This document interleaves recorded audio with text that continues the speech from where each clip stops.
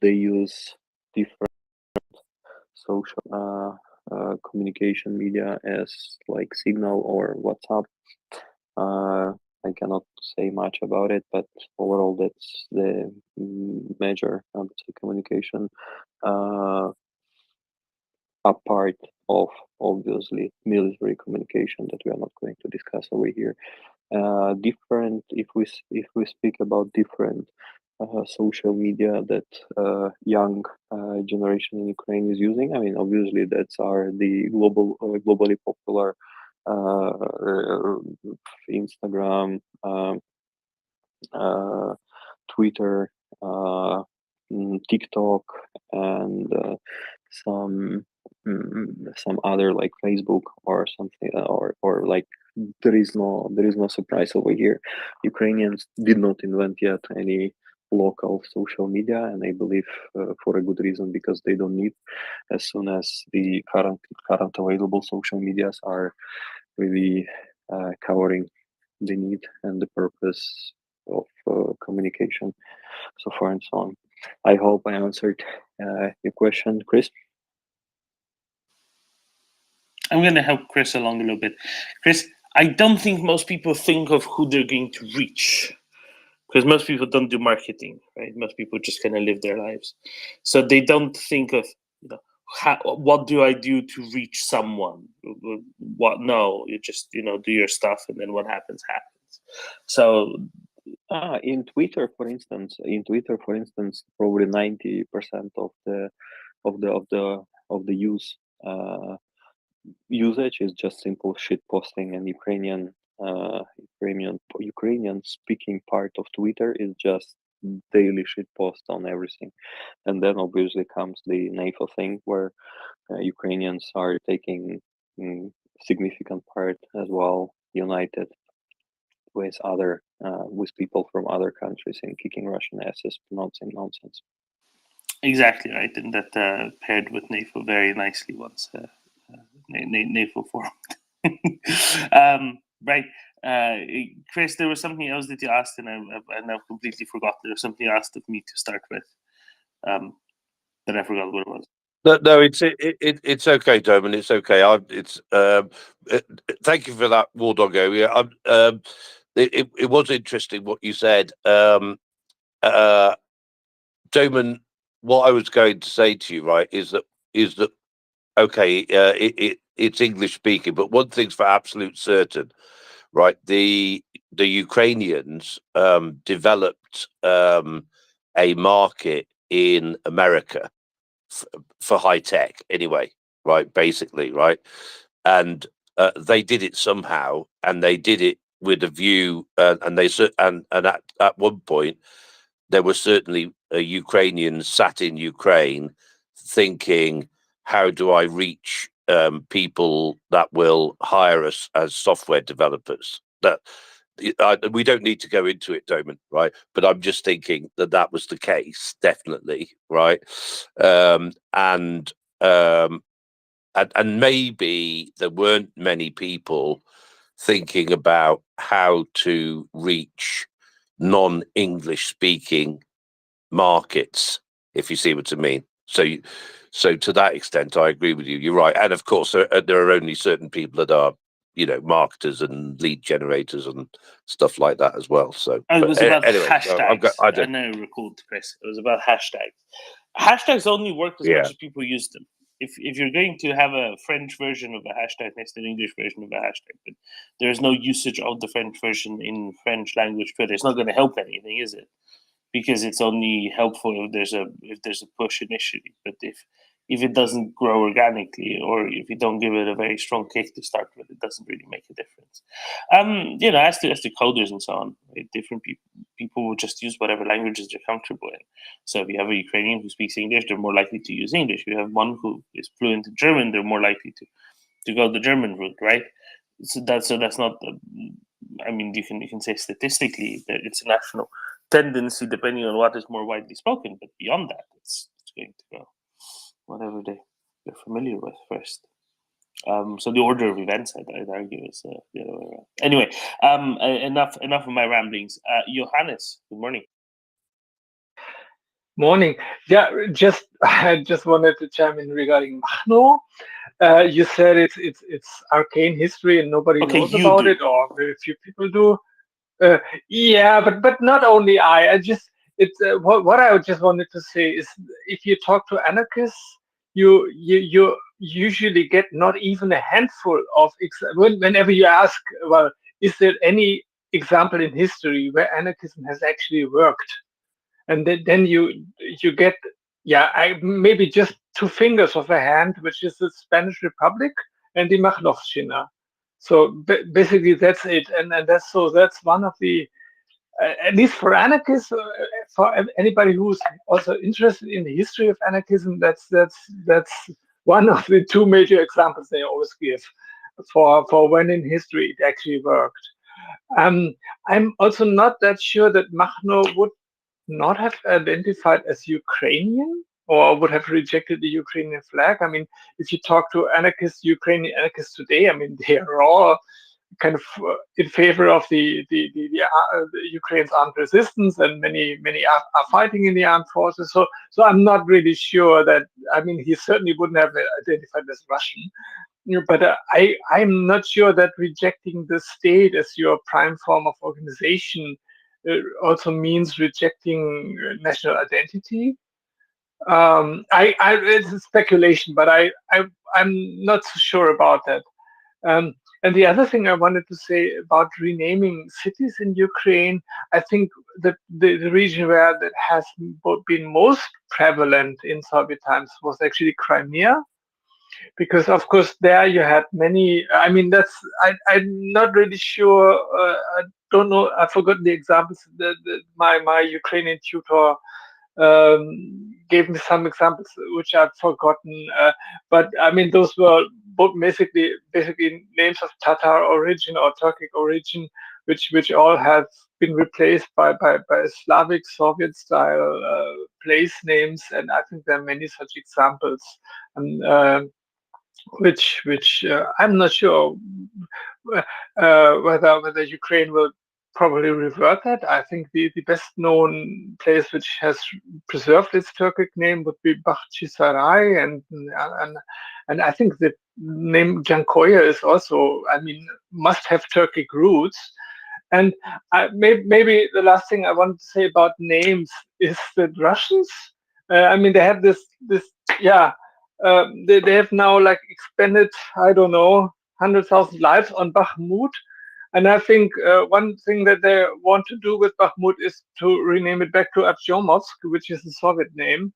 Um, and that's, yeah, that seems to be something indeed very typical for the Soviet Union. Also, when I think of what was Eastern Prussia, it was after the war, it was partitioned between Germany and Poland, and the Polish they usually used, yeah, kind of the historic names just in a Polish well, spelling, and so, but the Russians or the Soviet, they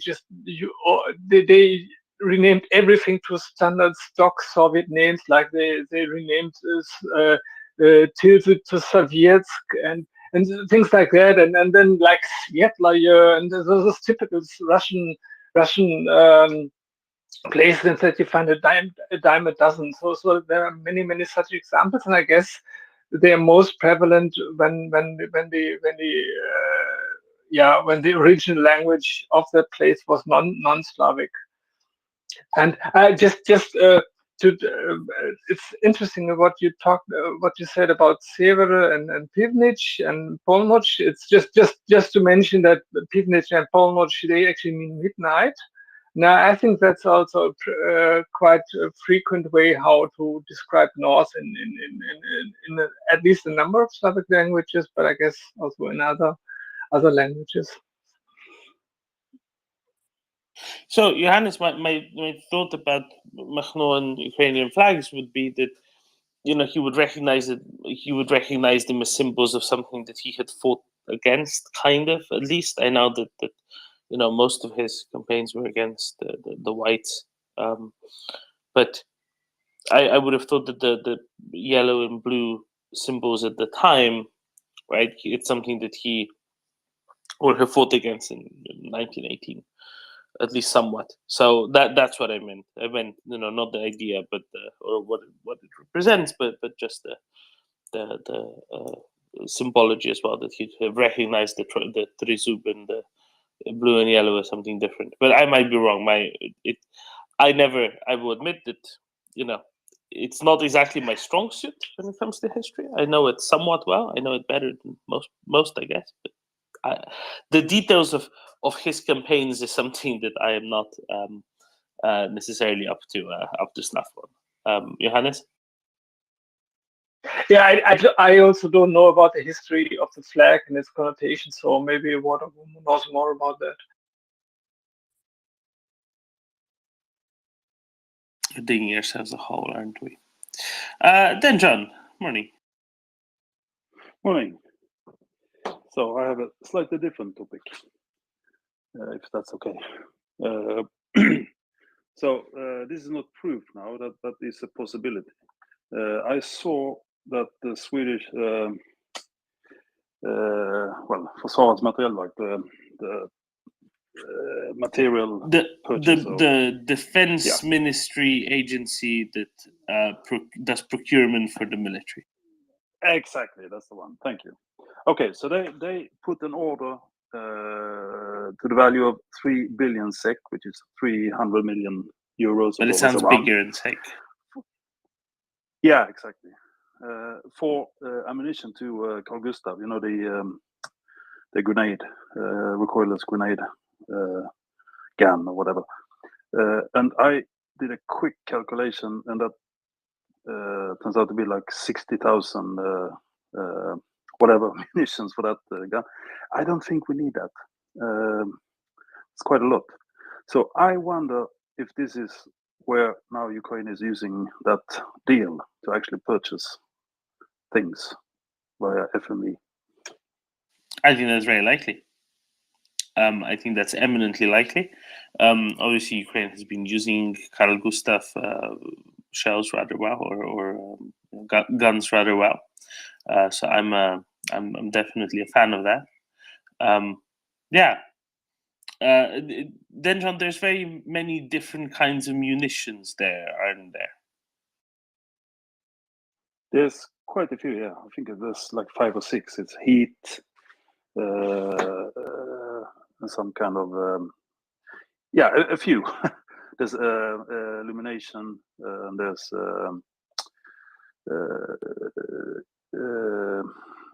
there's anti-personnel ones as well as anti-armor, right? Yeah, exactly. Yes. And also one that with 2 charges. I think one blowing through the wall, and then and the second one inside the room or whatever hits or vehicle. Yeah, exactly. So there's a lot of options there, and I'm sure Ukrainians would quite like a bunch of these. As we noted previously, right, Saab has been producing just vast quantities of these sort of weapons, as well as NLAWs, as well as 84s, over the last year already, and I think they'll just carry on producing more and more. Yeah, exactly. Because obviously it's not only Sweden who buys equipment from them, and when Sweden puts an order big like that, I mean, for just that ammunition, that's quite significant. So it must be something like that. And also, I can say that they are planning to, or they have a need of employing 2,000 new employees. Per year for a couple of years into the future, and currently they have 20,000. So that's it's quite an expansion, even though they come from a maybe low level compared to others.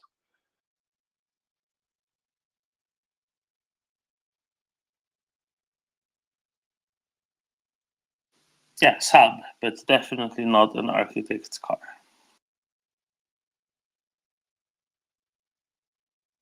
Definitely not. And sadly, the reminiscence of the Saab is now in Chinese hands. Not doing well. To be noted well.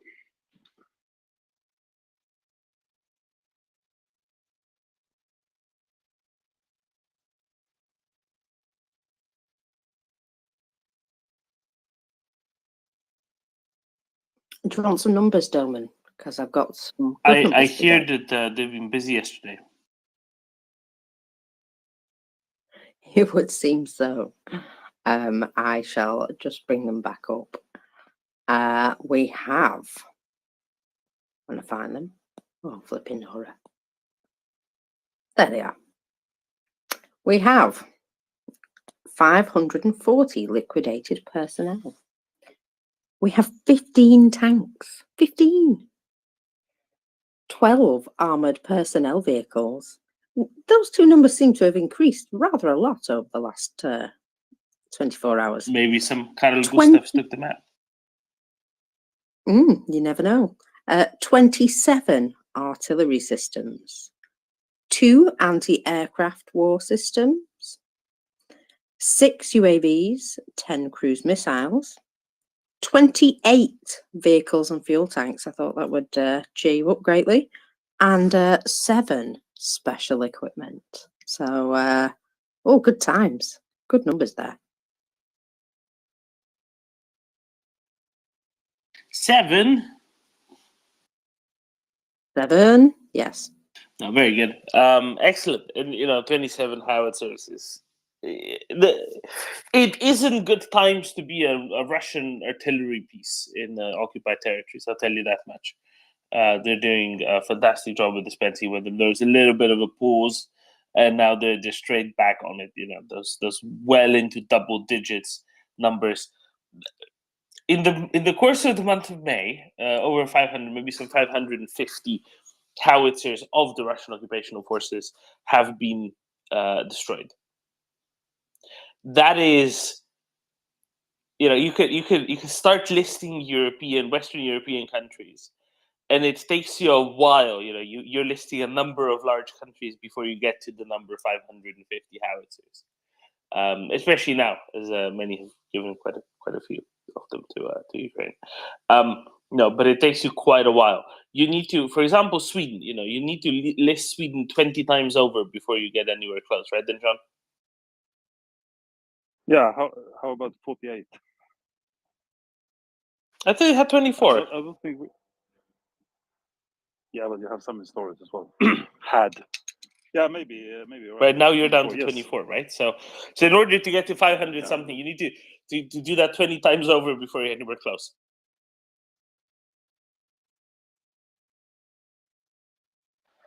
I heard 7. Special equipment. See, I have 7 minutes of a break for a light cup of coffee. But as I was going to St. Ives, I met a man with 7 wives. Each wife had 7 sacks. Each sack had 7 cats. Each cat had 7 kids. Kids, cats, sacks, and wives. How many were going to St. Ives?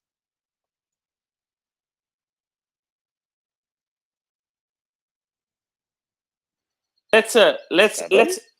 let's round No. it up. Let's round it up to 3,000, and then.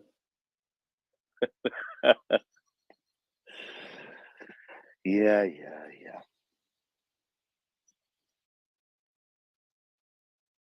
I've not been to St. Ives. I hear it's nice. I've been to St. Bart's. That's quite nice, but far too expensive.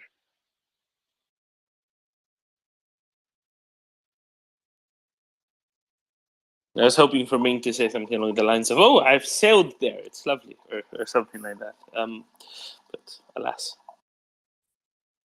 Well, I can't say that, Tim, because I haven't sailed there. He was just hoping that you had. John? I once stayed in a Holiday Inn. And that made you Dr. John, right? Or was it Exactly. Dr. Den?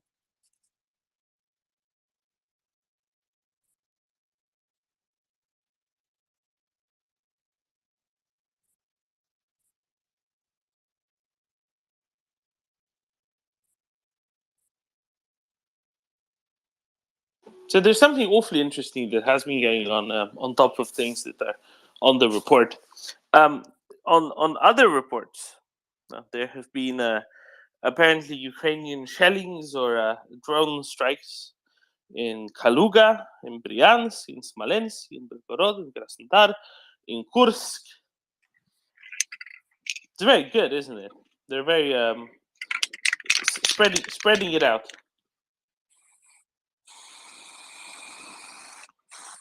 Then John, if you spray the car, it doesn't Oh, yeah. hide.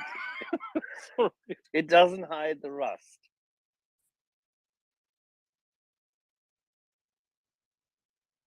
Oops. What are you spray painting there? It's a amplifier. I built a cabinet for an amplifier.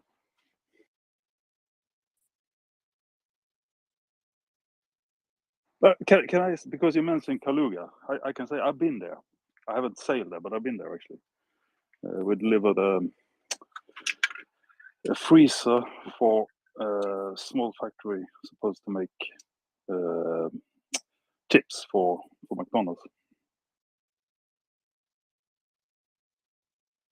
And now they can't get the right kind of potatoes then? Exactly. It was never commissioned. That freezer was never commissioned. So if you had sailed there, you would have done a real Viking thing, down the river. Yeah. We have the old maps.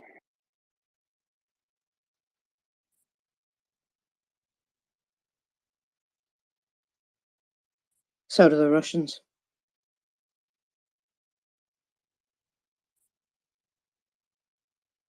Yeah, there goes in saying, "Oh, forget GPS, just use maps." That comes with all sorts of problems. Reading maps, having maps this side of 1960. That Vanya didn't use part of the map when nature called.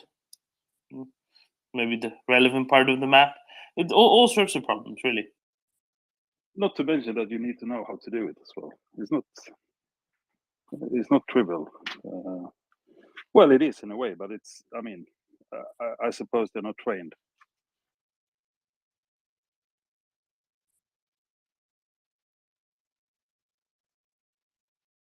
No, almost certainly not. But then, they're not necessarily trained to do all manner of other things either. And yet, they do it anyway.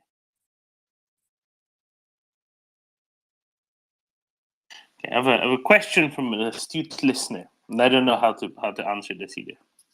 So, the question is: Carl Gustav is a recoilless rifle.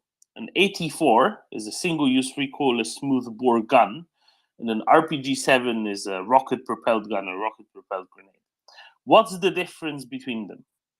Since the rocket holds the propellant itself and carries with it as it leaves the launch platform, whereas a rifle stabilizes by spinning due to the inner geometry of the barrel, while a smoothbore gun requires the projectile to have fins. I guess that's the answer. I mean, that is the answer, isn't it? Is there a question there? I'm confused now. What I'm always confused by is the concept of a recoilless rifle. I think the definition of it being rifled means it cannot even theoretically be recoilless. I don't know. Then, John? Yeah, but it is. The Carl Gustav is rifled. The barrel is rifled, and the 84 is not the smoothbore. But I think the difference between a rocket and what they are using is that a rocket keeps burning, right? But I think the Carl Gustav is just a initial explosion, and then it stops. It doesn't continue. It's not a rocket per se, only for a fraction of a second or something. Yeah, no, I agree with all of that. I'm just saying, physics say that if it is a rifle, it cannot also be without recoil. Yeah, but rifle is only referencing the barrel, which is rifled. No, I understand, but I'm saying they're called recoilless rifles. But as soon as you have a rifled barrel, at least with a smoothbore barrel, you can say, okay, at least, if we make some assumptions, no friction, whatever, there might not be a recoil. But with They a even called Toshibas and other machines, which did the same thing later, Xerox. Whilst even the principles of how they used their say copier technique became significantly different. You know, a rifle becomes a rifle, and then everything is a rifle just because it looks like a rifle, whether it has a smooth bore or a real rifle. That's not the bit I'm questioning, actually. I'm saying if it's called recoilless, right? And a rifled barrel cannot be recoilless because otherwise the rifling didn't work. There needs to be at least some recoil. I understand what you're saying.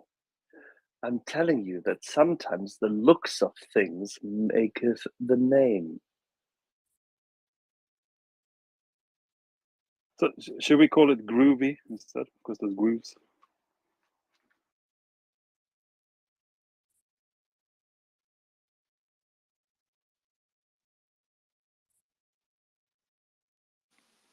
That's one way of putting it. Talk about a multitude of available things, and especially in the context like this, when it comes to maybe calling it genres. Axel, I think Ming is waiting for co-hosting, right? And let's go to Will. Yeah, the recoilless rifle is like a double absurdity because not only does a recoilless rifle actually produce a fairly significant amount of recoil with the rocket leaving it, it also isn't rifled because of, like the reason Axel said, essentially you make some pointy things. At some point, people are looking for a name for it. They should have just stuck with the U.S. name bazooka.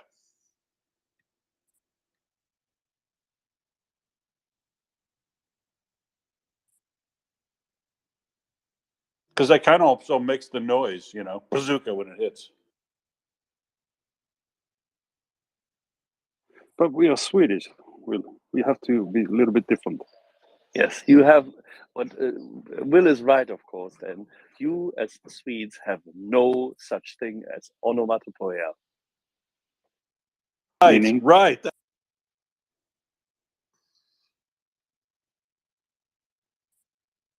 Where the name is the game. Yeah, no onomatopoeia in Sweden, eh? Yeah, I mean, even rum pum pum pum doesn't quite cut it.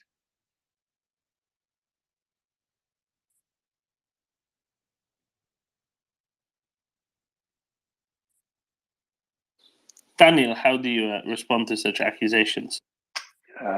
With silence. No, I have to disagree with Ming here. The Carl Gustaf is a recoilless rifled AT gun, whatever you want to call it, but it's not an AT gun. It's a rifle, but it is rifled on the inside of the barrel to stabilize the projectile. It is recoilless, but it's not no recoil. It has less recoil than a normal gun would have. It lets the exhaust fumes and from the explosion, or whatever you want to call it, out in the back. Please, less recoil. Okay, English, please. Recoil less is not less recoil. Yeah, but no, you're very stringent and going by the definition of the word. It's not like you can put a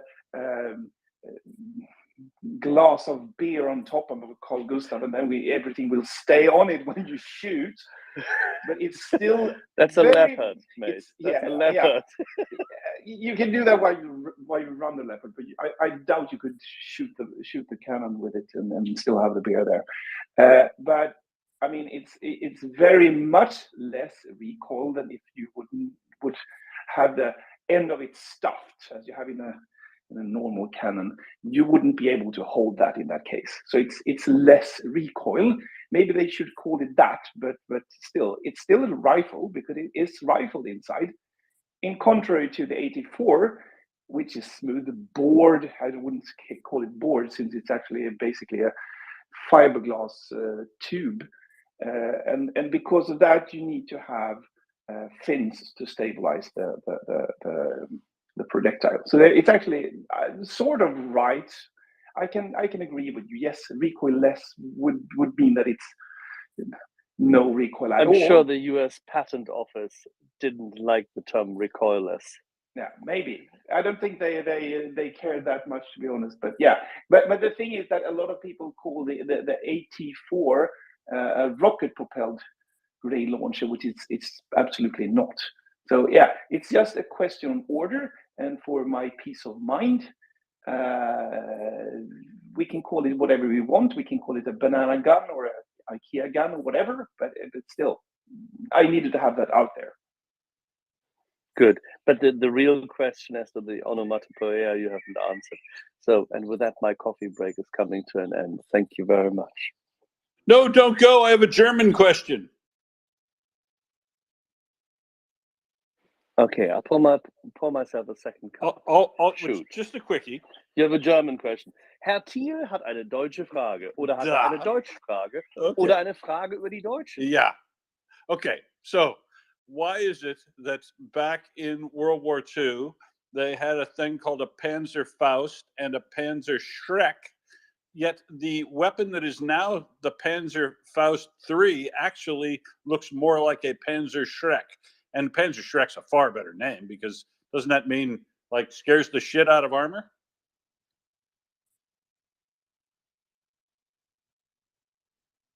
Yeah, but wasn't the... I know the Panzerschreck as Panzerbüchse. And yeah, well, it has the same kind of aiming device as the current Panzerfaust. That's certainly true. I think Panzerfaust is just... that actually is lyrical, because why would you call something a fist, which then involves a rocket? It's because the Panzerschreck, as they called it in English, was the longer tube. It looked like a Panzerfaust 3, and it had the rocket in it. Whereas the Panzerfaust, the Panzerfist, was because it was a little small shaped charge on a single handle, so it looked kind of like a big metal fist. Yeah, but you now have essentially the rockets which you insert into what is, so to say, the continuation of the oven or the stovepipe, as you would translate the German nickname for it, Ofenrohr.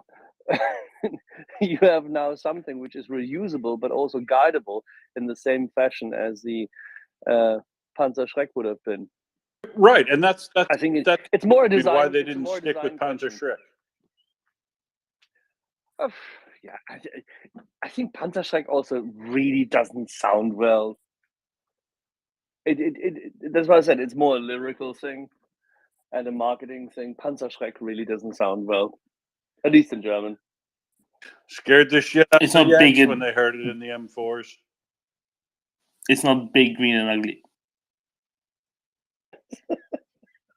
Okay, I poured myself a cup of coffee. Do you have another German question, Mr. Thiel? Herr Thiel, haben Sie eine weitere Deutschfrage? No, sir, that is enough for today. I have a German question. What's German for strategic intimacy?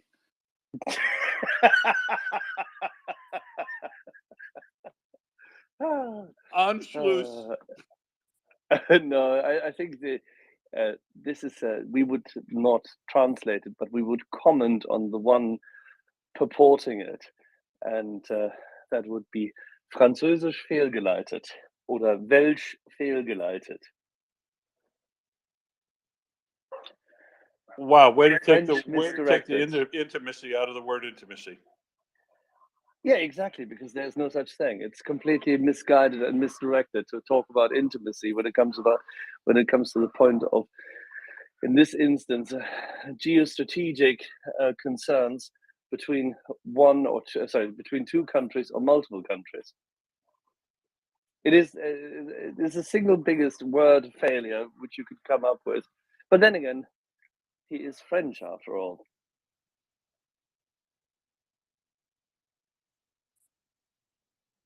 Then John. Yeah, don't move away from the Carl Gustaf. We didn't finish that. But I think the German for what's it called? Strategic. What did you say? Strategic intimacy. Yeah, that's Östpolitik, I think. Oh, no, that sorry. is, Yeah. no, I'm not going to Oh. talk about this because that No, is just essentially insane. Yeah. Let me talk about Carl Gustav instead. That was kind of a joke. But anyway, so as Daniel said, and it's less has less recoil, so it's recoil less. But that doesn't sound. You didn't like that, Axel. So let's call it recoil less ish. And then problem solved, and that's like the. What do you mean problem solved? Can you just give us the Swedish original? Carl Gustav. No, the descriptor. What is the Swedish explanation for that thing? We had there's another small disposable, which is called Panzerskott. So it's kind of the same thing. I think that was before the 84. It's called Panzerskott. So it's a Panzerskott, like Panzerfaust or Panzerskräck. There you go. But yeah. No, I'm done there. I'm done.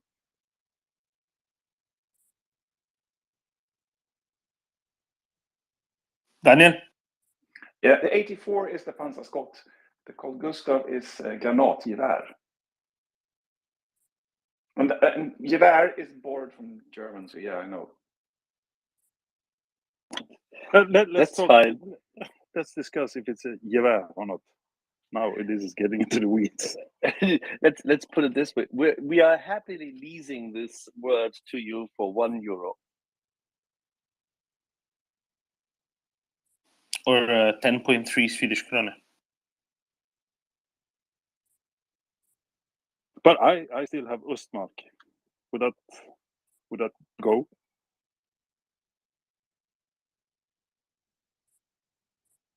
What was the conversion? 7? SBZ mark. Can I just tell you a very short story about why I have those? I don't have them personally, but I was in Berlin in 1989 in May, and in East Berlin. Also passed over to West Berlin. It was like coming from the autumn into the spring. But anyway, so when we left, to fly home back to Sweden, I was stopped in customs. They asked, "Do you have any Östmark still?" I said, "No, I don't have." "Yes, you have." And they knew I had for some reason. Maybe someone told them. So I had like, I don't know, 20 mark or something in my purse. So they took it, and then they they said, "You can actually open up a bank account in East German bank, and we will deposit it there." And that was done. I had to fill a form and deposit it. And this is true. But I don't know, where should I turn, Axel, to get my money back? Tell me which bank this was. I don't know. I can't remember. It's like, it's a long time ago. And it Were was there small several banks there? No, there's probably only one, which at that point in time was dealing with transit customers, and that would have been what is the predecessor. Oh, sorry, what is not predecessor is wrong. Which would have been folded with all its accounts into the reconciliation, which then ends up in the German Bundesbank's portfolio because it had to assume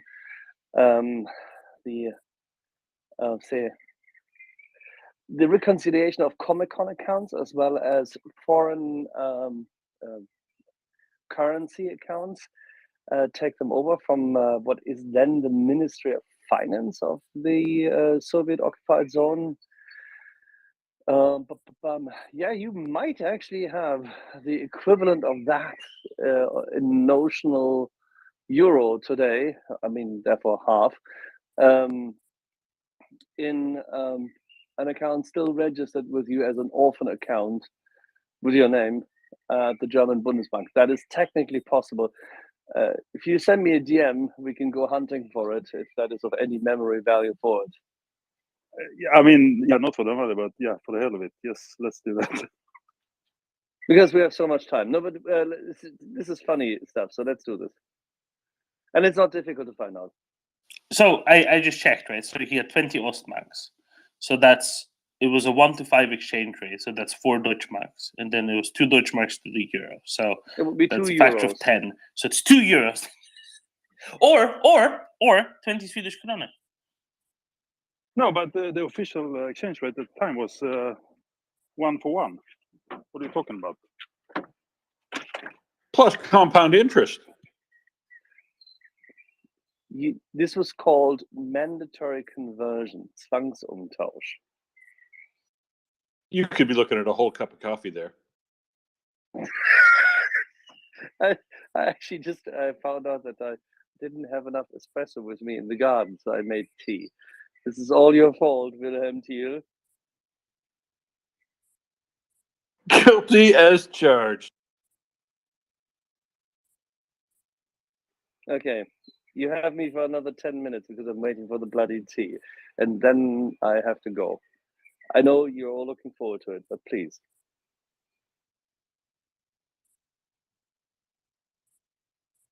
Daniel? I want to go back to the recoil-less-ish rifle, Carl Gustav.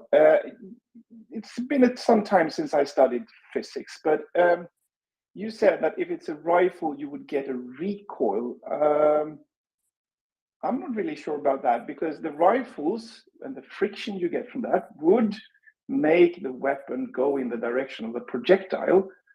And if you have exhaust fumes going backwards to lessen that recoil the weapon going backwards, you should actually be able to balance them out more or less. I'm not saying that it is balanced, because there are some recoil in that weapon, but the rifles wouldn't really give recoil. Or am I thinking totally wrong? It's not just the projectile that interacts with the rifling, right? It's also the gases that interact with the rifling. And I think that in itself would cause a recoil. Yeah, you vent the gas. That's the whole point. Yeah, but the question is if the rifles are making it not recoil-less, which I interpret as what Doman said.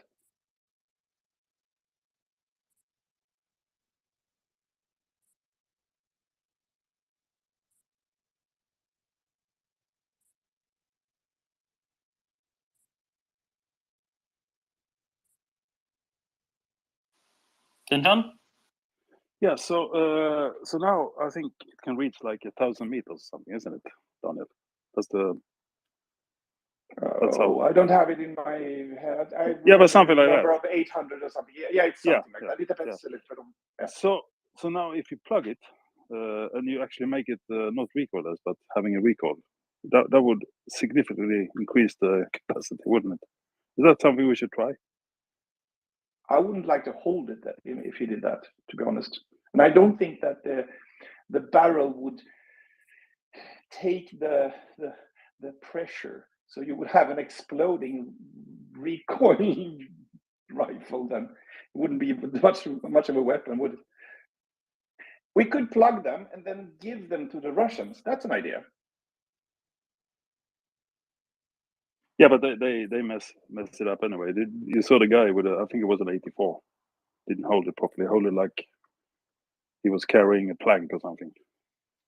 You mean the guy who had it in his car? No. No. Exploded in Moscow. He was making some propaganda video. It was one of those vloggers. War Gonzo. Yeah, Russian exactly. blogger War Gonzo tried to fire one and didn't put his hand on the hand grip and smashed him in the face. So there's some recoil actually. So it's less recoil than full recoil. So we should call them recoil lesser. Let's call it recoil light. Reduced recoil rifles. RRR. Excellent. No, but that's a great episode that you harken back to. But indeed, the Russians tried to demonstrate, just how rubbish Swedish weapons are, and completely missed the very well designed, ergonomic, right where you would expect it grip altogether. I guess this is an illustration that even best design, most most guiding design doesn't work if you have people who refuse to be guided in the right direction. Yeah, if you think your item's idiot-proof, I've got the idiot to prove it wrong. Daniel? Yeah, he didn't just sort of miss the great design of it. He missed the instructions that are written on it, on the side with pictures. So yeah, idiot. Yeah. The instructions are written literally right by his cheek, where he put it up on his face. Drawn, even, right? Pictograms. Property care.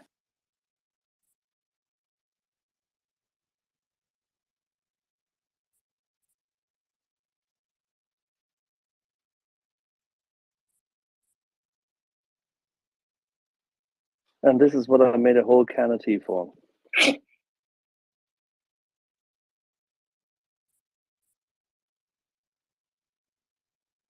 Sorry, Axel, I missed the onomatopoeic thing you were asking for. So you can ask that question again before you go drink your tea. No, it was more like an insidious, provocative comment. I said that Swedish fails to have one thing, and that is onomatopoeia.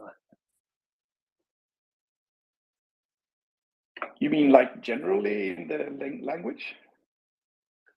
It is an extremely arcane, if not outright, super rare concept in Swedish. You have a couple of loan words, if I'm not quite mistaken, but Sydney Swedish has been extremely specific and has not easily lent from sounds and, so to say, easily discernible visuals, word names from.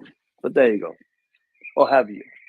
Okay, I haven't reflected on that. There are a few of them, but maybe there are very, very few. But I can think of a few, yeah, directly. Such as? Plums? Would you guess what that is? Yeah, of course. The sound German. of something falling in the water. Yeah, it's German. Yeah. It's an old German word, and he knows this that it is because the Swedish army took it from the deep wells into which they dropped people to die in the 30 Years' War. They called it plumpsen, and to escalate across a little rivulet was using a stick called the plumpstock.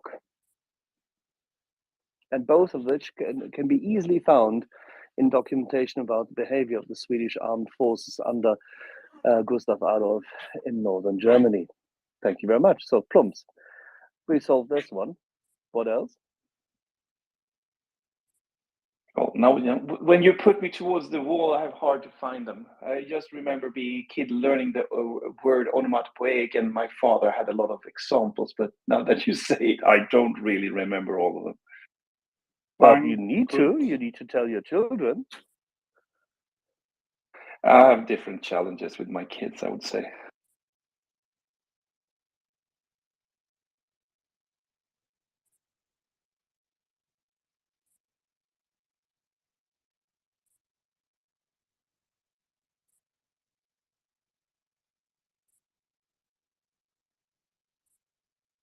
All right. So that's it for my tea then. Thank you very much. It has been a pleasure. All y'all. I shall retire and return.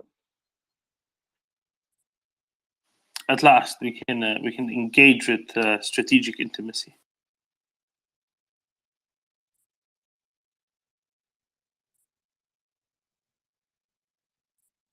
This is officially now my most favorite phrase. It will be used until something better comes along, but that will be probably many months from now. And Domin, just out of interest, for the reason that he came up with that, how does that sound in French? No idea. I think he said it in English. It was reported by Paula Rizano, who's a I don't know if she's Romanian or Moldovan, but she covers both Romanian and Moldovan. Obviously, she speaks the language. Indeed, the Soviets would say she speaks two languages, Romanian and Moldovan. Though I think she had to learn one of them. Apparently, they're quite similar. So much so they might even be the same language. Anyway, so she covers Romania and Moldova for a number of major Western outlets, including the Financial Times and the likes. So I don't know what language Macron said it in. She reported on it. I trust it is true. Therefore, I should keep repeating it. I can explain what it actually means, or what I think he intended by saying that. So Macron keeps going on about how he would like. Actually, I'm going to put a summary up there in the nest from Zelensky. That he would like for Europe to be an actor on its own, kind of, right, rather than being one that works with the US or follows the US lead, because his kind of idea, his claim is that Europe has different interests. What he means to say by that is France has different interests, which is true. But somehow he projects it. Oh, the interests of La France must invariably be the interests of all of Europe, and he's trying to carry a little bit of favor, and that's fine. That's just what the French do all the time. The real problem is that the phrase "put up or shut up." Well, the French cannot put up, right? In the same way that the Americans can militarily. That's very simply very true. Look at the amount of stuff that the French got to Ukraine to defend Europe. It very much pales in comparison with the amount of stuff that came from, Poland, let alone the US. So France cannot assume that role, and it wants to talk the talk, but it literally physically cannot walk the walk. What he means by it is he likes the EPC because the EPC, the European Political Community, this new forum that was founded last year in Prague, and now this is the first proper summit of it in Chisinau, very very pointedly. It basically, he likes that you can have European countries talk among themselves without the Americans present. That's what he means by strategic intimacy, which is very silly. Now, will the EPC develop into something that important? We will see. We will see with time. The really silly thing about the EPC is that the membership of the EPC is identical to the membership of the Council of Europe. So it's all the European countries other than Russia, Belarus, or the Vatican. And the Vatican has a bit of a democratic deficit, a bit of a population deficit as well. So whatever. But that makes it. There's actually a comment. I don't know where it is, but I know that Nick Brown sent it to me somewhere, but we're in too many group chats, so I don't know where. And he put up a quote that I cannot quote because I don't have it in front of me. But there's apparently somebody from the Council of Europe saying, "What's the point?" Oh, I have found it. It was Europe's leading human rights watchdog, the Council of Europe, seemed perplexed by the gathering. Spokesman Daniel Holtgen tweeted that the European political community is still to be defined. In the field of human rights, democracy, and the rule of law, such a pan-European community already exists. It is the Council of Europe, he said, and that's what I said when this came up about a week ago. So I guess that I could do the job of the PR guy of the Council of Europe. Is what I'm taking from that. But yes, it was kind of a big deal. It was a pretty big deal. There were heads of state or heads of government from basically every European country there yesterday in Chisinau, or rather at Chateau Mimi or Castel Mimi, very close to Tigina, actually. And I'm very glad for that. Zelensky had a bunch of very good meetings on the side of the summit. One of them was in, quote, expanded format with the Dutch, the Danes, the Swedes, the Brits, the Poles, and the Belgians. That sounds an awful lot like some sort of a fighter jet coalition. So very good, and I'm very glad for that. But yes, it's all very exciting. It's all very fun, and I'm very glad that Moldova gets put on the map a little bit like this as well, because this will invariably drive additional support for Moldova as well. Let's jump to Johannes, and then we're going to go to John into Daniel. Johannes. Yeah, hi. I just wonder, I don't know if you already discussed it. I just saw a message or news on the SRF, the Swiss television or radio, that that the Swiss, I think Nationalrat must be the parliament. Yes, they voted against last night at 6 p.m. And it wasn't even a close call. So 98 votes against and 25. It's no 75 in favor. And I think, I mean, I'm really surprised because, I mean, the way it's been discussed on this space before was that it's already kind of a done deal. And now it seems, yeah, I mean, really a strong majority has voted against arms deliveries or against permitting arms deliveries by third parties of Swiss-made ammunition. So I just wonder what's going on there. And well, I'll put it this way, Johannes. First of all, stay tuned because once Florian goes for his lunch break, I think he'll join us and we're going to delve deep into exactly that. So, Okay. so that's one good thing. What I'll say in the meantime is the understanding that I have is that the principal reason why not that was given was because they had Ukraine in the title of it or some nonsense like that, or specifically reference, and that didn't seem neutral enough. Do you know what? In the absence of a Florian, we'll go to Pendolino if we can hear him this time. So what's going on, Pendolino? Why didn't they hit this utter softball?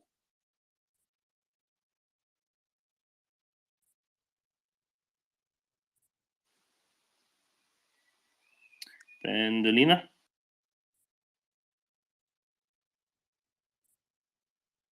See, this is what the Swiss do. They just kind of ignore anything from happening.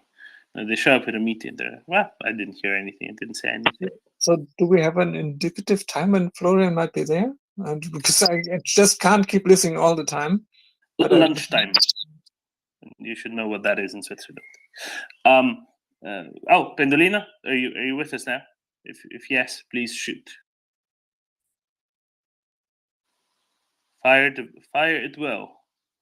Okay, not at will, not this well. Fire it Johannes, I guess.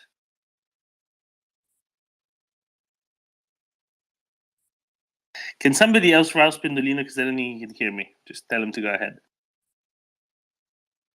Sure. Pendolino, if you hear me, you might not be able to hear Doman, but he's saying go ahead. Can you hear me? Yes, we can. Go ahead. Yeah. Well, I can't hear anyone. Okay. Thing is, I was walking around in the office and it's so huge and so medieval that I usually lose Wi-Fi connection.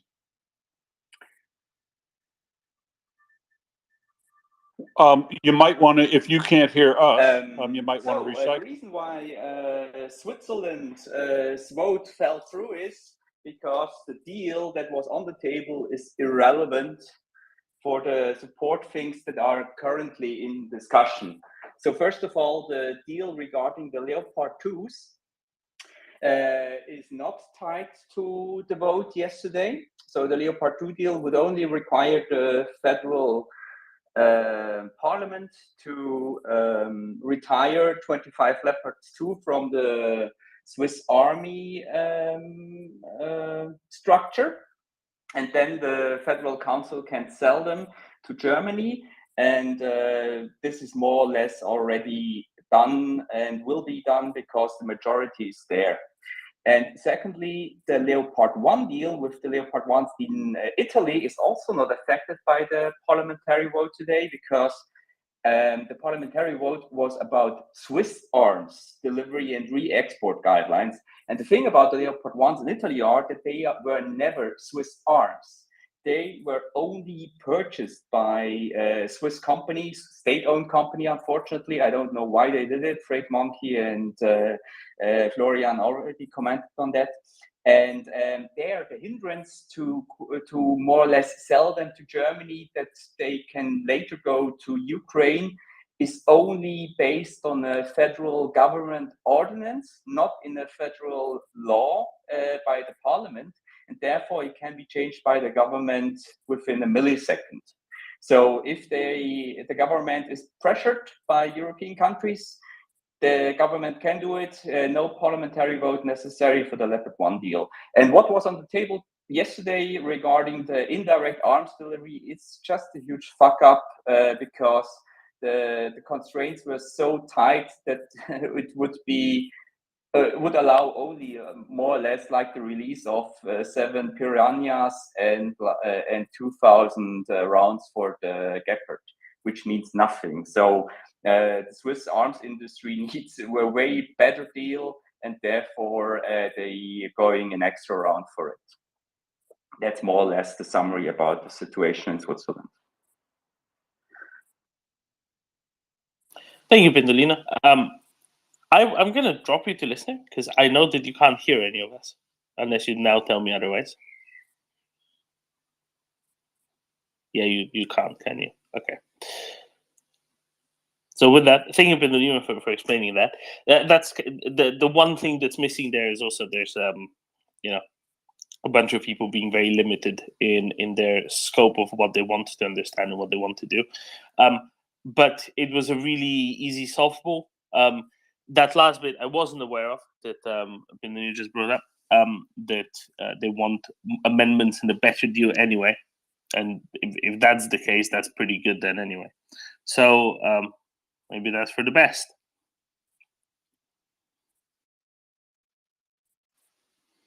Excellent. Then John.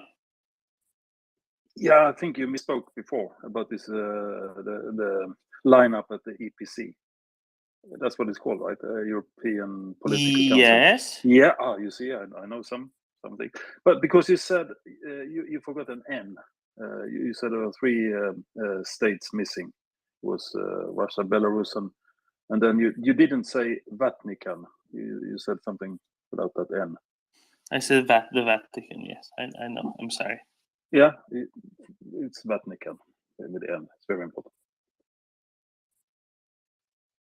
And that's how it fits in that group, actually. Or grouping.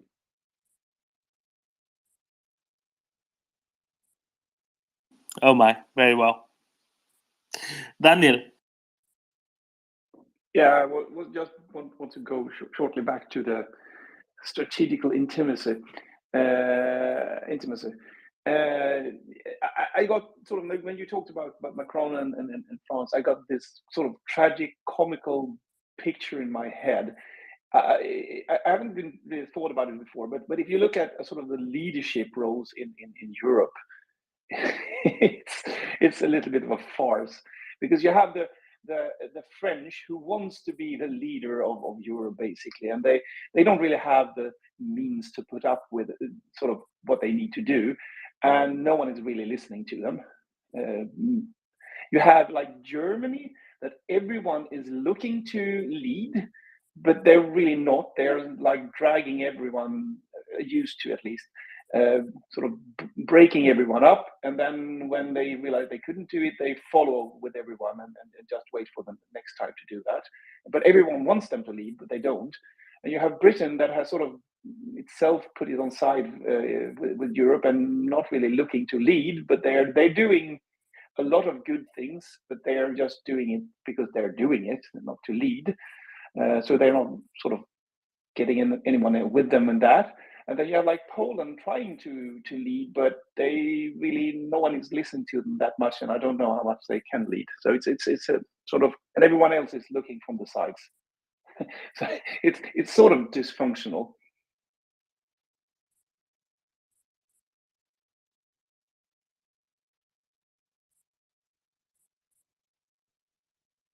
And then you have people who actually could lead and would be listened to, but they don't want to say anything in defense. Yeah, but they don't say anything. They lead by not saying anything. Strategic ambiguity, Oh, yes, exactly.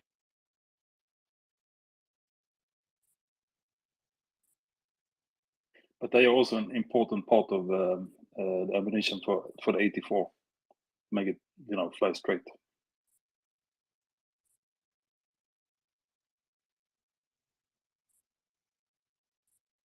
Is that one of the limitations in the production? That there's only 5 million of them, and not all are willing. Yeah, probably.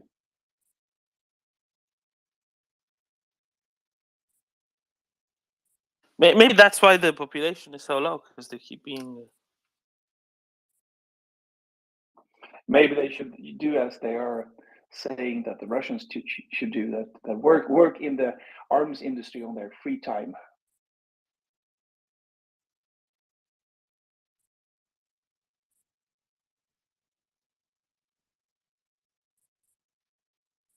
Actually, the Norwegians can pay for it.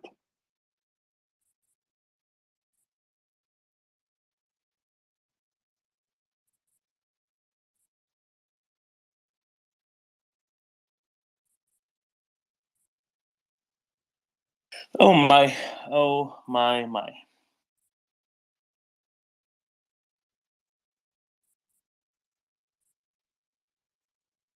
Daniel? Yeah, I just wondering. So then JUN is proposing a structure here where Sweden designs weapons, Finland builds them on their spare time, and Norway is paying for them with oil money. Is that what you're saying? Yeah, exactly. I mean, that's a deal. That's what I call a deal. I'm not sure it's a very fair deal, but okay.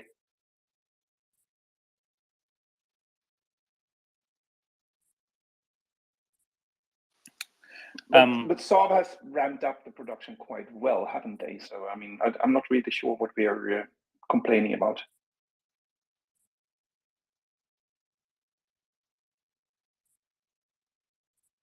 Then, John, I have bad news for you. You're not getting your €2 back. The time for claims expired on the 31st of December 1998. Oh well. Yeah, that really made my, well, now you destroy my weekend. Oh, that's bad. I'm very sorry.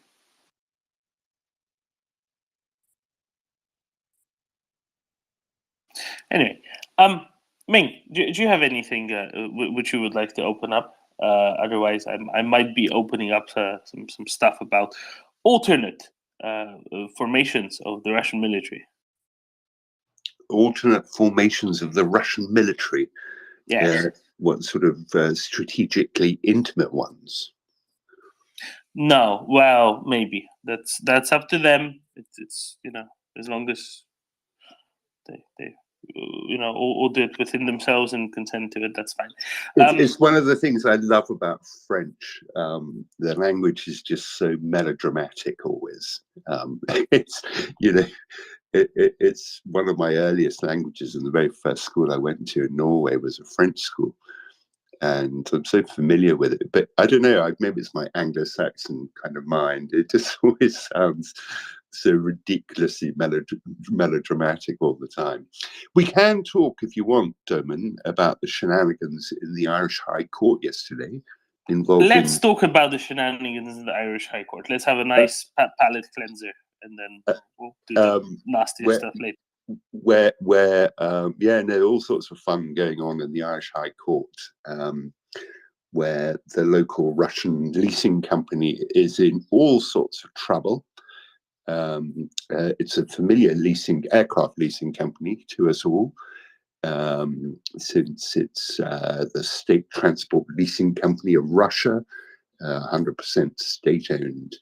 Anyway, so for the last, this started in May, early May, late April, GTLK Europe, which is the Irish Dublin-based subsidiary, and they have another subsidiary, GTLK Europe Capital, also Dublin-based, which I guess is their Eurobond issuing vehicle, have been sued by creditors, i.e. holders of their Eurobond issuances, for obviously default and non-payment, and the creditors are demanding that the two entities both be liquidated.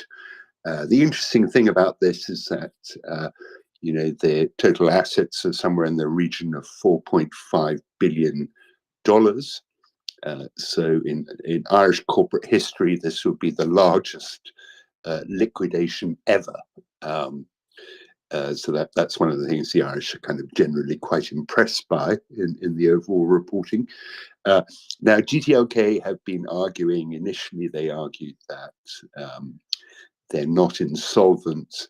It's just that they've got some problems, namely sanctions. They're a sanctioned entity and therefore they can't make any payments. It's not that they don't have the cash, they just can't get the cash to make the payments. So anyway, this process has been going on for the last sort of 6 weeks or so. And yesterday, there was a big kerfuffle in the High Court. So GTLK have kind of had to switch their argument halfway through. And apparently they did this over last weekend without discussing it with their own lawyers. And it also looks like it's something to do with an intervention by the Russian government themselves. But the argument basically at the moment is GTLK are applying for a process called examinership, which is basically allows them to keep operating but restructure everything. And the creditors are asking for a process called administration, which is effectively liquidation. So that's the dispute that's been going on between the two of them. The change that happened over the weekend is that apparently the Russian government has stepped in and offered to pay off all GTLK's $1.5 billion of debts. But because in their previous argumentation, they've been arguing that separately, for whatever reason, that they were in fact insolvent, that meant their application for this examinership process, this restructuring process, was an argument they were making in bad faith, according to the judge, who got very cross with them. So the judge in the High Court has ordered both companies to be liquidated, and a liquidator has been appointed. These bondholders who are suing GTLK and applying for the liquidation only hold, I think, par value of 178 million euros.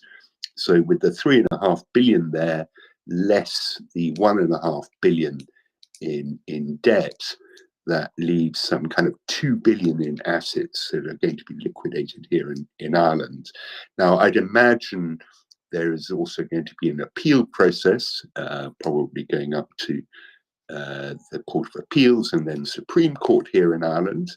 But I have not yet seen any news of them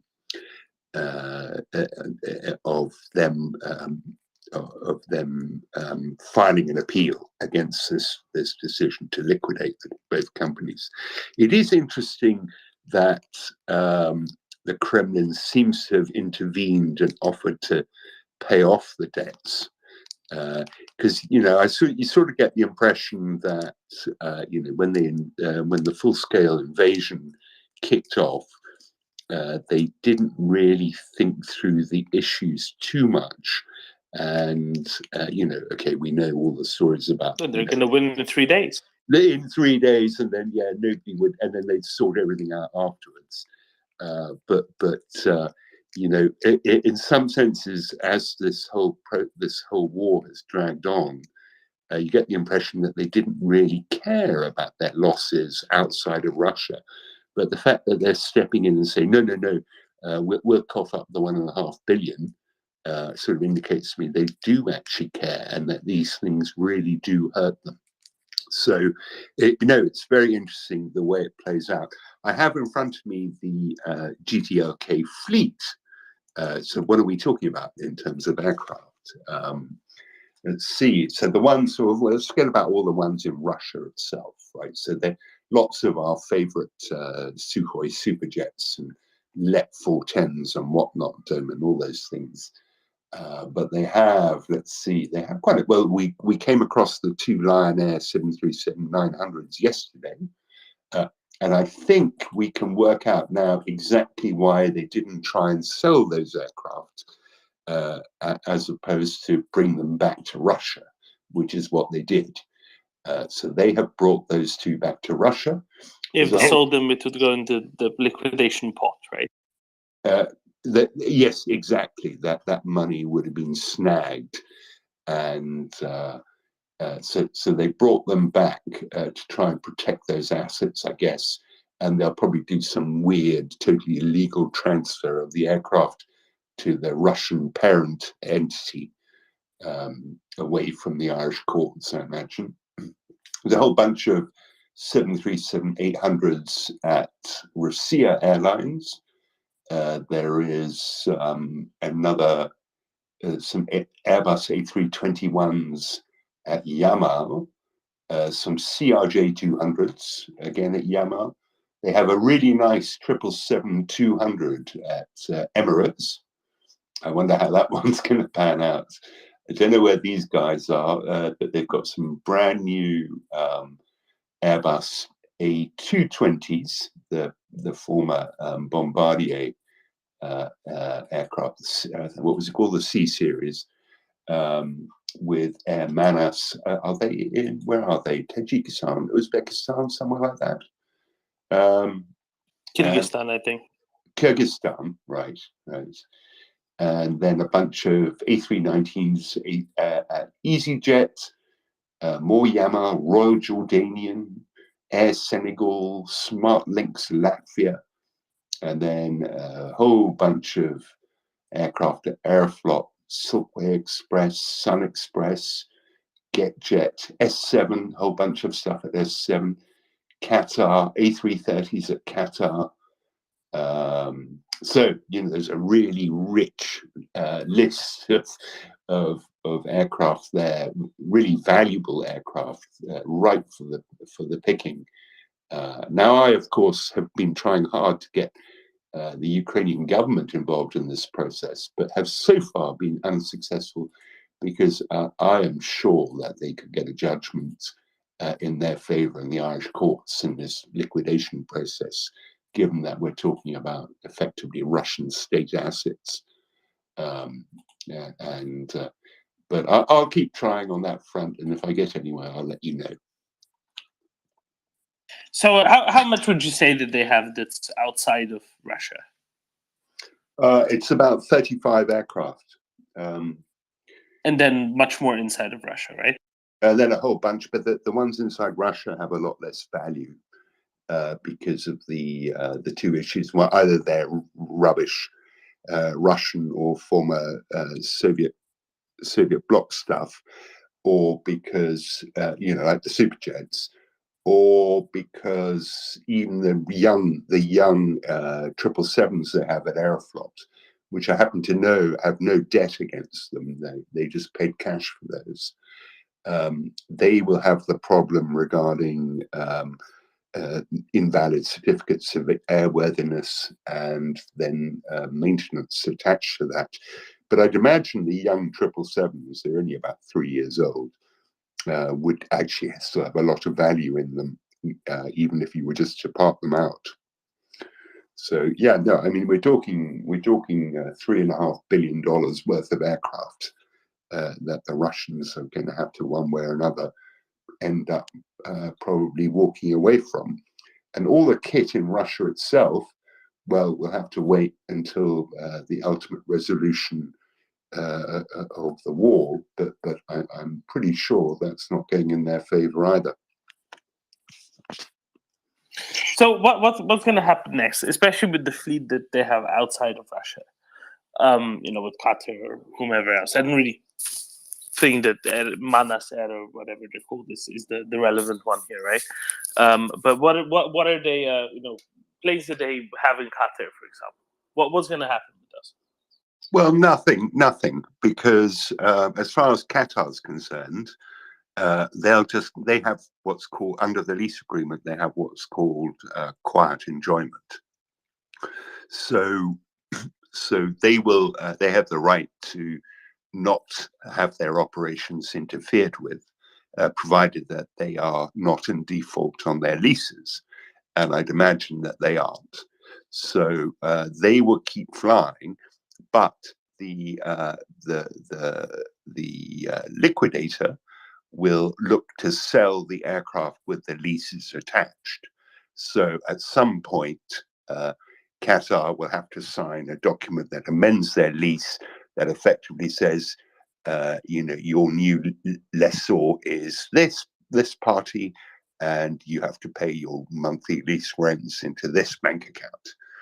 So from their point of view, nothing changes except the party they pay for the lease of the aircraft. So is it kind of like what would you say? Is it kind of like if a company that owns a bunch of apartment blocks or a bunch of apartments that they rent out, among other things, right? When that gets sold, the leases are transferred to, generally, well, depends on the jurisdiction, of course, but to the new owner of those apartments. That's correct. So they become the economic beneficiary of those leases in the place of the liquidated entity. All right, makes perfect sense. Is there a risk that they might recall their aircraft and quickly ship them to Russia? There's no legal way in which they could do that, provided their lessees are not in default under the leases. If they were in default, they technically could, but I think they'd be extremely unlikely to get the judgments they need in their favor in the local courts, wherever these aircraft are, because of their being in liquidation status. And also, in the current conditions, nobody would really want to do anything like that, right? Because everybody kind of needs planes, wants planes. Qatar wouldn't be like, we don't want these A330s. Yeah, no. So they're not going to be doing that. Qatar will be, because Qatar, for instance, have a very specific 4-class A330 configuration, which is pretty hard to find elsewhere without spending an awful lot of money. So they're going to be quite happy with the planes configured in their airline, normal airline configuration. They're completely familiar with the maintenance condition of the aircraft. They know exactly what needs to be done when, and at which point. So it'll all be, baked into their maintenance planning systems and all the rest of it. So they will not be in any. They certainly won't want to return any aircraft in a hurry. Yeah, and there's no way they're going to volunteer to give them up. I think so. Lion Air, that was a different scenario. I suspect Lion Air were much more sensitive to the sanctions issue, and therefore returned the aircraft early. It's possible also that Lion Air, could afford to do so from a scheduling point of view in terms of their the capacity they had. Maybe they were having a problem filling their aircraft or something. You'll recall Lion Air had a bit of a disaster with the Max, the first 737 Max crash. So they might be an airline that people aren't that keen to fly on these days. Although obviously it's not, very clearly it wasn't their fault at all.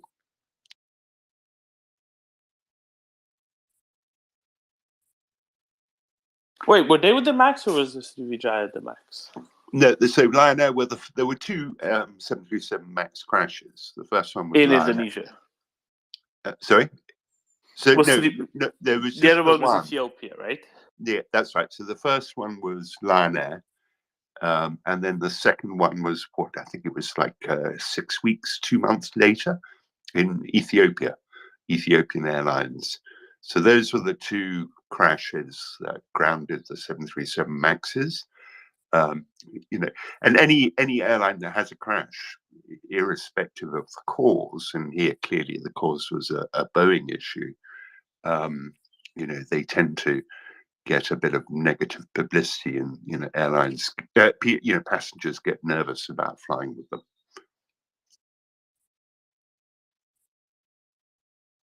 Yeah, makes sense, and also the very specific environment. Is there anyone else on that list other than Qatar? Is there anyone more, let's say, more sensitive, perhaps still more European, more Western of these airlines? Again, not Russian, not Manas. Let me see. So we've got Emirates. We've got no the Sun Express. You said, right? No, let me see. So it is, yeah, Sun Express is on there. There we go. They're Turkish, aren't they? Yeah, they're Turkish. Smart Links Latvia has got a bunch of A321s. They're a kind of tour operator. Or wet lease, right? Exactly right. But there's a whole bunch of EasyJet A319s, but I think those are just sitting on the ground, sort of theoretically meant to be returned because the leases have reached their ends. They're 12-year-olds, so I suspect those were 12-year leases. And I doubt they're collecting any money of those. There's 3 777-300s. An outfit that I don't know called Bluebird Nordic. I guess they're probably in Scandinavia somewhere. Maybe one of the Swedes or the Norwegians can tell us. And yeah, I mean, those are expensive. See, how old are they? They are 13-year-old 777-300 ERs. Those are probably, I don't know, $50 million aircraft each, something like that, and pretty valuable. I would imagine someone like Bluebird Nordic, if they were having a problem filling their aircraft over the summer and their forward bookings didn't look too great, they might be able to take advantage of something like this and say, okay, our lessor is in default. We're just going to return the aircraft. But someone like Qatar and Emirates, I really think they most likely will hold on to their aircraft if at all possible.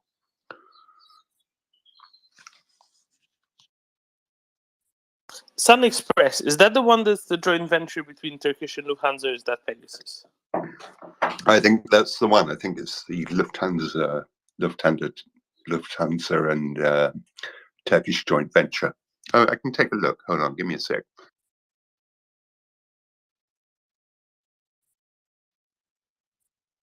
So basically, I'm trying to see, anyone that has to operate within a very much European environment, if they have to, if they're a little bit more likely to be under different rules of compliance and so on.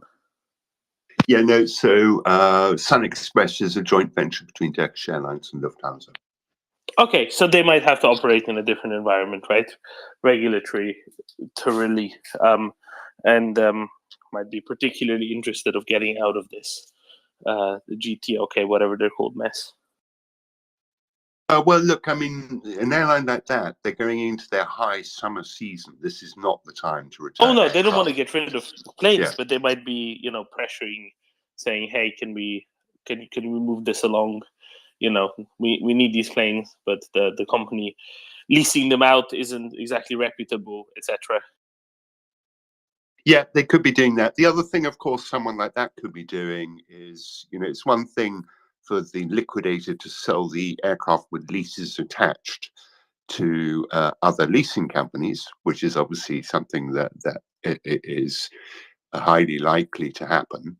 But that, if I was a liquidator, I'd also offer the aircraft for sale to the airlines.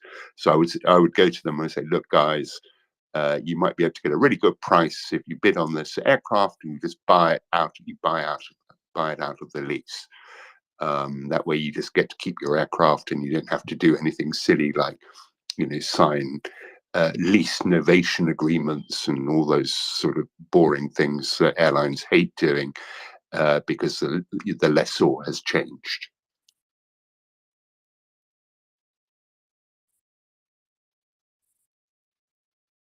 Is there precedent on something like this moving, more or less quickly? And also, how do you think that this might set some precedents itself with how it treats all of the assets which are physically in Russia when it comes to the liquidation and the debt repayment? Well, Would this kind of start setting prices and values for the aircraft that are not being maintained according to rules, etc., that are in Russia? I don't think it'll be a while before those aircraft are sorted out, because obviously nobody has access to them. So I just can't see that sort of thing happening anytime soon. In terms of precedents, there was an aircraft leasing company called BCI Aircraft Leasing, where the guy who ran it was a pretty young guy. He was in his early 30s. This is about 10 years ago now.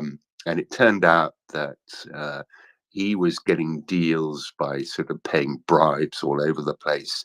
And his whole funding was a Ponzi scheme. So he went to prison and his leasing company got liquidated.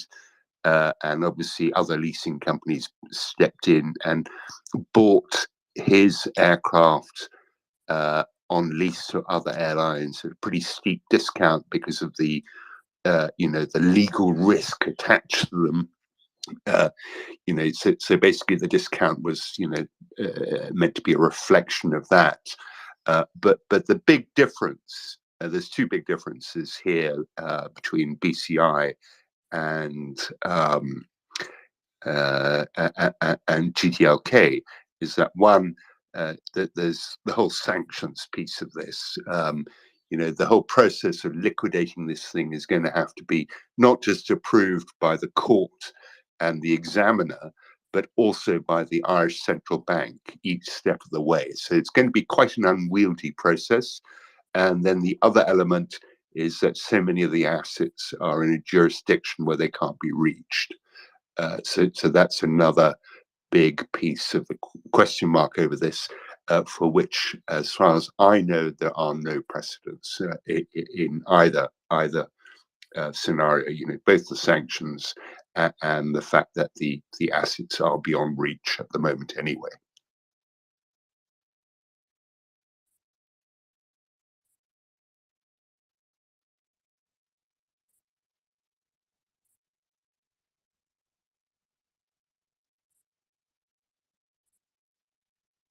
So what I really meant is, how quickly do you reckon this would be assessed? Especially, how quickly do you reckon that a null value is going to be applied to those aircraft that are in Russia? And can that, or will that, or might that, set, let's say, precedents for those claiming back their insurance? Really? Yeah, that's an interesting concept. That is a very interesting idea, actually, Damon. That might be worth pursuing because, of course, they will be insured. The question is who by, and could GTLK Europe make an insurance claim on, for instance, the Aeroflot 777s in Russia that they can't get back? That's super interesting. That's something I haven't thought about. That is potentially possible. It might be that because aviation insurance is subject to sanctions, GTLK are also subject to sanctions, that they have no insurance. Actually, thinking about it, that's the most likely scenario. So they can't make the insurance claims, I suspect. But definitely worth asking that question. I think I will ask that question.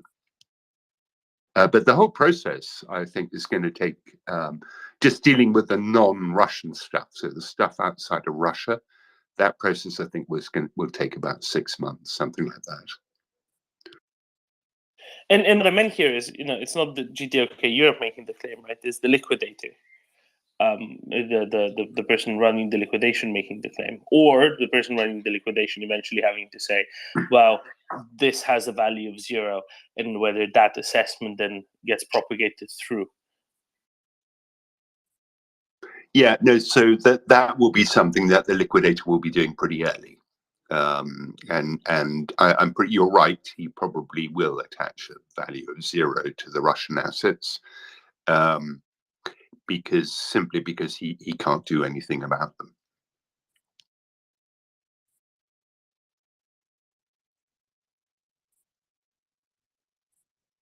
Yeah, I think it's a very it's an interesting situation that they're kind of in there, right?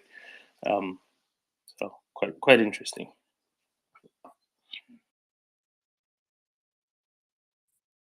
That is to say, I think we are going to be coming back to this again and again and again for quite a while. We will.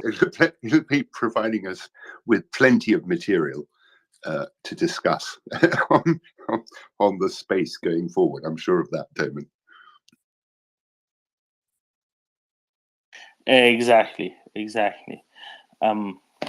Yeah, we'll see.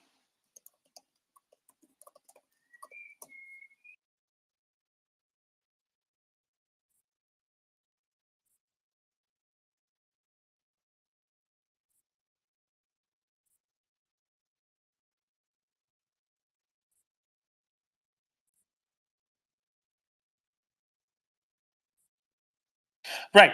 Shall we turn to something else? I'm starting to think that there's a report in the Financial Times today, reporting on Patok and what's the other one called? Fakel. Right. I'm not being rude. These are the names. Well, they're kind of curse words. They're the names of Russian battalions in Ukraine. 2 Russian battalions in Ukraine. Patok means stream or creek or some such, and Fakel is yet another one of those words that Russians didn't have, so they just took it from German or Swedish or some such, and it means torch. And these are battalions. They're not quite private military companies. Remember me when we were talking about Gazprom having its own PMC. They're not quite private military companies. What they are basically battalions funded by Gazprom, right? So they're volunteer battalions.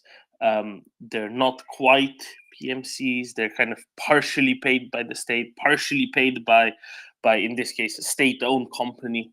Is Gazprom state-owned? It is, isn't it? No, they're listed as well. So I think they also have what's called ADRs listed on the New York Stock Exchange. So I haven't looked. It's been a while since I looked.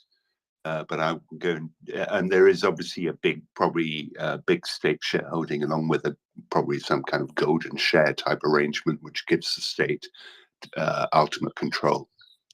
I think they're majority state-owned, maybe not directly by the state, but maybe there's some more intricate structures there, and they're by proxy.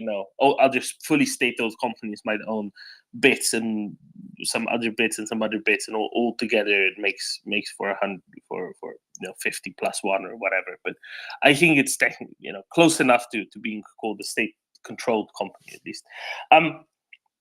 So they pay. It's 50.23% Russian government owned, apparently. Well, there we go. So it's a bit more than 50 plus 1. And is it an intricate structure, or is it just straight the Russian state 50 point whatever, and then the rest of it looks like it's in free float on the Moscow exchange. No, but the 50% itself, is that straight the Russian state, or are there intermediate state-owned companies? Russian state, correct. Russian government. Okay, so they didn't even complicate it. Well, either way, right? It's an interesting setup, I think, because you're basically saying, okay, we're going to effectively tax this largely state-owned company, majority state-owned company, by making them, first of all, recruit primarily, I'm presuming, among their own workforce, not entirely, right, but primarily among their own workforce, and then also the security guards, etc., are likely to be enlisted in this, right? And also, they're going to partially pay for them. So this is quite interesting here, actually, because this is kind of how it works. I'll quote I tweeted it out. I'll quote the Financial Times article here, saying the company state control Gazprom, that is, employs almost 500,000 people, and its security division has departments across the country, which makes sense, right? Because they not only exported gas, but they had a bunch of they also did a lot of the within Russia gas, right? So obviously, whenever they had pumping stations or offices or whatever, they would also have security guards. So he says Yakovenko, some guy who hailed from Kabardino-Balkaria in southern Russia, worked at Gazprom as the security guard, according to two members of his family in a government document. His decision to enlist came after seeing many wounded men return to his hometown, said Oleg, a family member. Which, I mean, that should, I would presume that would mean that he wouldn't have, but he did. So he volunteered at his workplace for a battalion called Patok. Oleg said that the opportunity to enlist via the gas industry allowed him to sign up for the front line without losing his place of work. Such terms were appealing to workers afraid of losing their jobs in the event of being conscripted into the regular armed forces. So this is clearly, another stream, so to speak, another talk for the Russian government to go and recruit, right? And the general conscription, the mobilization, effectively causes a push for people to also go into other forums. But I think the principal reason why they're doing this isn't the cost. I think the principal reason is the logistics. Because this way, it's Gazprom holding the logistics for this, right? Rather than somebody else, rather than, say, the Russian military, whom I think is rather at its wits' end of how to really run the logistics on this. Yeah, no, that's an interesting point, Damon. I think there's definitely mileage in that. Gazprom, in many respects, is probably a lot more efficient than the Russian military, and its resources. I mean, for instance, just moving troops around, it has its own airline. It probably has its own railway cars, as far as I know. I know it has its own holiday resorts, so it has all sorts of stuff it could probably put at the disposal of the Russian of its quasi PMCs, if you want, that could fulfill. You can turn, for instance, a holiday camp into a training ground pretty easily, I'd imagine. You bring your troops to the front on your own airline. They've got all sorts of ways of dealing with logistics issues. Shipping heavy equipment that they might use in the gas industry around is something they probably do with ease, and not very different probably from shipping tanks around. So yeah, no, I think you've got a really good point there.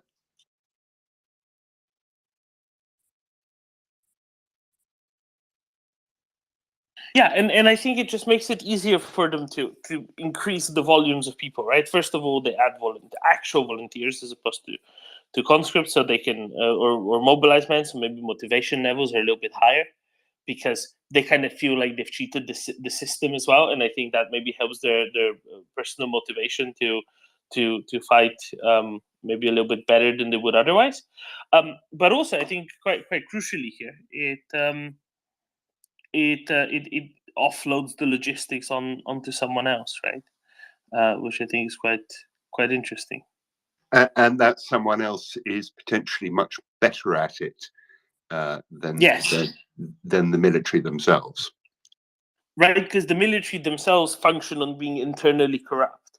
At least Gazprom, you're not rewarded for stealing from the company by the company. I don't think. Well, you probably are, but okay, but to a different level. At a different level, yes, correct.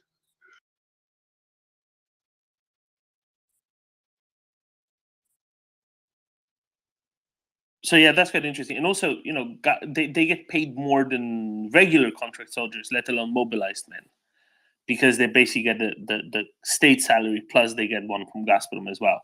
And they might both be a little bit lower than normal, but they're at least it is paid more than it is otherwise, I think.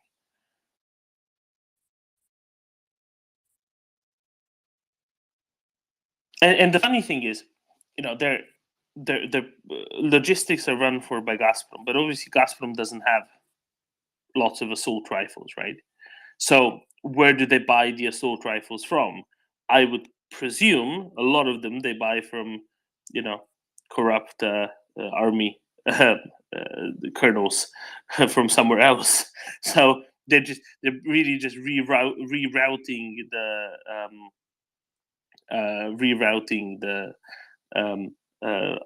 armaments that would have gone to the army, and they're rerouting it to here, for example. Yeah, I don't know. I mean, I think from they're going to have the same problems that the armies had. I don't know if you saw that thing yesterday there, where some, I think, U.S. Air Force entity had translated the memoirs of the Filyatov guy who left the special military operation and I think defected to France. Anyway, they've been translated and they're apparently available on this U.S. Air Force website. And one of the issues that he had was that very early on at the beginning of the special military operation, the huge numbers of the rifles they were provided with, the AK-74s or 47s or whatever they were completely rusty and couldn't shoot straight and useless. So it's not like, I don't think the Russians have some huge supplies of equipment. It doesn't really matter in a sense whether they've got Gazprom doing it or not. I guess Gazprom has the ability to go and, I don't know, buy a bunch of AK-74s in Mozambique or something, because they probably got pretty good relations with Sonangol or in Angola, those sort of places. So they probably could go and buy weapons for their own guys abroad, but I don't think they're going to find them what they need with their own military.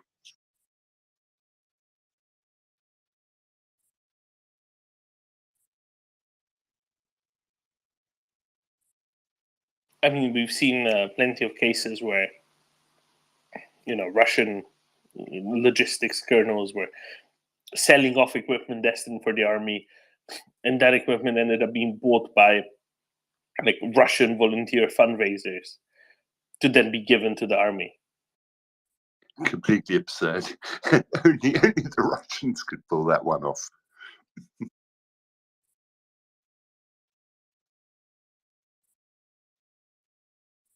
So but my point is that okay, there isn't. My point is about all this is that there isn't a bottomless supply of AK-74s out there, even for the Russian army. Given not just the natural wastage over the course of the war, but the selling everything off. It hasn't all been sold off within a sealed Russian system. I mean, it had been sold outside as well. So I would imagine Gazprom will probably have to look at kitting out their guys, from scratch, buying the stuff abroad.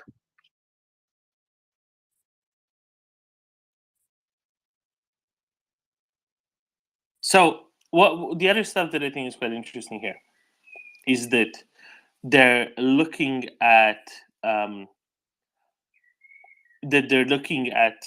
sort of almost establishing a hierarchy or a spectrum of how very Russian how very formally a part of the Russian army, which bit of the people fighting for the Russian army in Ukraine are. So we kind of imagine a spectrum, right? On the one end, you have the Russian regular military. On the other end, you have Wenger. I think Wenger is the most separate at this point of everyone. And then you have a whole spectrum between them, right? Down from Wenger, you have the proper private army, like Kadyrov, like Shoigu, like Redut as well, right? Remind me, who are Redut? Which party are they? Which grouping are they in? So Redut is one of the PMCs that were kind of competing with Wenger at the time, already back in Syria in 2015, 2016. So they're basically Wagner light? Well, they're not Wagner. They're parallel to it. It seems. So, for example, both Deripaska and Timchenko are supposed to be alleged, money behind Redout. And they have, some 1,000 people, some thousands of people. They're much smaller than Wenger was at the peak, for example, right? Much smaller than Wenger were at the peak. But they seem to still be running much more. Wenger got very different once they started recruiting massively, and also once they started bringing in prisoners, right? Before that, Wenger was primarily dealing with, you go somewhere, you make a right mess of things, you pay villagers in some village, and for what for them is an ungodly amount of money, and usually amounts to $200 to go and massacre and torture and kill 2 villages down the road, right? That's kind of what Wenger were. They were usually military veterans from Chechnya, from the Russian invasion of Georgia, stuff like that, and they were organizing these things. And Redout were working in pretty much the same way, right? So what I'm saying is, on the one end of the scale you have the army, on the other hand you have Wenger proper, and then beyond Wenger you have the proper private militaries like Kadyrov, like Shoigu, like Redout as well. I don't know which is above, which is below. Maybe Redout closer to Wenger, and then Kadyrov, Shoigu, just because they're agents of the state more directly, but they're really private militaries.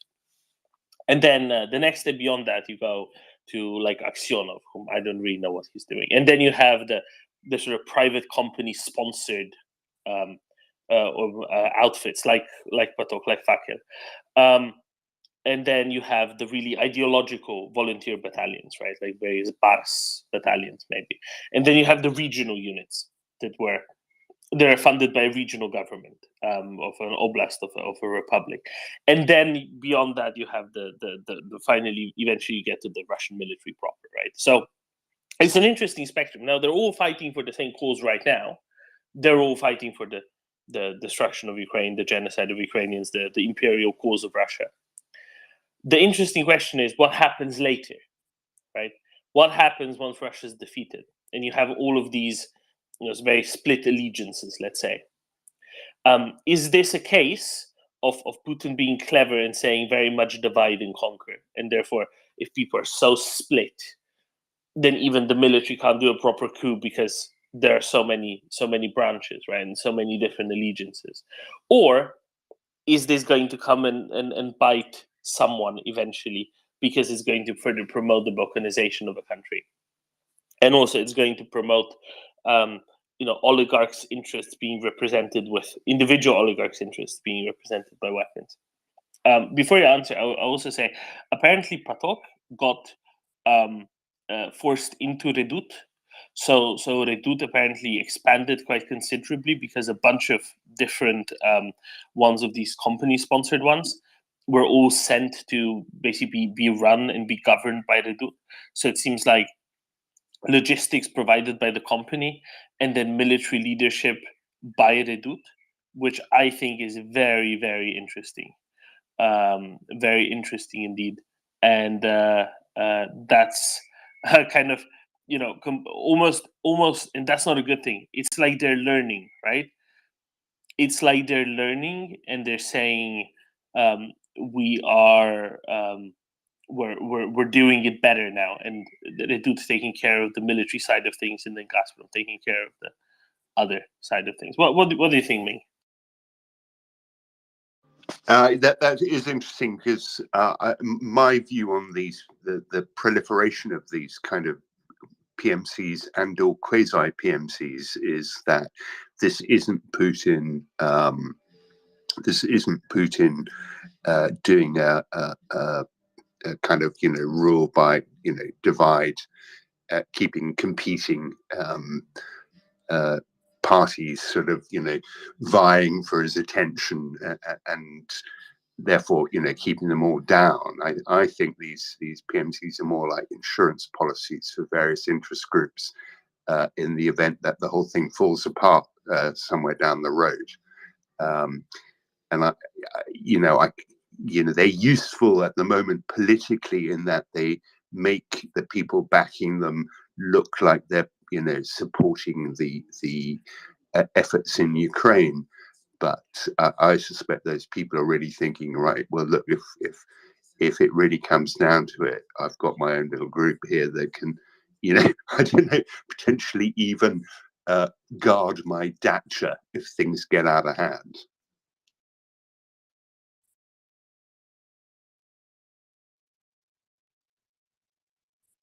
Because look, Shoigu lives next door, and look, he's got his own PMC, and look what they've got. It's very 1990s, isn't it? It totally 1990s, just with a slightly different twist and flavor to it.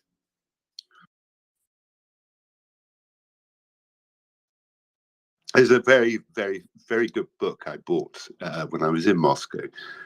It's an English book called Monstrum, which was about, and it was set in this, I bought it in 98, and it was set in this dystopian future in Russia where they'd just come out of a civil war in, I think, 2015, actually, so in the past. And it was very entertaining how they envisaged this, the kind of, how the author envisaged Russia falling apart and putting itself back together again. And of course, me reading this book in Moscow in 1998, I would go, well, hey, look, this sounds completely implausible, but hey, it's Russia. So anything is possible. And equally, if you told me back then, well, in 2014, Russia's going to invade Ukraine, I would have thought, yeah, pretty implausible, but hey, it's Russia. I should probably read that sometime. Yeah. Brian. Yes, good morning, gentlemen. Might I pose a question or some reflections on another topic, of that being of Russian disinformation?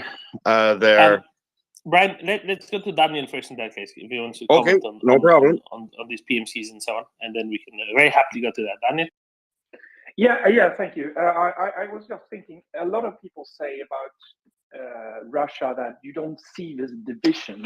Russia will not fall because you don't have this ethnic uprising and so on. But I think you really pointed towards something really important here, because in Ukraine, when people were not happy about what the government did, they went out on the streets. When they were invaded by Russia, people went out on the streets and tried to do something. You don't see that in Russia at all. People don't do that.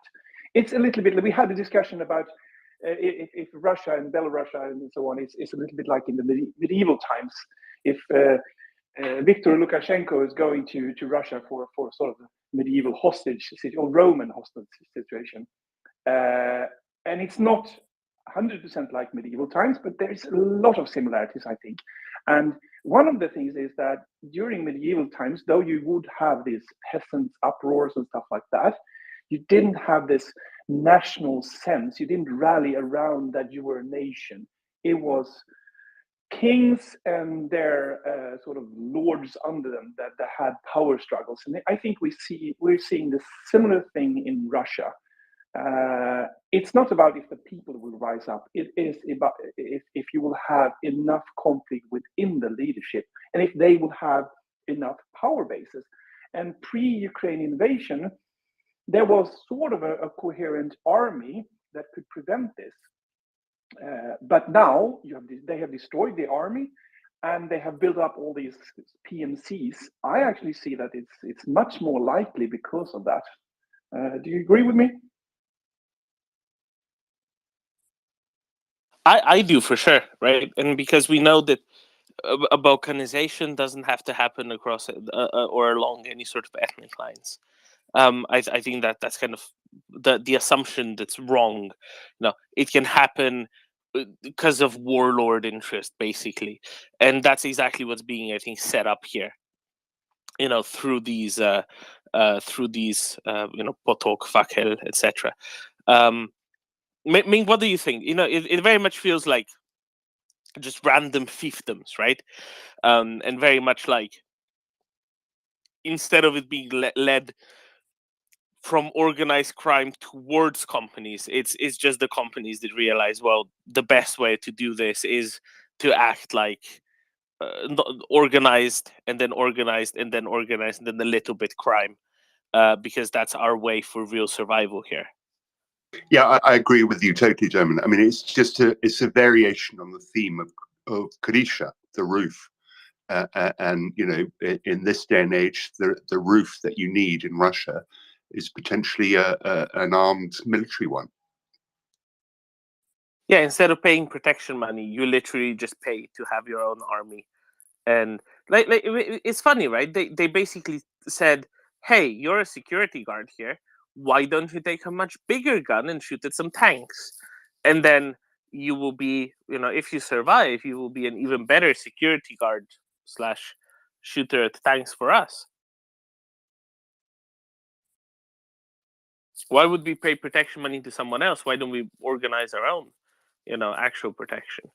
And that's very warlordy, right? That's very dystopian, but very warlordy at the same time. And I think that might well be going where they're descending eventually. It just depends on, you know, who got in too early and who by luck loses their units in some meat grinder somewhere and then doesn't have them. But some, especially ones that are maybe not the early adopters here, but maybe slightly later adopters, whose units might, through sheer luck, survive in their entirety, or you know, the majority, but still have, you know, some of this experience. They might be the ones that end up ruling the roost in the end. And see, this is what I say when saying you don't know who you're going to be able to talk to in 5 years' time. You don't know who's going to be running what in 5 years' time. And that, I think that's an important one to realize for many.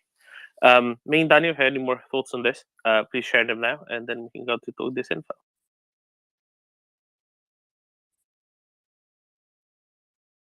Or Ming, maybe if you want to comment how the 1990s looked like when it came to, you know, the rule of power in especially the major cities of Russia, but also maybe outside.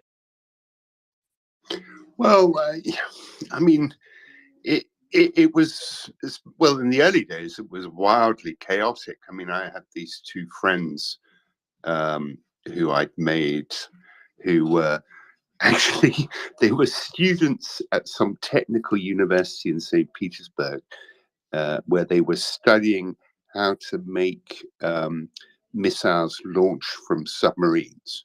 Right, so that was their technical day job. But in practice, what they were doing was running souvenir stands on Nevsky Prospect.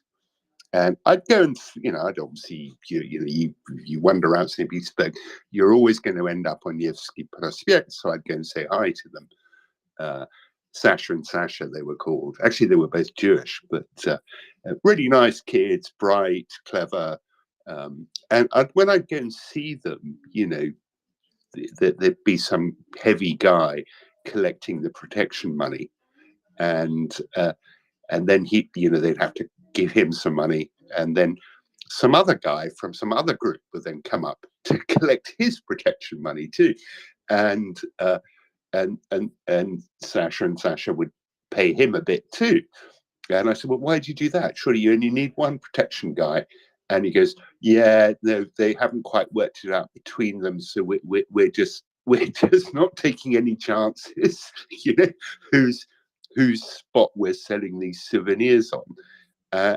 And that's a bit like on a micro scale, a bit, I think, what we're seeing at the moment happening in Russia on a larger scale. I mean, in terms of, you know, later on in the 90s, living in Moscow itself, it was quite common to see people wielding guns, you know, who were no way, you know, in any official capacity. In fact, in my last week in Moscow, there was a shooting where a Lada Niva got shot up by three guys with Kalashnikovs. But fortunately for the occupants of the Niva, so this was literally at the end of my street, and the whole street suddenly riddled with bullet holes. There was, but the three guys escaped unharmed because the would-be assassins, were total incompetents. So it was just so common. It was just happening all the time, and it was always utterly chaotic. And maybe those running these companies, either private or semi-state ones or state ones, they're saying, oh, we know how this is going to go, we better be prepared. David, I bet you have thoughts on the development of these. Yeah, exactly. So, morning, friends, by the way. So, hi, Ming, hi, everyone. The point I'd like to discuss here a little bit is, I think that the scope and status of these companies' military wings is really, really fuzzy and vague, and it's really difficult to know exactly what's going on here. But I think one thing that Vladimir Putin did was really cement the, let's say, the state, or the transferal of the state from criminal gangs to the state. So the control that he brought was basically integration of the criminal gangs within the state to a much higher degree than it was before he took power. And I said before, I think on the space, that this is, from my perspective, Vladimir Putin coming to power was basically kind of a coup d'etat, where this principle was kind of set in stone. And so, with regard to the private military companies that are financed by Gazprom and the like, it's really not clear to me that these are necessarily a tendency which is moving towards warlordism, or whether it's just a way for the state to kind of shortcut some budgetary processes and have the companies that have got the money to finance the military. So, if you see what I mean. So, I mean, I think that the notion of Prigozhin being in any way independent from GRU is probably illusory. Remains to be seen, because as I said before, we're in the realms of Kremlinology here. But from my perspective, Wagner's always just been another arm of GRU, and Prigozhin's just the kind of the figurehead. He serves a purpose in the whole Russian disinformation machine, which is to be the person that criticizes things. So he's got fans in certain sectors of the Russian population, but all of which have got basically no say on power. I don't see him being a candidate for any kind of political power in any case. So yeah, that would be my thought, that maybe these private military companies aren't so much a degradation towards warlordism, where the Gazprom army is going to be fighting out for control with the Rosneft military or something like this. Rather, they're acting on behalf of the state to fulfill a gap in finance that they have with military activity generally. So I don't know what you think about that. I think that's a good bit of nuance to introduce there, David. It's important to realize that even the Russian army isn't one blob, right? It's it does several different things, different bits do different things at any given point, right? So that's an important one to take into account as well. And the same goes for Prigozhin, right? He's not doing everything just of his own accord. Maybe ever more now, but nevertheless, he's still very much following. He's very much following, and is within the structure there, within parts of the formal armed forces as well. And this is what I keep saying as well, is people say, oh, he's separate, he's one, he's the other. No, they're all working for the same cause. The cause of for now, the cause of the Russian Empire and the genocide of Ukrainians is by all of them. David?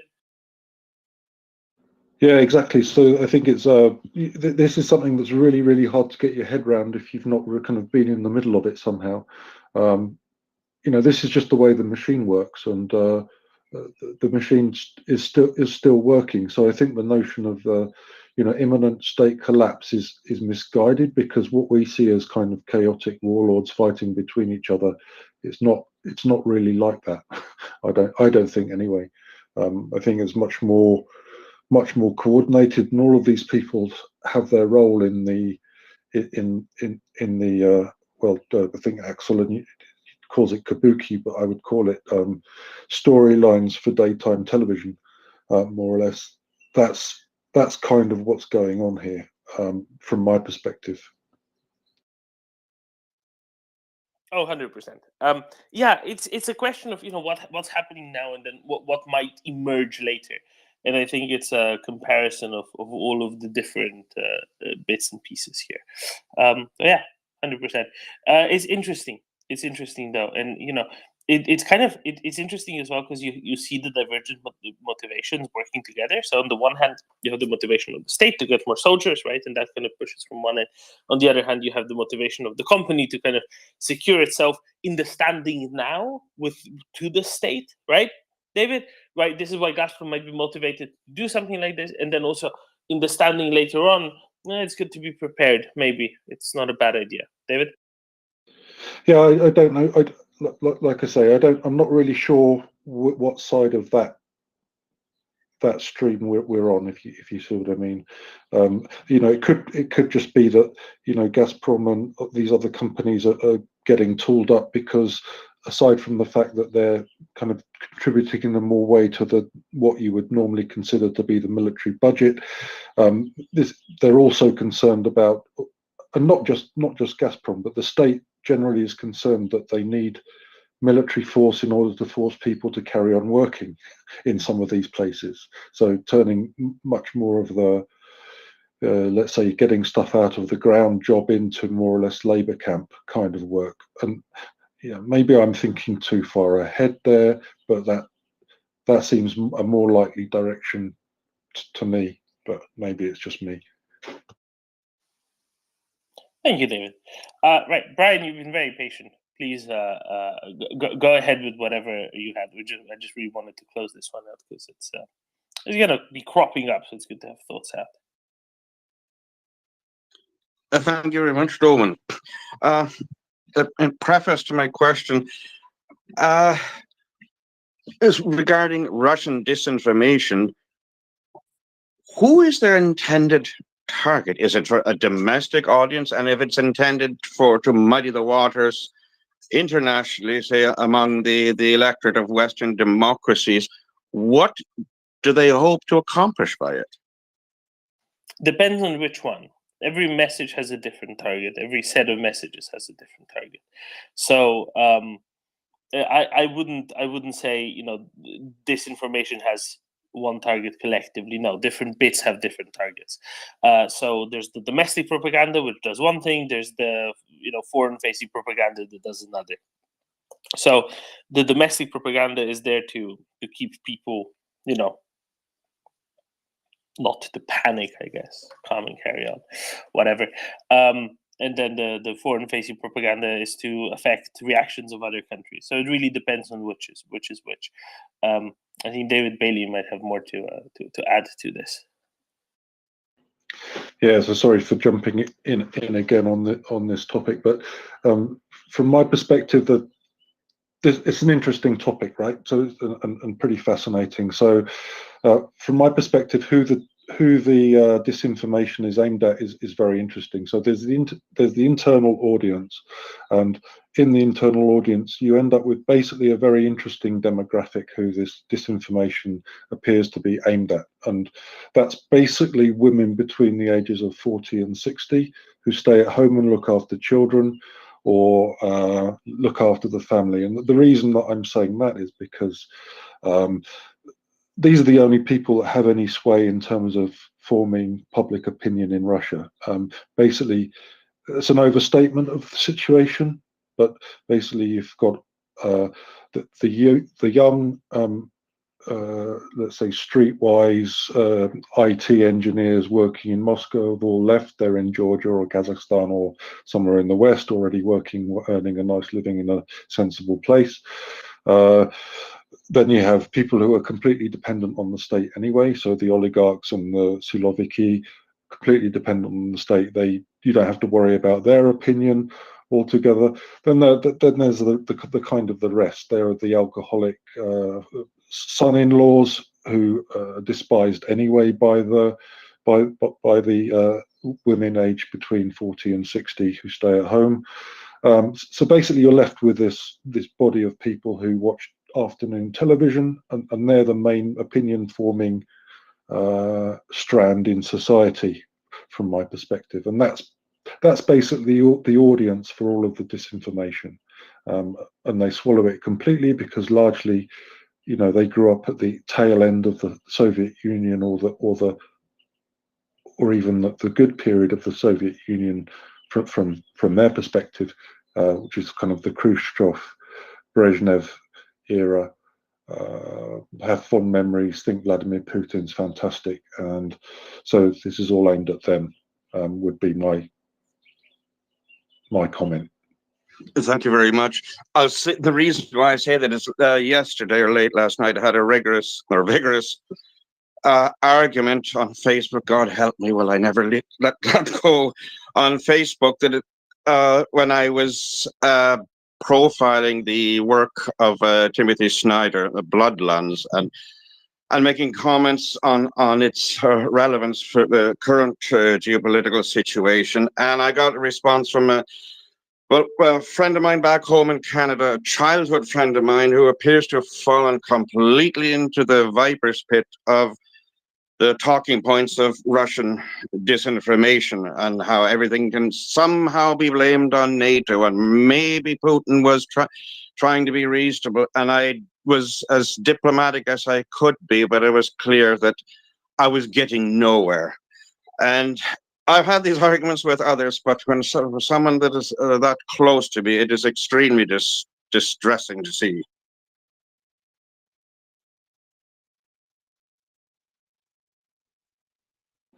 Yeah, so again, different bits go for different audiences, right? There's very concerted efforts that Russia does. Literally, there are buildings in Moscow from which they push their misinfo, disinfo onto other parts of the world, right? And they try to, in some places much less successfully, in some places much more successfully. But they do it a lot, and they do it very concertedly, right?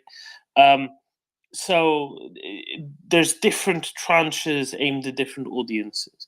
What you see or what you don't see because you don't watch Russian Channel 1 every evening on Solovyov, that's meant for domestic consumption. That's not meant for foreign audiences. For foreign audiences is what you see in Russia today. It's what they sneak into social media. You have, there's a Nordic one now called the Independent North, which has been, dissected by various Nordic media outlets. But basically, they try to push in Norwegian and Danish and Finnish their narratives, and be like, why are we spending all this money on helping Ukraine, right? Pretending as though they're Norwegians or Finns. And obviously, people don't fall for that in certain areas nearly as much as in others. Did you come up wanting to address one of the more vulnerable demographics that maybe gets under-examined in this case? Which demographics are we talking about?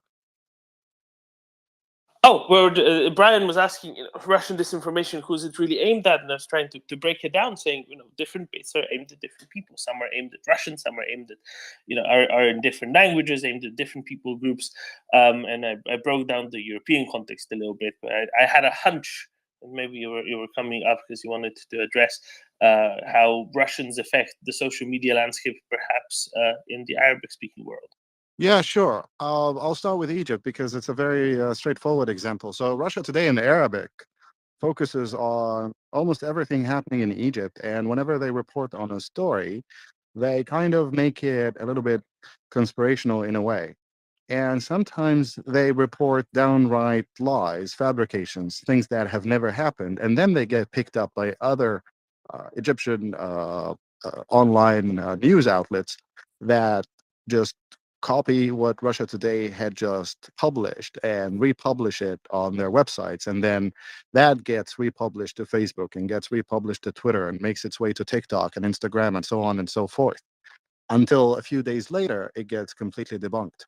Now, how Russia targets certain demographics and certain languages differently than it targets the European information space or the North American information space depends on the geographical region, of course. So, for instance, in the Middle East, they focus on the colonial heritage of the United Kingdom specifically and anti-American sentiment when it comes to the Arab-Israeli conflict. When they are catering to India, they focus on another fault line, also colonialism and the history of the British Empire in India,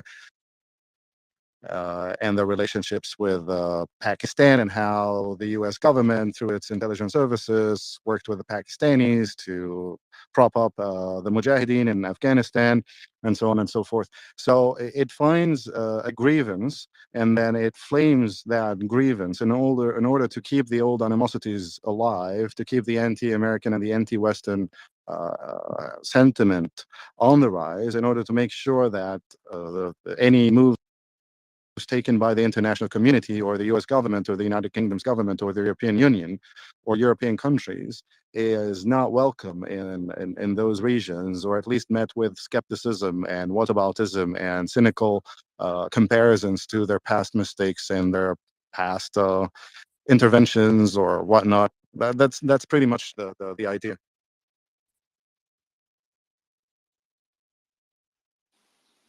Thank you, exactly, right. And it will be tailored, in Egypt, like you said, aimed at Israel, reheating the Egyptian-Israeli conflict and so on.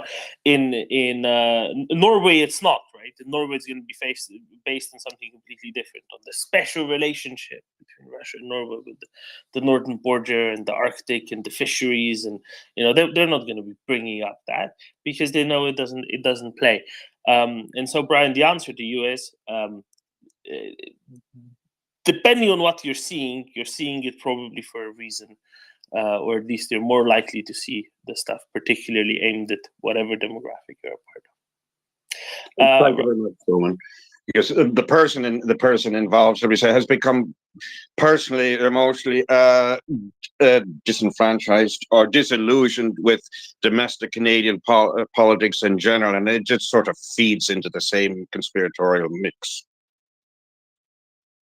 Exactly, and that's another thing that they're trying to do, right? Sow division. So one is anti-Western tendencies, the other one is sow division, and just nonsense. And it doesn't matter really what, as long as they sow division and skepticism in democracy at large, but also more detailed bits. That's very much a part of their goal. Even if it's not something that content-wise helps them necessarily, style-wise, it does. I was just thinking of that example you and I ran into by accident. What was it, 10 days ago, about red mercury? How the disinfo around red mercury in the West was that it was the crucial ingredient for an atomic super weapon, and in the Middle East it was something completely different. Some kind of, what was it? Some sort of mystical religious property or something. Yeah, in the Middle East, they propagated the hoax that red mercury can be used for alchemy as an ingredient to create potions to regenerate US dollars, like copy US dollars or replicate US dollars into double the quantity, or increase sexual powers, or rejuvenate blood, or stay ageless, or reduce aging. And in Africa also, they made it an important ingredient for potions as well, magical potions that the African alternative medicine mixes. So it's all about the random things that people want in life that they can't get, but somehow the Russians or another team knows of something that can get all your dreams done in 5 minutes, right? The magic pill. Crazy.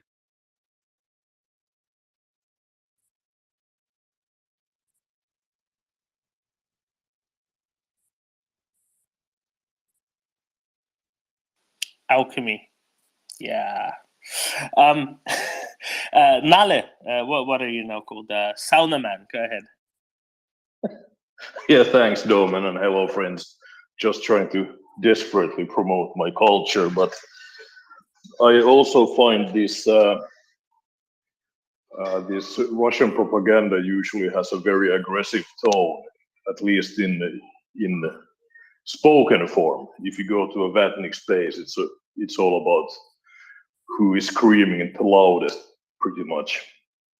But that's just my observation. And for some people, that actually works. And to be totally honest, I used to be one of them, even though I haven't been a victim of Russian propaganda per se, but it sometimes works. Then I had a question for Ming and you, Domen, because you might. I'll start with you since you're here, and Ming is probably too, but I'll start with you anyway. Did Zelensky really say that the Russian forces in Transnistria better be on their toes? And the question for Ming is that you have written about the Russian airlines trying to prolong the usage of their fuel filters by washing them out with fuel, which you are not supposed to do. So my question is, what is the next thing that is going to break down, that will actually ground their airplanes so they can't fly anymore? Those are my two questions, and have a nice day. So I'll let Ming prepare a thorough answer and think about options there a bit. I'll note about Zelensky. So Zelensky said something along the lines of, Moldova has a problem, and we're okay trying to help them solve this problem. And if the Russian troops there are smart, they're going to pack up and leave rather than stand up to us, something along these lines. The misinformation that was going around yesterday, let me just address this, is that Maya Sandu, the president of Moldova, now this is the misinformation, said that that she invites the Ukrainian army to go and deal with the Transnistrian problem. She didn't say that. And that was going around Twitter, and I think by now, from one account alone, it must have probably 500,000 views. That is really bad, because that is not something Maya Sandu said. It is not something that is true. It is not something that she would have said. It would go, and immediately when that started circulating around, I looked at that and thought, well, no way she said this. Then I spent an hour and a half searching for an actual media report on this from an actual outlet, or ideally a video of her saying this. And of course, there wasn't one because she didn't. And yet it's spreading as wildfire, right? Whereas I asked Ivana to go check Romanian media and Moldovan media. Not a mention of it, in Romanian anywhere, right? And of course, this would be very much front page news if she had said this, because this would have been the greatest change in government policy Moldova has ever seen. In the last 20 years, right? So by far the greatest. And she didn't say it. And yet it spread around like wildfire until eventually somebody realized that it quite possibly might have started on a Telegram channel or some other social media group that is affiliated with Shor, the pro-Kremlinite Moldovan politician, who and this is done in order to frighten, in order to scare Moldovans, either those who sit a little bit more on the fence, or those that are quite Russian affiliated, or whatever, or especially some in Transnistria, and so additional fear and anger towards Sandu's pro-Western government. But crucially, do that to people sitting on the fence who just want peace and don't want there to be disturbances, disruptions, risks on their life, and so on. So that's who would have launched something like that. So for Zelensky saying, I'm willing to help, that's fine, that's reasonable, that's repeating what Budanov has said before, what other Ukrainian political and military leaders have said before. We can, it's 1,500 Russians, who cares, right? We can do that. That's we do that in a weekend normally, so that's fine. But for Sandu, who said something like this, would be completely ridiculous. And of course, it did indeed not happen. So yeah, I'll leave it at that. Ming, can you hear me again yet, or not quite? Might wanna recycle.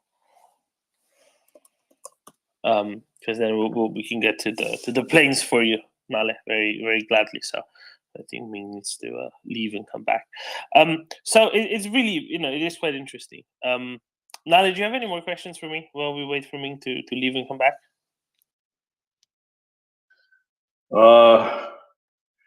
Well, if you want to talk about heavy metal and wine pairings, we can always do that.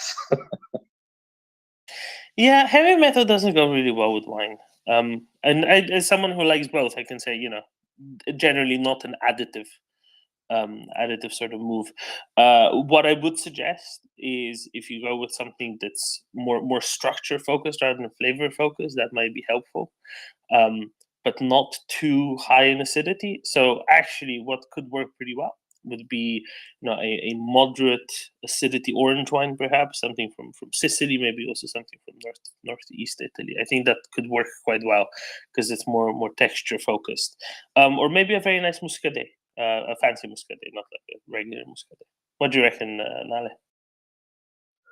Yeah, well, I thought that wine was usually present in all kinds of occultist ceremonies and looks like blood, so I thought it would be a good pairing for the music, but what do I know? I actually know some stuff about it. I'll say no. You're probably going to ruin quite a lot of the wine if anything too loud. Really, I quite like silence with wine. Anyway, Ming, you were asked a question about the aircraft, and I think you are now back, and you can help address it. Yeah, no. So on the aircraft, obviously the ones that the aircraft they're having the most problems with at the moment are the superjets, which is ironic, seeing as it's theoretically it's their own product. But as we all know, so much of it is supplied from the West, and so this oil filter problem is a recurrent thing that's been happening quite a lot. Damon and I have seen quite a number of examples of that causing problems for them. They do have their own homegrown version of it, of the filter in the works, but it's apparently not ready yet. We saw a near miss mid-air collision between two superjets over Turkey on Monday, which potentially might be down to a problem they had in getting software upgrades for their GPS navigation systems. They're using, again, a homegrown version of that, which isn't as accurate. So they have to make course corrections to the autopilot manually, and it could potentially have led to this near mid-air collision. In terms of them keeping their aircraft flying, I mean, there's a whole bunch of consumables that need to be replaced fairly frequently. The oil filters are one example. The other are sort of like brake pads, things like that, things that wear out pretty quickly. But and those things they can probably get ersatz parts for, and kind of make do with other solutions, like washing the filters in fuel. But where they're going to hit a wall is with engine parts. So engine parts have to be replaced after certain numbers of cycles because they degrade over time and can potentially create catastrophic failures. Those are not things, I mean, other people other than the original equipment manufacturers can make them, but it's a very, very skilled and technically challenging thing to do. Even if they do find someone who is willing to do that, those replacement parts are not guaranteed. Potentially could also catastrophically fail. Even the tiniest impurity in an engine turbine blade can be absolutely catastrophic.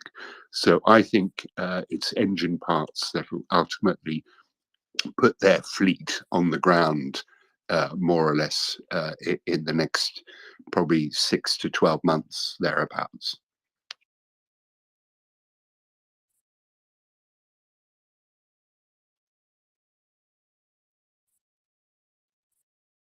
Thank you very much, Ming. Do you see an invite?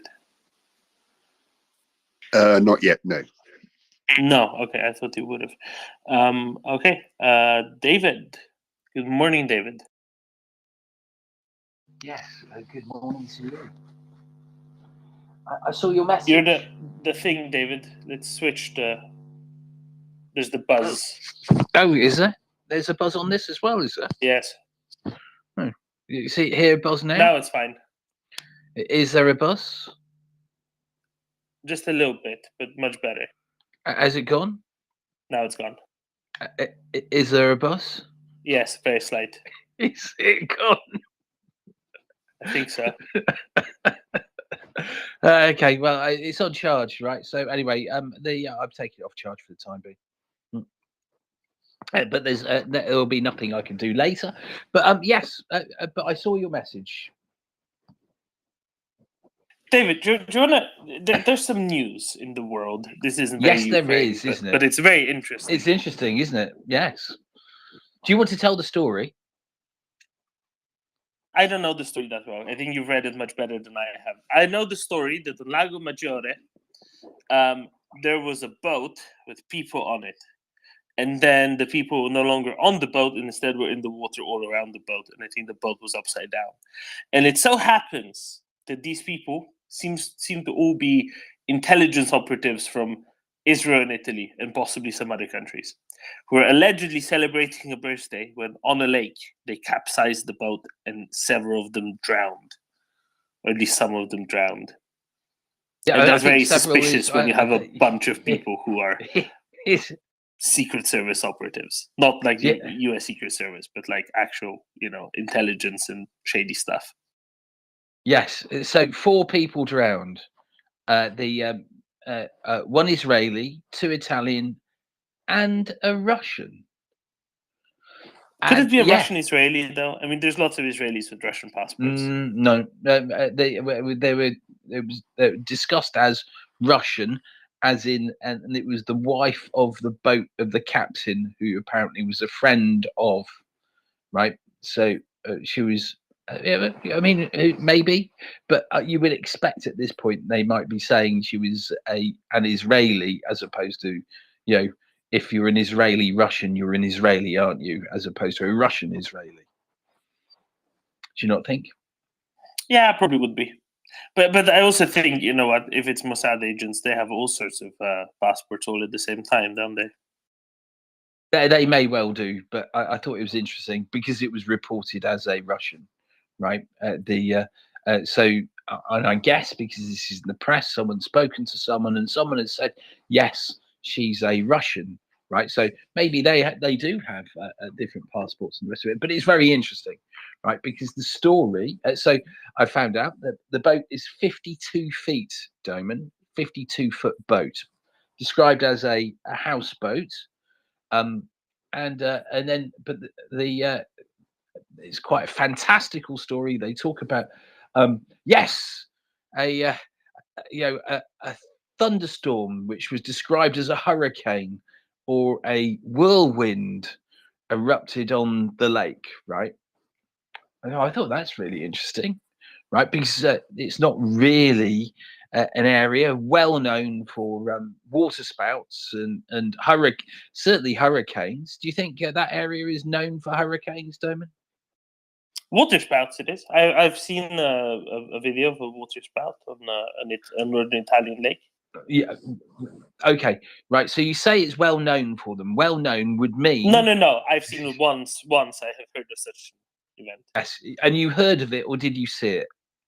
I heard of it, and then they had a video of it in the article about it. And do you know which lake it I was wasn't on? there at the time. I'm not sure. Okay. But this is the biggest one, so it's the most likely, I guess. Is it? Is that how water spouts work? Conditions and the rest of it. Anyway, so yes. So I thought, right, because the way it's discussed in the article is this is a well-known phenomenon, right? So I'll be seriously call me talking skeptical. about gas release into existing, say, surface We're not cover talking about water. gas. Anyway, so let me finish. Right. so call me skeptical, Doman. What I did is I thought, oh, well, okay, right. If they're pushing it over, is that there's big. I mean, storms do happen on big lakes, right? I get you, but 52 feet is, Axel will tell you, is quite a large boat, isn't it, Axel? That is a proper boat. Yeah. So this isn't, when we see Hollywood films and some whirlwind comes up and there's someone who's fishing in a tiny little dinghy, right? This is a big boat designed to take 23 people, right? And they're all in their 50s, so they won't be light either, right? So anyway, so I did a search, which is going back 12 years for the word whirlwind and Lake Maggiore. How many whirlwinds do you think I found? 0, because that's a word that very few people use. Except for when whirlwinds are occurring, right? So if you're trying to put something out as normal, a whirlwind came out, right? And you're trying to say, but this is something that happens. You might expect to find the whirlwind, wouldn't you? It's not, although you're incorrect. I did find the word whirlwind a lot. Do you want to ask me why, though? Why, though? Because it was filled with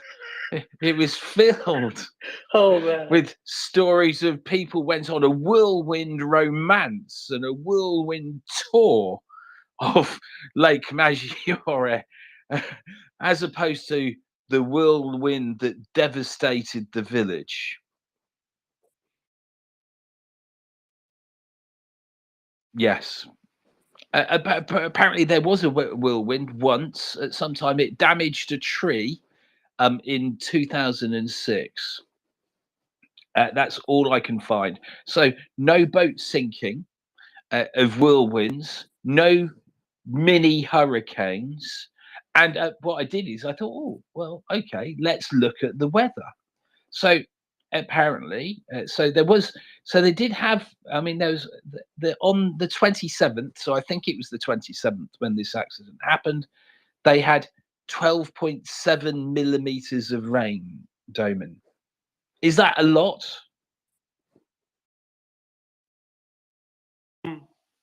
Maybe not, but I am now watching a video. David, I was just about to send it to you. Did you find this? Italia. I don't know if we have this. Okay, the guy who photographed the storm and made the video. It's probably the same video on several different outlets. Yeah. And where is the storm? Is it on Lake Maggiore? On the lake, yeah. It's a classic water hose on top of it. And it's a water spout, right? Water spout, they're called. You should look at my video is different than his. It's interesting. Your video's better, Axel. Is it? Look at Axel. But it's okay to say yes if you think it's a water spout. I'm not so sure. You should have a look at the video. I will do. But it makes it look believable, right? With this video, certainly the narrative makes it is a little bit. And more is believable. this from this day? Yeah, it's essentially a mini cyclone which then went across the water, picked up seemingly already surface soil on the other side. It came from behind the mountains, then moved over with surface soil to reinforce its content, and then moved onto the water, and therefore with surface soil circulating created a twister. And that is actually not incredible. Have a look at it. It's really impressive. No, I've got a video of a twister that nearly hit my friend's condo in Penang. Right, so put it in the bit. I will have a look at it. If you put the link in there, Tony. Really impressive. Because the thing is that when you so firstly, right, we know how twisters and the rest of it happen, right? The specific conditions when you have when you've got air circulating, you've got dust, they can look really impressive, but the power to overturn a 52-foot boat, there's the point, isn't it? Let's have a look. Yeah, the twister, also the side view, which Dorman sent me just now, that one is strong enough to lift trucks easy. And we think this is real, and I'm just saying. This is 5-6 different videos by now, and they all actually capture the twister, how it comes from on land, where it seemingly has formed, then it connects. That is seemingly already over water. Seems to connect over water, yeah. And then it actually connects on the soil and then moves on to the water. Yeah, and everything. Domin, that's a good video. The second one, The second one is really good. And this is a friend of mine. And this is the video that looks. Exactly this video. Oh, sorry, I apologize. The second one is wrong. The second one is from Lago di Garda, but it's a nearby lake, so at least we know that these are possible. And then from your video, you can see that it's a similar. Except for right. If you go back historically, there isn't a large number of them, right? And that twister you've seen, that is quite big, isn't it? Yeah, the other one, actually, thank you very much for highlighting this. I didn't see this because I watched it on the phone, not on the screen. I couldn't see that it was attributed to Lago di Garda, and this is from actually September last year. But this is how these twisters form, because they come across the land, pick up the coastline, then strengthen, become dark, obviously because of the soil and everything in it, and the intensity of it increases if they catch the water, and then they widen. And the other video seems to indicate that it had widened. So if you look at the video which this guy created, which I sent you before, if it can be proven that this is the video which he not only posted 20 hours ago, but actually has made, yeah, then it's okay. The guy is known. Lorenzo Alberganti is the guy who is in charge of this, and he is seemingly a photographer who's been around for quite some time. And so anyway, let me explain. So twisters, they're formed when the temperature in the surrounding atmosphere decreases rapidly, right?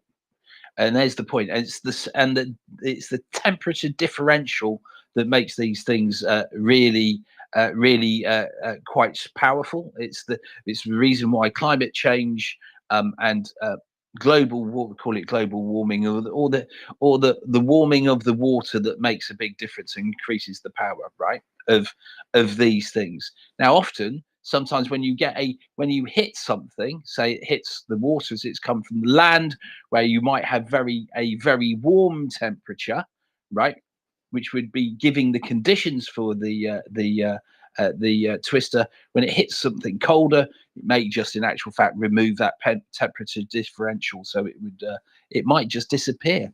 It's interesting. Anyway, the point goes to what we're saying is, right, so yes, somewhere in that region there are some twisters and tornadoes, but I was saying I went back 12 years, none. Interesting though. Or are we saying instead of searching for it in English, search for tromba d'aria and lago whatever, right? And then you'll see the much more detailedly reported, local. And of course, I'm going to be able to spell that, right, Damon? Tromba, like a trombone. Why don't I say? So why don't you search for Dorgesai, right? There you are. No, David. You know how trombone is spelled, right? So tromba, and then it's d'Aria, as though it's from a bit of an opera. And of course, and I would know to put apostrophes into something when I was spelling them. Right? Yes. Okay.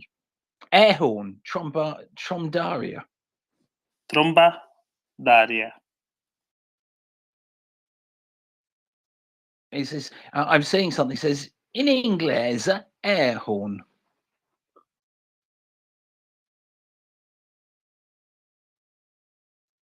So listen. So what are you saying? So are you saying that you believe that it's a a usual occurrence on this lake or not? It's well, maybe I don't know. I'm gonna guess at least 5 times a decade. Once every 2 years, at least, yeah. And big enough to destroy a 52-foot boat. I mean, apparently, right? Apparently. Oh, that's what we're saying. Okay, I believe you. Alternatively, yes, it's very suspicious because it's a boat full of Mossad and other agents, right? But what are you saying? What else could it be? Somebody blew up the boat, is what you're saying. I never said that someone blew up the boat. Why would I say that? That would be foolish. Because right? you're saying it's not the weather.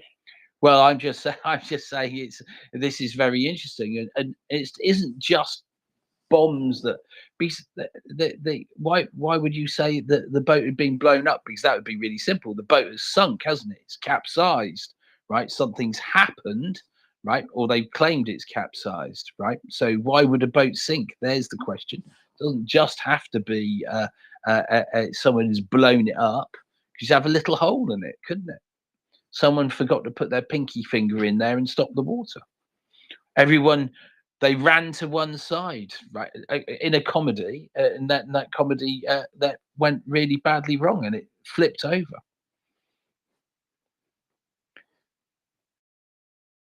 I mean, there's so many other reasons. I'm just going, look, I'm just throwing out of there. It's an out of the ordinary event. Are we prepared to agree to that, Doman? Oh, absolutely. And I completely agree that it's out of the ordinary event. No question about that. But it's it's two things at the same time, right? If it were just a boat with some people that ended up capsizing in a storm, I would presume, David, this was quite let's say flat-bottomed boat. So one that is a little bit more likely to tip over because it's on a lake which is normally quite calm. 52-foot sloop. No way. What's a it's gonna sloop? Tip over. What's a sloop? It's a certain type of boat. I understand that, but can you describe it? Yeah, it has a decent keel. It has a relatively decent, deep, sharp, and long keel. I sent you one before from Sandeman, which you can check. Oh, I this see. is Yes. equivalent. Okay. So let me show you the keel photo so that you can see that specifically. Why would they have that on the lake? Because the lake is dangerous. It's a big lake. And it's a big boat. And you can sail better hard at the wind. And the Lago Maggiore has fall winds, which are quite insidious and perfidious. And you can speed up nicely and you can move the boat nicely. It's a good boat. Yes, you can go all around the Mediterranean with it, and you could probably sail around the world with it easily if you improve a few things in terms of sensors and whatnot. But still, it's a good boat, and many people have boats like this. Theirs was even more modern. What I showed you is a very, very sweet one with a lot of wood on it, but the version they have is pretty much cut like that.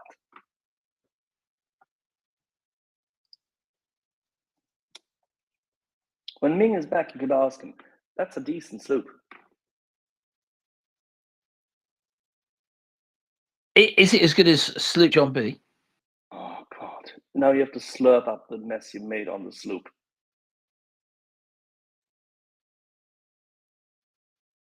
I'm looking at that image of the twister on the other lake, and that's pretty impressive, isn't it?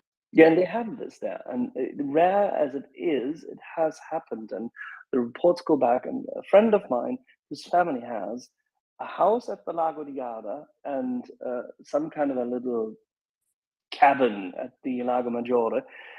He mentioned this many, many moons ago. I mean, we were sitting having wine somewhere, and he explained how serious these winds can be, because nobody takes these lakes seriously if you have never been there, if you don't know them.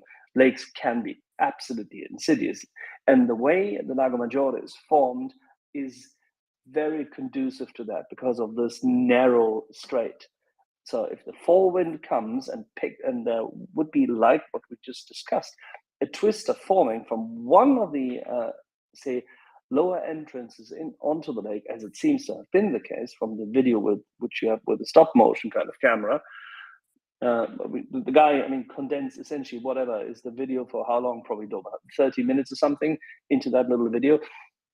If you look at it, you can see it, how this actually already like a little cyclone goes above the hills there and then turns down very quickly and gyrates. And as it gyrates, it will have formed exactly the same thing as the other one. It's just that he's too far away and you can only see a relatively wide base. Now, as I said beforehand, typically this thing, if it goes over water, it should open up and create a wide base like a real hose. And if it does, then this boat can spin. Except for the thing is, as I said, the thing that gives these things the power, right? And if you watch the one that I'm looking at, you actually see what you would expect to see. So it's the pressure differential. What happens is that the conditions that cause these things are when you have a very cold, cold air goes over the top and you've got warm air on the bottom, right? And it produces a condition. So if you're on very hot ground, there's all the energy from that. You guys know all about energy. And when you hit something colder, that energy goes. And if you've watched that twister, you see when it hits the water, it just suddenly disappears because all the energy is left. No energy. Unless it is close enough to the shore. Unless the water was very warm. Exactly. If and there's the thing. So if the temperature of the lake was quite high, you wouldn't. But we're looking at this in the image that we're seeing, which was in September, or no, depending on which way round do they have it. It's either in August or September on a different lake. It's interesting, but it does show it coming off.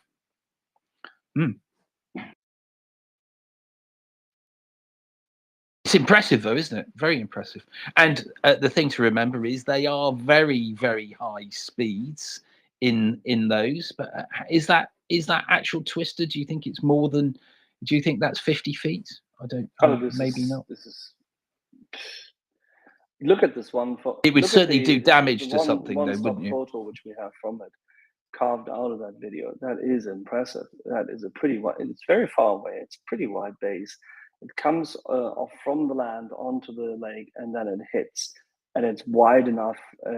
And it doesn't need the full 50 feet, by the way. It just needs to twist the boat halfway. But I mean, here's the other thing, though, right? So I'm just throwing this out there. You're on your boat, and you've there we are. Do we know what time the accident at this apparently happened? I need to check. I do not know at the moment, but I can tell you the afternoon. So in the afternoon, in the day. No, it's not true. 13:28.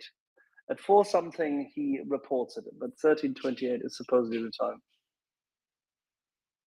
So is that true? No, so in the afternoon. Correction. Forget what I said. Forget everything I said. I'll check it again. 1 second. I apologize.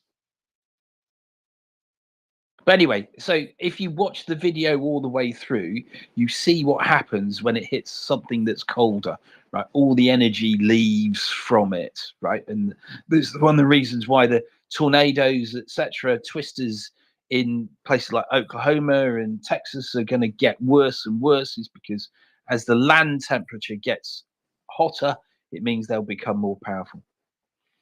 It's impressive, though. Very impressive. So it looks like but anyway, it looks like this must have happened after 6:30 that evening. Which would be unusual, right? Because by then you would expect it at this time of year the temperatures to be dropping. But anyway, and by temperatures I mean the land temperature, or maybe the water temperature, surface water temperature. But it's interesting. But if it was, I mean, it would be light, and if I'm just throwing this out there, if you saw something like that heading towards you, what might you do? Go back to port. Or just get out the way? I mean, maybe they zigzagged trying to get it out way, and then it just followed them. Maybe this is a directional water spout. It's an FSB water spout, wasn't it, Damon? I don't think it was an FSB water spout. Because, and how do we know it can't be a FSB water spout? Because they don't have weather controlling devices. I don't know. You've got to think this through a little bit more, Damon. It's because they can't make anything that works. Okay, on Sunday evening, the temperature, according to this here, is still at 22 degrees, and the temperature. And this is the interesting part. The temperature had increased massively by comparison.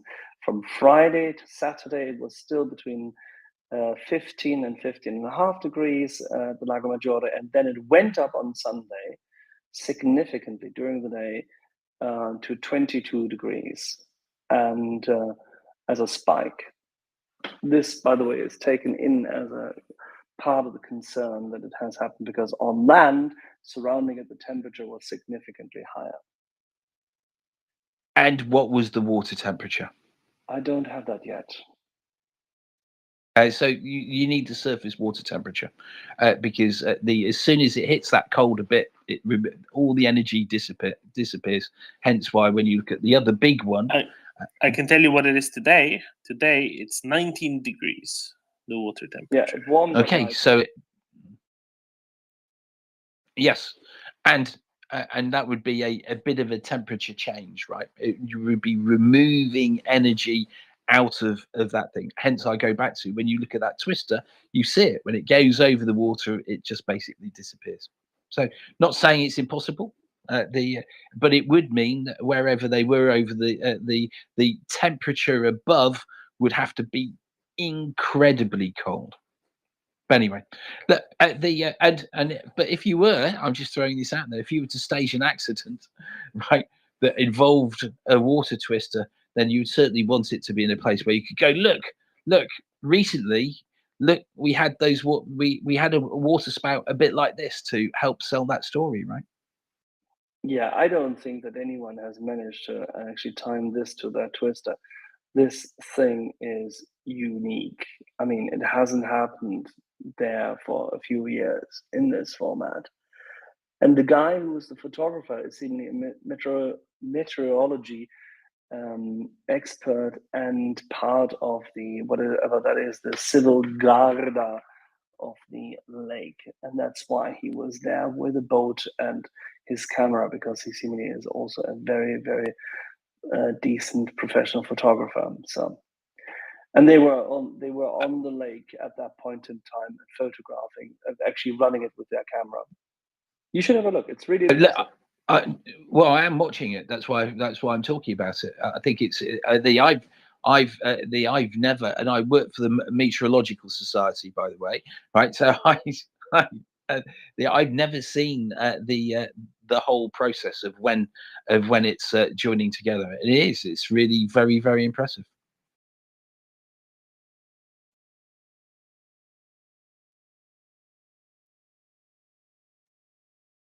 So the jury's out.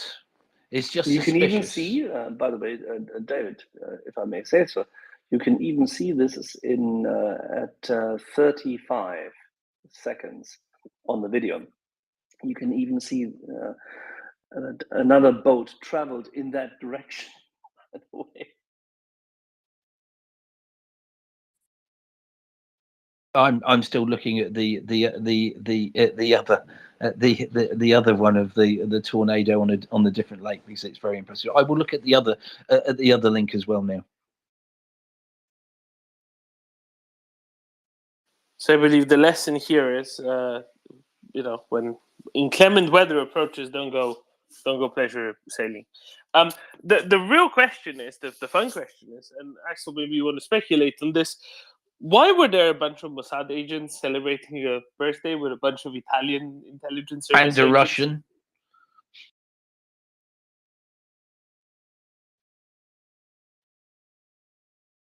Just throwing out there, and a Russian, right? There was a Russian on there. Let's not forget about that.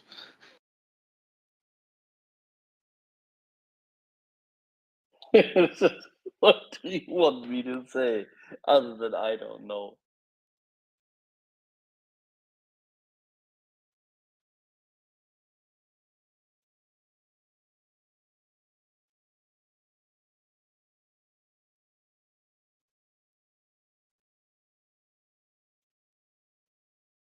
You can't hear me, can you? No, I can't hear Okay. you. I can hear you now, though. That's I good. heard you when you. Excellent. So there's a report in Kommersant today that Ivana just sent me, which says that Crimean authorities have called the images of the pillars of the bridge with cracks on them fake. They didn't say that the pillars are fake or that the images are fake. They said that the Crimean occupation authorities called them fake, which I think is interesting in the amount of word in the type of wording. It basically almost says, you know, we're not the arbiters here. We're just gonna tell you what they say, and you can make up your own mind about how reliable what the occupation authorities say is.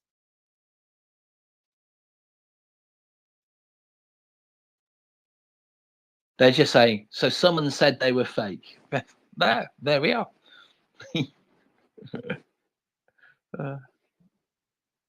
But now we know. Now we know what the official line is, or the official crack from the official crackpots.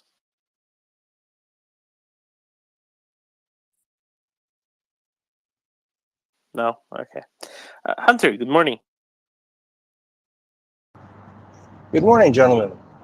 Quite a treatise on water spouts and locations of dark agents. That's pretty fun stuff. Since we have our resident sapper online, I was listening yesterday and I didn't get a chance to jump into the conversation about mines and mine clearing techniques. Would airburst ammunition create enough overpressure, if set correctly, and or shrapnel impact, help clear anti-personnel and even up to anti-tank mines? That's one. And the second one would be, we have such advances in magnetometer overflights with drones to map large areas to find them very clearly if they have enough metal in them. It's done in large scale treasure hunters do it. Everybody, a lot of other places do it. So the technology is very well available to map them out very clearly and find ones that you may not see easily. So that, I don't know if they're going to be employing that technology to detect the ones that have enough metal to see. But the first question was about the overpressure of an airburst munition to help clear certain types of mines. So I'll go mute. Thanks. So my initial thought is yes, but it would have to be very close. But it would be so erratic that as to be ineffective for what you're trying to do. And what was the second question again? It was about the use of airborne. Oh yes, sorry. Yes, no, I was yeah, or for surveying whatever. the ground. Yeah. So we've already discussed the ground penetrating radar, etc., and things like that, and LiDAR to look at it as to using some sort of magnetometer. The problem would be in many Russian mines have plastic casings and they have minimal amounts of metal in them, right? So something like ground penetrating radar might do, because it might pick up disturbances and in the earth which are round, for instance, if they were dug in, right? And LiDAR might pick stuff on the top of on the surface, or it might even pick up stuff that's being dug in as well, right? So I would be thinking that probably not for something like as magnetometer, but I'm still wondering about ground penetrating radar and LiDAR. Of course, because if you're if you're going to use something that's a metal detector, you might as well just use a metal detector as opposed to a drone. Are my initial thoughts. Right. But I do. Sorry, I do apologise. I do like the idea of using lidar and ground penetrating radar. The question is, can they get the right power to do this, and can they do it with lidar? Definitely, you can put it onto a drone. Can you put ground penetrating radar onto a drone? I don't know, but there'll certainly be ways of doing it. There was another one that I saw the other day, which was very interesting, which was using vibration, geological testing equipment to see whether they could pick it up as well. Because obviously, when the vibrations, if you've got something that's a different shape, it will pick up that as well. So they're starting to use some really, really interesting techniques. And anything in the realm of for detonation for sonic, where you're using a distant standoff weapon to use a if you know you've got energy directed weapons that you can sweep across an area at a very certain frequency to cause instability of the explosives or cause a reaction great enough to have that happen. So I can't see that. So let me explain. So the thing is that mines are pretty stable. They need to be. An anti-tank mine needs to be stable because what it wants to be doing is blowing up the tank or something, a vehicle going over it, right? So they'll be. They're not that sophisticated. In some ways they're sophisticated, in some other ways they're not. There'll be a pressure plate on it, and the pressure plate will be for it to go off when something of some sort of weight goes over it. Let's just say, for instance, let's say it's 200 kilograms, because you don't really want anti-tank mines going off if a person walks over it or something light walks over it, like a rabbit jumps on one. Right, you don't want it going off at that point. You want it to go off when the tank goes over it. So they're pretty stable. So I can't see an energy directed weapon might. But we discussed energy in a different way. We discussed fires as a way of clearing out some of the mines, or even and importantly the clearing, say, the grass or the material that might be over them, which would then, for the ones that have been ground laid, so to just to clear it, so you might be able to just see them more easily. And the fire might have a different a different effect on it. It might melt the mine, might make it more difficult, make it more difficult for it to set off, or it might make it set off just simply because when it folds in itself, it might cause the pressure to set it off or something like that. Very good, very good. I did hear a lot of the conversation. I just didn't have an opportunity to hop in. Other things demanded my attention.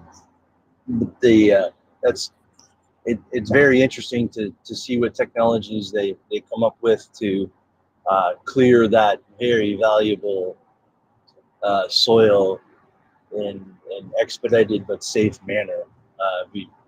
They need to grow food and wine and grapes for wine, of course.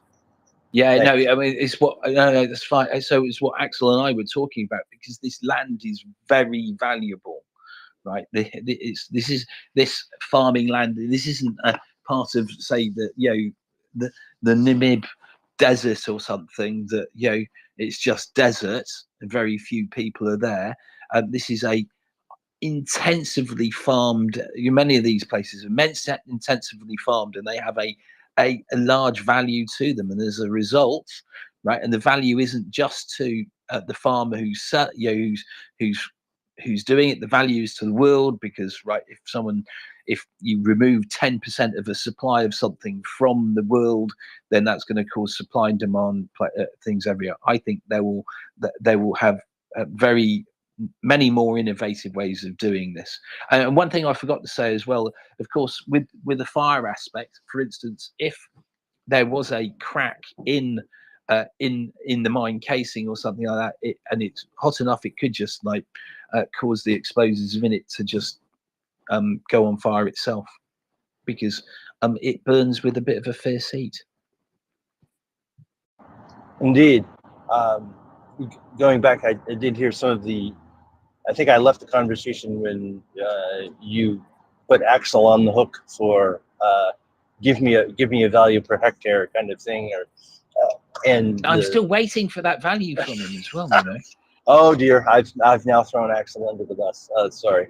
And the thing I was going to add is we deal with hay producers, and our hay gentleman produces a number of other crops, and he can get crop insurance for lettuce, for vegetables, for other things, because the yield is fairly predictable, but he can't get crop damage insurance for hay because the yield is so unpredictable based on certain conditions. So crop insurers won't, at least in the area where he produces hay, probably in the United States, they won't insure hay for damages like they do other crops.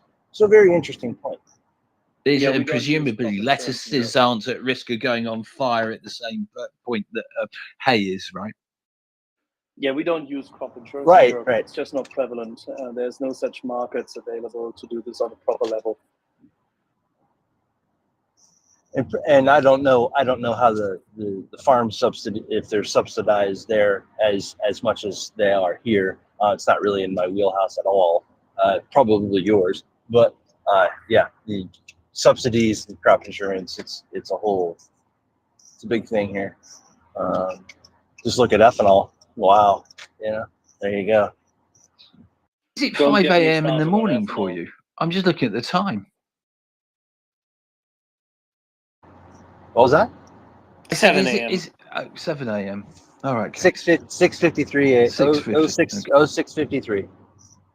Who gets up at that time? That's just crazy. I've been up for 2.5 hours. Yeah, so Hunter's already tended to the horses. He's been doing stuff. So, shall we get George in on this before we continue on hay insurance and maybe get back to mines? George, morning. Good morning.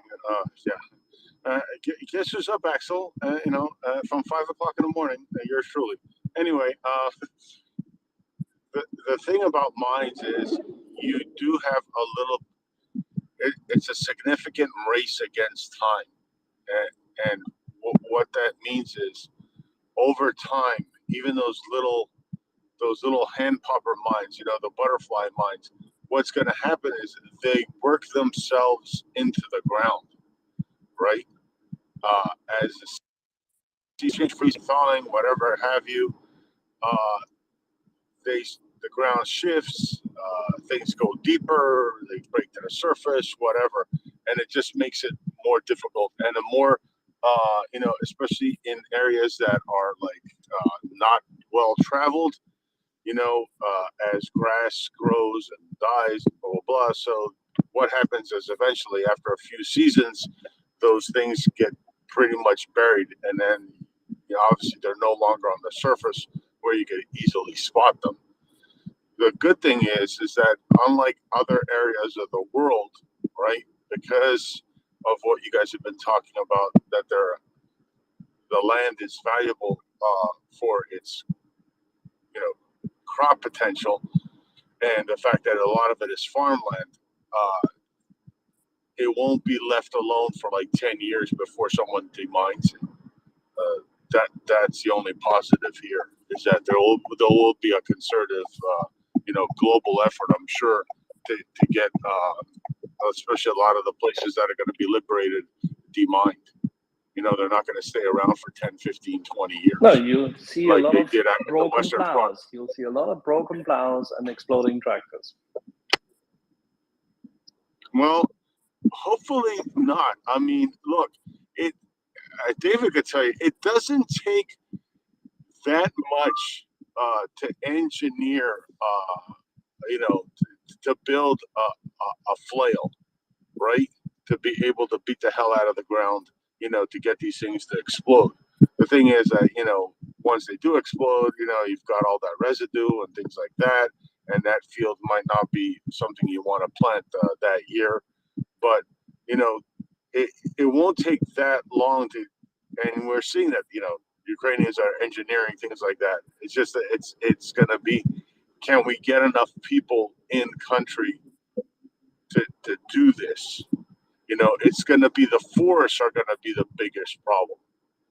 Those areas, parks, things of that nature. That's going to be the biggest problem. So a lot of those areas are going to have to be cordoned off and put off limits, and people are going to have to listen. They got to, not ignore the warnings, because parks, any forested areas, because of the way the Russians are mining them and booby trapping them, those are going to be the huge problem areas, because those areas, you can't just get a flail machine in there, to clear it. You got to go in there with personnel. You've got to go in there and go,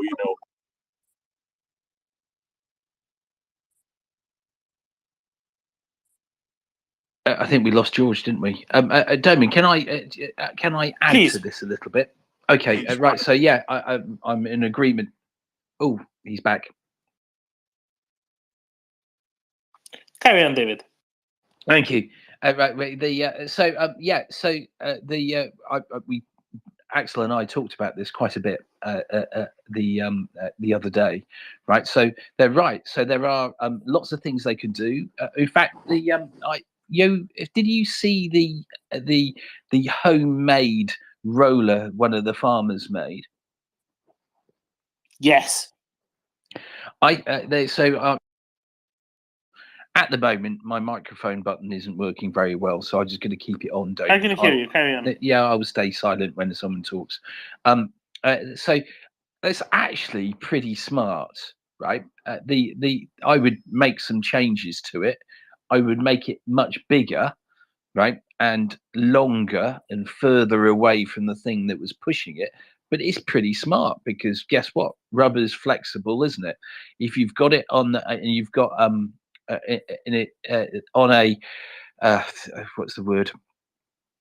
As long as it can rotate when it jumps up and down, right? So when it hits a mine, it will do. You can replace tires really easily and really quickly, because there'll be loads of old knackered tires around. I think that's a really smart idea.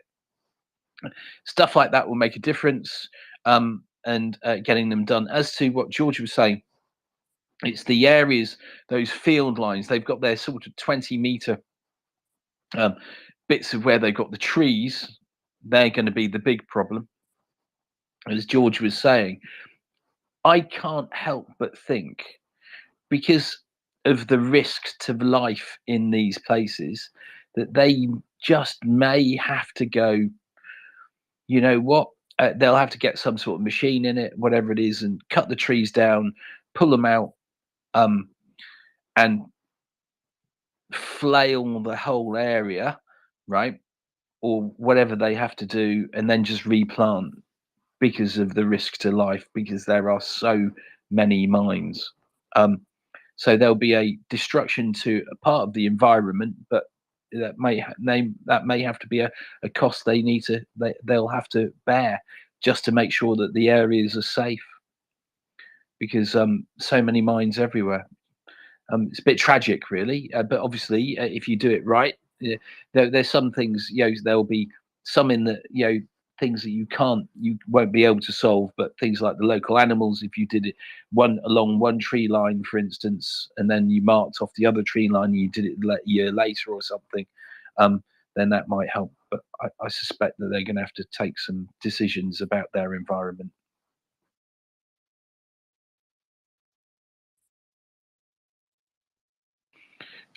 Because of the risk to life. It will be quite considerable. There's been a few such things that the Ukrainians have done, right? There were some of these rollers, including especially on tractors, which were built to be remote controlled. I'm a big fan of things like that.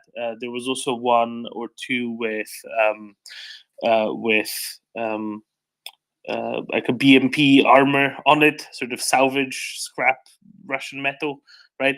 Just anything like that, and that works really well.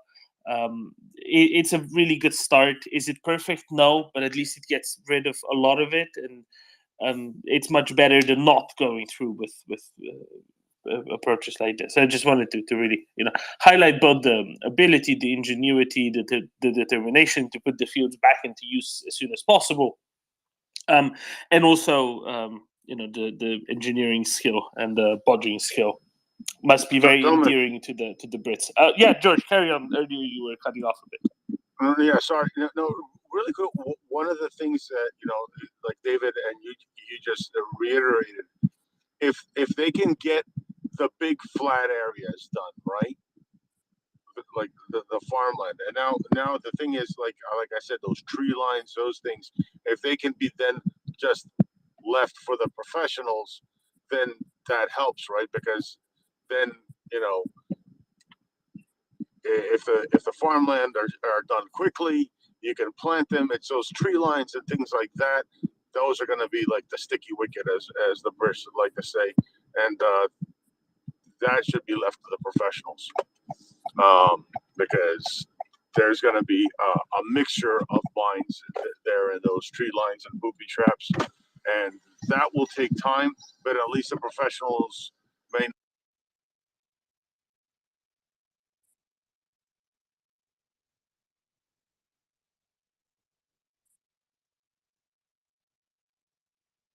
I think we'll just have to guess what George was getting at, but I think we can do that. I think he was saying that the professional clearance guys do the tough bits, but we can get machinery and the rest of it to do to the other bits, right? Which makes complete sense. To add, sorry, I'm interrupting. I do know, Doman, to add something that George was talking about. So we had a chemist on the other night who went. The RDX. Well, yeah, I think that was you, wasn't it? I didn't someone talk else. about RDX. It was someone else who's. But the RDX, the problem with RDX, when it breaks down to nitrates, which might even have a fertilizer benefit to the area. And as an idea, yes, no, exactly. There you are. Set them off. Free fertilizer. And the other one was you talked about some of the effects of of the explosion and the byproducts or the metabolites of the action. He said they're probably not as bad even as putting fertilizer when farmers put fertilizer on the ground. And as I've said at the time, right, because whilst there are a lot of mines, right, there aren't a lot of mines or explosives for that one specific area. It may look like a lot to us, but it's not a lot when you think about it in terms of spreading something. Yeah, I generally agree with that. I wouldn't be going out and making lots of proclamations of exactly what's where, but yeah. David, I'm sure we'll return to mines momentarily because I want to for sure. But let's just have a little boom update because there are major booms happening in interesting and important places, and we should not be late on that. Mockers. Morning. I've not written them down, but it's afternoon. We have a number of booms. So things are still going on in Russia with the Russian Foreign Free Legion people. But something quite interesting, a new offensive is taking place near Shalayevo, which is also Belgorod's People's Republic, by the RDK. That's their volunteer group, I think, isn't it? And this is closer to the current front lines in Ukraine. However, there has been a huge explosion in Berdyansk. And we're all looking at this and going, oh my goodness, that's amazing. But there has also been explosions reported in Henichesk as well as Berdyansk. Henichesk, yeah. which Henichesk is one of the roads with access to Crimea. Now, the massive explosion in Berdyansk may have been the result of Russians self-bombing themselves with a fab. The witness report states they saw a bomb released from a plane flying overhead. So there is one nuance in all of this. We are standing on the street playing with a child in our area. This is the only street where the field can be seen just like the palm of your hand. The plane was flying, not audible. It was flying nearby, that is, overhead, and after a sharp launch, a rocket flashed and immediately flew. Yes, let the lovers of the Russian world sitting here peck at me, but it was a Russian rocket release. They bombed their own. So, fun times. So they're actually saying they think it was themselves, but it's certainly plausible. It's happened before. However, these two booms are quite significant, shall we say. There is also something else going on. There appears to be, I'm sorry, I'm looking for the information while I'm talking to you. And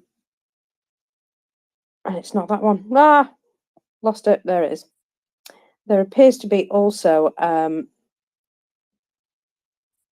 so the strikes at Berdyansk are at the port area. Here we go, found it. So in the Smolensk region, 2 UAVs attacked the facilities of a fuel and energy complex. Now, the official Russian line is that they shot down 2 drones at this location and there was 0 damage. But Telegram says there was critical damage and fires, but no casualties.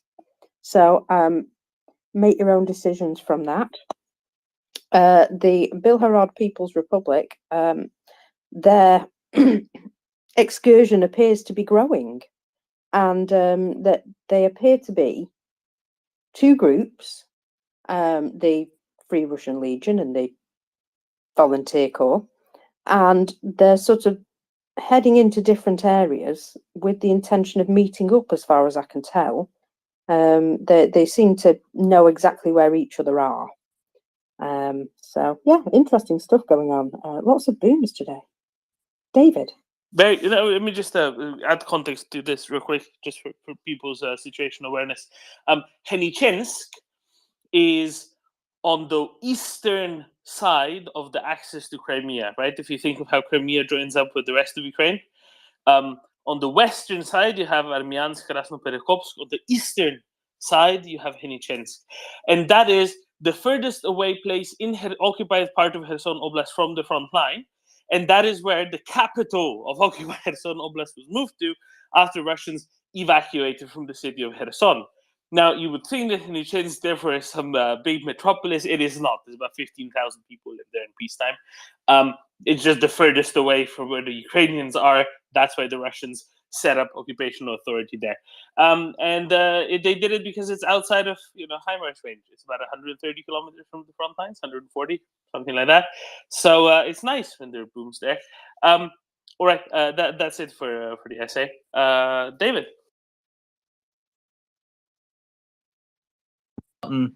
Sorry, my mic button is misbehaving. I was going to say, because this is obviously not the first time that they've accidentally dropped to Fab 500, is it? They did it elsewhere recently, or did they not? Or is this the same one?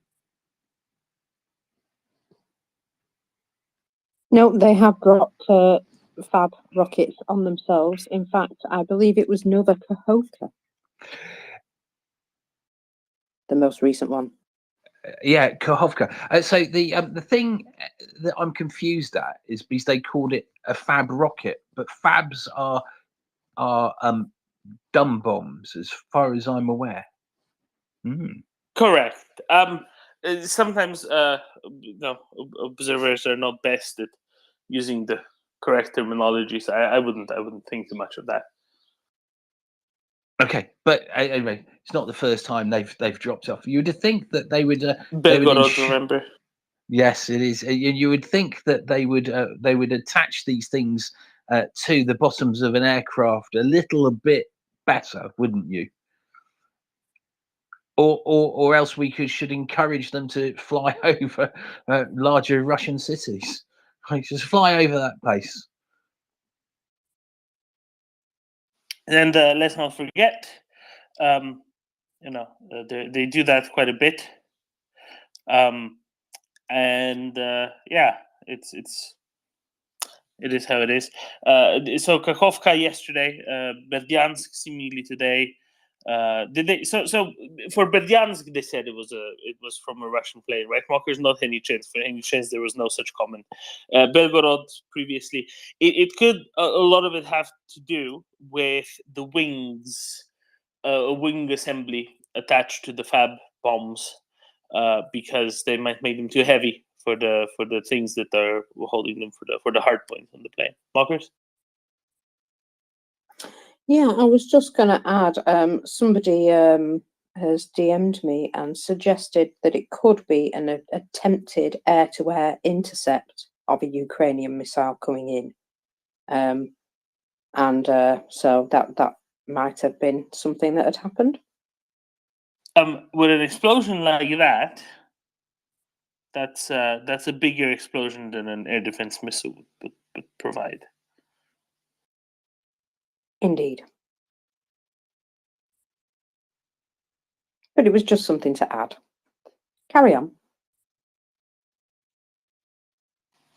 So yes, where were we? So David, it seems to be one of the problems that they might be having, the Russians, that it seems to be that they're hanging too much off of the wings of their planes, and they can't hold on to it. There's quite a sizable explosion there in the port of Berdyansk, quite sizable. I can't tell how big. It's blooming but fat. let's say it was at least. I mean, from what, just looking at the ground, right? That's at least 100-meter diameter of the dust there going up into the mushroom. So that's a big bomb. That's not an air defense missile falling back to the ground and exploding. No way. JDAM. That could be a JDAM. Could be a Russians bombing themselves. Is the same size of a boom.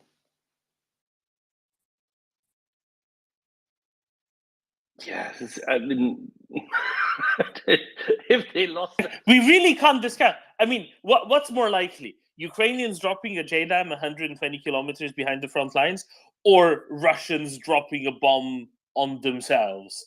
It's about the same. Could be a Tochka.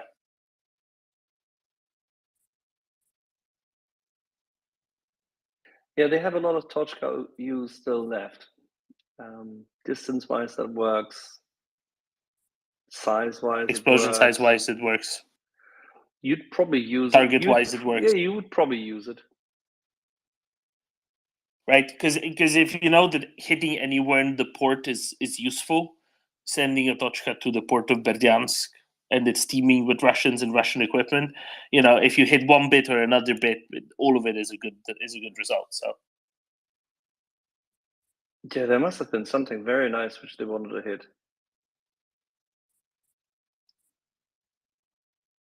So Russians have been using the port of Berdyansk as a transshipment hub because they don't have good rail connections anywhere in the southern front from anywhere in Russia. They're using it as a transshipment hub. This is well known.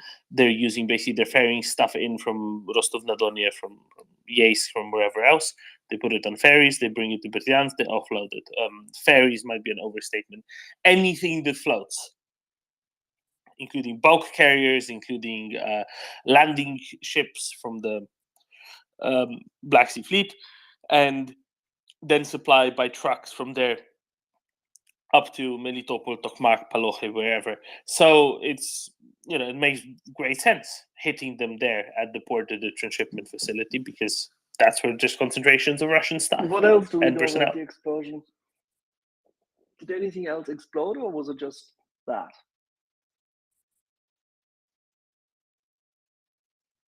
Secondaries, the likes. The port. Yes, in the port. There was a report of secondary explosions. Bear with me. I'm pretty sure I saw something earlier. I'm just going to check the location. Berdyansk, Zaporizhia region, previously an ammo depot. Residents complain of the detonation of ammunition. There you go. So it could be a smaller missile hitting an, say, a temporary ammo storage. Changes the picture. Or it could also be, a Tochka hitting a parking lot full of Russian BMPs and mixed in with trucks that have had some tank ammunition loaded on them. See already immediately right then, and if that photo is for real, then you would see immediately a lot of smaller, darker clouds, a bit of fire, the BMPs and their tanks going off. I mean, even if they have only filled the tanks very, very barely in order to keep them there and move them around and not filled up completely, that thing would go off. There will be some residual oil, ammunition likes. I mean, David can talk about the explosives better than I can. David, what do you think? I do apologise. All I heard was, David, what do you think? And well, and what the do you word think? explosives. Tell us. I think many things you probably don't want me repeating them. Yes. Okay. If you look at the photo, look at the photo of the explosion which you have. Oh, and if that photo is that in the Our friend okay, I will look at it now. Our friend sent it. The one who specializes in naval photography. Oh, right. Okay, let me have a look. And that photo, if this includes other explosions, then that is not necessarily,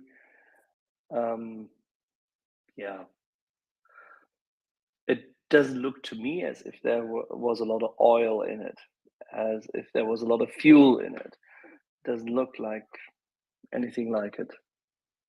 But that's just me. But maybe you can tell us.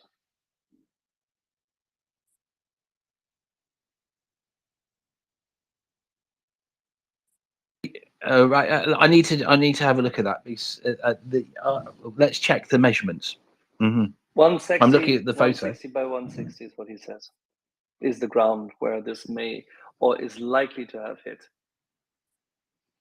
Okay, 160 meters wide. That's really wide, right? The 160 meters, that would be a you very can see it, right? big You can see the bomb. space which they set up there with the two derricks, the movable derricks. Yes. Yeah. So so my eyes, I can see the little things. So I can see the two derricks to the side, right? Yeah. Well, so we believe that explosion area at the base is 160 meters, do we? Well, roughly. I mean, I just also punched it into Google Earth, and it looks close to that, depending on how wide the allocation really is. So that's. If it's. I mean, if that's. I mean, I'm saying if that's 160 meters wide, right? That's so we saw the. Remember the when they went the really big JUN bomb test that we thought we'd seen somewhere that had been videoed. Yeah, I do. Remember that when we thought that was a 1 ton thing or whatever it was. So that was 52 meters. So this is 3 times as big. So that's a very big explosion in the tons. So so you have to think that maybe if whatever this is, it's either it's a very, very big bomb or something's hit something that's big.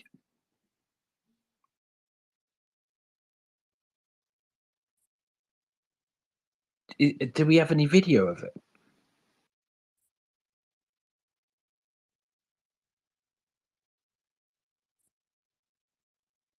So Tochka U would not make so wouldn't be big enough explosives to make an explosion that big, right? So Tochka U is whatever it is 250 or 500 kilograms. Okay. Not big enough. So the pure yard, just the yard, is 95 by 160. And that's huge. It is huge. That's the more or less rectangular shape. And then you have the buildings right next to it, storage or whatever else that this is. I mean, difficult to see. Real shame that this is come from a video, hasn't it? Shame we don't have the whole video. But it's big. So it's what most likely something's hit something where there are some explosives and it's all gone bang, as opposed to just being a big bomb that's being dropped. And this is in Sevastopol, right? No, Berdyansk. Berdyansk. Oh, right. I'm going to do some stupid microphone button. Let me look at Berdyansk. Oh. Marcus? Oh yeah. While he's doing that, I've got a bit of information from the when I said that they were the RDK, whoever they are attacking in a particular place just north of what's supposed to be one of the main fronts that the Russians are trying to advance from, which is Urazovo. So it's basically right in the corner of where the front is and where Belgorod and Ukraine's border is. So there is apparently more than 100 of these what the Russians call militants. So the RDK are attacking from the borders of the Belgorod region. They're trying to cross the border near the Urazovo-Verigovka section. In total, according to intelligence data, up to a battalion was involved in the attack. The terrorists position themselves as RDK. There is a fight. And this particular location is, I mean, if that's where the Russians have been trying to advance from, they have no reserves. They have no reserves because otherwise they'd be coming across reserves, obviously.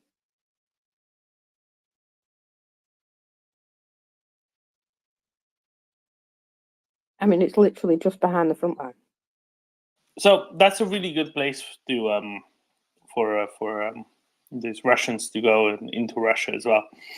No, it's right north to the it's right north of where the front line in northern Luhansk Oblast meets the Russian-Ukrainian border, the legitimate border, as you said.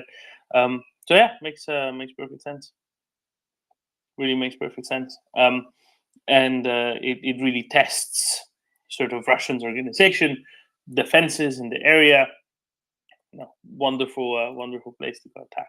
So if you look at the area, there aren't that many, lines of communication, lines of supply there. And frankly, if they take Urazovo, they would also cut off that railway that goes, through Starobilsk into towards the city of Luhansk. That northern railway gets cut off, maybe on the Russian side instead, which isn't a bad thing either.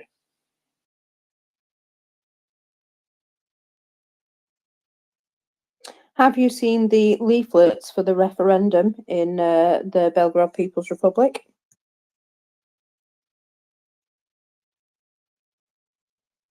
No. Is it, so who's organizing it? Well, these advertisements are appearing online, and they are stating on Sunday, June the 4th, there will be a referendum on the withdrawal of the Belgorod region from the Russian Federation and the formation of the Belgorod People's Republic. Come to the referendum, prove you have a right to choose.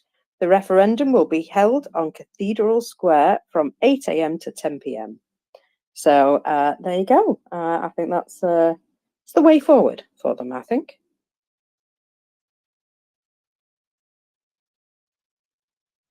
So they've just got to get to the Cathedral Square, what, in 48 hours?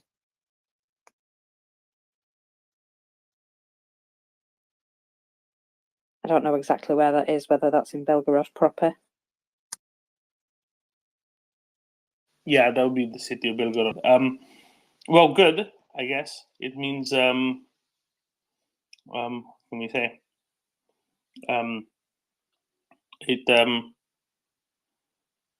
It means that it might actually be a 3-day special operation.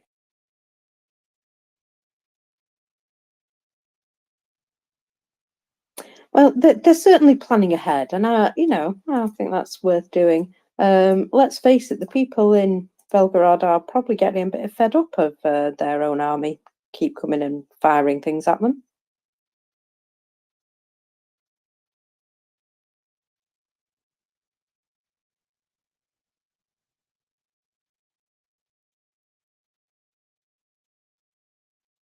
So something tells me it's probably not the Russians accidentally bombing Bryansk, and that something is that ships are fleeing Bryansk. No, I would presume that otherwise they wouldn't. They'd be like, "Wow, they're not going to do that again, are they?" That's very true. Yeah. Wasn't this particular location where they did a lot of theft through? So it's a good location for them to be scurrying out of.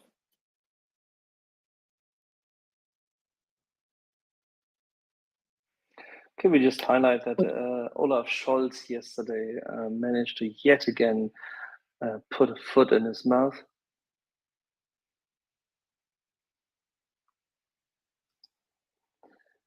How did he manage to do that this time? He opened it. No, it is, of course, yet again some waffling, but it is the worst part.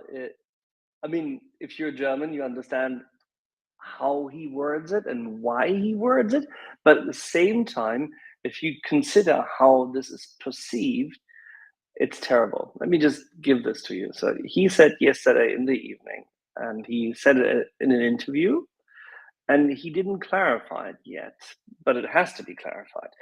But there you go. He said, there are very clear criteria for membership. This is about NATO. According to him, this includes that the country has no border conflicts. All right. So what he was referring to is that there's no speedy, say, admission of the country, meaning Ukraine, into NATO. Now, if you think about this, no border conflicts makes no sense. Not at all.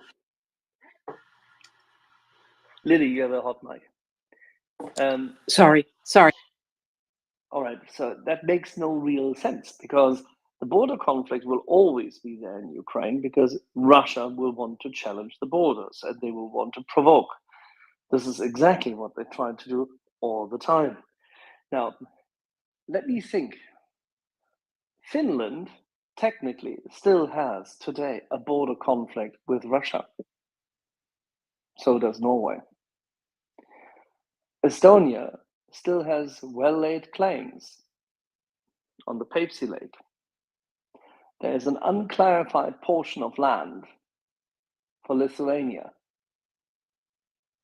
There are border claims, technically, that other nations would have.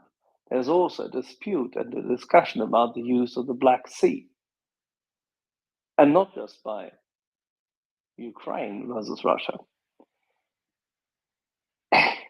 I'd say this is very artificial.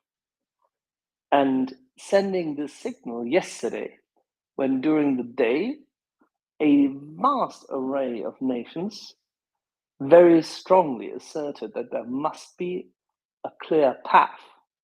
If not a membership action plan, then at least a clear path. That is quite insane.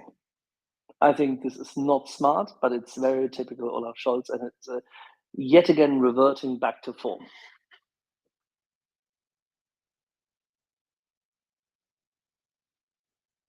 So, in the other sense, there are no territorial disputes, because Russia has signed that there are no territorial disputes many times over between 1991 and 2010 He was says the last one. conflict. He actually specifically says No, conflict. I know. I understand. I understand. That's fine. I'm just looking at different ways that this can be interpreted. Because between Estonia and Russia, there exists a territorial dispute. Whereas between Ukraine and Russia, there is no such thing as a territorial dispute.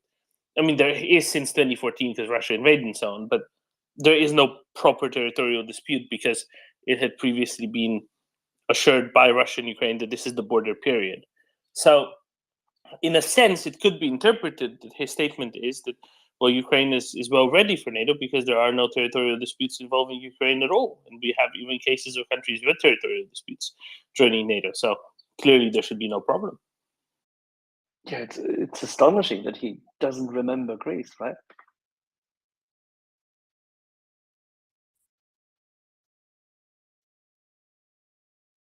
Wait, Greece? Where does Greece come into this? Well, when Greece rejoined, the territorial disputes and the border conflicts with Turkey were still there. Yeah, and then Turkey signed off on it. Astonishing.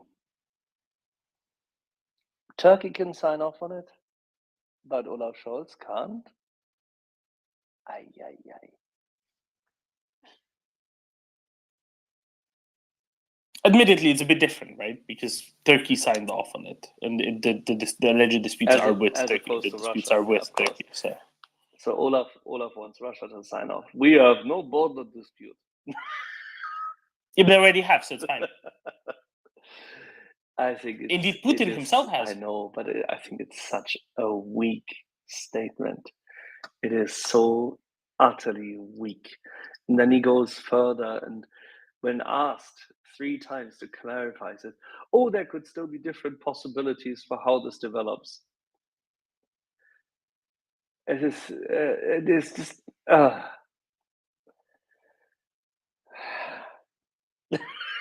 He just reverts back to type because that's him.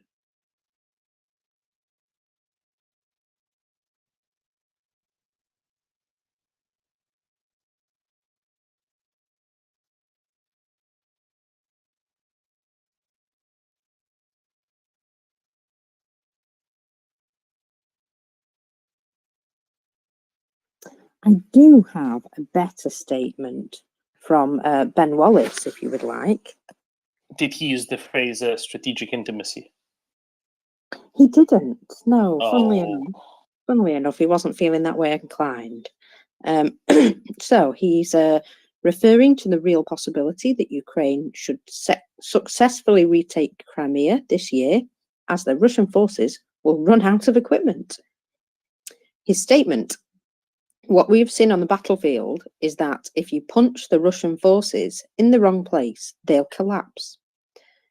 He said, "You can send young men to die in their tens of thousands, which is what they do, but you cannot magic up tanks and weapon systems." And he's got a point.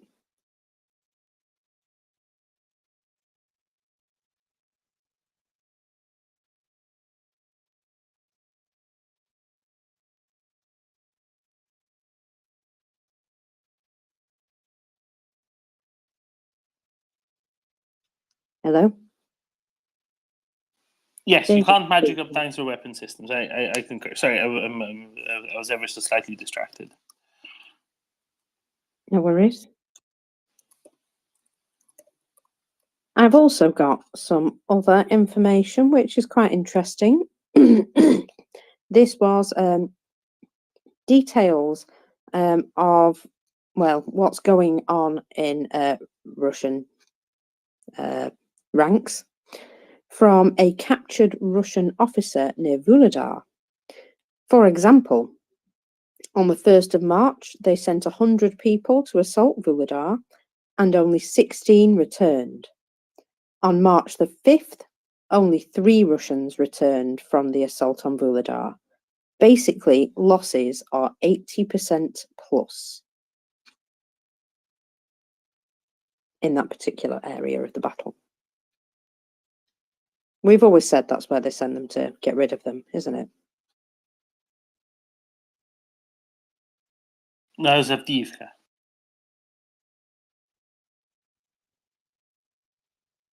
Avdiivka is where the punishment is. Vuhledar is where they get Zhukov medals for, you know, the mining with tanks. Or just the men, it would seem. Yeah, there's not a high survival rate coming out of there.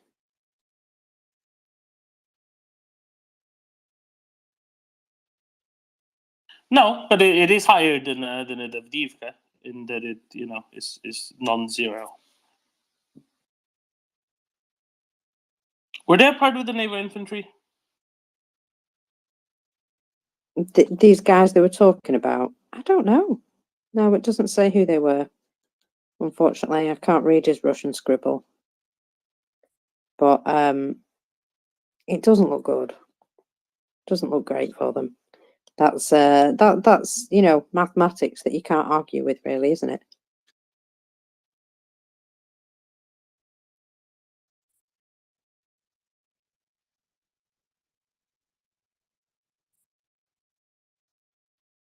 No, indeed.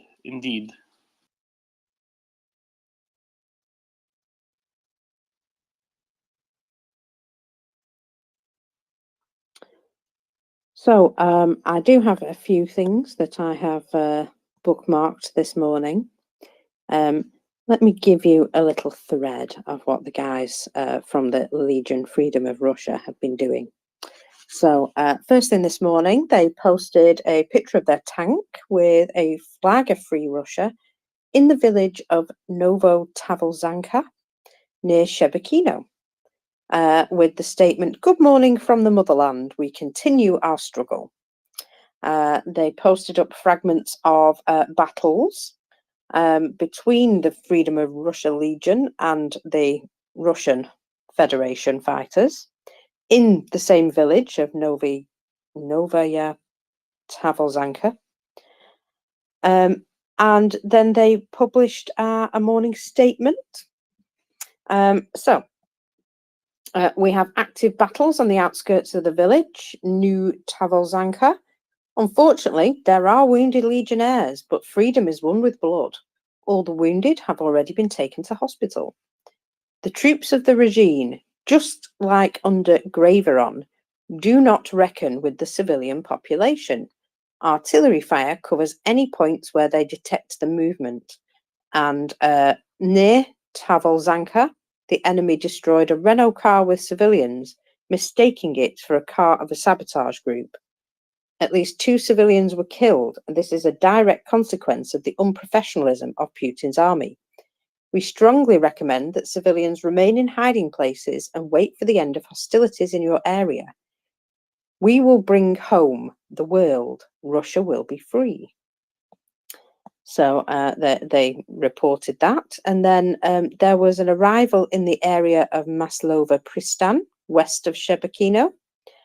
And they posted a few more videos saying that they were active. Russian military blogger War Gonzo reported another attempted breakthrough. And this is the one we were talking about, the Urazovo-Verigova border crossing.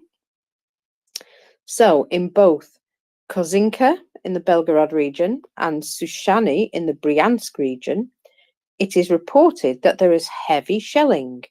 It seems the what they call them insurgent forces have stepped up their activity again. Further heavy shelling in Shebekino is reported. Yeah, we got to the bit where there was more than 100 plus fighters in the Urezovo-Verigovka region.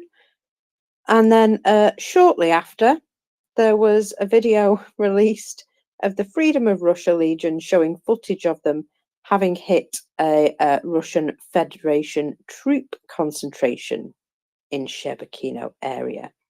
And they're still going ahead and causing chaos. And I'm enjoying the chaos a lot. I can't wait to see what they get up to next.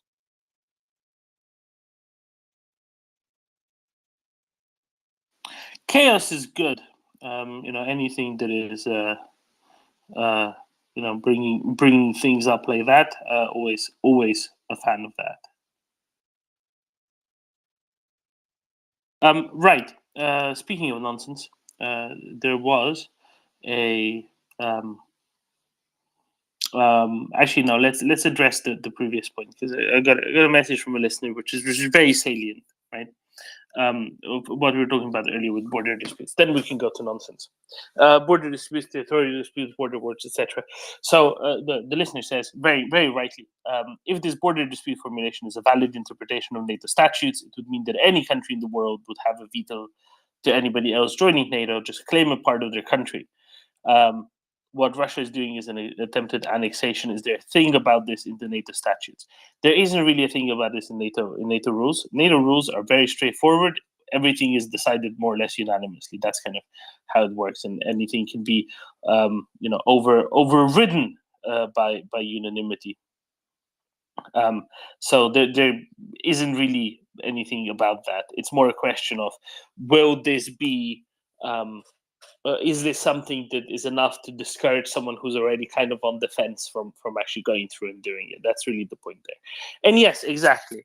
The biggest strategic mistake possible is to say, well, we can't accept Ukraine into NATO because Russia is claiming a part of it or is occupying a part of it. Because that would effectively give a signal to Russia that for anybody else that don't want into NATO, they better go out and occupy a bit of them. And they already got that signal in 2008 by invading Georgia. Again, some more. So it's very bad strategic messaging to suggest anything along these lines publicly, especially. Which is why I said it. Well, exactly. And this is something that they should know better. And this is why Axel quite rightly said, he put his foot in the mouth by virtue of opening it. Just stay away from this. You don't have to say anything. Do not comment. If that's what you're going to say, do not comment. Indeed, the appropriate comment to this is, we do not comment. We do not say anything. We do not set red lines. And setting any such lines or even mentioning this is bad strategic messaging. So don't. I really don't know who these people are who say, "Oh, me, I want to be head of government. I want to be the person deciding this for a big important country in Europe," without first having an understanding of this component of it, because surely this is the most important bit of what you're doing as when you're running a country, right? Yes, everything else is also important, but the safety and security from invasion, which is something which is done in Europe collectively, wisely so, is the first thing that you should be assuring, because everything else kind of depends on it, right? You can't run a very good and stable economy if you're under threat of invasion, because cost of business goes up a lot. So you can't run a good educational system under the threat of invasion, because cost of business went up a lot, so you don't have nearly as much of a good tax base to fund a good educational system, for example. Whatever it is, it's really good to live in peace, as Germany should know, right, by now, because the peace dividend is indeed real. So just wanted to highlight that as a more general point. Do you want the final slap on this topic? No, you can have the final slap, and then No, because you I'll will go enjoy slap it. somebody else It pronouncing fits with nonsense. the kind listener, and it fits with what you so eloquently just said and derived. When Germany was admitted to NATO, a large part of Germany was under Soviet occupation. They had asserted their right to take away democratic rights. They occupied it despite that they should have provided free elections. They occupied areas and annexed areas which didn't belong to them, including Kaliningrad, as they called it, but Königsberg. So there was more than one unresolved issue, and it continued to be. Germany was admitted to NATO. And it was a hot conflict as much as it was a Cold War. There were people being shot by the instruments of Soviet occupation every single day from the day the war came down. Beforehand, people were already in the 1950s forced literally to leave in order to live in freedom. They were deported to Siberia, to Vorkuta for years from the Soviet occupied zone, which is why more and more people fled. The territory was annexed by hook or by crook. It was not a democratic republic. This was not a German republic. This was not the free will of the Germans. This was Soviet occupation, a dictatorship. And nobody in today's new 5 states could ever say that there's anything to long for.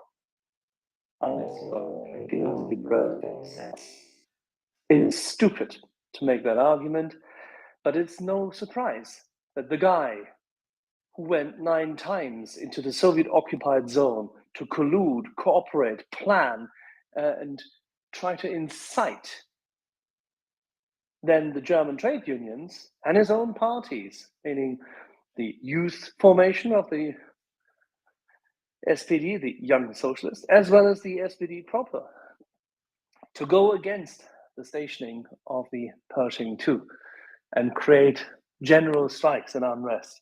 That is what Olaf Scholz had in mind in the 1980s. That is what he has been advocating for. That what is a large part of his party always stood for and still stands for.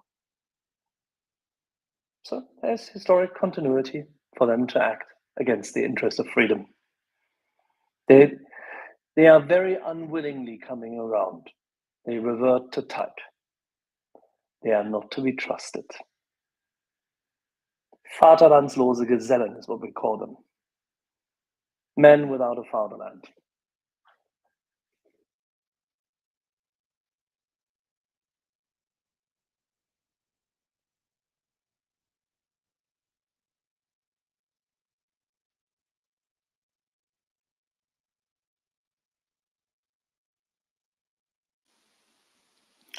On the other hand, we have the genius that is a certain dictator, that is Viktor Orban. He had an interview today on Hungarian radio, I think, and he said many things, such as that Ukraine should not go on the counteroffensive, that it must be prevented, indeed, that the counteroffensive of Ukraine must be prevented in order to avoid a large number of casualties.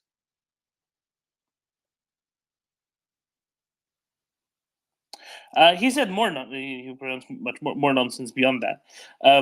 He said that if you're Hungarian, you have to stand up for that which is right. So he's clearly not abiding by that in the slightest. And notes that it is difficult to be the only prime minister in the European Union who stands for peace. To which there was a very well put, I forget who did it, it was a Klaus. Somebody said that yes, he stands for not so much peace, but a piece of something. And also noting that as far as he's concerned, from the Ukrainian point of view, something better can be achieved or could have been achieved by negotiating before the full-scale Russian invasion started, rather than through a counteroffensive. You know, he's very much blaming Ukrainians here for the Russians invading them, twice now. And he also says that it's all the EU's fault. and that if POX 2 were finished, the energy prices would be cheaper, which of course isn't really true, because Russian energy is very expensive for Hungary, since Hungary is paying some of the highest prices for energy. And yes, it might be subsumed into a different budgeting section, but still. And of course, for some casual anti-Semitism, he notes that if Erdogan hadn't won, George Soros's man would have won in Turkey, because it doesn't like his previous funder, clearly. So lots of nonsense there from one dictator. Then John? Yeah, despicable. But he posted a photo, group photo. I don't know if you saw that, saying that it's so good to be among friends in this EPC, whatever. And in that photo was the Polish Prime Minister. I don't think they're good friends anymore. And Mr. Vucic. So out of how many were there? 30 or something? About 50. Yeah, 50. And 49 yeah, okay. plus the EU folks. So he managed to scrape one friend at least. So that's quite an achievement. What a jerk. I would like to remind everyone that Orban's proxies blocked the publication of a Morawiecki authored essay in much of Hungarian media last year, because it contradicted the Hungarian government's stance on the Russian invasion.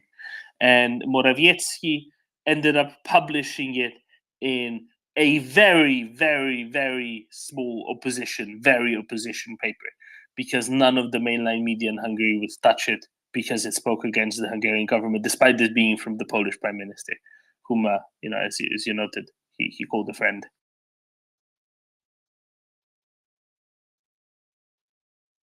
Yeah, I don't think the friendship is not that deep, because, well, it was before, I guess, but now it's concerning national security, which is another level.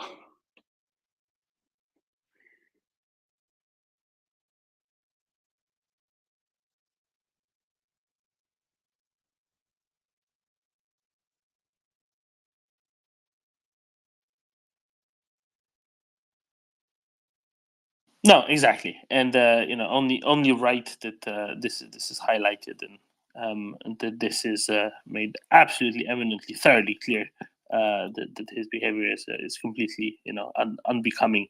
But what I want to highlight in all of this is Orban's going around and basically saying, you know what, Ukraine, you're gonna have losses if you go on the counteroffensive. Wouldn't it be better to just cut your losses and give Putin what he wants? Because really, who needs all of the country? And maybe you can give some to me as well, for giving you such excellent advice. Whatever it is, but it's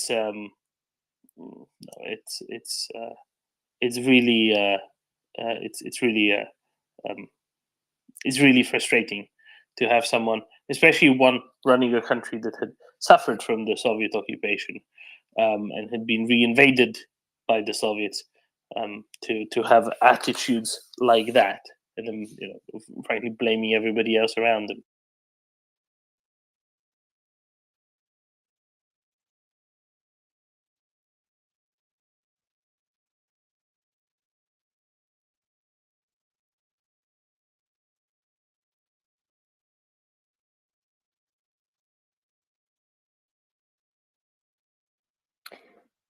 Did you see what's going on the propaganda channels, Doman?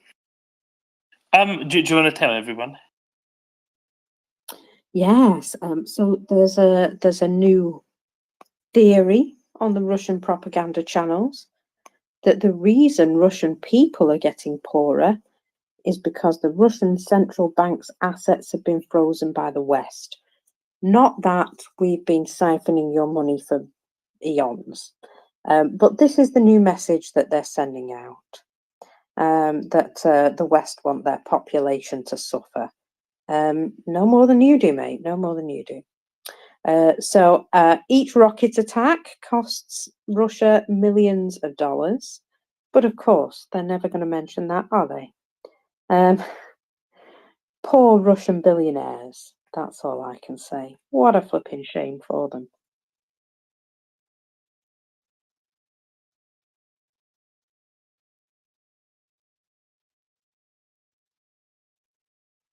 I also have a response to Orban's statement. From whom?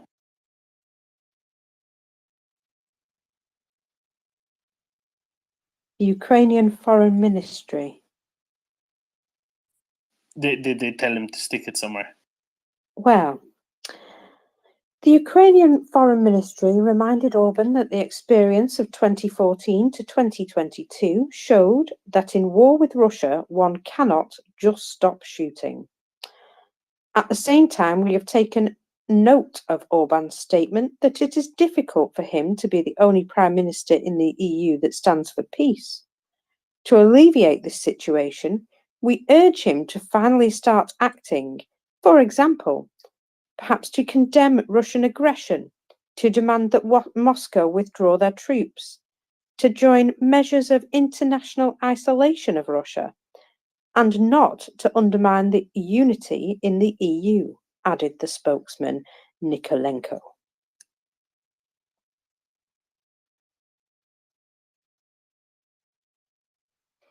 Once again, very straight talking.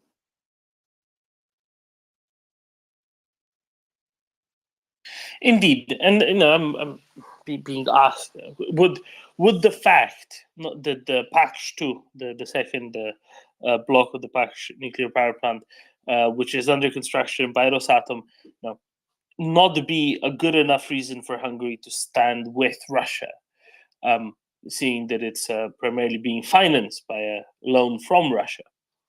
It's like yes and no. So yes, if you're looking at it from the perspective of someone who might want to enrich himself and his friends some extra, then sure. No, from a country perspective, because the way that Rosatom is doing this, the way that this financing works as well, is by effectively putting countries into a position with nuclear power that Gazprom was putting countries in Europe into a position with pipeline gas, right? Kind of trying very hard to build a dependency. And a dependency on Russia for the long term. Right? They're basically working a little bit like Gazprom with gas. We can leave it at that comparison, except that it's much more geographically flexible.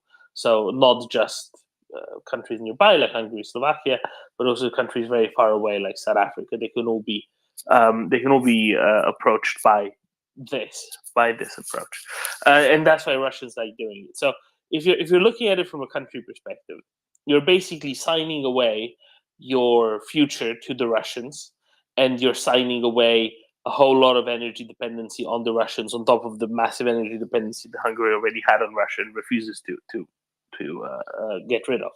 So, would it work? I mean, yes, from a personal perspective, if one thinks that one might be able to enrich oneself somewhat from this, absolutely. But it is a astoundingly bad idea fundamentally, because from a statehood perspective, a statesmanship perspective, it's just about the worst thing they can possibly do.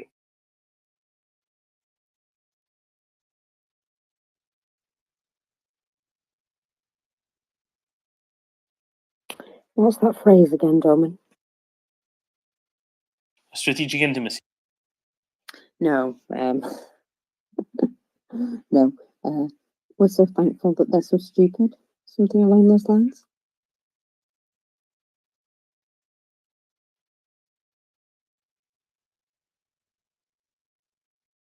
It seems that it's not just on the battlefield.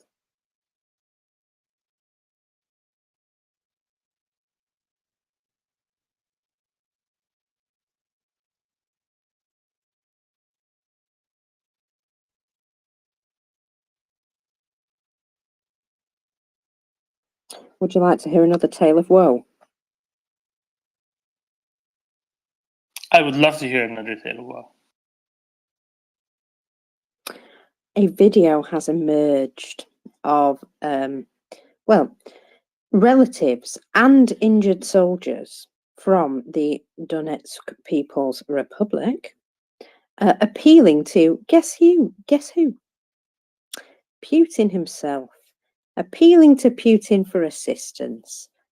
We are desperate since local and federal Russian authorities have ignored our pleas for support. Please do something to help us. And yeah, I'm sure that'll go down well. Request filed, you know.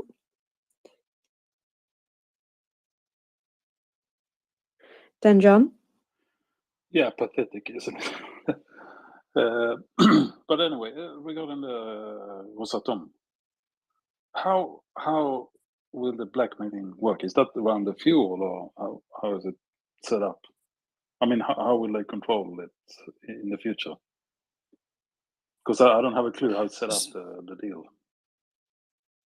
So basically, what Russia does is it goes to the country and says, like, you'd like a nice new nuclear power plant, wouldn't you?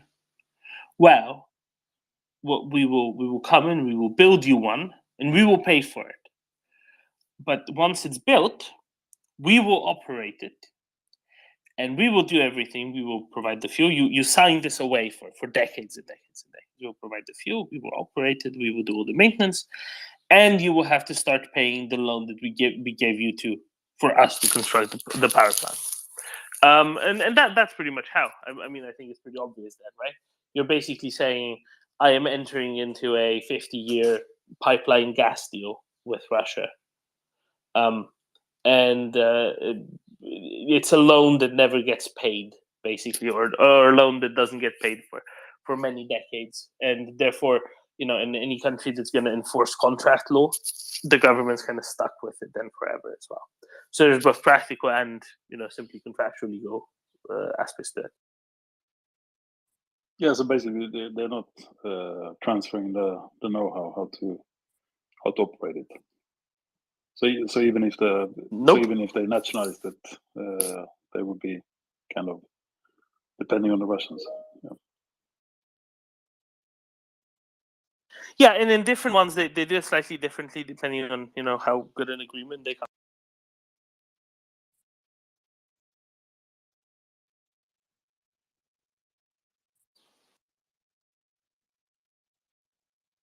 Did we just lose you mid-sentence there, gentlemen? I don't know, did you?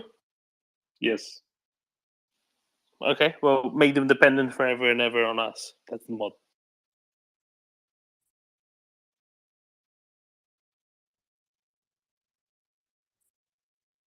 Kind of like a captive audience, eh? It's not very fair, terribly, is it? I mean, I guess so, but it's even much worse, I think. They build these dependencies because otherwise people don't want to play with them. I mean, look at who votes with them in the UN, right? Yesterday there was an article in Komensan saying, the president of Eritrea visited Moscow, had a meeting with Putin, made a great address. Eritrea is one of 4 countries that vote with us. Like, oh, wow.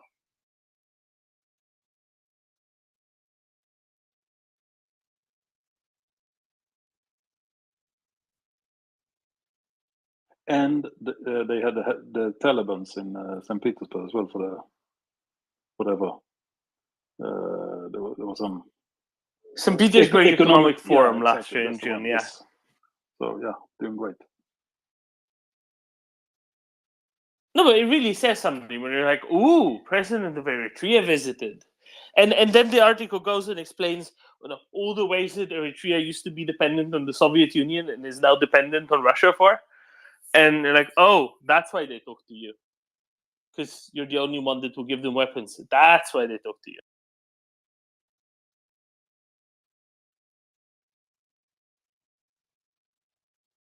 Russian exports are to a great degree built around exactly that, right? They're built around power relationships. They have a strategic basis in so many parts of it. The same went for gas. The same now goes for Rosatom. of course, weapons exports, right? No, it's all about we're the only ones kind of thing. Yeah, and that's how they really build it up. You know, Lavrov has been around Africa to make friends. Mozambique most lately, yeah, and Burundi, and apparently the Burundian president refused to take Russia's side, which is not saying he's taking Ukraine's side, but at least he refused to back Russia's invasion, which is a good thing. It's better than, you know, the opposite. Yeah, it really says something, doesn't it? When Burundi tells you to, you know, go off and do things elsewhere if you're intent on doing anything. So on the point of Africa, actually, there's reports that Russia says that it will block the port of Pivdeni until Russian ammonia exports through Ukraine presumably resume, and that they have informed that they have informed the Joint Coordination Center of that. The Joint Coordination Center being the body set up under the so-called Black Sea Grain Deal that has representatives of Russia, Ukraine, Turkey, possibly UN. I forget how exactly it's structured. In August, then you have exactly that structure, but now I've forgotten. So I really wonder why they're doing that to a degree, right? So fertilizer is a big talking point. It's a big point of propaganda, let's call it, for the Russians in the third world. Sorry, that's not the appropriate term anymore. In countries such as ones that Lavrov was visiting of late. There we go. I should use appropriate words. Or sometimes nowadays called the global south. Is that a more appropriate term? Let's call it that. Industrial. Yeah. But crucially, let's put it this way: countries which either rely on food imports or artificial fertilizer imports to produce enough food for their population. There we go. That's the most relevant thing, and that often happens in countries around the tropics, where soils are poor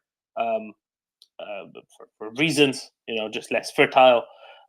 Perfectly fine, but a little bit less fertile, and that's often quite common around the tropics, as well as in more, you know, highly desertified environments.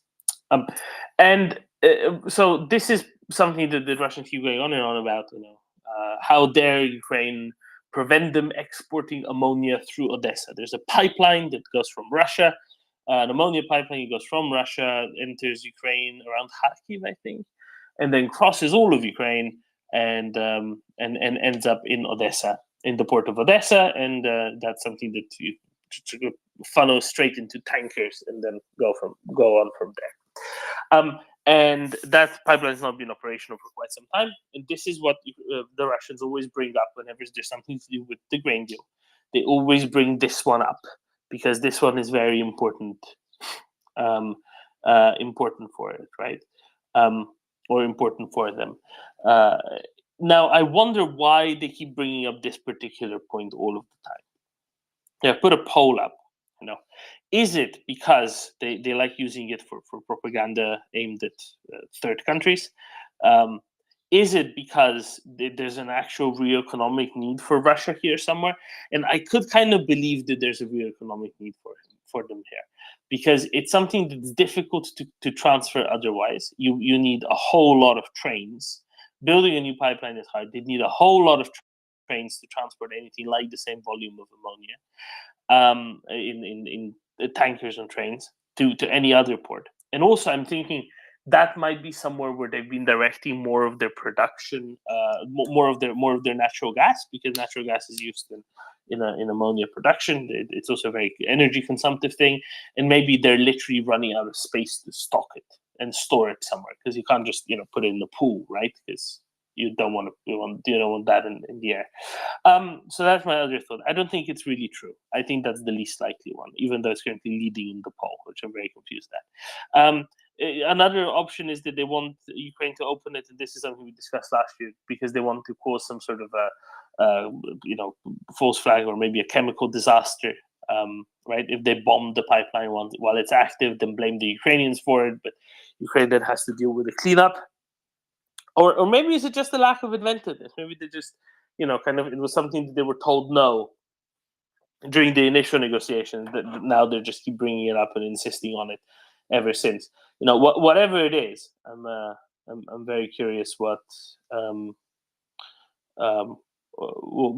to come of this, and what the blockade of Pivdeni really means for them. Does it really mean that they simply won't check ships at the Bosphorus that are destined for the port of Pivdeni and only check the ones destined for Odessa and Chernomorsk? I mean, I guess that's kind of plausible. But yeah. Then, John, what do you think? Why do you think that the Russians keep bringing up the fertilizer question? I think the first one, because it's used for propaganda for them, right? Because I think so too. I think that's the most. That's what they say about the grain as well. Isn't it? It's exactly the same thing. That look, see, the grain that they ship doesn't go to you, who needs it. So yeah, I think it's plausible. Yeah, it makes absolutely good sense to me. Ironically enough, by now blocking Pivdeni, they're literally depriving those who need that grain, whom they're allegedly talking to, of more grain, and making their lives actually more difficult. And this is where perception and reality are just so very different, oh so very often, like in this particular case as well. Just because somebody tells you something doesn't mean it's anything like true. Who would have thought, eh? Who would have thought?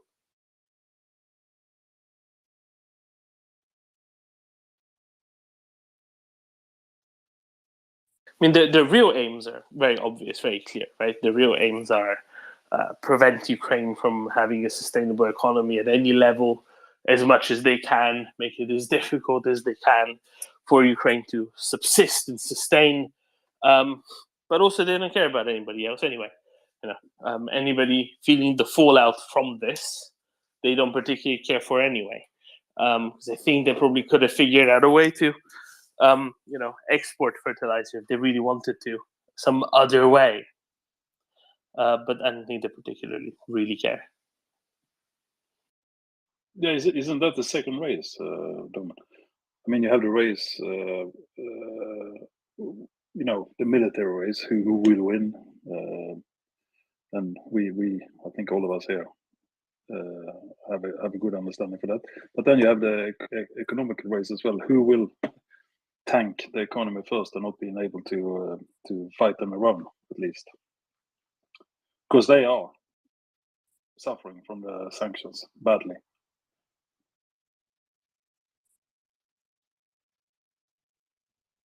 Except for this, for example, right? Because this is something that's allowed to them. So food and fertilizer exports were never sanctioned at all. Yeah, all. But the big money is in the oil and gas, isn't it?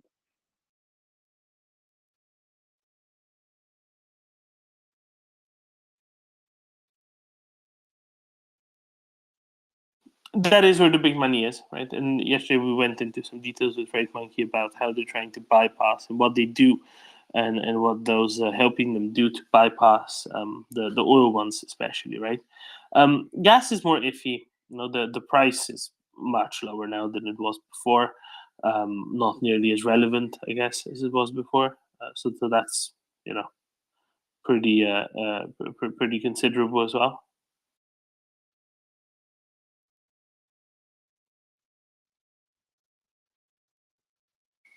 I mean, at this point, the natural gas prices in Europe are down to pretty much what they were in over 2 years ago. So it doesn't really matter on a long-term average. They're kind of right around the same as they were throughout 2014, 2015, 16, 17, 18, 19. That's the same price level that they are at now. They wouldn't really be making a whole lot of money, not compared to as it was last year, when you were looking at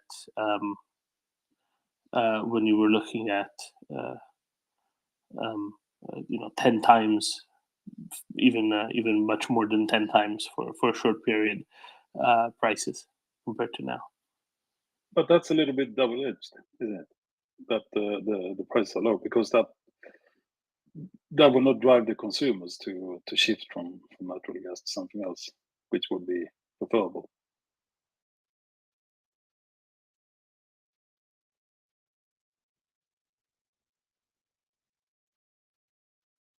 Do you get what I mean? Because then there's still kind of a market for Russia to exploit in the future, maybe in the future.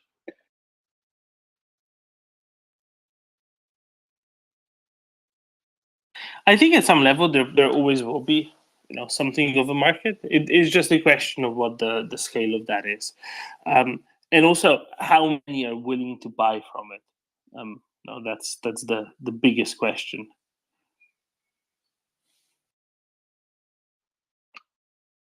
Orban.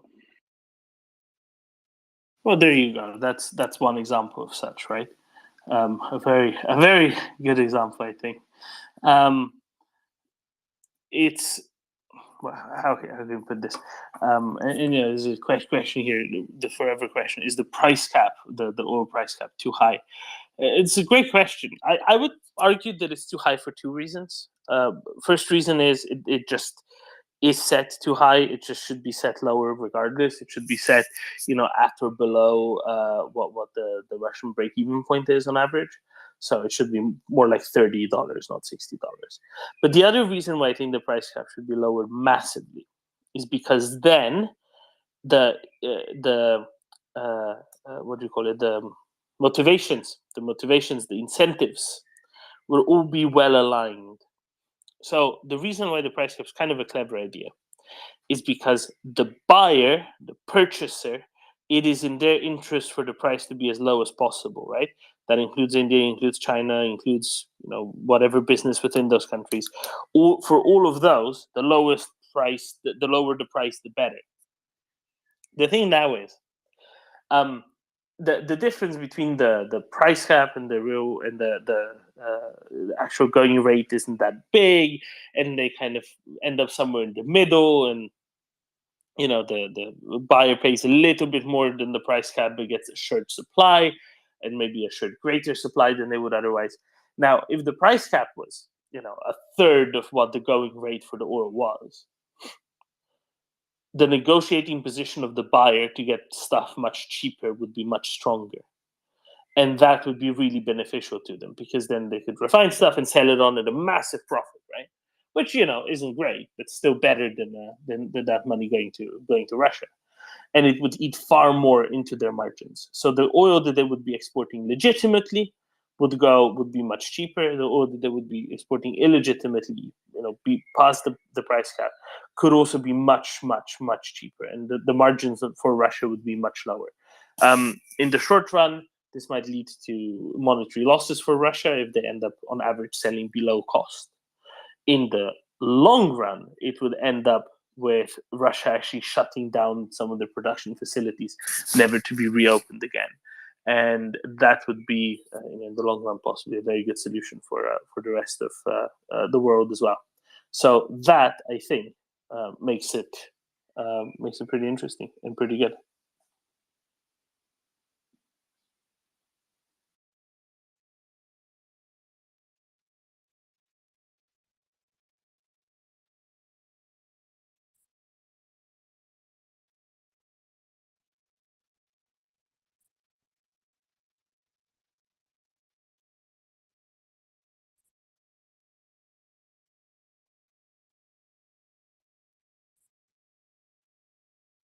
I'm Dilafella. Very good morning. Good morning. Good morning, good afternoon. I couldn't help but notice this morning I don't know if you're looking for a slight shift in topic, but I couldn't help but notice that the numbers of reported Russian losses had jumped dramatically. That seems to coincide with drier weather. Now, whether or not this is the counteroffensive, I have no idea. Or perhaps this is just more shaping. So I don't want to give away anything secret to the Russians, because we know they listen in here, right? I mean, do you know anything a secret that you could give away? No. No, I don't. But just there's a few people I follow, and that War Monitor 3, Chuck Farr, and some others. Just, I mean, the numbers indicate a big uptick in activity with it was rainy through Wednesday, right? And then yesterday it started a drier weather trend, and it just seems like if you look at the number of APV losses, tank losses, artillery losses of the Russians, I mean, all those ticked up. Those are in the, let's see, tanks were 15 reported. I think artillery was over 20. I can go back to that page. I can read them off if you like. I don't know if you guys have hit on this topic yet this morning, but it was a significant You don't jump. know, do you? Because you're always you don't know this, do you? Because you're always asleep for this. At around you're in Texas, right? So at Yes. around 2 a.m. your time, Mockers always reads out the numbers out loud. And she's very good at that. We appreciate that. Yes. do you wanna audition for the same role at a more reasonable time for the Western Hemisphere? Well, let's see, audition. Boy, this would be an on the spot audition, wouldn't it? Yeah, It's now or never. Give me one moment. I just need to get back to my profile page, and I haven't had coffee yet. You know, you know what I do when I roll out of bed? The first thing I do, I pick up my phone, and Kiev Independent is the one I can find most easily. So I typically go to the Kiev Independent, and I look to see, what are they reporting this morning? And then, I check a few other people. I check, what's going on in the space and all that sort of thing. So let's see here. Well, we could start with the weather report. Let's see. The weather report for Zaporizhia today, 14 for the low in Celsius, 14 for the low, high of 26, sunny. And then for the next several days, very similar and sunny. Let's see, sunny on Sunday, sunny on Monday, sunny on Tuesday, Wednesday, some clouds, but no rain in the forecast.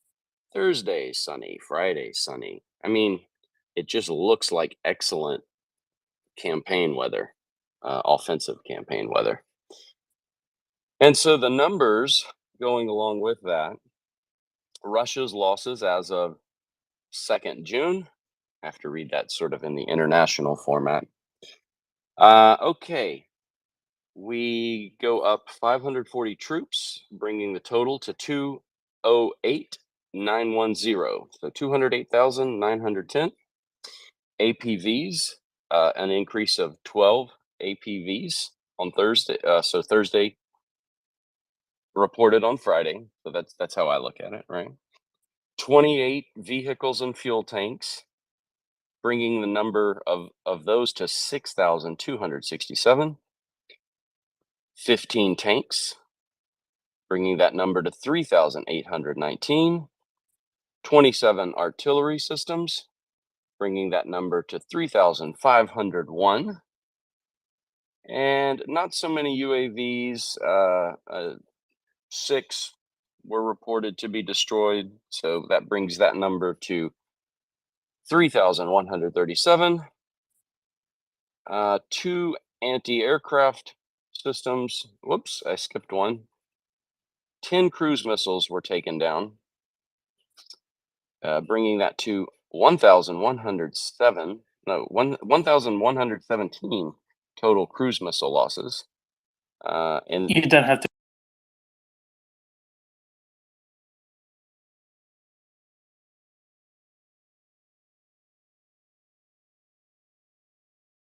System. So that's a big on the side of vehicles, artillery, tanks. Tanks were in the low single digits during the rainy weather.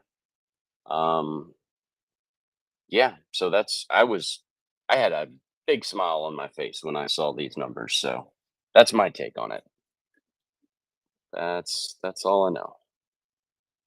It's very good. 27 artillery pieces is excellent.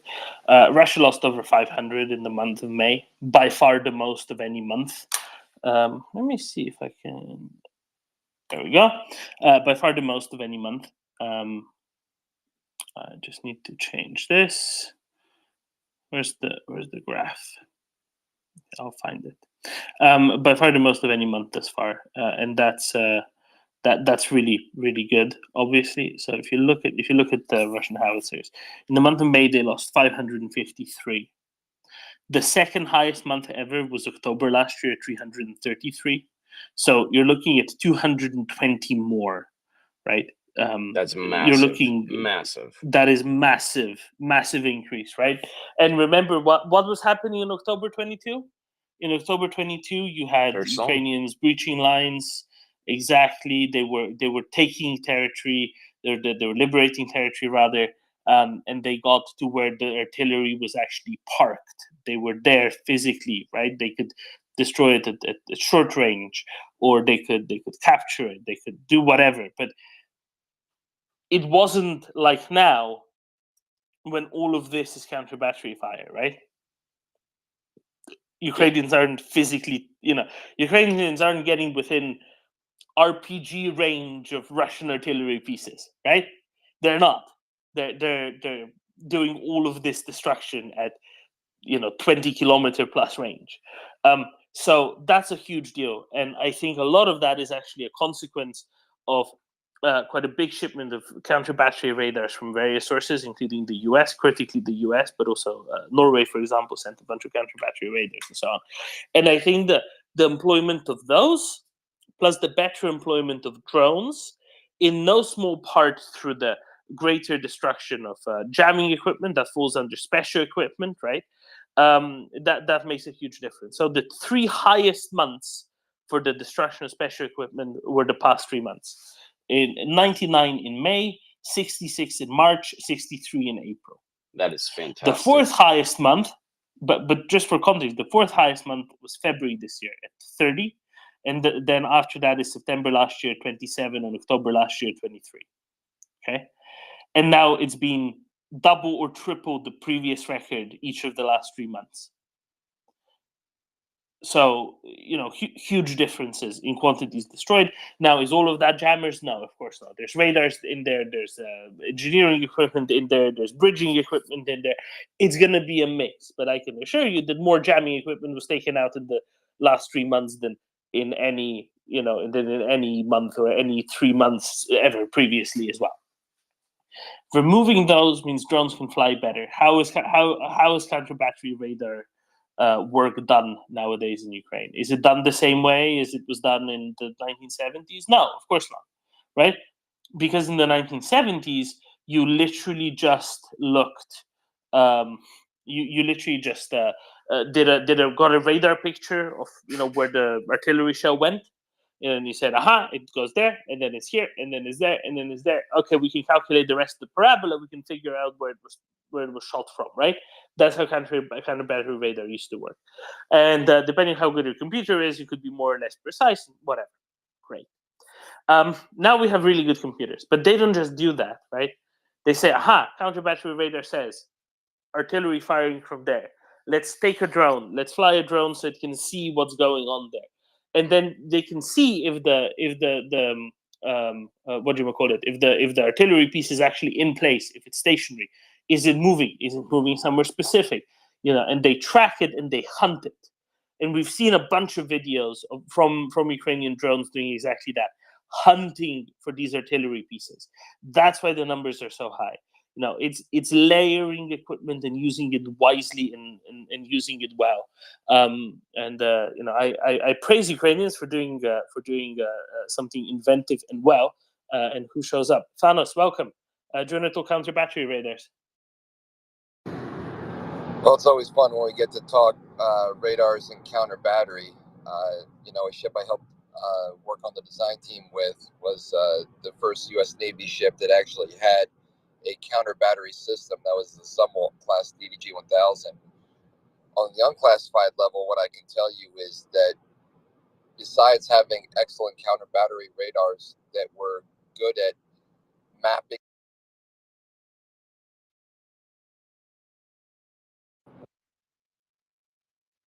you would actually get your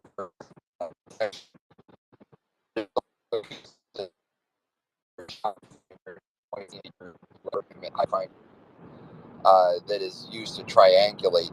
Sorry, break. Thanos, we just got you back. The last 30 seconds we lost. Copy. Sorry about that. I was just now you're clean. Go ahead. Cool. I was just empathizing with a program I had worked on. Zumwalt class destroyer was the first ship with a counter battery detection capability, so you'd be able to map the trajectory based on almost any point of the trajectory. So you would, let's say you got a hit slightly before apogee, which is the highest point that the round may travel vertically, z-axis, and you could then observe its track, and then be able to predict a point of origin. Likewise, you can help to fix that location with acoustic detection. And so there's really some exciting tech that's out there, and that was even, going on 20 years old when that stuff was new. The next thing you mentioned, having drones in the area, sending drones to go investigate. I bet we're probably beyond that. I bet they have the area saturated with low signature unmanned systems, and they're able to, once they geolocate a kind of a area of uncertainty associated with the shot. That means kind of a large diameter, large radius area where the shot may have come from. They probably already have drones in the air that they can literally just start looking for it. And when you really get slick, when you really start getting cool, there's commercial satellites that are in the area all the time that now offer, pay to play full motion video services. So commercial satellites that have live video that you may be able to access over the battlefield, and then get real-time data, direct downlink to you of what is happening. None of this would surprise me if the Ukrainians are in, and that does not require any kind of foreign military assistance. That is literally all things that Ukraine could be buying off the shelf today. And what's quite clear, and I agree exactly with drones, right? That's what I meant with drones. Tell him counter battery radar basically informing the drone which field to look in while it's already either up in the air above it or somewhere nearby enough that it's a sub 1 minute response, possibly much less than that. The substantial increases of Russian artillery being taken out over the last few months, right? It has to have something to do with better capabilities on the Ukrainian side, right? So I would bet it's a combination of all of those things above, both radars, more visualization equipment up there, more reconnaissance equipment like drones. But I think it probably also has a thing to do with there being fewer Russian jammers around, fewer things that interfere with Ukrainian observational drones. Because we've seen just so many of these electronic warfare equipment systems destroyed over the past 3 months, far more, possibly more in the last 3 months than all the rest of the war before that. And that must presumably help considerably in how much freedom of flying Ukrainian drones have as well. Absolutely. I would also posit one other thing to you, and I have no verification on this. This is purely speculation.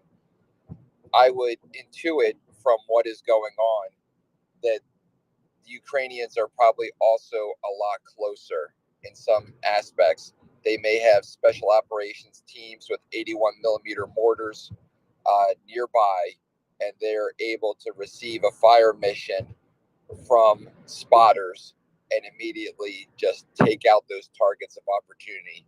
The Russians are not sending out, if you read some of the open reports, they're not sending out skirmishers. They're keeping themselves to very, high density operations.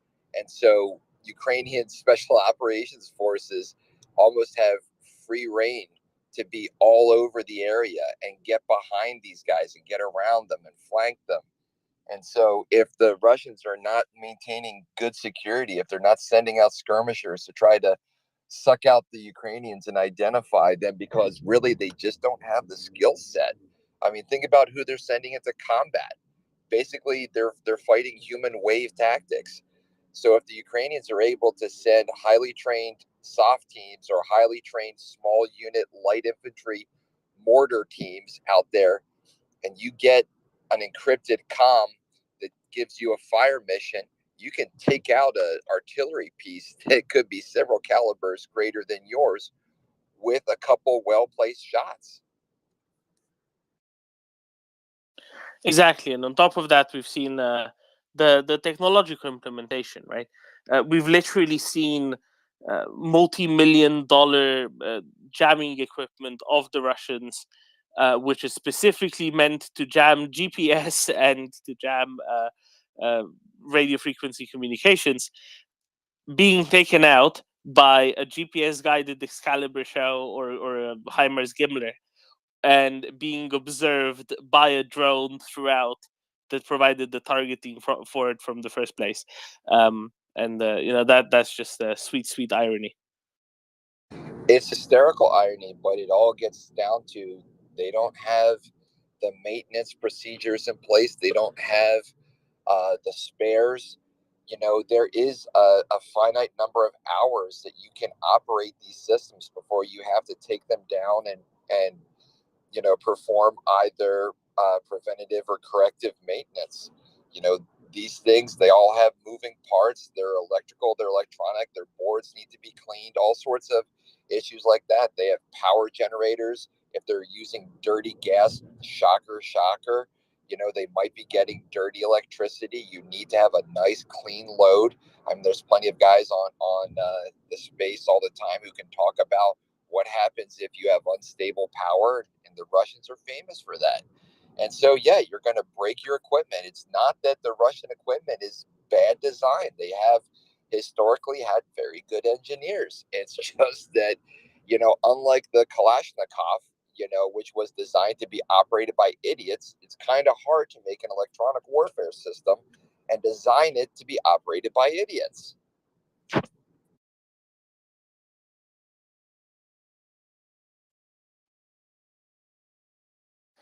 Yeah, it's very difficult to make an idiot-proof high-tech system. Not one like that. Not one for such specific jobs. Armadillo. Yeah, that's all awesome insight. Thank you, Thanos, for all those insights and stuff. And it it confirms. I mean, I'm not a military expert. I'm one of the sort of a layman follower, but everything you said confirms the things that I was thinking and hoping I would be hearing at this time. And really, we have it's we finally have our foot on the accelerator. What I mean by that is in terms of support from all the countries that should have been supporting Ukraine sooner, more. The past is the past, and there's nothing you can do to change the past. But what we can do is make sure we can voice to our politicians, high and low, to our neighbors. This morning, maybe I'll take a picture of this and post it. But I don't like to post my face for various reasons, but I like to post what I wear. Sometime this morning, I have a blue T-shirt with a giant Ukrainian trident logo. So what you wear, what you say to people, how you interact, and I know so many of you on the space do this. Those of you who maybe you haven't been quite sure of yourself, what to say to some people, now is a great time to explain to the doubters, to the cynics, and to explain to them that, look, Ukraine can be, will be, and is being successful on the battlefield, in the battle space. Do not give up on Ukraine. Now is the time to encourage our congressmen, our senators, our representatives, our president, PM, MP, wherever you are. Encourage them, plead with them to keep the foot on the accelerator. Continue to send the weapons, continue to send the munitions. You know, in the U.S., advocate for the Senate to pass Senate Resolution 172 in support of Ukrainian victory, to return Ukraine to its 1991 borders, to hold Russia accountable for the war crimes and for the damage to Ukraine. This is the time to pass that resolution. In the House, it's 332, House Resolution 332. So reach out to your government representatives and encourage them to pass these measures. If you're in the US, if you're elsewhere in the world, perhaps there's similar measures, but voice your support. Tell them thank you for sending what you have, and don't let off the accelerator.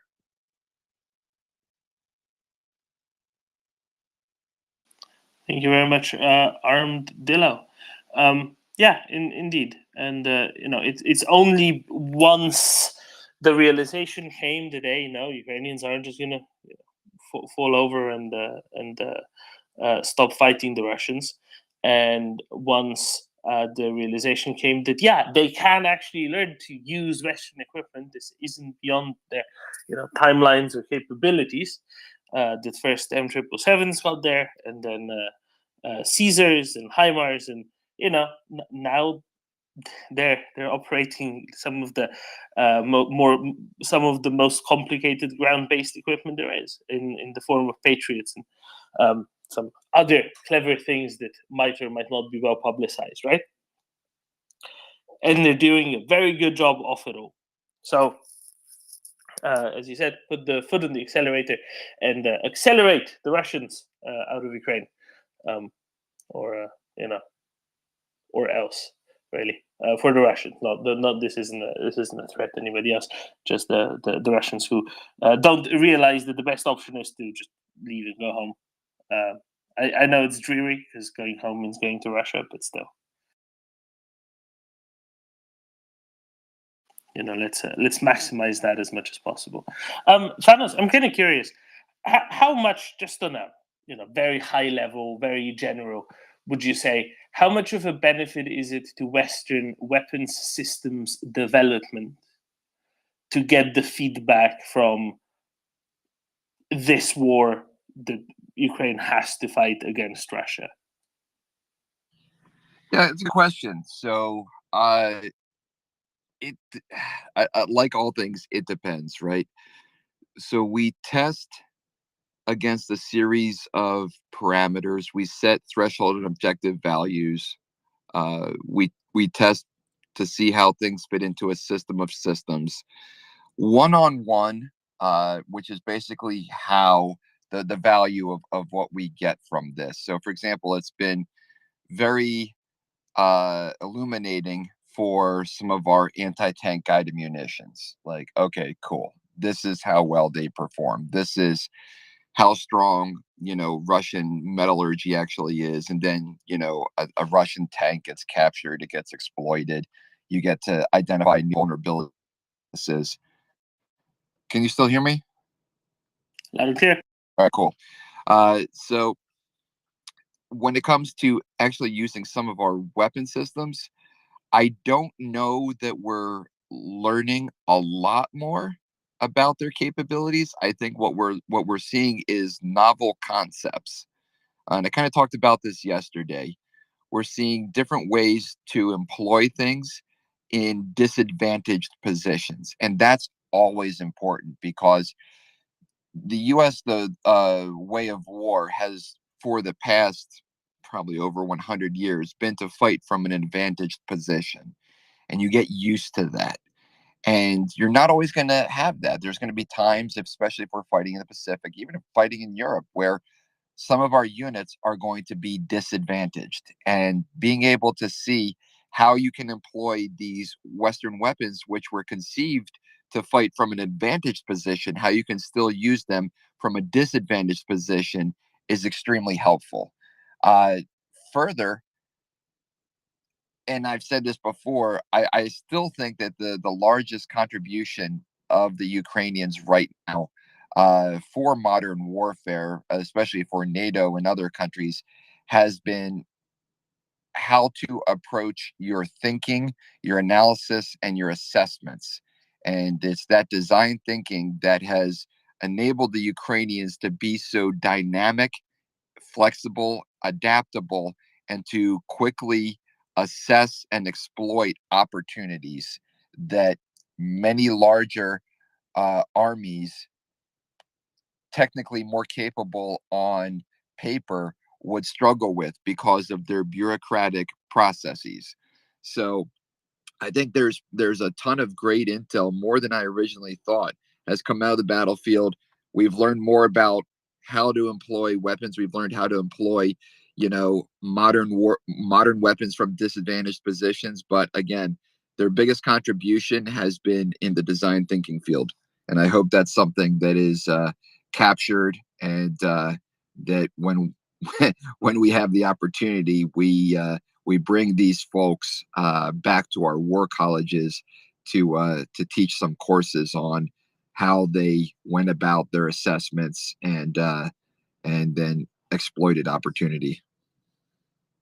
And on the flip side, Thanos, captured Russian equipment. How useful is that? How useful it is for, say, American technicians to get their hands on, and American engineers, German, British engineers to get their hands on, a T-90, or especially, say, electronic warfare systems like the Krasucha 4, the giant EW container that was captured north of Kiev last year. Exceptionally, it tells you so much more than you would probably believe. It's one thing to look at the electronics, but then when you start opening the electronics and you see that there's semiconductors that were stripped out of a coffee maker in there, it tells you about the state of their economy and their supply lines. You look at the architecture of the tank, but then you start breaking down the metallurgy, and it tells you about the skill level, about the foundries. You look at how the pieces are assembled, but then you start looking at the welds, and it tells you about the craftsmanship and who's actually been left home to put these tanks together after all the master welders were sent to the front lines to die for Wagner. So there is a tremendous amount of intelligence which you can glean, and it goes far beyond tactical weaknesses and technical capabilities. It goes down to the craftsmanship and the status of the people who are putting these things together, and what they're having to overcome. There's something that's going on in the Pacific right now, which I was just reading about in open source media reports. In Malaysia, the Chinese are trying to steal parts of old battleships, British and American battleships off of Malaysia, including the Prince of Wales. Now, at first blush, you'd say, why would divers be trying to salvage pieces? Are they looking for antiques? And the answer is no. They're interested. Radioactivity-free steel. It's not just they're trying to learn how to make it. So back in the day, in World War II, we had 16-inch belt armor, which was pretty much still to this day the best armor ever made. We don't know how to make it anymore. That's unclassified. When we stopped making battleships, really with the United States, the final ship classes were, the Iowa class, the Missouri, the New Jersey. When we stopped making those, the foundries that produced that armor went cold, and then they got broken up, and then the books on how to even make those foundries were lost. You would need to rewrite those books. The Chinese are trying to exploit those wrecks to figure out the metallurgy, try to get insight onto how to make that steel that was and is the best armor that's ever graced planet Earth. So if they're still looking at World War II sunken ships to try to figure out and exploit ally capabilities, then you can believe that there's a tremendous amount to be gained from understanding the enemy's metallurgy from a T-90 tank today.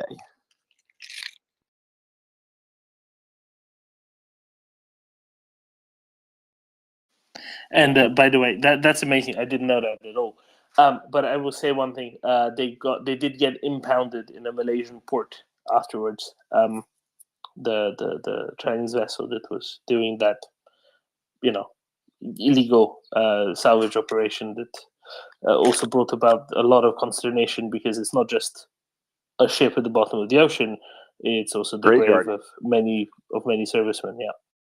Oh, and I'll tell you something else is that the Malaysians remember that because they were most of them were on our side during that war, and they remember very well through their grandparents and great grandparents exactly what they had lived through in Southeast Asia. So they are none too happy to see the people who were fighting against the Imperial Japanese being disturbed.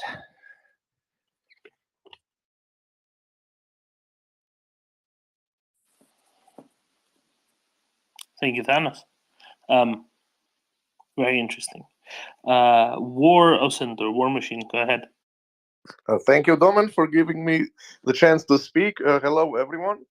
I would like to bring your attention. I have been posting these last days very much for the Ukrainian incursion and the Russian Free Corps incursion inside Russia. There has been crazy fights last day and today in Shebekino, and also increased strikes in Kursk, in Belgorod. Belgorod has been literally obliterated almost with those strikes. They are drone strikes, they are artillery, possible HIMARS. I can't confirm on that.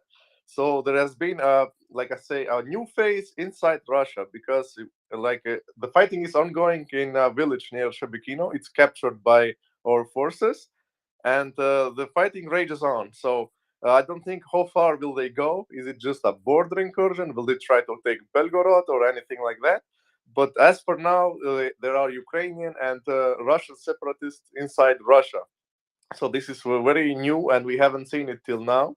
So this is getting really more active each day, and I post videos about them. And if you want to see them, follow me, and I'll keep you posted. Thank you. So last week we saw some incursions, right? A couple of days, almost a third day, not quite, around Grevoron. And today, again, and yesterday, all over Belgorod Oblast, it seems, as well as drone flights towards Kaluga, Smolensk, quite deep inside Russia, Krasnodar as well. This is all very good. Maybe, just maybe, it's time for Russians to realize and quit being in Ukraine, because apparently they have actually their own country to start defending. Wouldn't it be great if they sent 10, 15, 20% of the forces that they have in occupied Ukraine off to there, just to make the Ukrainians' job ever so slightly easier, breaching the lines? I'd be up for that, that's for sure.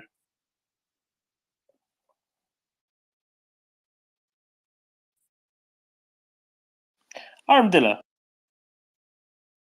Hey, just one more brief comment. Just in summary, I'm incredibly excited about what we're seeing in terms of the results. Love this space. Love just being able to come on here and talk to you guys and just get it. I don't necessarily see people face to face who are big supporters of Ukraine. I wish I'm trying to make more of them. I'm finding some here and there. There is support, but getting people motivated to take action, to speak up about supporting Ukraine, to get on the space. I just love coming on here and listening to you guys. And I have a brother who follows this pretty close. He's probably, as far as people I know closely, he's probably one of the biggest supporters of Ukraine and taking action and so forth. But just love the space, love the donations. Let's see, Chef Zinia and the Rubizhny unit, and what else have you guys been? Where the donations have been going lately? I was just curious. We have a recent focus on, I believe, drones and demining. Excellent, good stuff. Good stuff. I think I have. I would encourage everyone, because we all get busy. I would encourage everyone. If it's $10 or 10 pounds you can give per month, whatever it is, set it up on automatic. Donation if you can, because it makes it easy. I tend to get busy and forget about things, so I think either yesterday or I think I've done different ones at different times because I come on here and I make swear words, and obviously I want to support Ukraine anyway. So I think I have one that goes on the first and one goes on the third for a bit here and a bit there, and all of these donations make a difference, to actually helping people, helping soldiers in Ukraine, helping the people of Ukraine. Protein for Ukraine, that was another recent one, right? So this is all good stuff. Love the space. Love coming on here talking to you guys. Actually, I'm surprised. No Axel this morning, but he probably needed a Oh, break. he was here. He was here like half an hour He was before here. he came up. Okay, good deal. Yeah, I was still waking up. Of course. Actually, I've been on vacation this week, so I haven't popped in quite as much. But yeah, today I'm actually in the city of New Orleans, which has some great parts and has some parts that you might want to stay away from. So, but all right. Yeah, I the think, alligators. Stay away from the alligators. Stay away from the alligators. That's one bit of it. Certain neighborhoods you have to watch out for a bit as well. But it's an amazing amazing city with as far as as far as American terms, it has quite the history. Doesn't quite compare to the major cities and here I see Doma just chuckling away there. Yeah, obviously. But yeah, just love you guys, love coming on here. Unless you have something for me to respond to, I'm probably going to drop down to listening mode. I just wanted to ask you, Armadillo. I know you were encouraging people for, supporting the recent bill. How did you feel when that all got sorted out? Well, I may have missed something. I know we've committed to do more, and more aid was sent recently. But Are you telling me something I haven't heard yet? I mean, I missed some news cycles. I was at the beach this week. So did those resolutions just pass? Did one of them pass yesterday, Doman, in the I don't track the US stuff nearly as much. If you ask me about what passed in the EU Parliament, I'll know. If you ask me what passed in the House of Commons, I'll know. If you ask me what passed in various Nordic parliaments, I'll know. But the US, I leave that to our American friends to figure out. And I'll go. Go ahead. Go and have a Google, because I'm pretty sure something passed yesterday, and I think you might be happy about it. I'll check it out. Thank you.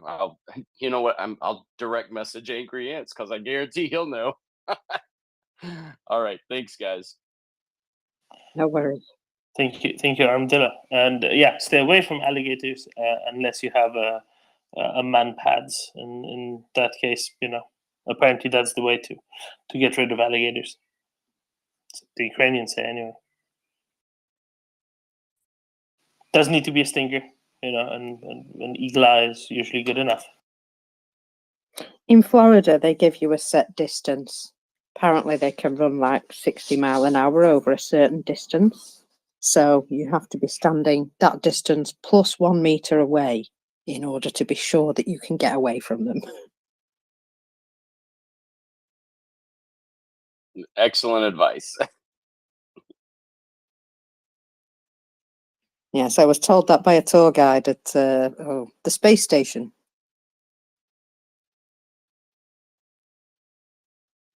He probably told every single person that, but still, it was worth knowing.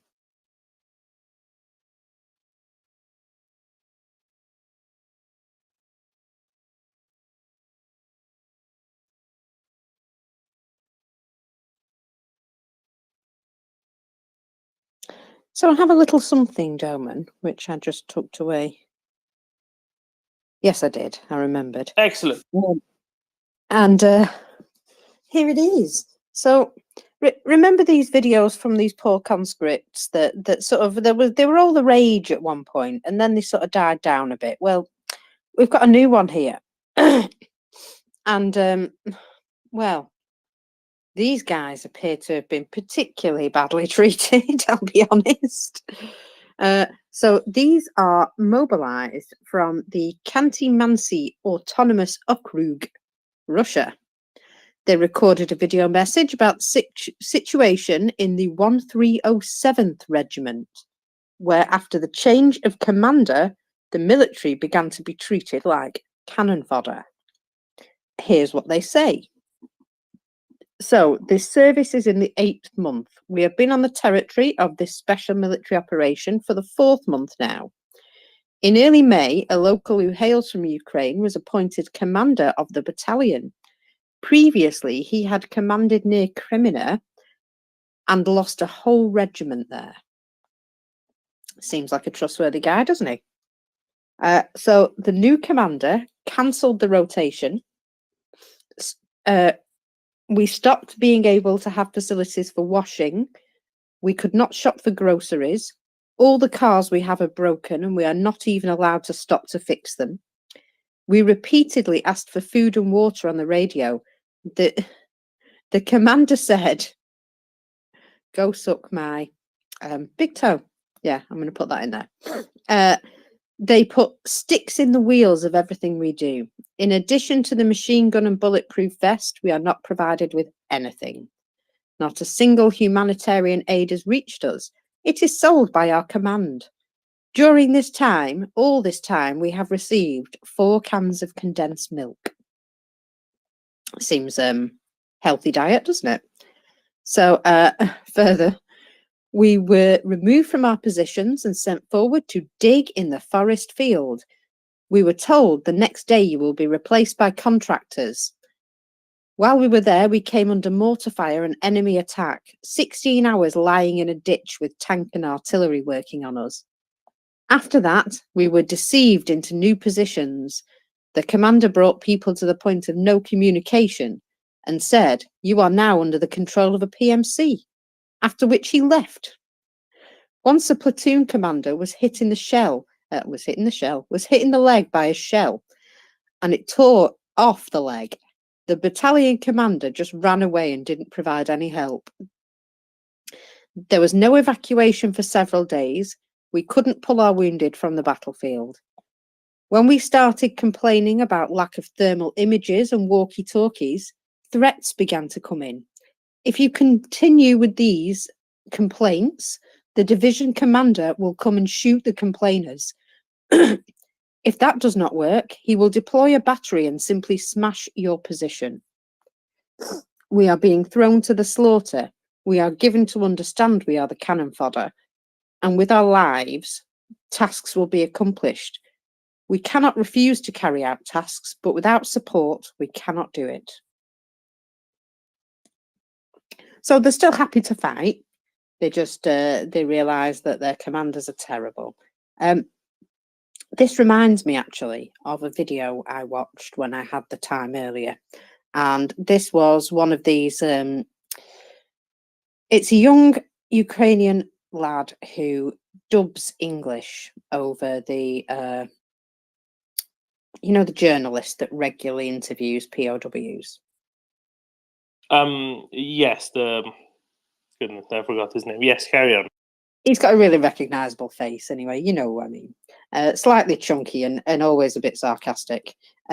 So he's interviewing this lad who managed to get himself conscripted twice.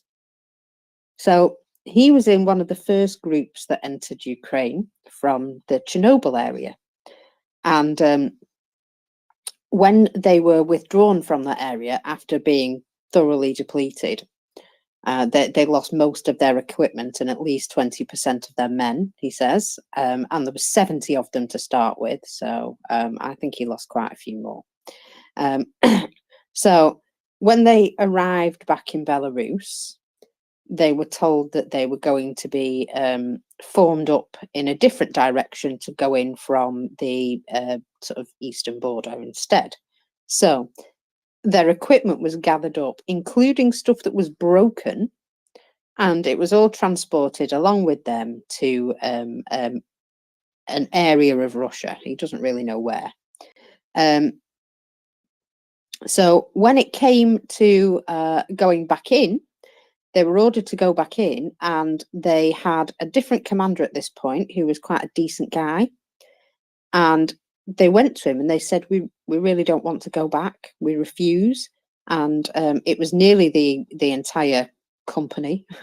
And he actually handed back everybody their IDs and told them he had no idea what was going to happen to them, but to get going, basically. Get lost, get out of here. That guy was hoiked off by the FSB shortly after, and has not been seen of again. That's a funny story. These things never happen, do they? So then there was another commander put in charge of them, and what happened was he disappeared one day, and the reason being that he was stealing all the humanitarian aid, and so he'd been caught out doing that. And then they put somebody else in charge of them. Now, during this time, the guy had been home, been taken to court, applied for a course in railway workings or something, so he could become a student. And that was due to start on the 11th of October. And on the 6th of October, they conscripted him forcibly from his house. So obviously he wasn't going to go and, make himself exempt. He thought he got himself out of it, and they dragged him back, basically. So he gets dragged back to somewhere else in Russia on the edge of the border. They get given even crappier guns this time. They asked for, night vision and anything that they could use, to assist them. Do we have any drones or anything like that? And this new commander said, yeah, we'll get you all that, don't worry. And he put another guy in charge of them, because this guy was obviously too much of a bigwig to be directly in charge of these minions. So he put another guy in charge of them. This guy had been to the front and was known as the most experienced commander they had for this group. Only the problem is, when they ordered him to take the men back in, he refused. He flatly refused and said, I will not take people where they're just going to die. And so he was disappeared by the FSB for a while. He came back a little worse for wear and agreed to take the troops into battle. So at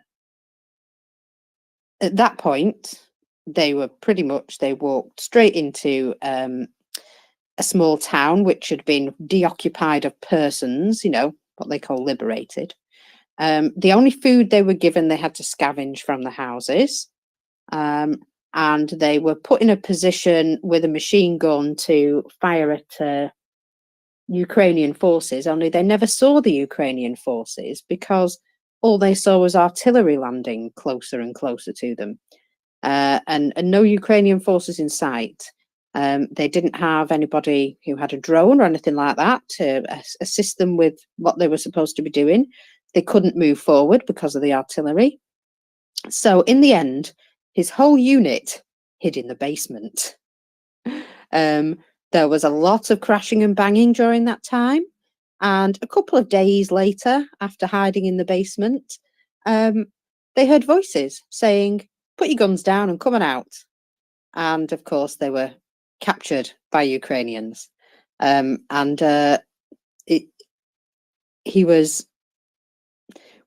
just showed to me the absolute, the fact that there may be some good people, but the absolute sort of rule that they have, that you cannot make decisions for yourself. But some people are already arguing they won't fight, they won't command somebody in battle because, they're going to die.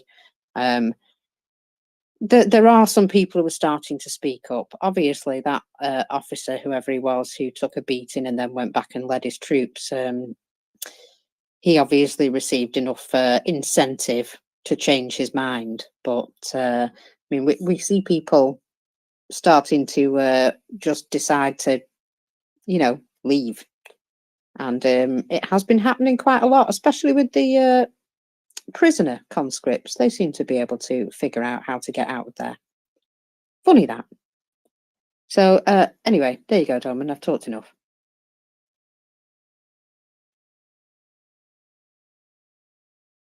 It's quite interesting saying, and now you're part of this other thing, this, whatever it was, PMC now, right? Now you're in their, now you're in their, now you're working for them, not for anyone else. Now you're working for them, which is very interesting, right? This isn't something that they do necessarily very often at all. Except they might be doing this quite often. This is also similar to, at least in some cases, to what happened to people from Gazprom, right? Those who enlisted with Gazprom, with Patok, that we were talking about some hours ago. Where suddenly thought, now Redout is in charge of you. Now you're kind of a part of Redout, right? Which is one of these PMCs, quasi PMCs that Russia has, doing its dirty business, kind of somewhat, at least deniably, certainly before they invaded Ukraine, somewhat deniably. I will also say, the guy who lost the regiment in the Kremina or Svatov or wherever it was, that's some achievement. If he lost the regiment once, he's definitely not going to do that again. Guess he was given a smaller unit just so he wouldn't lose another regiment. Well, it's a bit of a bad track record, really, isn't it?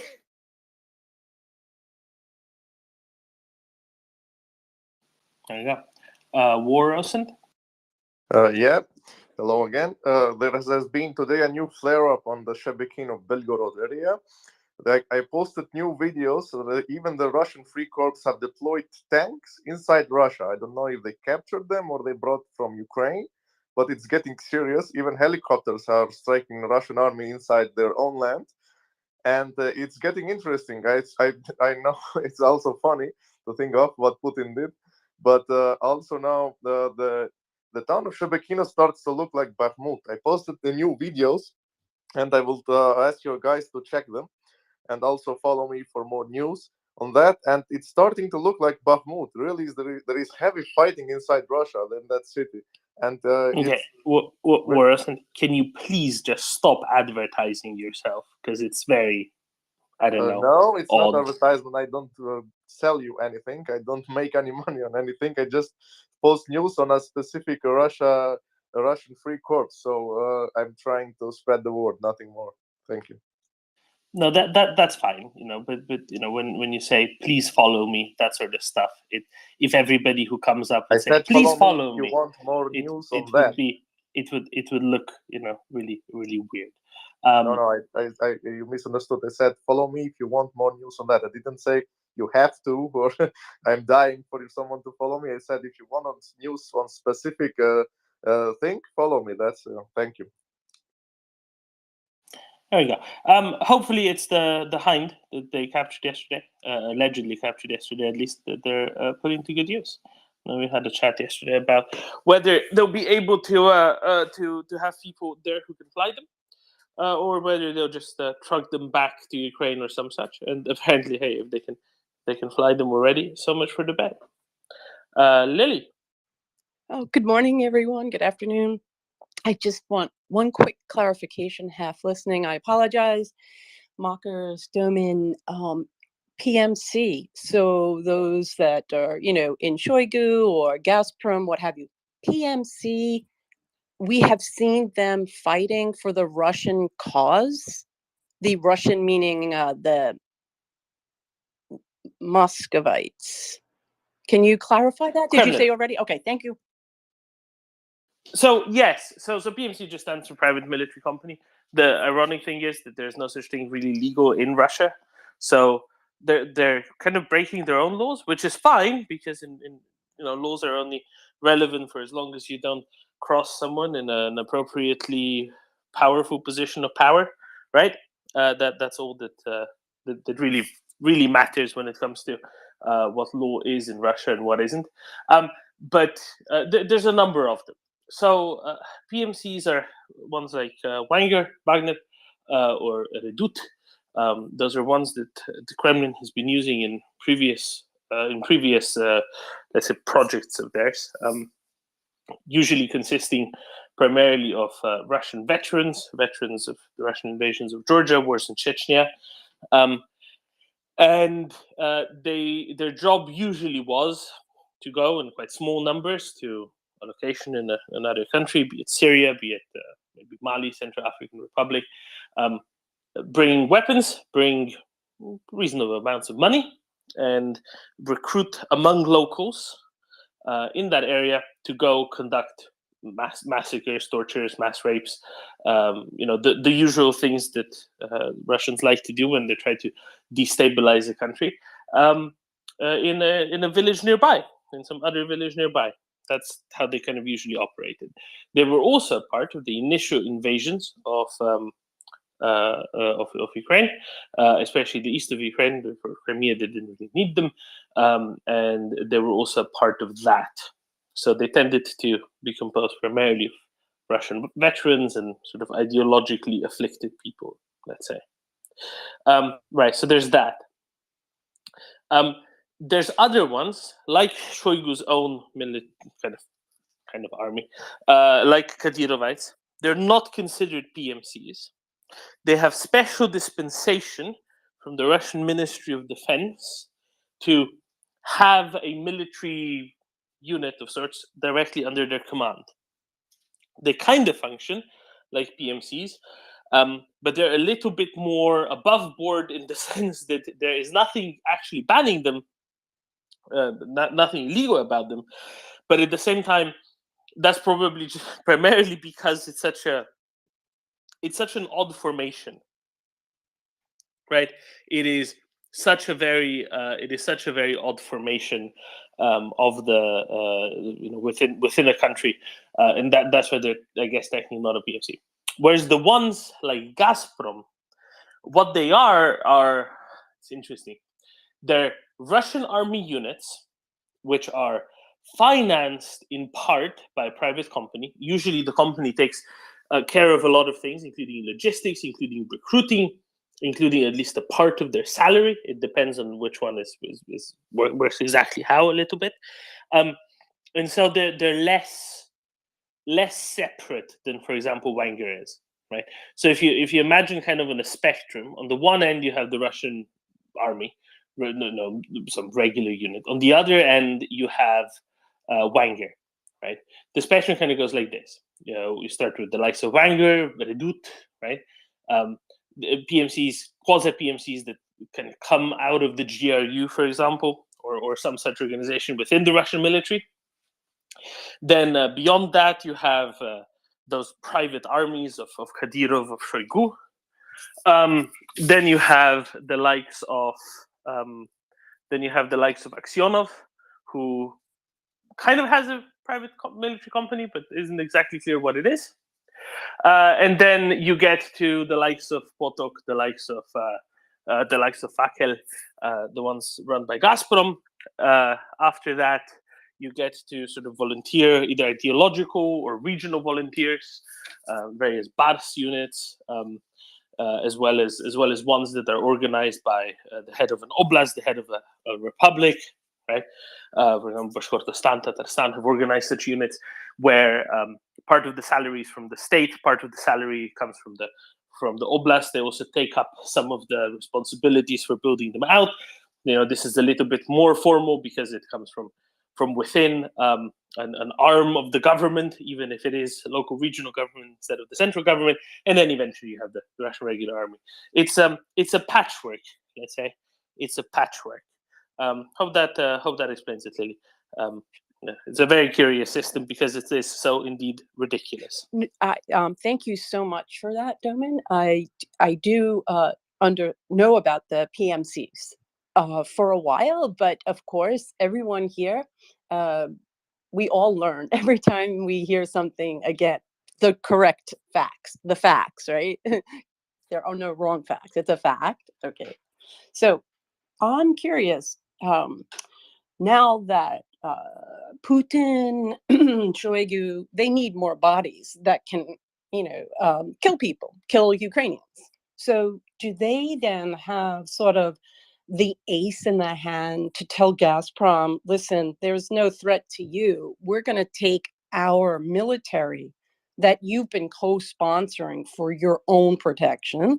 We need them now. So my question immediately was, have they been given the order? If you Okay. Oh yeah, ages ago. They were recruited in part to go to Ukraine. And specifically, they seem to be under the command of Redut now. Okay, so that means, excuse me so much, any other arrangement like Gazprom, those that come from the Russian military, they now are fighting for Russia and invading Ukraine, probably. Because if they did it to one organization, corporation, they're doing it right to all. Okay. Yeah. That really clears up. Thank you so much. That's a lot of clarity. I appreciate it. Yeah, I know it's ridiculous. That's why it's odd. Marcus. I have news. I have shocking news from the biolabs. Apparently, RIA Novosti are claiming that Ukraine have used locusts, yes, locusts, to destroy crops in the LPR and other regions of Russia. That's right, enemy locusts from Missouri that only eat crops in occupied territories. Here is the statement here.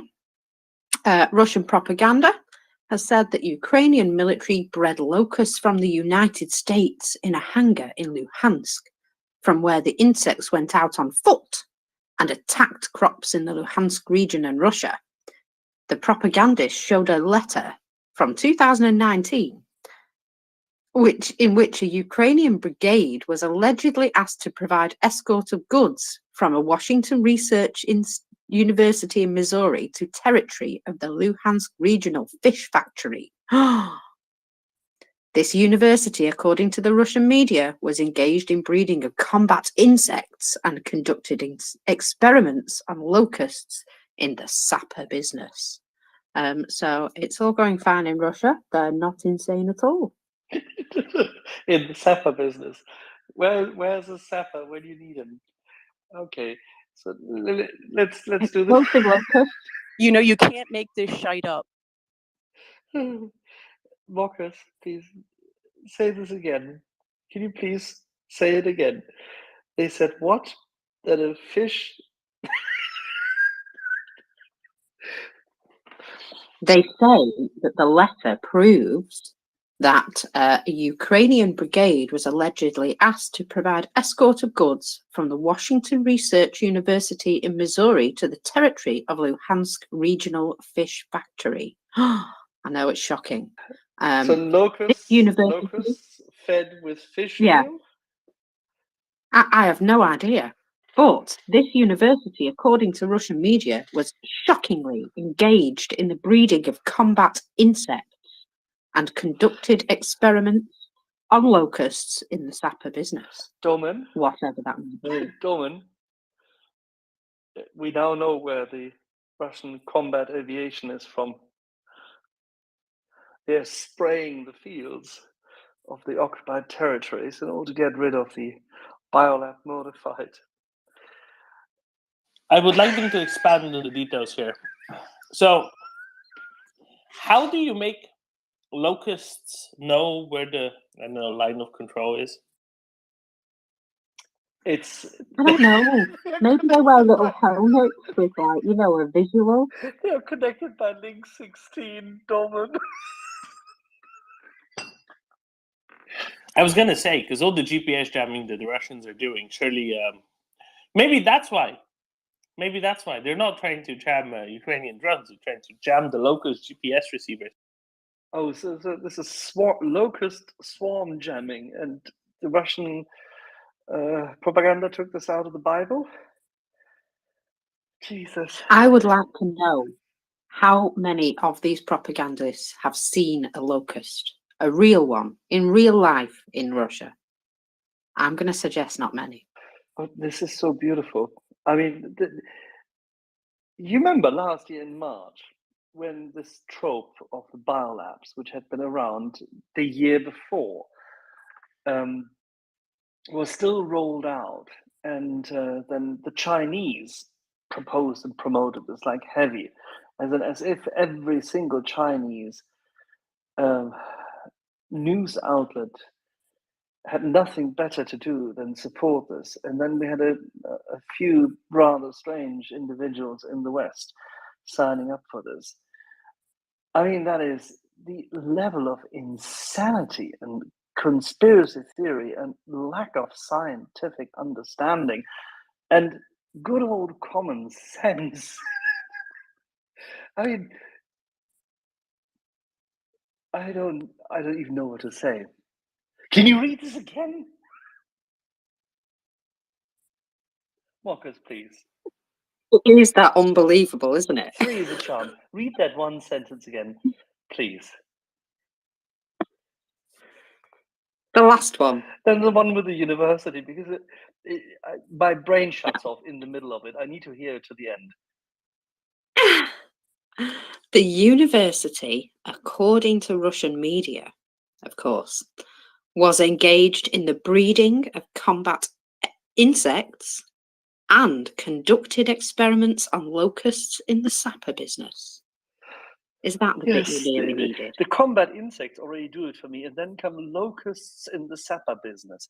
I mean, we have to make this a song. Locusts in the sapper business. This is so inherently insane.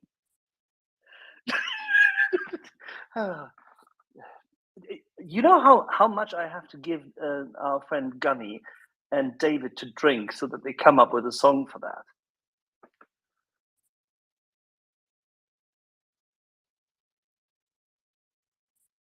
Well, it's Gunny and drinking, so probably a lot before it has any effect.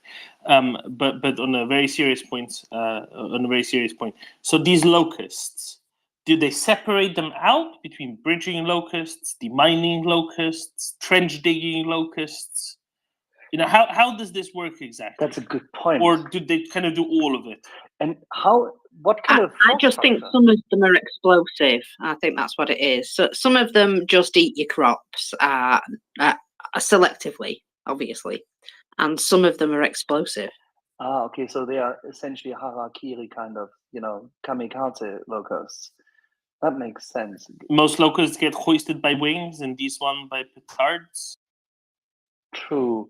So what kind of a force structure, Doman, we have to investigate this. What kind of a force structure would the Ukrainian bioforces then have?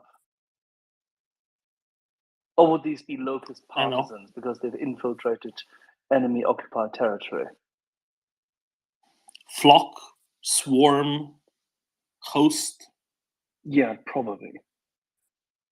I specifically like what you said about the trench clearing locusts. I mean, imagine you're in your trench, you're a half-drunk Russian soldier, you've just, the evening before you heard in Russian media, which you trust, that the combat insects are coming and that there is a certain form of modified locust, and then a swarm of, slightly neatly helmeted and mini spade equipped combat engineering locusts come in there to get you out of the trench. That is in essence a very threatening image. I'd say this is a very effective means of doing so. Why did we not come up with this beforehand, Doman? You know what? I think we were distracted. We were distracted with this whole we need to get the drone swarms to work business. And in the meantime, these highly advanced biolabs, clearly they figured out how to control swarms of locusts. I hear the Swiss might have had something to do with it. All right. Well, 3 cheers to the locust aviation force, the bio-aviation force of Ukraine then.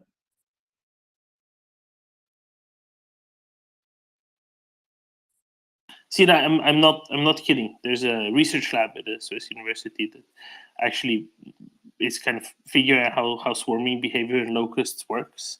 So if we spread this rumor and this conspiracy theory around enough, maybe the Swiss will realize for themselves that they haven't been neutral after all, and they'll then go and send actual weapons to Ukraine. But they can't, Domin. They just voted against it yesterday. It's a Swiss weapon then. If That's different. Exactly. It's a Swiss weapon. They can't export those. I mean, as a technology exporter, it's impossible. So, and it's written. So as a consequence, our Russians will have to understand it's written in Switzerland, therefore carved in stone.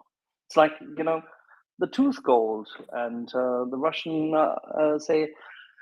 Russian extraction and bribery money, which is over there in Switzerland. It's all written down somewhere in the ledger.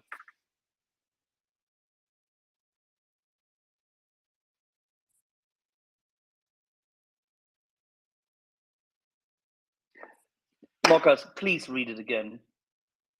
One more time.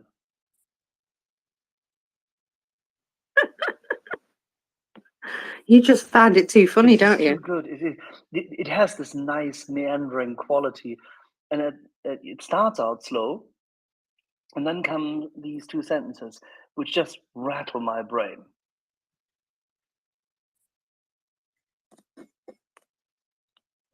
I've lost it. Oh, there it is. So, I'm going to start from the start. Russian propaganda has said that the Ukrainian military bred locusts from the United States in a hangar in the Luhansk region, from where the insects went out on foot, they know this, and attacked crops in the Luhansk region in Russia.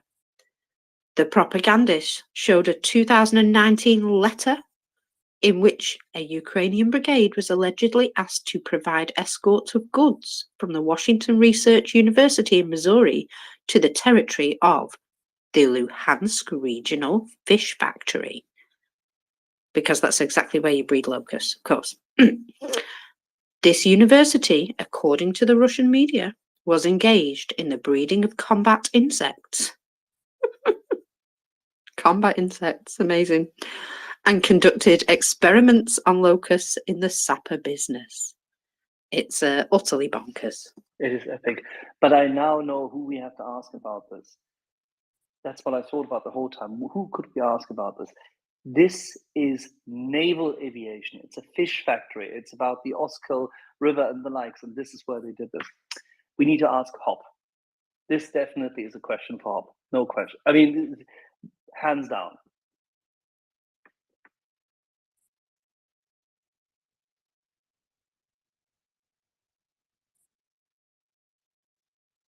Okay, you go ask Hop.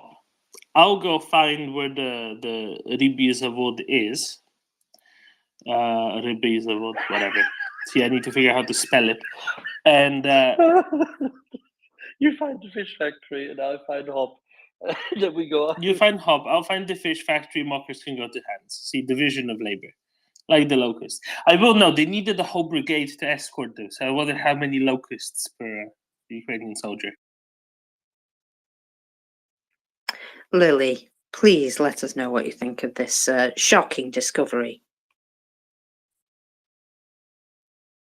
I think she might have left just to get it out of her system. Oh, well, in that Poor case, timing. go ahead.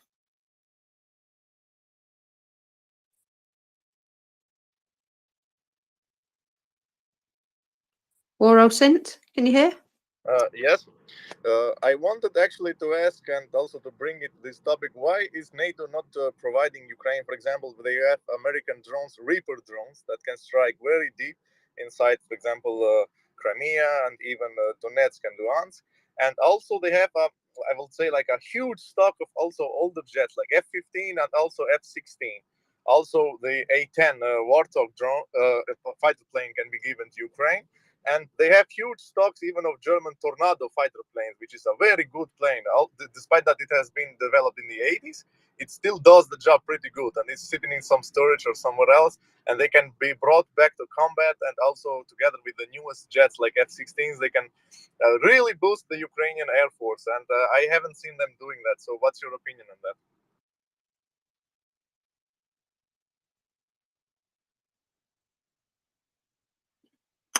I think all they're really asking the Americans for is ATACMS.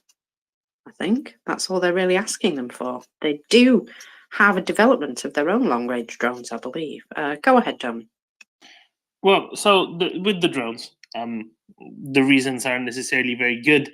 The question is, have Ukrainians been using Bayraktars an awful lot of late? If not, is there really much of a point to something with very similar capabilities? Yes, a little bit better, a little bit longer range and so on, but not that difference making. Is the environment kind of permitting the use of those sort of drones? As to planes, I mean, it's pretty much getting resolved, isn't it? There's the Dutch, Danish, Belgian, British, possibly Norwegian, Swedes are doing something. The French might be doing something. Portuguese and Poles are in it.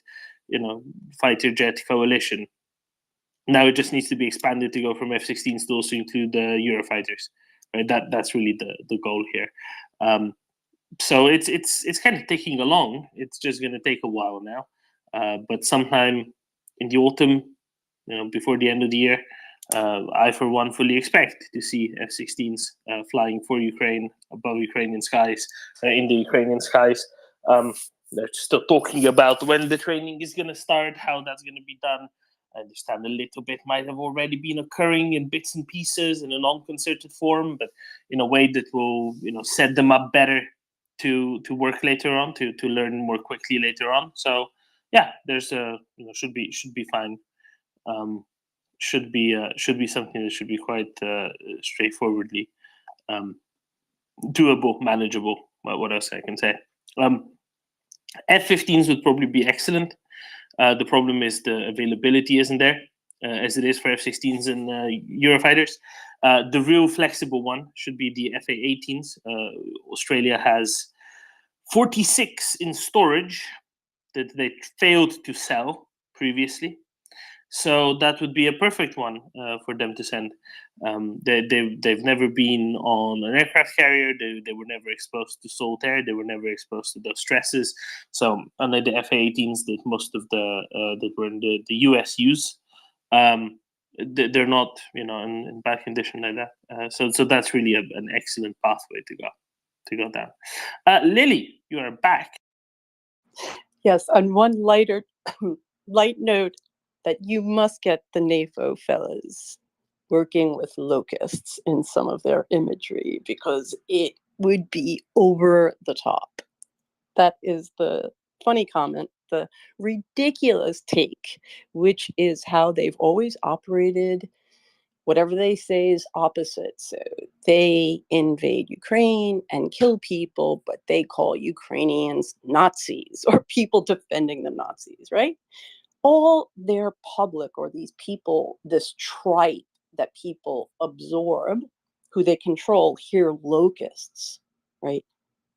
Do you not have any kind of subtle anti-Semitic type of tone to that, because you think of locusts, the plague, and now all of a sudden Ukraine is the one controlling these locusts and sending them out? But no one has to go back. You don't have to believe in the Bible or God or whatever but you know the story, right, of the desert and the plagues and the locusts, and which parties, part of that story. So someone reading it doesn't have to understand history or reality. It hits their emotion, locusts, Jews, what have you. I feel but they don't go any further than that. They don't advance to modern PR if they want more fighters or people on their side. It is just, yeah, it's bereft of ignorance. Thanks. That's all. Thanks, Lily. It could well be. Yeah, it's a good one. I think that they might have also gotten inspiration for this from Pakistan of late, because they've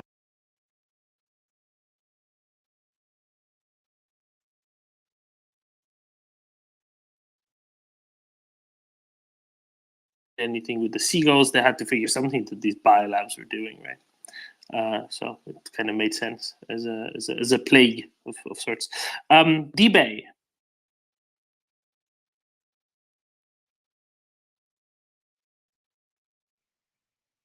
Don't hear anything. By the way, in the meantime, just very briefly, there is still 85 tornadoes fully operational in Germany. So it's not that they are in storage.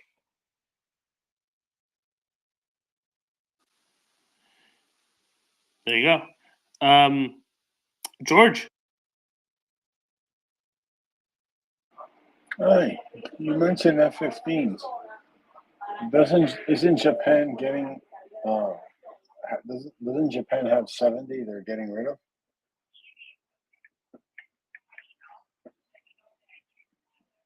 Yeah, but you know that they're putting it into the Japanese equivalent of a boneyard, right? Well, they don't have to.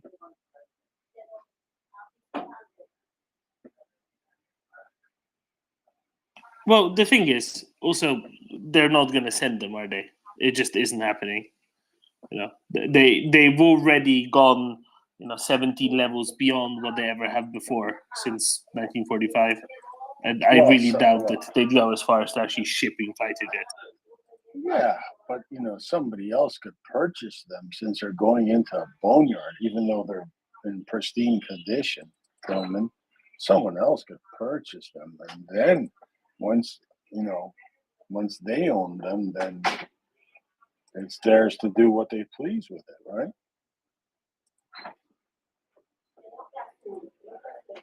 Well, yes, I do wonder, George, seeing that they're manufactured physically in Japan. They're not quite F-15s, right? They're slightly different. I would wonder if that would make them under license. They're under license. I know. Manufactured. I know. I understand. I understand it's manufactured under license. I agree with that. What I'm saying is, I don't know how the. No, if they wanted George, to export, I don't know. It would come with a end user certificate. If they wanted to export them, let's say they were another country and they wanted to sell them, they would still have to get the okay from the United States government, even though they were built in. Yes, they would. Yes.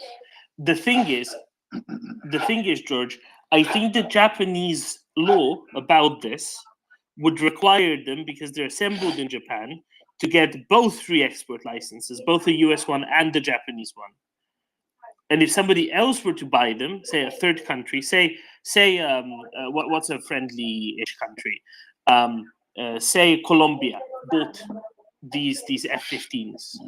In order for Colombia to then sell them to Ukraine, I think they would need both the Japanese and the US signature for it.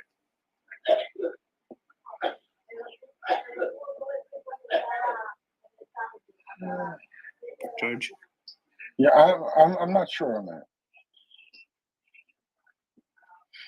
I think it's possible. Besides, there's other countries that have 15s too, Tony. And I would love to see an F-15 blow the hell out of an Su-35 out of the sky.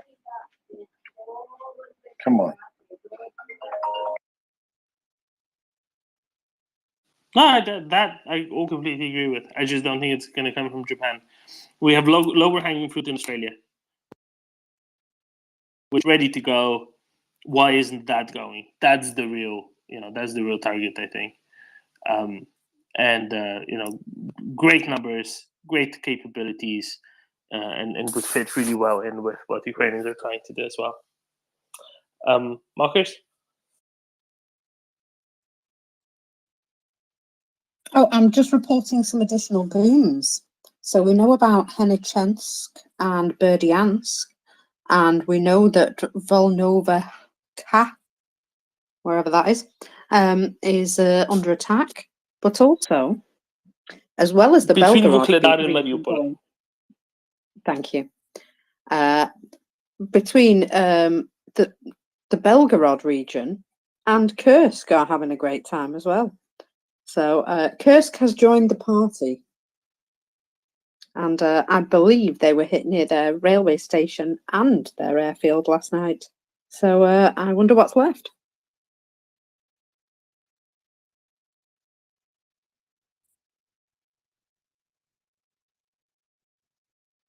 Hopefully not very good. Sorry, hopefully not very much. There we go. Hopefully not very much. Yeah, let them carry on. Volnovakha, that's important. That is a really big deal. If you know, were Ukraine to advance to Volnovakha, or sorry, were Ukraine to advance the rubble which is in the place where once was Volnovakha, then you know, the Russian land bridge, so to speak, is as good as over. Just to be clear, that's only as far as they need to go. D-Bay, welcome back. Let's try again. Hey, thanks, Doman. Sorry, my Bluetooth turned on in my pocket or something. So anyway, it's just like the Ukrainians to get everybody focused on the planes, and then they sneak in the locusts, and the Russians don't know what to do. But actually, I was laughing when I heard that, and being from Missouri, I thought, well, you know what? Let me look that up. So I looked it up, and WashU did do research studies on locust and sniffing out bombs. So apparently, I sent Mockers the article from the university. They attach sensors to the locusts, and then the locusts have, I don't know, some kind of special antenna.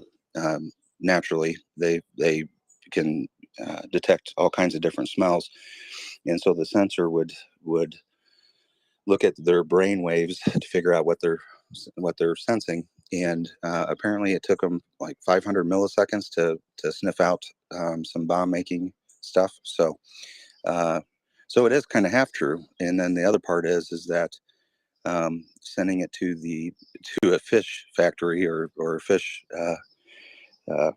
place where they're breeding fish would make sense, because we wouldn't want to release even more locusts out here in Missouri because of our crops, and fish eat locusts. So that would make a lot of sense.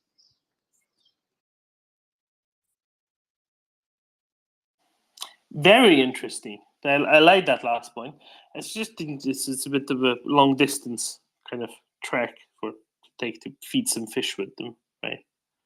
I mean, just feed some fish in America. Hey, the further away from it's Missouri, amusing. Fair enough.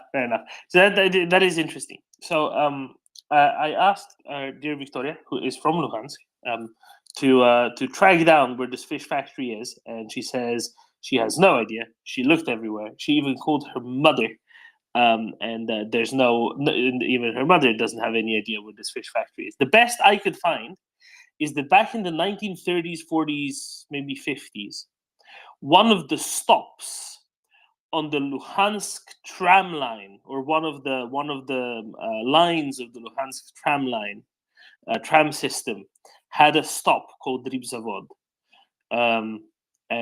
Yeah, that's the best I could do. But that was either in the city. I think that was entirely in the city of Luhansk proper, and obviously, you know, in 2019 that was under Russian occupation already, so they wouldn't be sending it there, would they be? I don't think it went across the Stanitsa Luhanska. So I don't know where this Ribzavod is, but that's kind of where I am with all of this. Fun times, eh?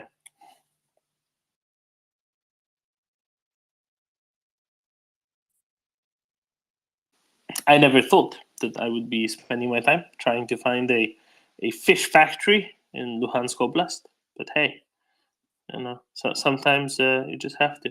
I do have some guesses where this might be, just looking at the oh, interesting. Victoria just sent me something. So that's very much in the city of Luhansk, so that's not going to work, right? But I spotted a few geographical features, let's say, that would be much more plausible. So I need to look at those and see if they are indeed fish breeding ponds, because they could be. So there's one just to the south east of Stanica Luhanska, that could have been once upon a time a series of breeding ponds, and there's another one around Shastia that still has these sort of pond-like structures, quite large ones. I don't think this would be a breeding pond. This is some other sort of reservoir, but there might be some breeding ponds next to that, and that would fit also. Why Shastia? You base it. Why? Because I just see water around there, and sort of pond-like shapes and so on. That's why. And it was of them in northeast Ukraine. You know this, right? Yeah, I do, but I'm just looking in Luhansk Oblast, and ideally, I'm starting near the city of Luhansk, right? So, because you'd want to release these locusts, because they had to go on foot, they said, right? They can't travel very far on foot, so you wanted to be close to the line of contact. They do hop and they do fly too. No, but no. Mocker said that they went on foot. No, let's reread the relevant passage. The relevant passage says, hangar in Luhansk region, from where the insects went out on foot and attacked crops in Luhansk region. They didn't fly and attack crops. They went out on foot. Maybe they hopped, fine, but you still wouldn't want to go more than 6-7 kilometers from the line of contact. How far are they going to walk? Yeah, I mean, locusts do travel quite quickly, actually, in swarms, even when they hop. So they can make up to 40 kilometers a day. Okay, I should expand my search to 40 kilometers then. But let's start closer and then work our way away. I think it's a reasonable approach to all of this. But the important thing. By the way, you're not wrong. Before you go to the important, you're by the way not wrong. Shastia is interesting because it does have both the locks as well as the additional stream. There is this overflow of the the Ida River sponsored. Yes. These are landfills where they were mining before, and they just filled them up with water, and all the water comes out of the Ida River. And I think you're right. This is a very good location. But is there a fish factory? No, I mean, in Victoria looked and she couldn't find a fish factory. So I mean, there's a big power. There's a big power station. I can see that. The Seversky Donetsk River meanders around there. There are fish farms there. The thick is plotting.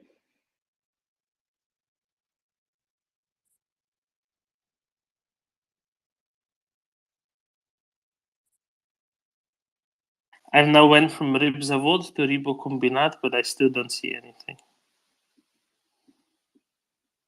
I don't know. I really don't know where this is supposed to be.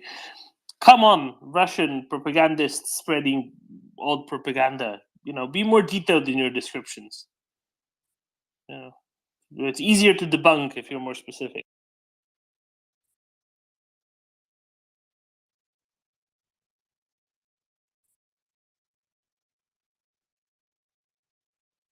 No, the best that Victoria found is something called Neptun Rybnitsych. Fair enough. The problem is that is in the city of Luhansk. And I think that could be where the tram line used to go, because it's very close to the train station, so that makes sense.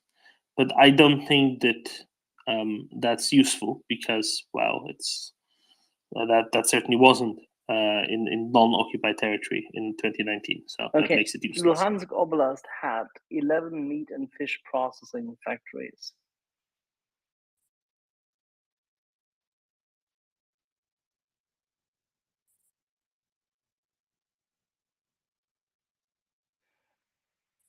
I will use my coffee break to have a little look-see. Thank you, Axel. Enter the NAFO. Go ahead.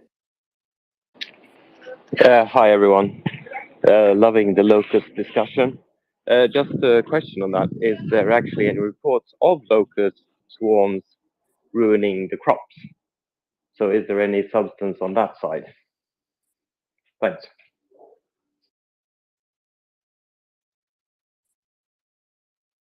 Not that I can see. There is only the evidence that they found in the liberated territory near Stanitsa Luganskaya, apparently. That's pretty close to the front line. It's like it has been like a war-torn town almost outside Lugansk. Yeah, so it's right across the Siversky Donets River from Luhansk, literally just across it, and on the sort of northeastern side, and that's where I was initially looking for this Ribi Zavod, but I couldn't find it in the end. So that's kind of odd. Okay, where does that say? Where does it say Stanitsa Luhanska? That gives you very little options then, because I guess between Stanitsa Luhanska and Volotene, that would be a good fight out, which makes sense if nobody's been taking care of it for a while. Excellent. Oh, was this? Nope, that's not it either. Where were we?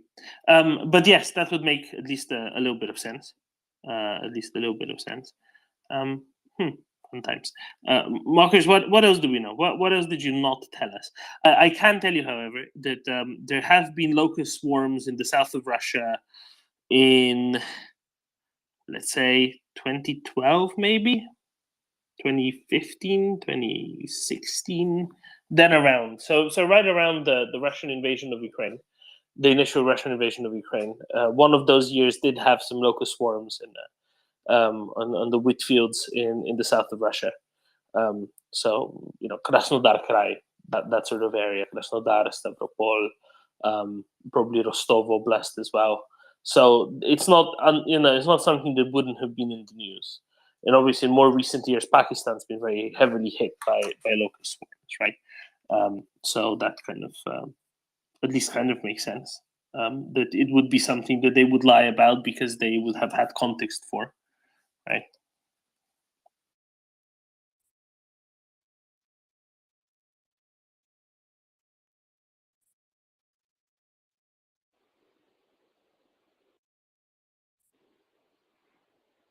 Yeah, it's just a. We expect me to answer them. Carry on then to the NAFO. Go for it.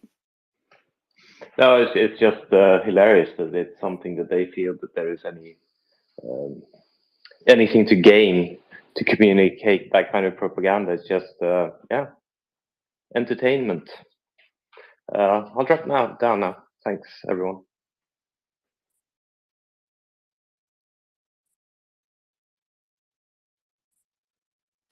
Actually, if you look to the south east of Stanitsa Luhanska, if you look on a map view, it looks like a bunch of little ponds, like a lot of them between there and the border in Siversky Donets. But then on a satellite view, it all looks kind of, dried out and not and clearly abandoned. Could that have been, could this be really new imagery, and is that why we're looking at it like this, without the water? Do you mean? But actually, I thought more about Rubizhny before, that essentially the Russians were fighting so hard for Rubizhny in order to free themselves of that threat. But there you go. Mocker said Stanitsa Luhanska. Apparently, in other reporting, they specify Stanitsa Luhanska. When I'm looking around Stanitsa Luhanska, I don't see any potential for a fish factory, unless it is down there, those collection of ponds between Stanitsa Luhanska and Volotene. I'm currently going through the IFM Interfish Market database on Ukrainian fish meal production. So if you give me a second, I can tell you where this might be.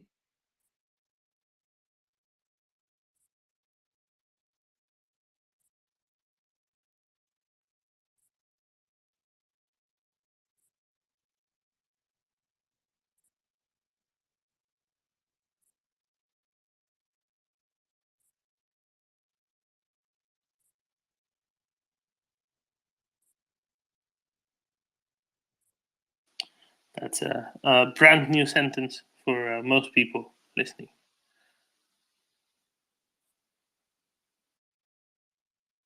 Your pardon?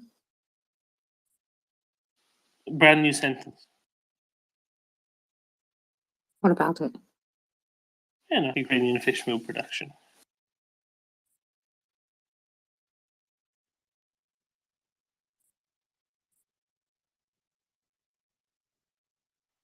Yeah, it's not something we've ever needed to worry about previously, is it? Very strange situation, that's all I can say. But yeah, according to this Washington University in St. Louis, cyborg locusts have been attempted. They put sensors on the insect to monitor their neural activity and decode the odors present in the environment in order to sniff out bombs. So yeah, it has been attempted. And they chose locusts because their antennae are filled with 50,000 olfactory neurons and can carry heavy payloads. So there you go. That was the that was where they're getting it from, I suppose. Cyborg locusts. Amazing.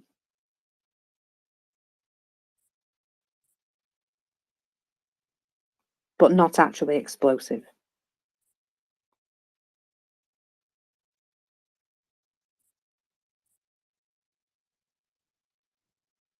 So that's where they got the sapper activities from.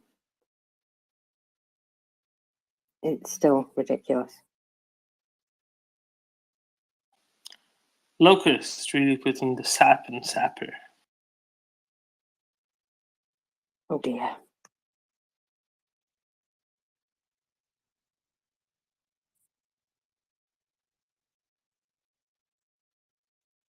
David, good morning.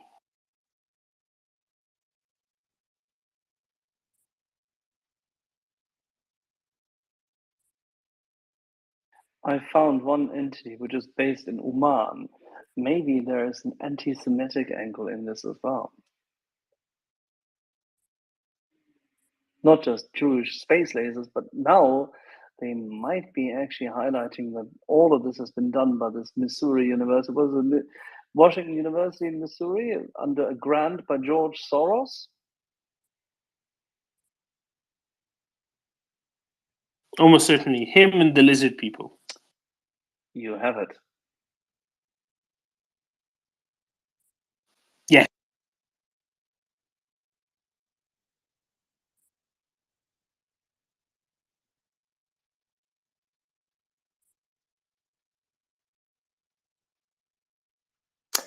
Favid, are you with us? I am, Marcus. Good morning. One second, favorite. Marcus, apparently it does say Rubischen. I can see that it says Rubischen and Stanica Luhanska. So Axel was right all along. Oh, good to know. Good And to it know. fits with the fish We ponds which discovered. are in the forests east of the Rubizhne railway station, where they filled up all this area with fish and little ponds after they had the landfills.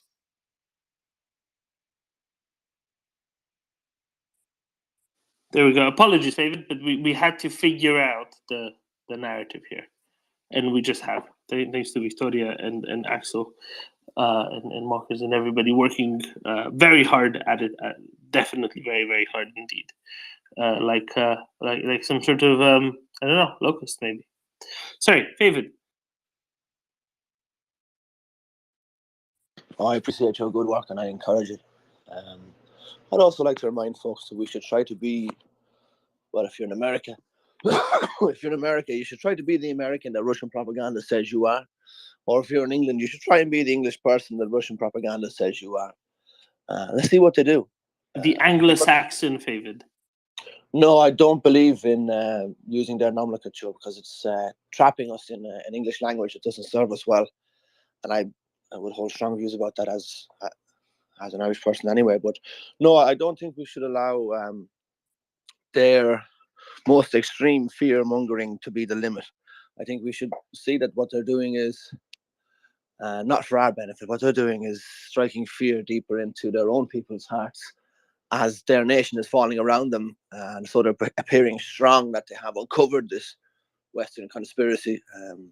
It's not new. It's just what these Russians seem to do when excrement is hitting the fan at a rate. They will double down, and the more outlandish and the more nonsensical, inversely, or should I say perversely, the more likely that their people are going to be further cowed and listen further to what they're told, because hey, we're being kept safe from all these things that I have been rendered ignorant and undereducated by my state, and so cannot apply logic or clear thought. So I must just consume this bullshit off the television with a spoon. It's funny, I enjoy it to watch, but it's also something that they reveal their weakness in, and so we should pounce on it, and we should be worse than their propaganda tells their people we are. And by worse, I mean we should project a more horrific image to them. So if they don't like locusts, then perhaps we should send them videotapes of the locusts that were recently in East Africa and say, yo, I've heard this is Belgorod. I heard the boys in Kursk are opening these up out of canisters like the ones you get for a pub. Anybody can open them. Just put a tap on them, pull it. All these locusts fly out. Look, see what they do. And then you show them 500,000 locusts tearing through a couple of trees in East Africa and see what they do. And so they've given us weapons here. So although we're laughing and it's funny how stupid they are and blah, we can't imagine how we would ever believe that. That's great. But let's not lose sight of the valuable propaganda weapon they're tooling us with. They're telling us they're shit scared of biolabs and whatever insects, who cares? Okay, let's scour the internet. Let's chop some stuff together and be worse than their propaganda says we already are and see how they respond. If only just to keep them wasting resources. Let them keep writing fairy stories as they lose their provinces and oblasts. Good. Let's keep writing propaganda, guys. That is how you're going to win. And I always make a plea, so I'm going to say it now to those who are listening, who may not be supporters of Ukraine, or may be here paid to listen and report back. I hope you stub your toe, but after that, I hope in the pain you have a realization that you can proffer information and that your information is valuable only as long as Russia stands. We all know that's not going to last more than 3 weeks. So you should probably make it your business to proffer your information while it still holds value. Please retweet and share the space. This is MriyaReport.org, Slava Ukraini.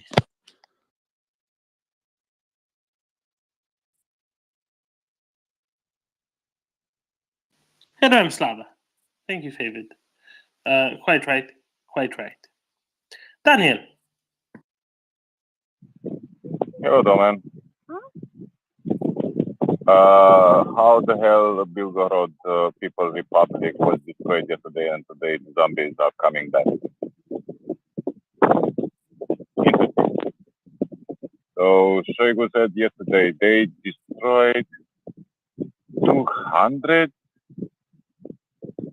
Russian citizens who started the revolution in People Republic of Belgorod, and today they're shelling the Republic. So they are zombies, they are bioweapons. Something happened there. Did the Russians... Maybe they're shelling the locusts. That is Lugansk stuff. Come on, don't mix the Republic. The People Republic of Donetsk, not the People Republic of Belgorod. So different republic, different bioweapon. I hope my favorite Russians in the world still digging up in Belgorod, and let them hit with mortars every day. Why not? How the hell they got to Smolensk?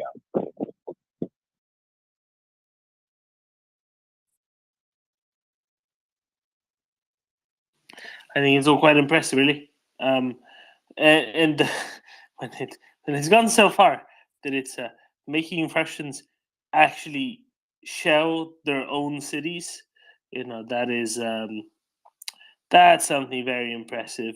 More flambéed roofs all over the place, all over Shebekino and a few Another other thing, places as well. Very impressive. when Russian Defense Ministry hit Russian cities, you just build a pool of resources for new volunteers in the region. Something like, do you hate the Devushka? Okay, he just destroy your house. The flyers must flow in Pilhorod, Bryansk, and Kursk. But again, how the hell they hit Smolensk? And for me, Smolensk is like Kursk, very interesting, like, war insignia. And what the hell is in Kaluga? This is so interesting. Krasnodar, I understand, but Kaluga? All the industry, Daniel, all the industry. That's where all of it went. Close enough to Moscow. Weapons or just infrastructure, trains and stuff like this? Everything. Sounds so Soviet from you.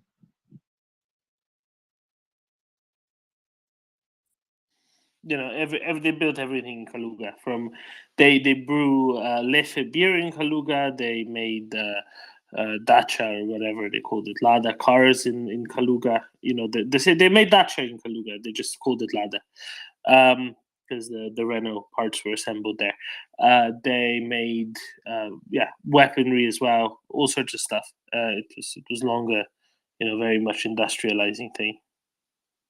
I would add just one thing. I read it, Andrew Perpetua, and said something like, Ukraine needs not 300 kilometers missile strike capability, but 3,000.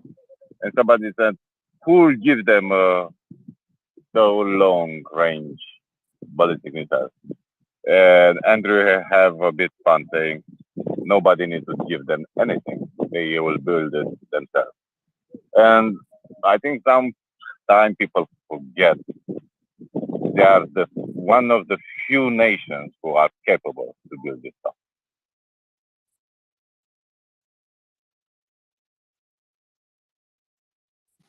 They have some great abilities, don't they? We'll figure it out. But it is really good to go through and dispense with whatever stuff Russians have in various places, especially anything military based. I'm always a big fan of that. War Osint, go ahead.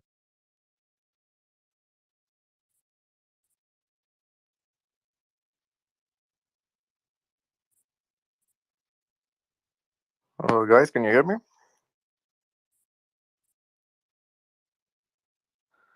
Okay, so since we are on the subject of offensives, I think also on the shelling on missiles, there has been today shelling in Berdyansk, which is just south of Melitopol, and it's like a sea town. And also, like HIMARS have been working in Mariupol yesterday. They hit some, I don't know, defenses or maybe groupings. And there is, like in the last days, there is a more heavy shelling on those areas using long-range missiles. There has been like missiles Shadow from UK supplied, and also HIMARS from the US.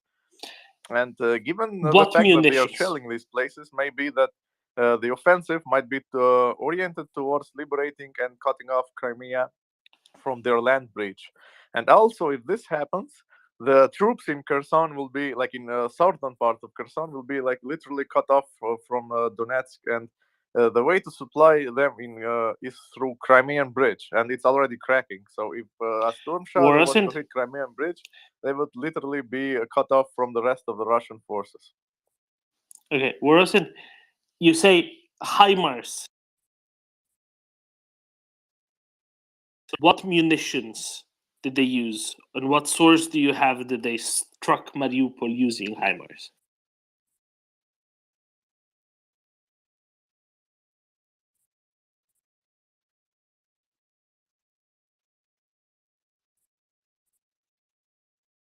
Waroshin?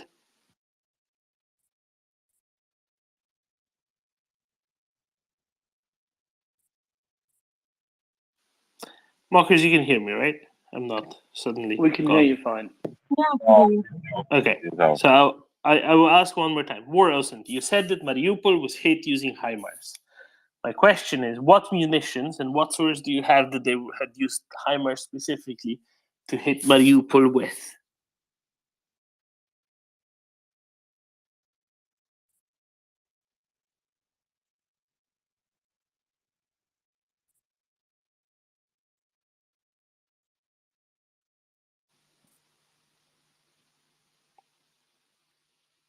Is it that difficult a question?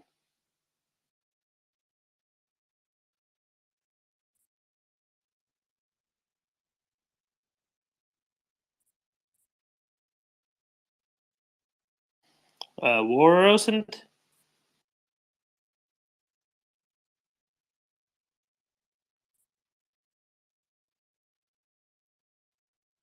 No? Okay, then I will continue this by saying there are no publicly known munitions for HIMARS that have the range and are also known to be in Ukraine publicly, widely, etc. I presume this is a retelling of something that has been published on some Russian Telegram channel, because why else? Why else would they have claimed HIMARS specifically? It's plausible that it is, if Ukrainians have some munitions that just aren't known about otherwise to be in Ukraine. But at the end of the day, other things can explain it at least as well. And I'd really like to hear, sources when I ask for sources. Sourcing is important. No, still nothing. Okay, let's move on then. Johannes.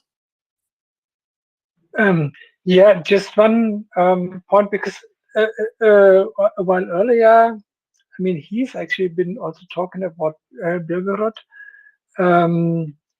and obviously, I mean, he doesn't seem to have the most reliable of information, but well, and the other side of that is actually the political side, which I find quite interesting, in the sense that, I mean, the Free Russia Legion is that is very much affiliated with, or that Ilya Panamaryov is kind of I don't know, the civil branch or so. I mean, he's at least affiliated with them in some sense, and they had always been on the side of Russian liberals. The presumption that this legion doesn't really exist, that it's all just a kind of an internet phenomenon. And so now it seems his point now, a while ago this morning, I watched some of his, he's got quite an active YouTube channel, and where they talked about this, that this is actually kind of at least the proof that this legion is actually there and is actually having an impact. And I think they're quite, they're making a point of the fact that Russian liberals are mostly keeping silent about what is happening, and instead of calling for kind of opposition-minded Russians to join the fight. And I just wonder whether we are going to see the change, or whether the kind of all these people like I don't know, the Navalny team and Yulia Latinina and so on, they are also, although in Russia they have been regarded as near systemia oppositia, so the non-system opposition, whether they are in fact a kind of systemia oppositia, and or whether anything will be changing. I'm not. I'm still wondering what Panmaryov's calculation is, whether he just wants to make a point now that we will remember him later on, or whether this is really something which could affect the course of events within Russia. Yeah. So sorry for rambling so long, but yeah. So I can't speak to intent, right? But maybe we can look at this and we can guess at the likely effects or the likely outcomes. Look at various actors, especially ones that were in small forward groups. What proportion of them historically, and Johannes, you've read plenty of history to understand what I mean with the following. What proportion of small groups that made themselves very visible at some point, ahead of sea changes? I mean, Actually, the October Revolution would come to mind. I mean, that was a fairly small group. I know, but wait, you need to let me finish my question. What proportion of them end up being the one that eventually takes over and takes power, right? If you think of, say, the October Revolution, and you think of the quote Russian Civil War, the collection of wars that usually are described with the name of Russian Civil War, there were thousands of small groupings, and yet only one ended up being successful. What I'm trying to get at is, I wouldn't exactly bet on them to be the next ones in charge. I wouldn't bet against it, but that's because I don't like betting. I certainly wouldn't bet on them.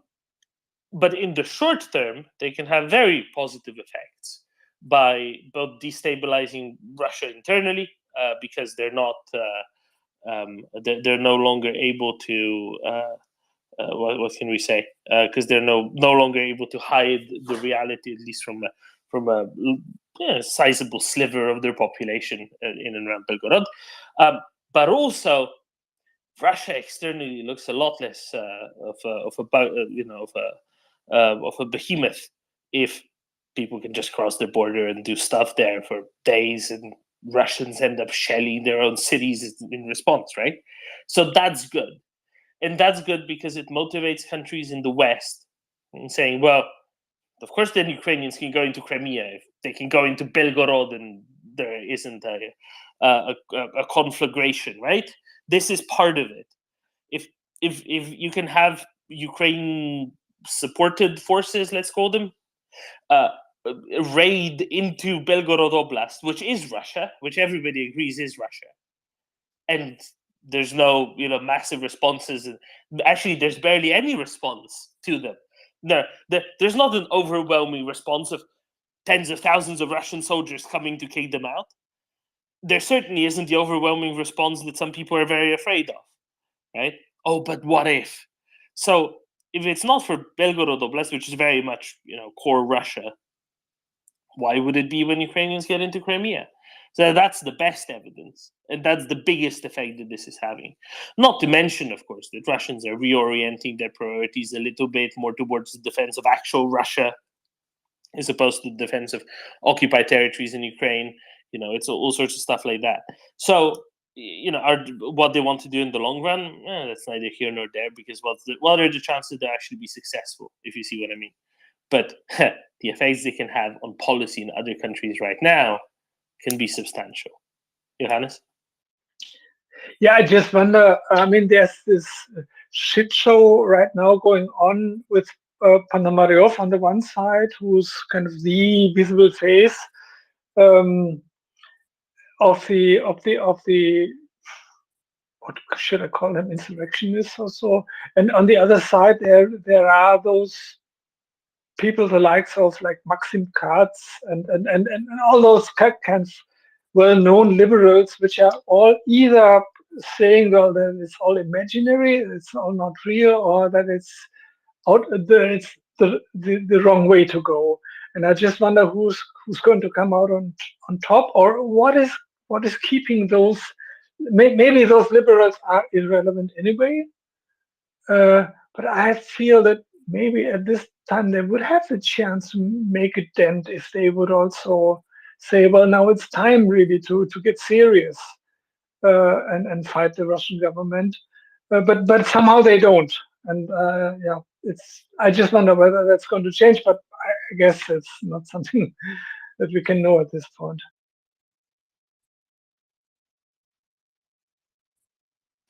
No, indeed not.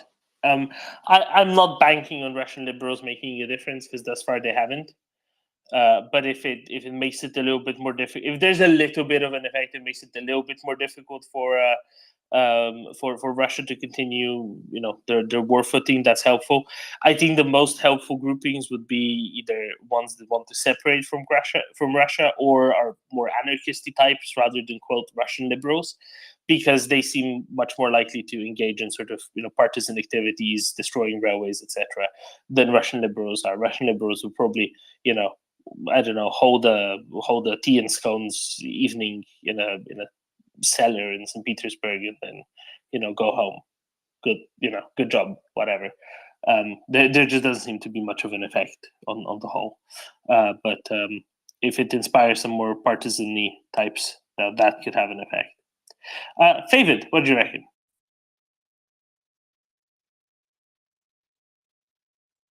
Hey, Doman. Good morning. The time is 25 minutes past 10 in the morning on the East Coast of the United States. That's Washington, New York, and Florida. Want to say D.E. Vacorja. Hello, everybody. Please retweet, share the space. Let the internet know you're with MriyaReport.org. Tag a friend to bring somebody along. This is a volunteer community, so the more we spread the word, the more likely it is we'll have new listeners. So do your part, retweet the space. I had put my hand up earlier, but dropped down and tried to come back up again, and have been updating my iPhone and my Twitter app. So sorry for now being up probably about 20 minutes late in the conversation, and to Johannes and to yourself, Tom, I have nothing really of value to add. Just, I suppose, thanks for discussing it so I can have some insight. I had come up to say that there's a speech that was given in Finland, and by golly, was the speech written with the intent of addressing the audience who would receive it. Secretary for State Antony Blinken delivered one of the best jokes from the internet in a speech about the Russians, and he has a very much better pacing in his voice, and he has practiced a wonderful statesman's rhythm to Antony Blinken's speech, which makes you keep listening to see what he's going to say next, and it's very effective. But he delivered the joke anyway. I'm going to tell it, but I'm going to encourage people to look at the video. And he said, it was once thought that Russia had the second greatest army in the world, and now we think they've got the second greatest army in Ukraine. And the crowd obviously fell into peals of laughter, and he tried to keep his speech going. But I thought it was wonderful. The Secretary for State of the United States was cracking jokes about what the Red Army used to be. And the Finnish people are laughing. Oh, God. Yeah, let them keep with their locusts. Sure, that's all they're good for. Our fairy tales and scaring women and children. Slava Ukraini, please retweet and share the space. Hello, I'm Slava. I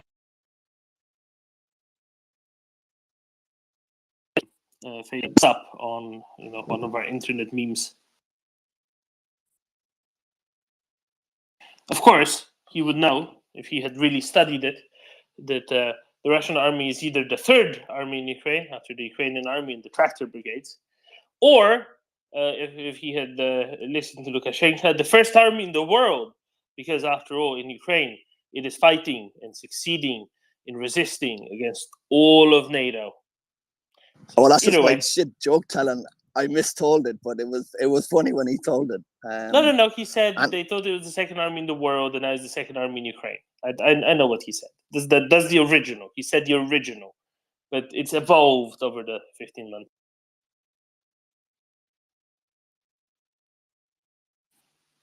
Don't worry, you delivered it correctly. I mean, it's just wonderful to see how time changes and how the worm turns. Like previously we had a Secretary of State shaking hands with Taliban, and now we have one making fun at the expense of the Russians in front of Finnish people. It's a wonderful time to be alive. Please retweet and share the space. This is MriyaReport.org. Thank you, David. Daniel. How's the beach? David? Oh, it's wonderful. It's really beautiful. It's my joy. But David said something about Apple, and I think he forgot what Mr. Lavrov said. Sorry, Kalantarian. Uh, is a big CIA operation to infect the Lavrov iPhone. So it was yesterday or 48 hours ago, full on SOTA about how discovered malware associated with Apple products in Russia and is an evil conspiracy Biden administration and Tim Cook seem to destroy Russian iPhone devices. You know why I raised my hand? Because you put something which triggers me very easy. Victor, our friend from the week. The Dictator. Oh, Dictator, yeah. Or Chinese balloon, my favorite description of him. But I cannot forget to push a bit to Johannes because he remembers the mighty opposition. I was the first before the Bilhorod People Republic claiming their independence, saying the Nazis will be the good Russians and not the morons from Navalny, right? But let's go back to Victor. Why this guy cannot keep his mouth shut? Not at all, not at all. Just opening and saying bullshit. What is his issue, his fetish with fetch? Why? Why is so important that nuclear power plant? The oil and gas from Russia will be still very expensive, right? They didn't have a real problem with the price of electricity just because nuclear plants don't deliver enough electricity. The problem was, therefore, in this week, they import electricity from my country, for example. And it is the life. And you are Chinese balloon. When you send every day, how is called that moron? The foreign minister has a funny name. Siarto. Si, signore, yeah. Sigato. Every day. Is no month of the year he's not in Russia or Belarus or China, right? Was in Krasnodar last year, right? Was something damaged there. Moron. Is the problem with the war in Ukraine? They have the biggest inflation in Europe? I don't think so. Was 2021 or 2020 when they start? Let's cut prices for poultry, for flour, for eggs, for milk, and we didn't call it. But I have a feel that his playbook is very Erdoganish. Similar thing with the economy. I'm crap at economy. I'm very bad at economy. I'm dirty, poor, crappy Romanian, right? They have the same idea. Let's control economy because 45 years of planned communist economy works so great and will become so powerful. So it's cutting public illumination, cut the expenses from everywhere. And look, people probably need to watch a bit like Ben, our French boy, always put his words in this area of economy. Not so much explosion, missiles, tanks, but how similar are the situations? No more investment for unemployed. No more investment for young. No more investment for Medicare. No more roads. No more nothing. You know, you don't pay any expenses, any contracts. You don't honor. I don't know. A collapsing economy. We take three currencies: Turkish lira, foreign, and ruble, and all are big shit, right? Nobody is like that. They're in competition with each other. Who can make things worse? Who can make worse place for their people to live? The dictator, the Erdogan Sultan, and the Dievushka, right? Still, why we listen Orban? Why we publish Orban? I think it is a good question. What if you want to make a public declaration in him or Sigato, and nobody record them? Like Russian ambassador in Bucharest was treated by local press. Everybody ignores him. I mean, nobody come to your press conference. Nobody publish anything about you. Just ignore you. And you say something very, very outrageous. You send your press officers and telling this is a bunch of crap. It's not real. These are the facts. 1, 2, 3, 4. I think it's better. Don't let these guys to manifest. Okay, Devushka must be humored and we make fun of them, Medvedev, Kalantaria. But Orban and Erdogan must be cut. Censored. How Americans say? Cancel. That's what. Cancel. Cancel Viktor Orban.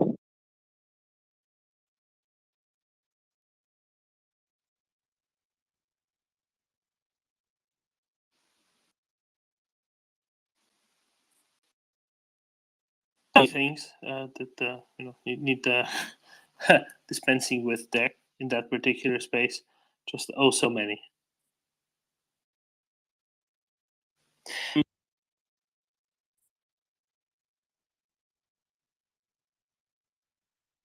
Did you say raver there, Doman? You'd cut out a little bit for me.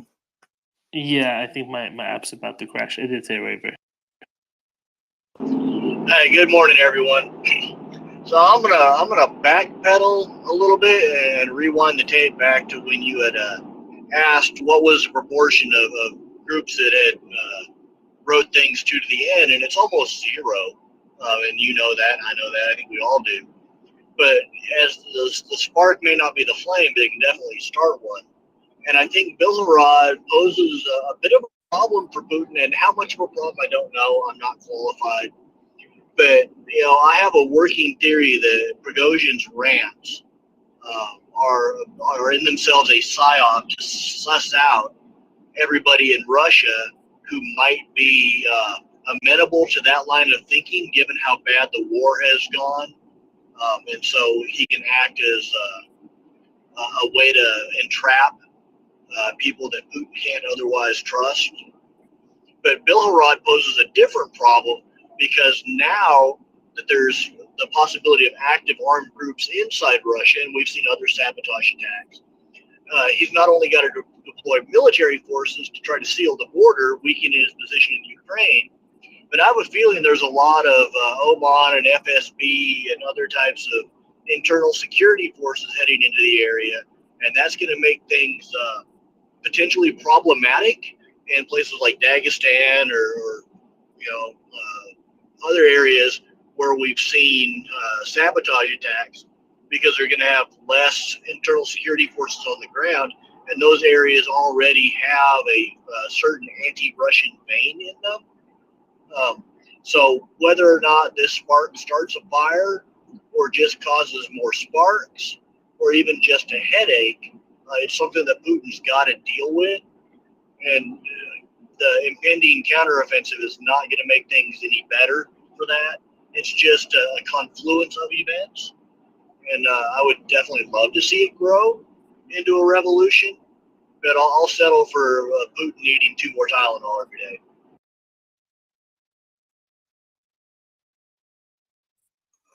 Apparently, they have sent some sort of special forces team into Belgorod to try and counter.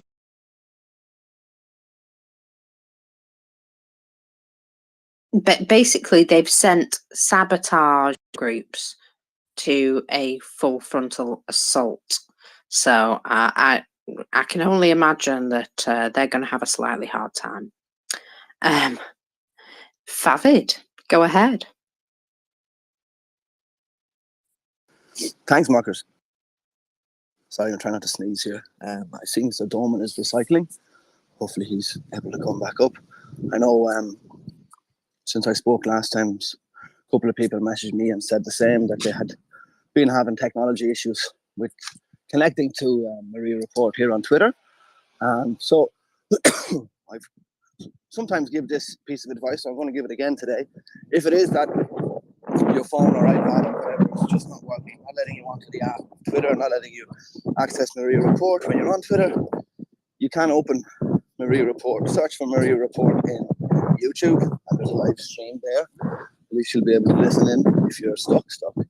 But that's not why I asked to come back up. I asked to come back up because something about Kursk was mentioned earlier today, and then excuse me, the town that lies between Vuhledar and Mariupol, that was very hard to pronounce, but has been seen arrivals of Ukrainian artillery striking Russian depots and manning points. I wonder if you could repeat that piece, please, Marcus, about that location and the other areas where Ukraine have been reaching in and reaching out and touching the Russians. It was a while ago, but I've forgotten a question I had when you were reading it out, so I'm hoping that in your reading it out I will remember. I think it has something to do with, it was how much should we expect of the Kursk and Belgorod people to use basic artillery? I know they have been exchanging fire with the Russians in Belgorod district. But yeah, if you could read out that list of recent explosions, that'd be great, please. Yeah, sure. So we've got Henichesk, Berdyansk, obviously, Volnovakha. That one. That's hard to say. That's the one in between that you were talking about. Right. Is that like a lay-by for trains, or is that like a stockyard? Do they have warehouses? There's something there worth hitting. They're not just deciding to hit the local police station in a small village, right? I would imagine they're after manpower and equipment wherever they're going to hit now. They specifically seem to be hunting those out. Let me just see if I can find a bit more information about it. If you or I were particularly paranoid, or shall we say slow learning Russian officers, God forbid we ever have such a burden, even we would start to learn to distribute our resources. And so not little places, but towns between larger towns or larger cities such as this one would be a primo spot for stashing a large amount of stuff, either men or material. Well, this location is actually in the direction of Vuhledar. War Gonzo from the Russian mill bloggers indicates regrouping of troops of Ukrainians, obviously, in the corridor of descent towards Volnovakha, with a first stage at Volodymyrivka, which would be in sight of the main vanguard, I don't know what he's talking about there. But basically, that is on an axis of assault, that particular area. And I believe if you were to continue in that direction, you might find yourself in the location of Mariupol. On a sunny day with good weather, it'd be a nice drive.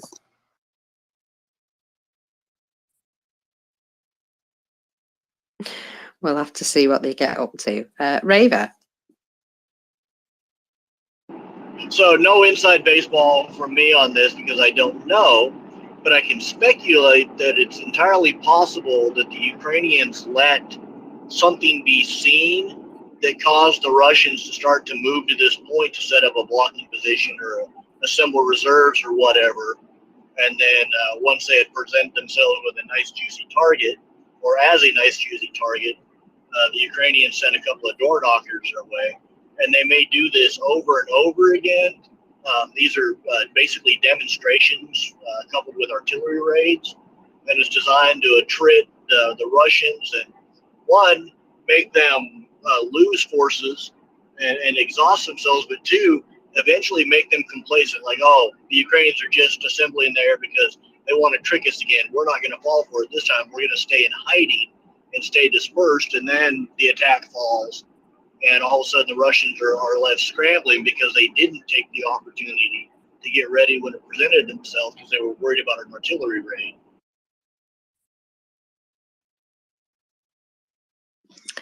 I have actually heard of Ukrainian forces deciding to pop out from places and show themselves, just like you said, drive down a road knowing that they're going to be seen, and then quickly do a UE, get out of there as fast as possible so that they can set off the artillery so that they can locate it for counter battery.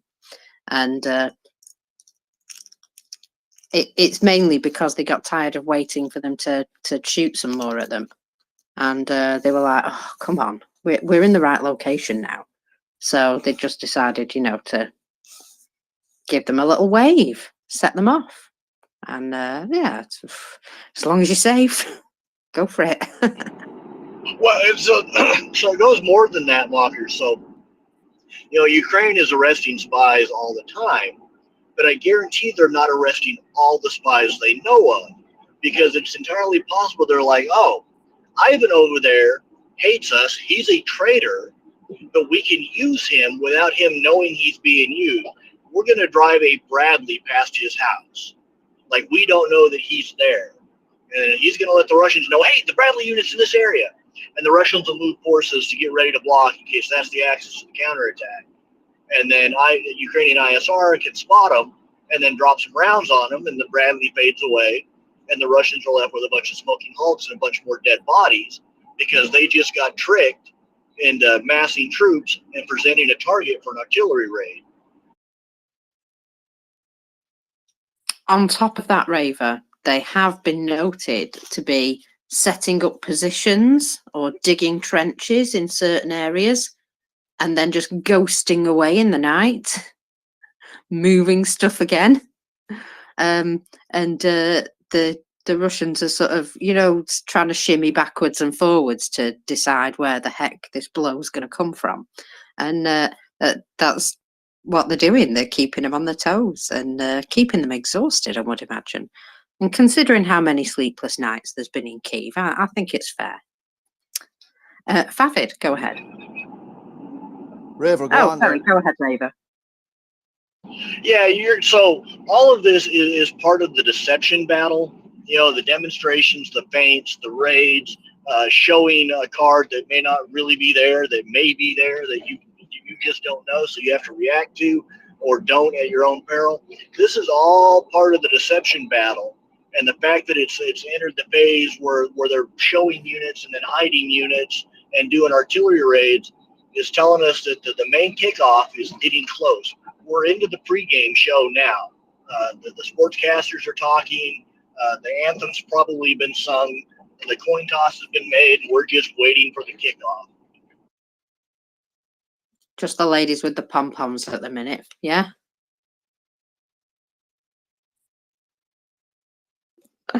Favid, go ahead. And very hard working they are. Also, I know Jacksonville Jaguars, and not just ladies and gents, and those who prefer not to say, are now as cheer squad. Might I say, they add to the merrymaking very well in the stadium. Kudos to those who practice the various arts. Just to say about what Raver was saying and yourself, I was just thinking from a very boring truck and trailer point of view, or engine and trailer. It's also a magnificent opportunity to run these units through their machines and through their oppos and various different things. in their kit, in their platoon or in their squad, under fire, right? Ostensibly putting themselves in the way of danger, but in a planned way, in such a way as to draw out fire and to be gone before a enemy in this array can return fire or even relay the message as to where your coordinates might be. So you're going to get in, cause a hoopla and scarper, but it's also great to run up the machines and the men and women who run the machines and to figure out any niggles, or you know what happens after 15 runs, we got to change over this thing in the engine because it's going to start to make a noise or it smells weird.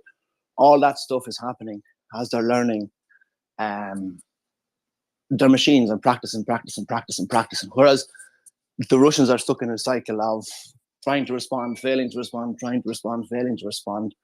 And as Raver said beautifully, I think it was 2 or 3 comments ago, they're going to get themselves in such knots. They are in such knots that eventually when it is that they should have responded, they won't be able to. And that will be our bridgehead. That will be the, maybe 5 mile wide push.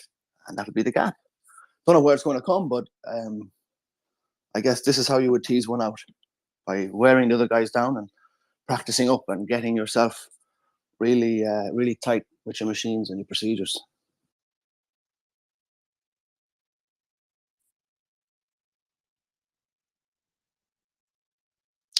There are new booms, Doman, in Shebekino, would you believe?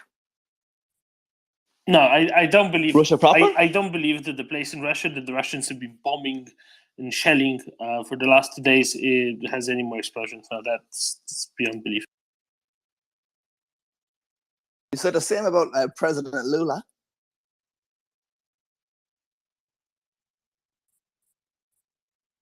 But I don't believe he's exploding either. I don't believe in him full stop as a concept, but that's a different problem. So before you go to booms in Shebekino, so Axel and I have been looking at the same thing at the same time. Axel, no fuchs are being given, right? That's the summary right now. Yeah, this deal is completely unfoxed. Can you hear? I can't hear Axel. Deleased, you could say. Yes. So to outline it a bit more, so the German government, in its infinite wisdom, decided that the Fuchs is too expensive. Now, instead, they're sending something else. And that something else hasn't been well defined yet, has it? Well, it hasn't been published as much, but technically, there's only 2 options at hand, meaning for each part, 1 option. That's what you think, but apparently that's not quite true. Because you didn't read my reply, clearly. No, I did not. I was racing about in order to do something else. What did you reply? So your tweet is at 4:33 Central European Time. My reply to you came at 4:34 Central European Time. This is 19 minutes ago. I'm delighted to hear So that. I gave you all the opportunity before bringing it up. So you do know that I tweeted this out, ended my break, turned to something else, and went No, away. I'm well aware, but eventually we need to talk about it here in this space. So your theory is that it's this tracked APC, which is more or less based on a M1. No, not the tracked version. No. The funny thing is the same. It's not the tracked version. This is all wheel-based. Because your picture's the tracked. 2 versions. Yeah, because that's what's on top of the chassis. They have used if you go to the FFG homepage, you can see this. They've worked with a wheeled version thereof. They've utilized, for example, in the past Boxer chassis. They've used a couple of other things. The photos, yes, they are the ones which you've seen before. But there's also exactly the wheeled version thereof. And these are wheeled troop transporters. And that's exactly what has been discussed. And it's just the same on top. Right. With a slightly different V-shaped hull. So these aren't yet in production, right? Or I mean, they're not made yet. These are well, they have been made. The demonstration vehicles have been made. They've been tested. They tested this but they're not in troop stock. Transporter. No. This is not in stock. This is what also what the German government said again this afternoon. There was following the brief announcement yesterday in the early evening, which was then partially in part going through German media, and then the speaker. Oh God, who was this today? God, I need to check who that was, but it was a deputy press secretary going out and talking briefly about the fact that, yes, as indicated yesterday, Germany has committed to FFG as opposed to Rheinmetall. They've decided against Rheinmetall, which is a clear snub against Rheinmetall for, of course, previous things, which, as you know, the German military didn't quite like. You remember the battle about the IFVs. This feeds back to the whole thing. And yeah, so that's what it is. So they take completely new ones which FFG can build because they have more than enough capacity to build and build them quickly. So let me just flesh this out a little bit more. So one theory that was that FFG also has a stock of old used Patria Sisu 6x6, some of which Ukraine already but uses. There's not many. There's only 22 or something. If I'm Now, not quite see, that mistaken. makes sense. I didn't know what number there was. The thing is, this will be quite annoying. Bild Zeitung reports that Germany, they're very specific. They're not saying maybe whatever. They're saying they have information that they have gotten from FFG. That the offer, the information they have gotten, that the FFG offer was 6 times cheaper than the Rheinmetall Fuchs on a per unit basis. However, that what they are sending is a license-built, US-designed BAT UMG, which is a 4x4, sort of an MRAP thing. That's what Bild Zeitung is saying specifically is being sent. Is not the new design thing that you surmised, but instead the BATT UMG. I don't know how to pronounce this better. It's just appallingly poorly marketed, obviously, with a name like this. But it looks like an MRAP. I don't know how the hull looks like, but it looks like an MRAP. Yeah, if they do this, that's a very, very, very basic model. That's not just cheap; it's just absolutely useless in comparison. It's as useless as the French piece of shit, which we saw stuck in the mud. Yeah, it's 4x4, and it's good against small arms fire and light shrapnel. It's good for road, and it's not comparable with a Fuchs in the slightest. Nothing, zero. It's complete shit. Now the Patria Sisu is one thing, right? That's it's a different thing. That'd be much more reasonable. Different use profile. But I thought that the Patria is actually being purchased by the Finns and delivered by the Finns. FFG has just literally given it away. It's not the Germans doing this.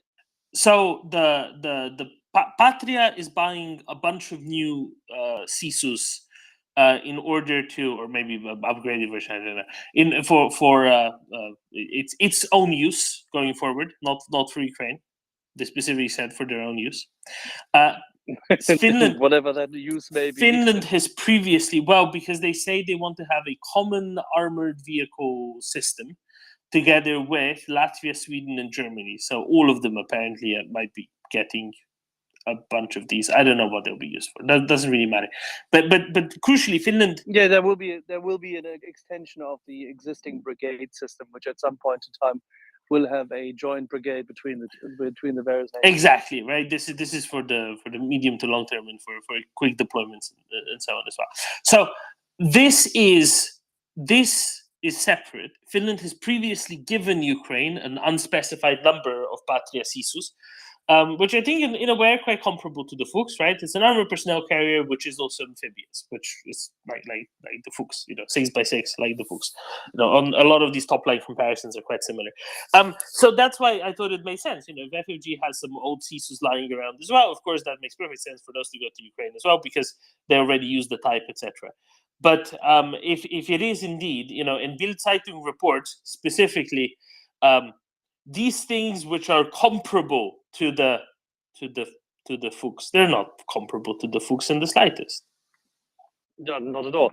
But then again, Bild-Zeitung has a very, very comprehensive network of feeder information, and I'm quite sure they will have found a way to talk to FFG and found someone there. So it typically is a good indication of what is happening. I mean, that's a thing which they're reasonably good at, finding shit. Yeah, I mean, for them to get sources within German government and German companies is, it's easier for them than for me, that's for sure. Well, it's Bild-Zeitung, so you never know. But yes. But isn't that just really dumb? Really, really, really dumb.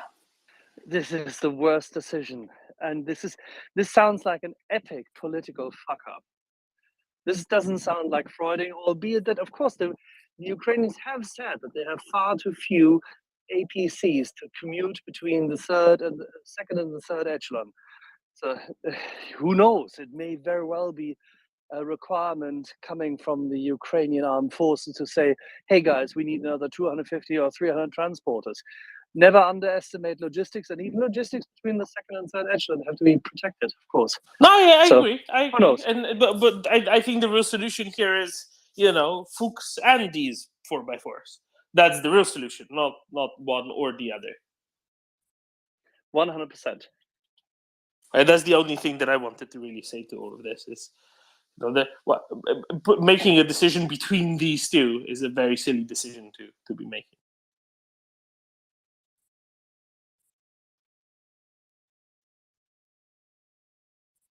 And frustratingly, that's the way that Bild reports it, is an either or.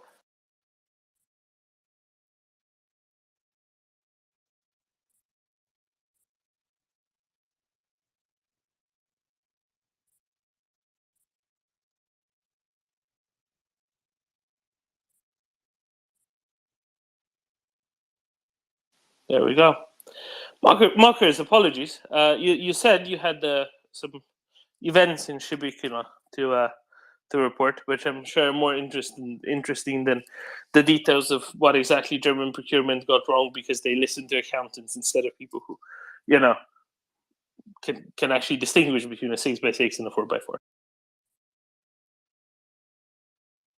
Well, I was only going to say that there is a much larger black cloud of smoke now rising in that area. And it would appear there have been some recent new booms. I also just wanted to add about fire on the lines. Unknown partisans continue to prevent the transfer of equipment and weapons to the Russian army.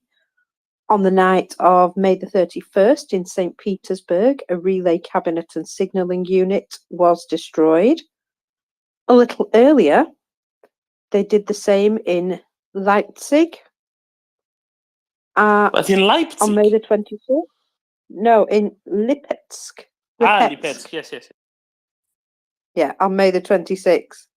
In Moscow on May the 26th. And in Udmurtia on May the 25th, wherever that is. Ijevsk. Yeah, I'm still guessing. It's where Kalashnikovs are made. That'll do. Thank you. And the world's highest concentration of people with orange hair. Challenge accepted.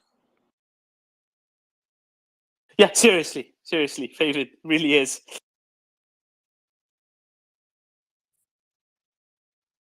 Favid?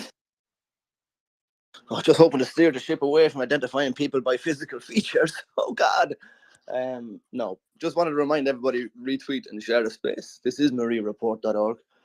Thank you to the co-hosts for being patient with me. I've been coming up and down here, like someone running up and down stairs. I keep falling out of the app and coming back in, so I appreciate it. And just to beg of Miss Mockers for patience and to ask her to repeat, because it was chopped out from my audio as I was coming up. Where is it that has had a repeat arrival this morning / I guess afternoon where they are in Ukraine? You said it had been a second boom and more smoke. This is in Shebekino. There appears to be,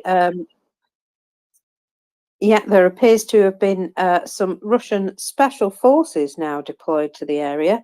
Only they're an infiltration and sabotage group, and probably aren't really prepared for a frontal assault. But you know, they are fighting with them apparently.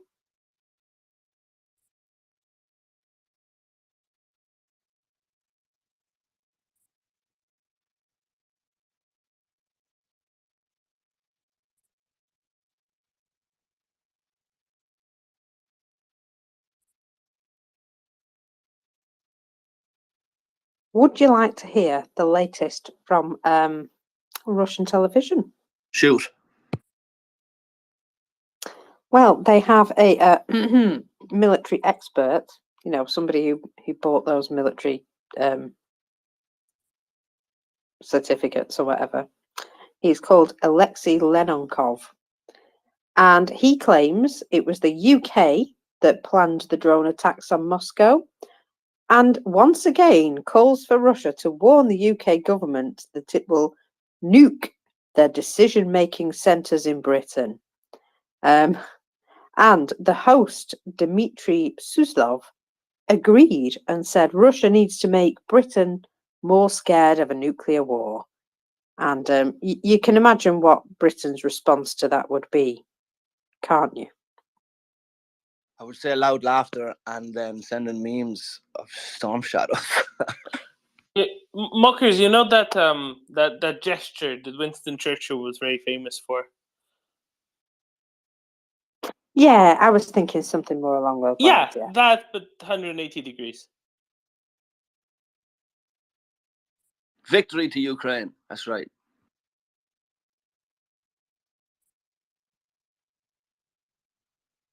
exactly. Klaus? You mentioned people buying some degrees in Russia. That made me think that when I was a kid, I went to Legoland in Denmark and got my driver's license there. Thank you. Klaus, did you just admit to a crime, sir? I'll never tell anybody, Klaus, but that's very... I got a proper one now. I went to the post office and he bought his first driver's license for £1. Okay. I'm thinking of getting a driver's license in Ukraine with Boris Johnson on. Thank you. Oh, I've seen those. Yeah, the guy with his Boris Johnson driving license. Brilliant stuff.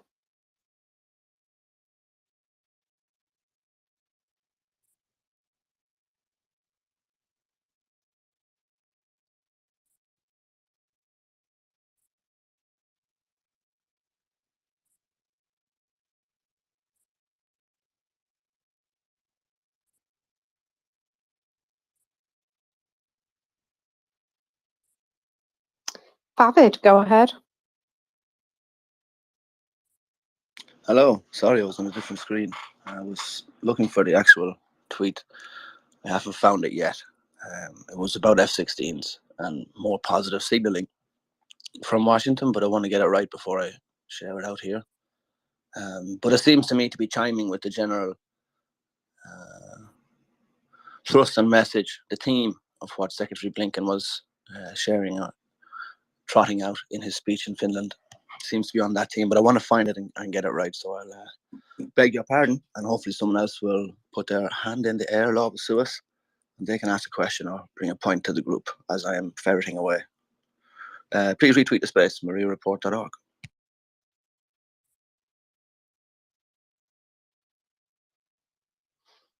Thank you very much. Now then, I can see Ryan is a listener.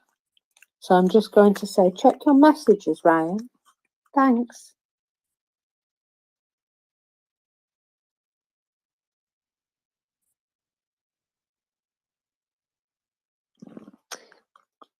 In the meantime, let's see if I've got anything exciting for you, because it's got to that point of the day. I've got something exciting. Got a very little exciting thing. Ooh, go ahead. So there's a really interesting article in Forbes that discusses engineering vehicles, specifically engineering vehicles based on the Leopard 2 that Finland has donated. 6, I think, of them, called the Leopard 2R, which you would think is a pirate's favorite kind of Leopard 2. Whether it is or not, I don't know. But they're very good. They're very excellent. There's just a little note in this article. There's a little note in this article that says, and it rides in a bizarre mix of vehicles, including 99 American-made M2 fighting vehicles, which are Bradleys, and 28 ex-Slovenian M55S tanks, and now comes the clincher, well, 27 now that the Russians apparently have destroyed one. And the link they give to have apparently destroyed one is to Armchair Warlord, the American ex-artillery officer who basically thinks Russia's the best thing in the world. You've seen him on the internet. You've also seen the alter ego, the Armchair Cope Lord, which is a lot more sane. But sounds like horseradish. Sorry? Sounds like BS as a source. Yes, it is. It is. So he puts a picture there of a destroyed tank. And I looked at that and I thought, you know what? That tank there, that doesn't look like an M55S. That's not the right gun, is it? And the other bits don't look quite right either. Like the shape of the turret, not quite right. So I thought, you know what? Considering you're such a military man, Doman. Exactly. But I looked at that and it didn't look quite right. And also, I just know not to believe anything some people post, right? That is just a rule there that has served pretty well. So I asked Oryx and one of the people that help out with Oryx's list, the Czech one, who was very good at this as well, and they came back and said, "No, it's not. It's a T-64." No clue what they're talking about. Because first I did the smart thing and went and checked the list. Yeah, there's no way that Oryx wouldn't have updated something that's on the internet for over 2 weeks. Of course they would have, right? And there was no listing. So yeah, it's a T-64, T-64 BV they will destroy, not an M55. And I have since, this has been many hours, tagged about the author of the Forbes article and the Forbes and Forbes themselves. And they've still not fixed the original article. So I don't know what else to do with them. For over, I have tweeted at them for over a day and a half now. David, for over a day and a half now, wrong information has been being spread by this article, saying that an M55S, which is widely known, is completely indestructible. I mean, it would be, wouldn't it? Has been destroyed when it hasn't. So there we go. More Western debauchery, no doubt.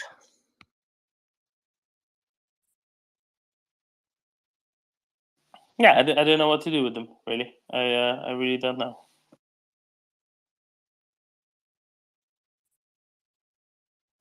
There we go. Was that fun enough, Marcus? I don't know if that was fun enough, but we got to have a light jab at a tanky, Batlink, whatever he is. We got some praise for some people who actually know how to identify military machines from pictures. A few of those. Well, I'm glad you can identify them because everything with tracks and a gun is a tank in my head. You know how it is.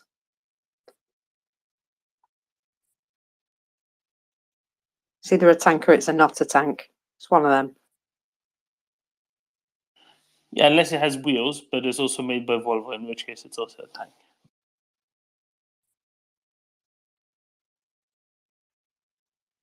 Which is why it's terribly confusing. So, tank or not a tank, that's what I'm going with. Vladimir Solyolyov, that guy, the guy with too many V's in his name. Solovyov. Him, yeah. He has reacted to the shelling of Shebekino. He says, Russia should give the Ukrainian civilians 6 hours to evacuate their homes and then blow all cities to kingdom come. Of course. I thought he was going to say that Russia's going to give a BNR 6 hours to surrender and then nuke it.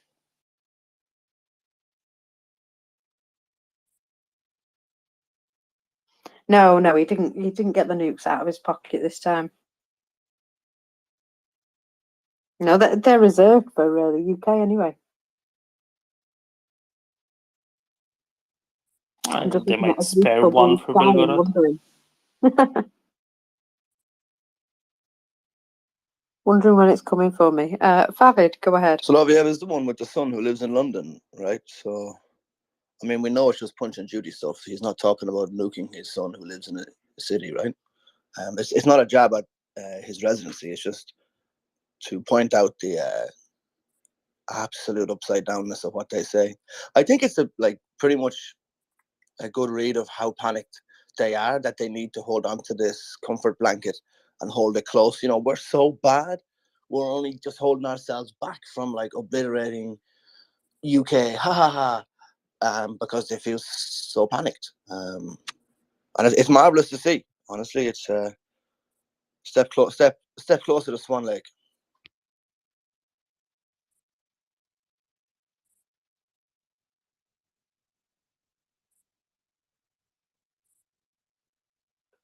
That's very true.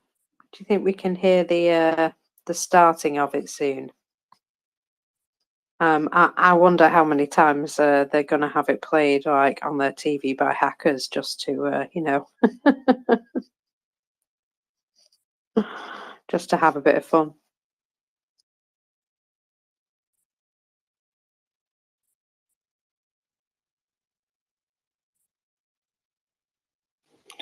Now, if you want to hear someone much more sensible than Solovyov or Orban or any of the silly ones that we were mentioning, there's a race on. There's a race for the next NATO Secretary General, and one of the participants in this race seems to be a certain Right Honourable Ben Wallace MP, the Defence Secretary of the United Kingdom. And there was some notes in the Washington Post this morning that he has made. It's pretty good ones. Now, Favid. So it's pretty good ones. No, we need him at BAE. I think we should put Axel into the NATO board. Yeah, okay, that's fair enough. Axel as NATO Secretary General would be very amusing and also very productive, but also very amusing. Everyone would more sharply. I think there are a lot of things that Did you NATO just headquarters assign would me be a much new more sharp. job? Did I just hear that? Yes, You I assigned me a new nominated job? and I believe Dorman seconded, which means the House is about to carry it. You are our next NATO Secretary General. Come on down.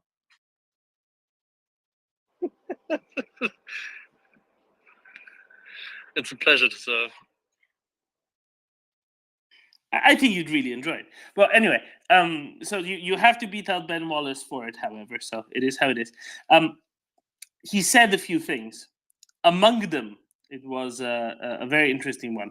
So the Washington Post notes that unlike some other officials in the West, Ben Wallace says that there's a real possibility Ukraine could successfully retake Crimea, which Putin illegally annexed in 2014, as early as this year, as Russian forces are running out of needed equipment.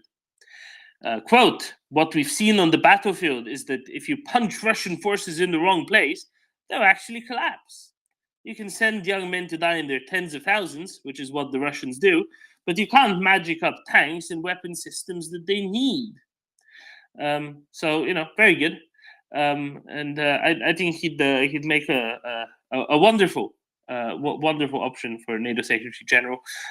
He generally is very heavily for giving Ukraine what it needs to kick the Russians out and back all the way into Russia, thoroughly so. And I'm very glad that this is the sort of statements that are making the papers in the US, because a little bit more motivation, let's call it, a little bit more motivation is a very, very good idea.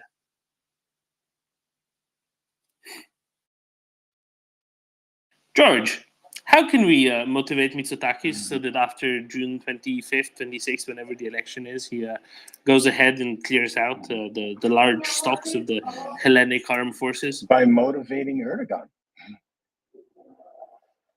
That's the, if the United States stopped playing ping pong with this guy and gets out the hammer, it's easy to make Erdogan, you would do two things.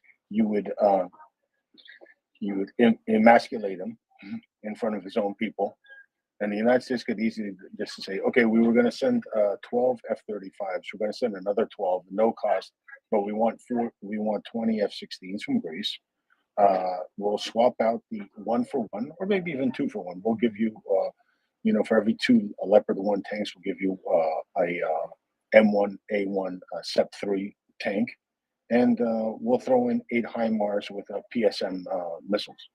So, that would then motivate Erdogan to find out, that he's not the big dog in the world, that he is just a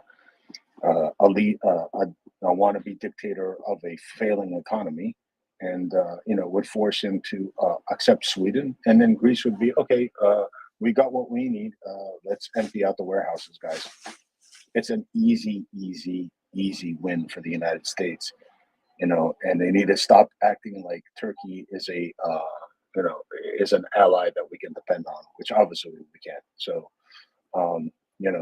from them allowing the Russians to bypass sanctions, to all the other stupid moves that they've tried to make, trying to sit on the fence. So that would be one thing. But I didn't come up here to talk about that, though. When I came up to talk about, the brand new, it looks like 120 plus G5 APCs that Ukraine's going to get from Germany. That's exciting. George, you didn't read what I posted. What did you post, Domin? Did you just burst my bubble here? I did. You bet, boy. Yeah, I'm sorry, but it is how it is. So there's Bild reporting, and yes, I know it's Bild Zeitung, but whatever. There's Bild reporting that they have inside information that what they're actually getting is something called the BAT UMG, BATT UMG, which is a 4x4 based on the Ford 550. Yeah. That it was 6 times cheaper than the Fuchs. Well, I don't care about the Fuchs. I wanted the G5. Well, the G5 was the replacement for the Fuchs, but it isn't going to be apparently that. Damn it. Because it's going to be something else. And specifically, I'll tell you why I wanted the G5 better than the Fuchs.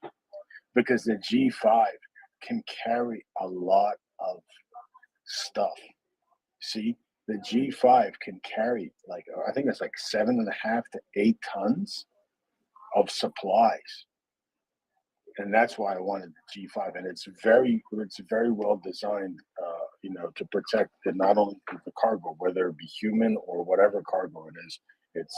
It's mine resistant. The whole yeah, and wait, no, George, don't get so disenchanted by Domin so quickly, because the multi-purpose vehicles the boys have are not the same chassis as the APCs we're discussing, so it may very well be still exactly that. But the multi-purpose vehicles, they have a bunch, and truly a bunch of the bandwagons in stock, no? No, they don't, actually. That's the whole point. They don't. Okay. Yeah, and it says they are new. They're producing them new. And the multi-purpose vehicle they are famous for is exactly this one. Yeah, and that's and this was picked by Norway, right? This is what's incredible about Norway. Norway purchased it pretty much as a battlefield taxi, because it does that job way better than any other vehicle that's around. It doesn't carry 6 guys or 8 guys. It carries 12 guys plus room to spare for extra equipment. And because it's designed to be IED, mine resistant, and actually has one of the best cross-country abilities of any tracked vehicle, even better than the CV90. Now, that's what's important, because further on, when you've got mud and all that stuff, they'll still be able to get equipment to the front with these things. That's why I would be ecstatic if they can get 120 of these. You would only have to, you would just give each battalion a handful, like a half dozen, and you're talking about being able to just keep supplying your unit as they move forward, because these things can go back and forth, towing, like carrying a lot more than a 5-ton truck, right? You're talking about 8 tons of stuff. That's a lot for an armored vehicle, and the inside is cavernous. It's spacious. So that's why I got excited about that.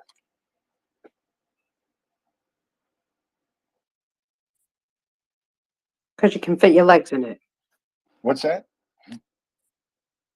Because you can fit your legs in it. Yeah, I think you could actually fit a couple of Ladas in the damn thing.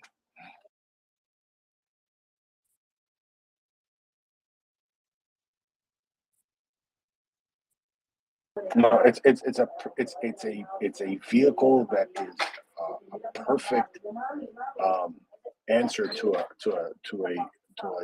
a need that Ukraine needs. It's armored vehicles that can get stuff to the front. Like, I wouldn't use it as an APC. I would use it as a cargo carrier for stuff that's pertinent that needs to get to the front.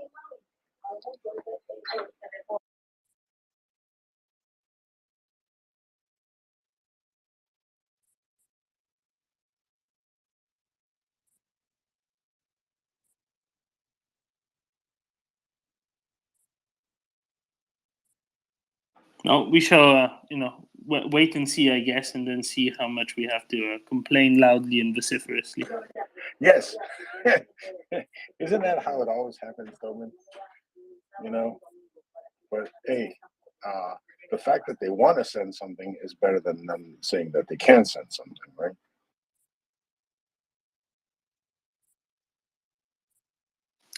Yes, indeed.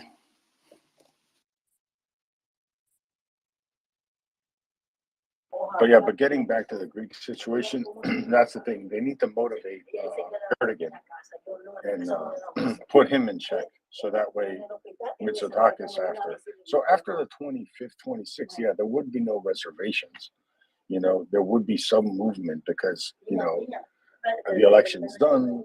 He wouldn't have, they wouldn't be able to use this as, he's sending systems that protect Greece to Ukraine. Like, the opposition wouldn't be able to use it as like a bludgeon. Not that it's accurate, but one of the other ways is they need to motivate the other side.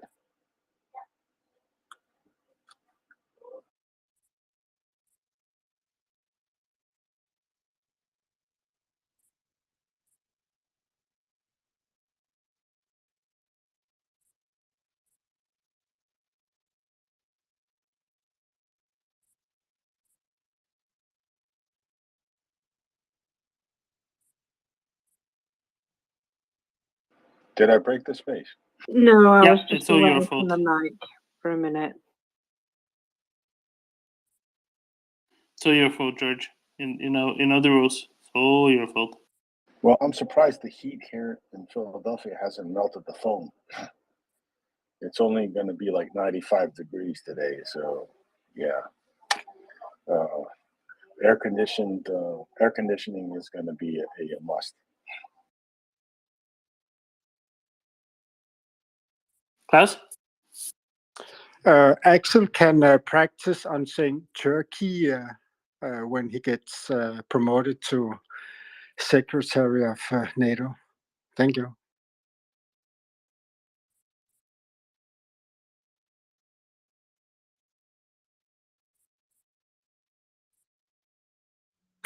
Would you like some more local news from Shebakino? Yeah, it's become very popular, isn't it? I don't think the town of Shebakino ever featured in international news as much as the past 2 days. I don't think they really wanted to, though. So it would appear that now people have started looting because basically the people left there didn't have any like open shops left or anything like that. They've broken into the local store, and the supermarket got looted basically for food. This used to be guarded by security guards, but now everyone is gone. I wonder why.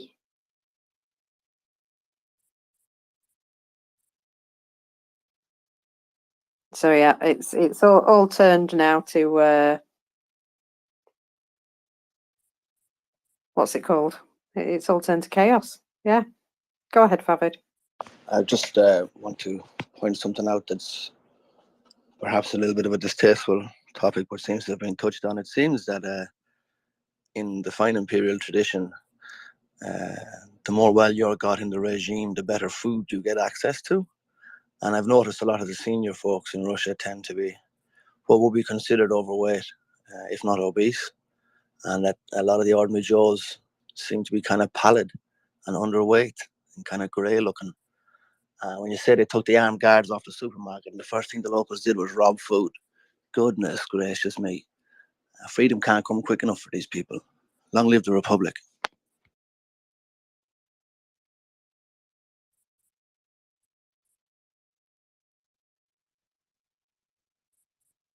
No one went to rob the post office. No one went to knock over the local bank to get cash. They went for food first. Think about that. Well, what else does the supermarket stock? No, my point is the town is abandoned. Security has been removed. People rob the supermarket. They don't rob the bank. They don't rob where the money is. First place they go is to get food. That's a disgrace. That's a disgraceful indictment on that regime. No, but I think that the assumption is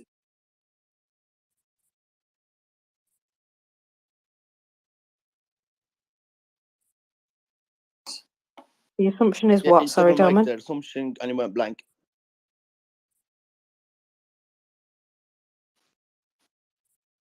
It's a cliffhanger. I'm saying, Favorite, there's the food section in the supermarket, but there's also this other section that has things in, usually glass bottles, some of them plastic, clear liquids. I understand. I don't find it any more funny that people are poor and desperate, and the first thing they do is steal consumable goods because they're so bloody poor. That to me is an indictment of the regime and shows that freedom, when she take hold, will be hard to root out. People get real sick of being hungry real quick, and that can count for booze. I mean, imagine being so poor that you have to make your own bathtub booze. It's a goddamn disgrace that we left this thing rot and metastasize for so long. Shame on all of us. But now is a chance to root it out, I suppose.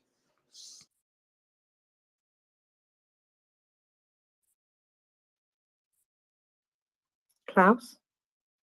What's it called when money no longer has any value and you start trading goods between each other? Barter. It's like batter, like for a cake, but it's with an extra R. Barter. Yeah, exactly. It's like where you go to drink, and then the regional train that you take home. Well, if you're in France, anyway.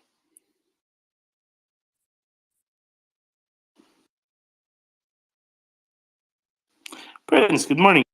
Good morning. I hope you all are well. And I am going to go here with David's point about the food, because I'm sure that it is different in many countries, just as it is in many states in the United States. But here in Oregon, if you would like to buy something like vodka, you have to go to a specific store that only sells alcohol, pretty much. You cannot walk down to your local grocery store and buy yourself a bottle of vodka. You can get yourself some beer, you can get yourself some wine, you can get some wine coolers, but you cannot get yourself a bottle of hard alcohol. So That's not a free country, Prince. Yes, it is. Yes, you have to go to the liquor store Yeah, in we give order. ourselves rules and reasonable boundaries, right, Prince? Yeah. Reasonable boundaries. What about the agency of the human being? Go on, then. Tell me why you're better than the United States. I'll be laughing. What? What do you mean better? This is not better, David. It was just that rule is arcane. This is from the temperance movement and from a very strange understanding as to how freedom works, don't you think? No, I think you People misunderstood who are American freedom. It's localized. It's not for us to tell the Oregonians how to rule themselves. That's your mistake. no, of course not. I didn't. I'm just highlighting that it's unique that you post restrictions on consumable No, goods. it's not. That's the law in Please. Canada. You can't buy liquor anywhere in Canada except from the government. The same as their marijuana. You can only buy marijuana in Canada from the government. Do you think they're less free? I think it's a reasonable restriction. Yeah, and don't even try in Utah. Utah's got some really funky. Well, it's been many years since I've been to Utah, but Utah has some very, very interesting and different rules around the sale and purchase of alcohol. But yeah, it's different in every state. I mean, I can drive 20 minutes to Washington State, and I could walk into a grocery store and buy alcohol. I could walk into the grocery store and buy vodka, hard liquor, but I can't in Oregon. I have to go to the liquor store. So for me, when I think about people breaking into a grocery store, my first thought doesn't go to alcohol because I've never lived in a place where you can walk into a grocery store and buy hard alcohol. I think about the groceries. So I'm with David on this one.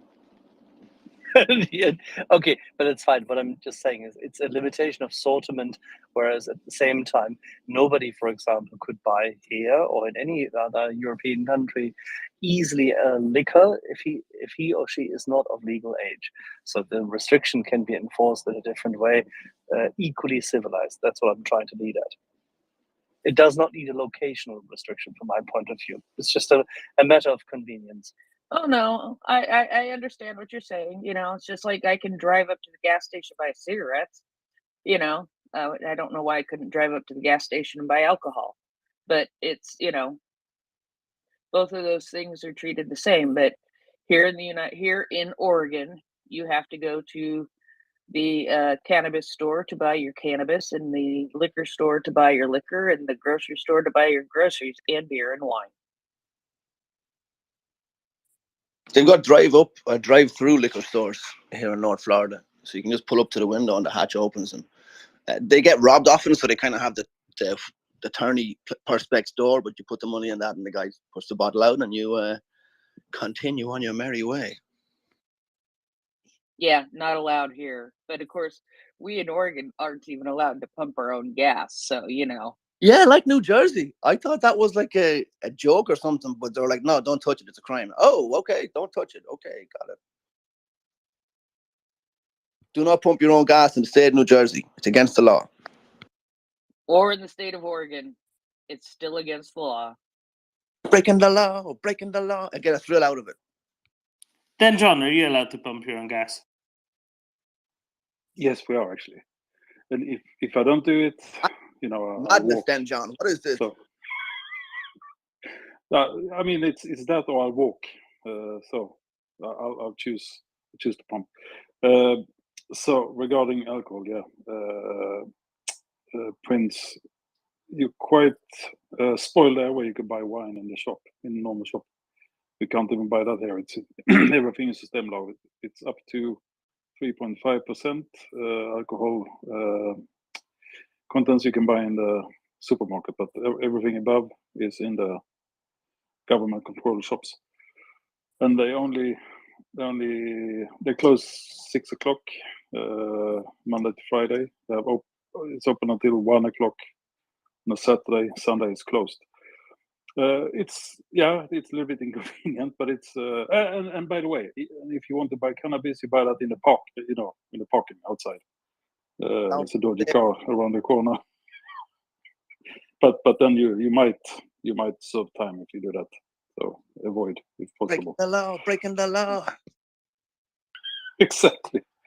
Yeah. So, but honestly, sorry, just let me finish.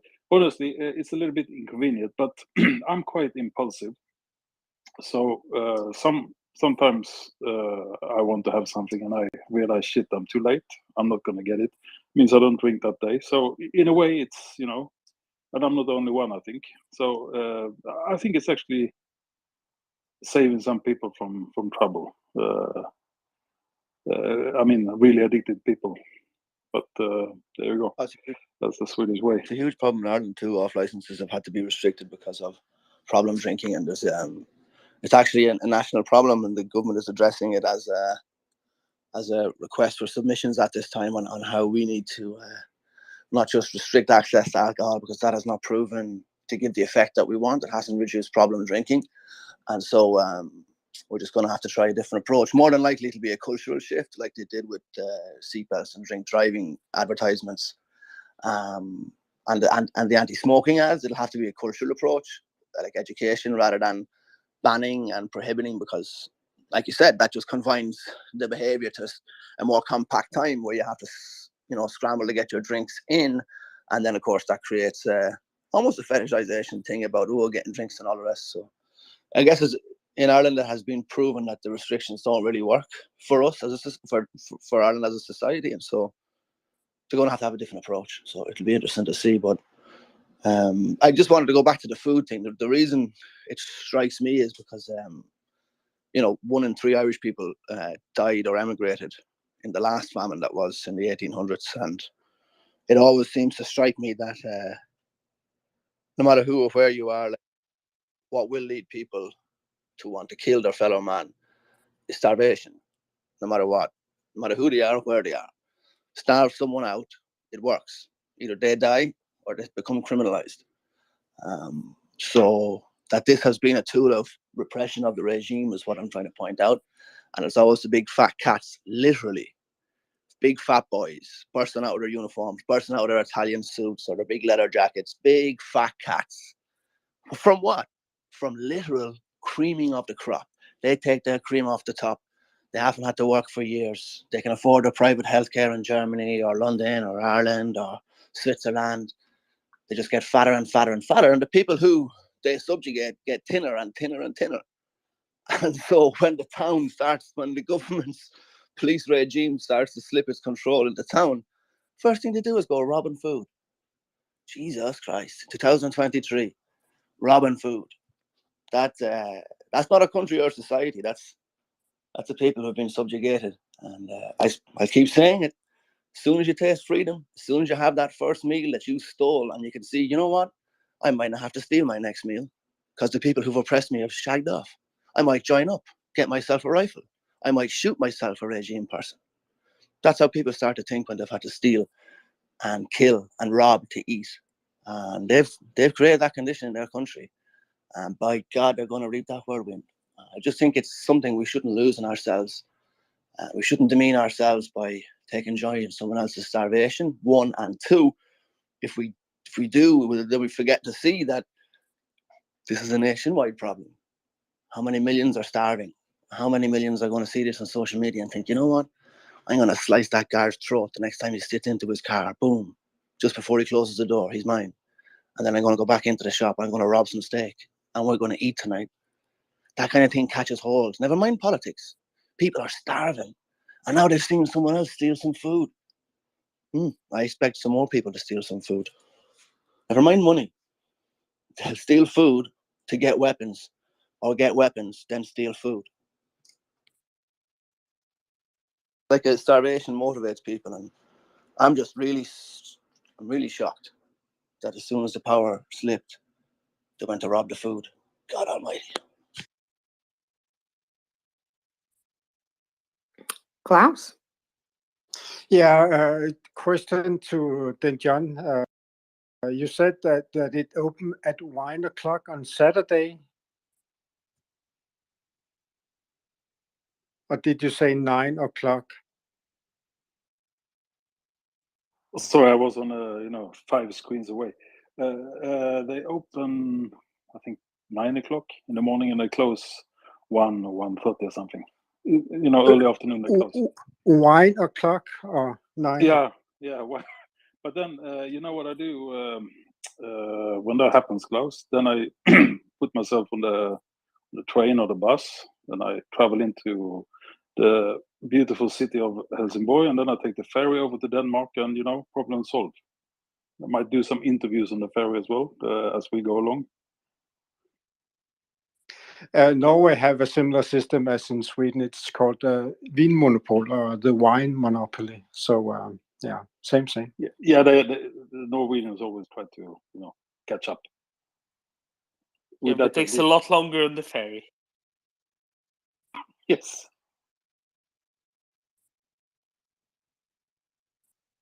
Mr. Goldman? Yeah, I just wanted to confirm, as a person that grew up in New Jersey, you cannot pump your gas in New Jersey, and I've been yelled at more than once for pumping my gas in New Jersey. Me too, very frequently. Yeah. And in Pennsylvania, you can only buy liquor from a state-run liquor store, which always causes consternation with folks that like specialty, either wine or liquor, because obviously the state doesn't have everything available that all people might want, but that's the only place you can buy it. You can't transport it across state borders in more than 2 bottles or something like that, so you can't even go out of state to buy it legally in any quantity. And here's one that I'll bet you people don't realize. In many states, Tesla cannot sell vehicles because many states have laws that say cars can only be sold by independent third-party dealers. And Tesla refuses to hand off responsibility of sales to a third party. So people actually have to go pick up their cars out of state and buy them on the internet in those states, including like states like Texas, I believe. Is that like a stamp tax, like a duty? Yeah, it's one of those things where, I don't know, it's been around for a long time. Many states, it's been around for a while where dealers, the dealerships need to be independently owned, whether it's Ford or Chrysler or Chevy or Tesla. And Tesla doesn't support that business model. So I believe in Texas. Maybe it may have changed, but I remember reading where any Tesla that was sold to someone in Texas was actually picked up usually in Oklahoma, because that's the place they could sell it, because of a third-party sales rule that exists in many states where it's illegal for any car dealer to sell directly to people. So, Skåman, Pennsylvania government can learn something from Sweden, because in Sweden, the monopoly supplies all of the liquor, like in Pennsylvania, but including all of the specialist liquor. Yeah, but you have, you're right, but there's always some niche, whiskey or something that's like an Armenian spirit or that kind of thing. You have to get it in. Yes, yeah, or some specialty brewer in Kentucky or something that has a small distribution. There's always somebody that gets left out when the state gets involved, right? Well, okay, so you can actually all learn something from the Germans now if you want, because there's no such restriction at all in Germany, and that serves for both regional competition, complete freedom as to where to buy what from whom. It's essentially and in public, a real liberal, and the bus, and in public, and you can, and it's completely fine. And funny enough, level of alcoholism in society is not on the same level as in many others, albeit the Germans still consume more beer than many others. Yeah, and it still works. Yep. And it still The works. It is a motivation cultural is tradition. the motivation is tax receipts, right? It was originally just because they can collect taxes. Of course. It's And all now about the money. what prevents it now is they're unionized, and every time somebody tries to pass a bill to stop the state from having the monopoly, then the union representing those employees usually A lot of has voters. enough It's influence. tens of thousands. A lot of people. Yeah. So Yeah, the but the union funny usually has part, enough. the funny part is you could have the same kind of local entrepreneurial spirit. People could probably be their own boss, do their own thing, and they'd be happier with it. And funny enough, the diversity of breweries, just to highlight this, yes, it's shrinking from time to time, but the diversity of breweries in Germany is the highest per capita and per country worldwide. And the same goes, by the way, for wine producers. It is a matter of decentralizing the offering, therefore localizing it, therefore making it more attractive to people. And by that means retain more cash in the hands of local people, which is, I think, what David and I could easily agree on. Absolutely. And this, I agree. And it reduces the state intervention and the fluff, which always goes with it. It should be. Well, let me just say that I live in most people know I live in the Philadelphia area. I'm about 10 miles from the Delaware border and 10 miles on a bridge wide drag from New Jersey. And it's not an accident that there are liquor stores right on the other side of the border and right on the other side of the bridge for Pennsylvania, for Pennsylvanians to kind of sneak over. They're it's funny because at Christmas, when people are usually stocking up, it's not unusual for a Pennsylvania state policeman to be sitting in the parking lot in the liquor store across the across the border and passing tags to someone to pull over. The way we do it is you got to get a third state license. So you got to say you're on vacation and you're only driving through. Then I'm bringing that liquor back to New York City. Don't know what you mean.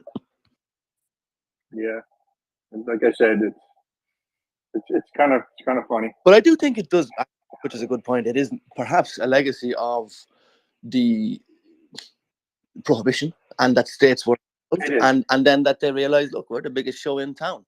We want to keep monopoly on the violence and the profits, so we're just not going to release it. And instead of having to, in the States, they have it open, it's free market. Like I think here in the South, I know in Florida, it's as you describe, Axel, anybody can open your own store as long as you get your license, etc., etc. But what I want to say is that it's more about, as you say, Axel, everything is downstream from culture, right? So it's to do with the cultural attitudes. So as you say, there's not any huge restrictions in many of the European countries, and they have different attitudes towards dealing with addiction and consumption of alcohol.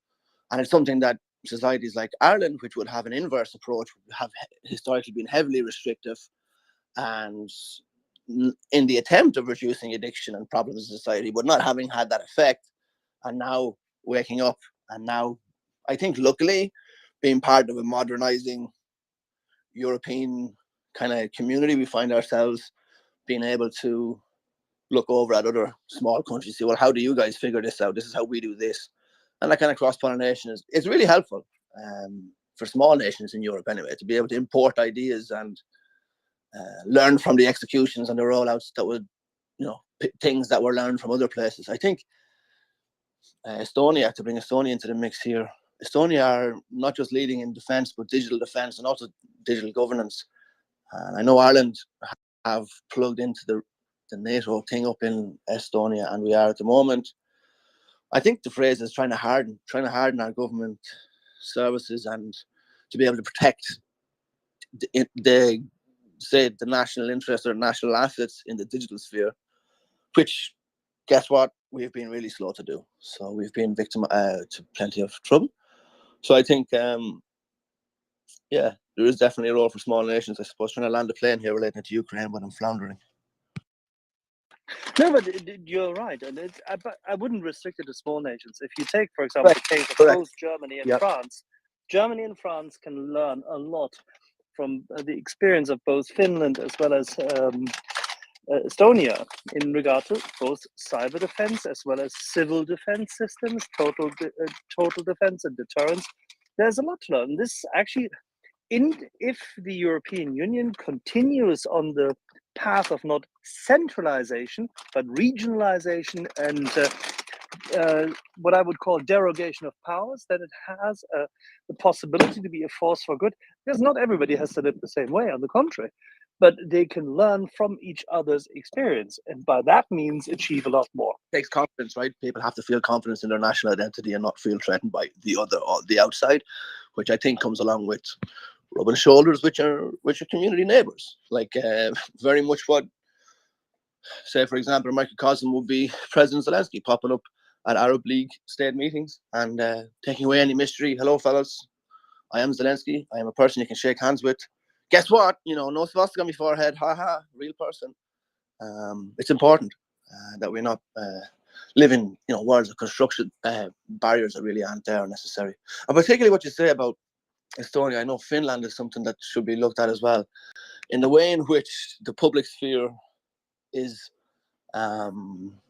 understood by people, because there's like a national civic education, not an indoctrination, but rather how can one spot cultish behavior? How can one spot danger type groups that will be seeking to drag to extreme or might even look to be subversive or invoke violence? And how to spot that in a society, I think, is much more, not advanced, but the maturity level is much more senior in Estonia, Latvia, Lithuania, Poland, Czech Republic, Slovakia, the countries that have had the most recent horrific experience with the Russians. That's something I would love to export, import, and trade and get into. Selfishly speaking, I'll say Irish and Northern Irish societies, just as, I mean, we're skeptical as it is enough, but just to have that modernity put onto it, that, you know, this is not just is it real, but it's also active, and you should maintain your skepticism. But I don't know how to describe it because I've not grown up in a culture like that. I've only observed. I think Sweden do it powerfully as well. Like they have online games and they have like stuff you can do to sharpen up your perception and things like that. That's really useful. Like the intellectual equity we can share with each other.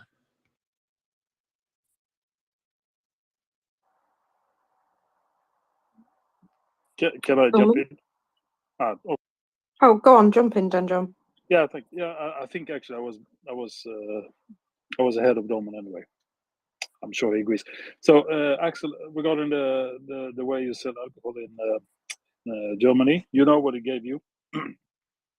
Schröder. But anyway, maybe we need some more freedom here around that.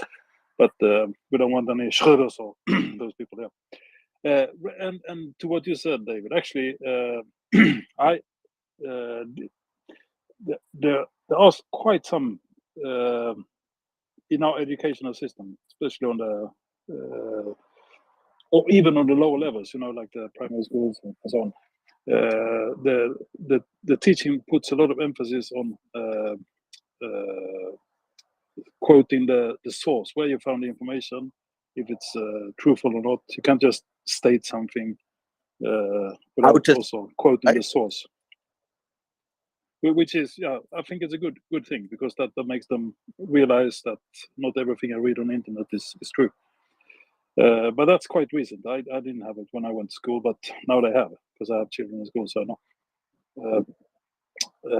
Yeah, that's what I wanted to say.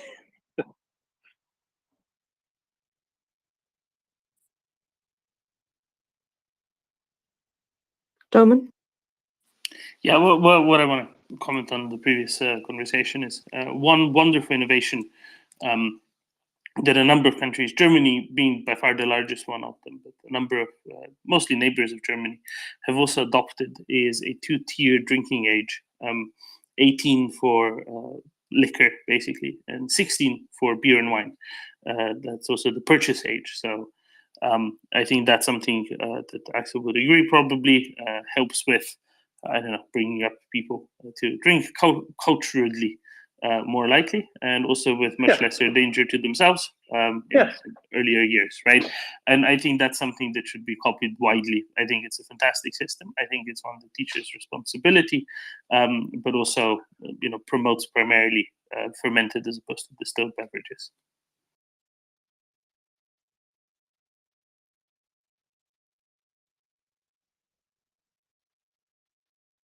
And on the point of Estonia, Zelensky met with Alarkaris today in Kiev. That is to say, the Estonian president who visited Kiev for, I think, his third time. I'm not entirely sure. With Estonia, of course, being the largest in terms of proportion of GDP military supporter and supporter generally of Ukraine.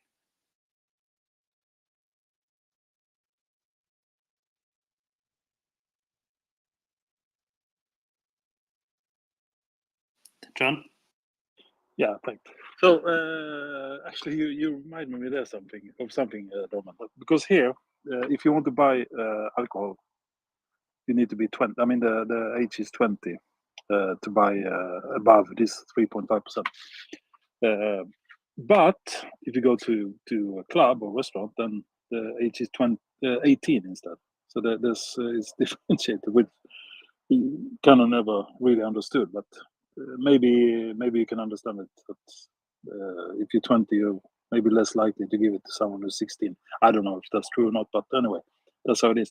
And also, I want to say something about cybersecurity and digitalization, because I've seen reports where actually the number one in the world is Sweden. I don't want to plug it too much, but I'm kind of proud.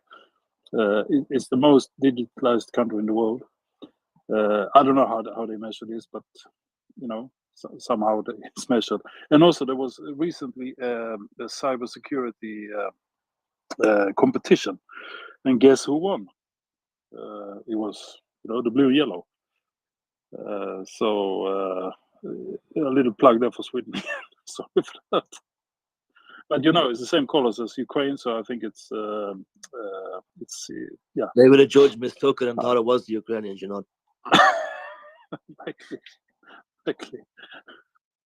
I mean, at the end of the day, the Swedish flag is just a bunch of Ukrainian flags sewn together, right?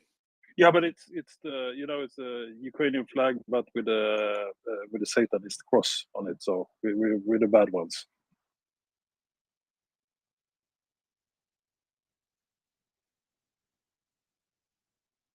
Because we have been told that we have Satanists and Nazis here, so by our big next, not next door, but the neighbor to the east. That's what they say about us.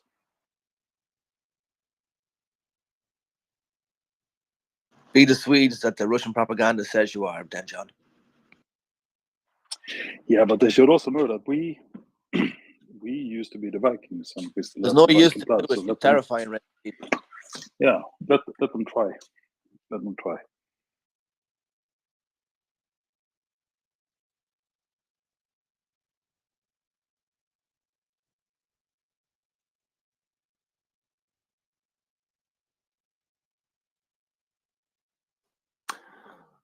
Well, I suppose I can go through something with you. Bear with me. Due to the threat of drone attacks, Russia has now closed one of its largest Black Sea ports for export. So this is coming from the Moscow Times. An export terminal in Russia's Black Sea port of Taman is preparing to stop transshipping liquefied gas to tankers amid threats of infrastructure attacks, 3 industry sources have told Reuters. So, Russian railways introduced a restriction on LPG transportation to Taman from May the 31st, and the Kazakh operator Kazakhstan Temir Zoli imposed a similar ban from June the 6th. In Taman, they have decided to mothball the terminal for transshipment of LPG for 3 months due to attack on the Afipsky refinery even. The press service of Taman-Neft-Gas, the operator of the Taman transshipment complex, which transships oil products and LPG in the port of Taman, did not comment.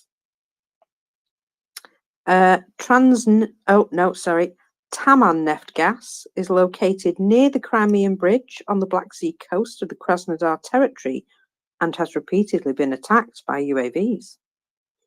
So, this week, as a result of such attacks, there were fires at the Afipsky and Ilsky oil refineries, and in February 23 at the Tuapse oil refinery, which is located 220 kilometers from Taman.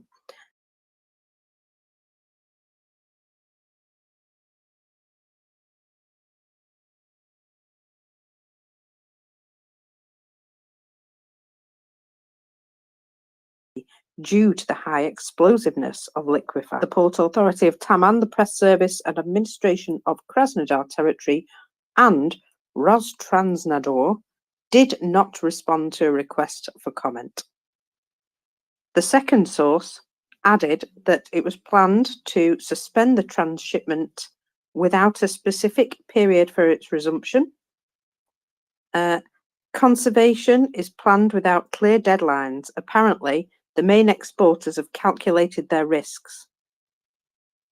According to sources, currently, the transshipment continues. So there you go. And that would be quite a blow to them, I think.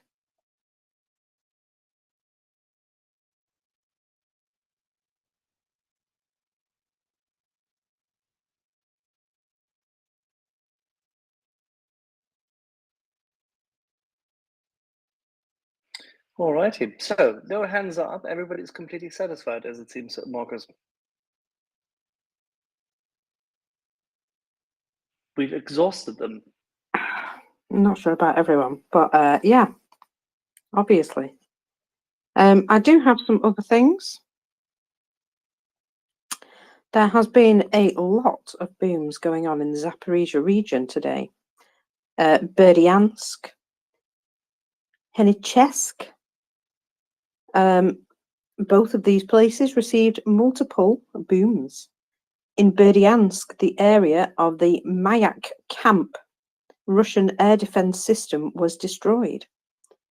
And in the area of the village of Shiroki in the Vasiliev district, a Tor air defense system was also destroyed. So there are rumors on Russian Telegram that going absolutely nuts at the moment, by the way, because they think the counteroffensive is about to begin, like now.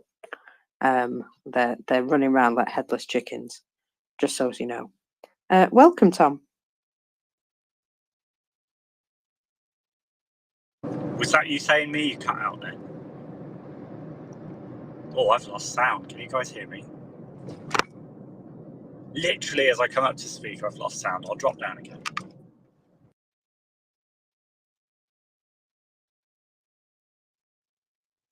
Isn't that how it always works? You lose sound just as you come up. So, mockers, I sleep.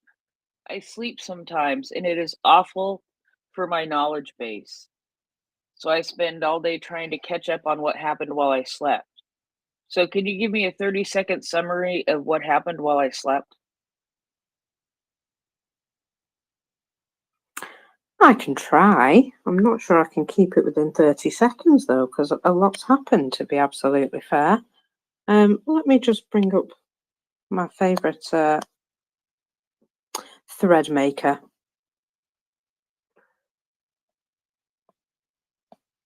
So today is the 464th day of Russia's illegal war. So we had air alerts this morning. However, all missiles were shot down.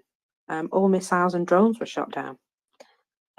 Meanwhile, there were explosions in Kursk, and more confirmed unconfirmed reports of blasts in Belgorod. Some Telegram channels were saying that there was an explosion near the Luke thermal power plant. So I'm just getting past a little bit of superfluous stuff. And when I find where I'm supposed to be catching up to. Yeah, so the Kyiv area did suffer some damage, and there were some people taken to hospital, but no deaths recorded that I'm aware of. However, in Belgorod, there were also people in shelters. So they've set up 2 or 3 of these shelters now, where thousands of people are now hiding out, away from obviously what's going on in their area too. So 2 drones hit a fuel and energy facility in Russia. This happened in the Smolensk region. Get my mouth around that. Officials acknowledged the blast, but said there was no critical damage. However, Telegram channels said there was indeed critical damage and fire. So you can make your own decisions on that. Here we go. Ukraine shot down 36 objects successfully overnight, and this morning, 15 missiles and 21 drones. Although some debris has caused damage. So another drone was then recorded in the Smolensk region. The governor of the region said there was only an administration building that was damaged. It seems they had a drone problem there. So Russia claimed 2 civilians were killed by Ukraine in the Belgorod region. However, the Free Russia Legion stated that the shelling of civilian cars was done by Russian, I'm very confused, by Russian Federation Russians. Those They ones. have form, right? They were shooting civilians in Ukraine, still do. Well, they also, given the Russians are now invading Russia, they may very well get in contact not only with Russian border troops, Russian defense forces, but also with Russian civilians, and of course be joined by Russian civilians. So, an all-Russian war. And with that, Maciej, dobry wieczór. Dobry wieczór, Axel, and everybody. Hi, it's nice to be here again. It's not wieczór yet, actually. It's quite sunny in Warsaw right now. So You are lucky with your weather, that's all. well, the day was quite cloudy, but you know. Well, there you go then. So how did this week work in Poland? We heard so many things. The local politicians obviously preparing for those crucial elections. At the same time, Poland processing massive amount of logistics. We've heard a lot of good stories at the beginning of the week from Rzeszów. We already spoke about part of it. And Poland being at the forefront of the support, and at the same time also represented Moldova. What a week that has been. Yeah, it was quite tumultuous when it comes to internal politics in Poland, because there is, I don't know if you heard about that, but there is a parliamentary commission that is planned for countering Russian influence, or actually, well, investigating Russian influence in Polish politics in the years 2007, 2022, which is quite a controversial matter because we are quite close to the elections, and there were some strict sanctions that were written in the in the bill that basically constitutes the commission. Well, the president actually signed because the Polish legislative process, in Polish legislative process, president has the power of veto of the bills that are brought by Parliament.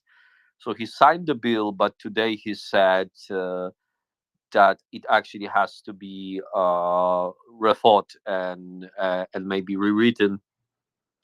So there's a huge uproar. How can you sign and then try to rescind? That's unique, isn't it?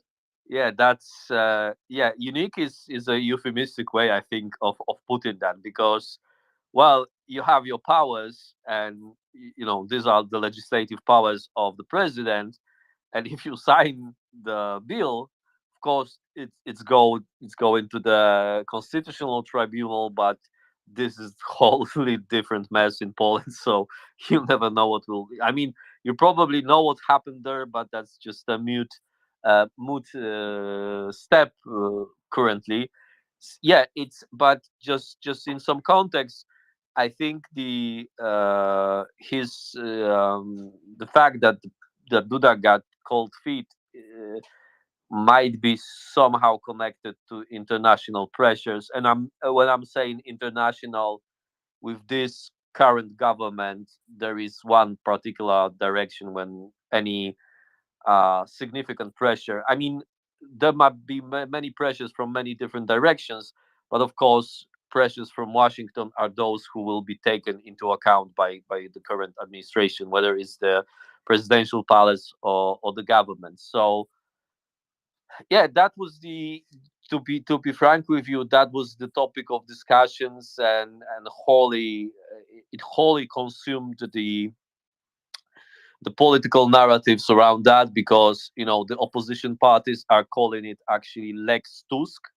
For those who don't know, Donald Tusk is the former president of the European Council and the leader of the opposition in Poland currently.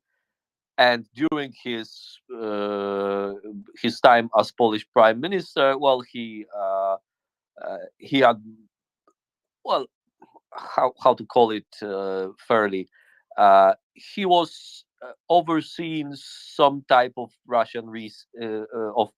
of Polish reset with Russia. That was, of course, in the defenders of this policy say that this was in the times where overall political world climate was that there was Obama's reset. There was, Germany was also,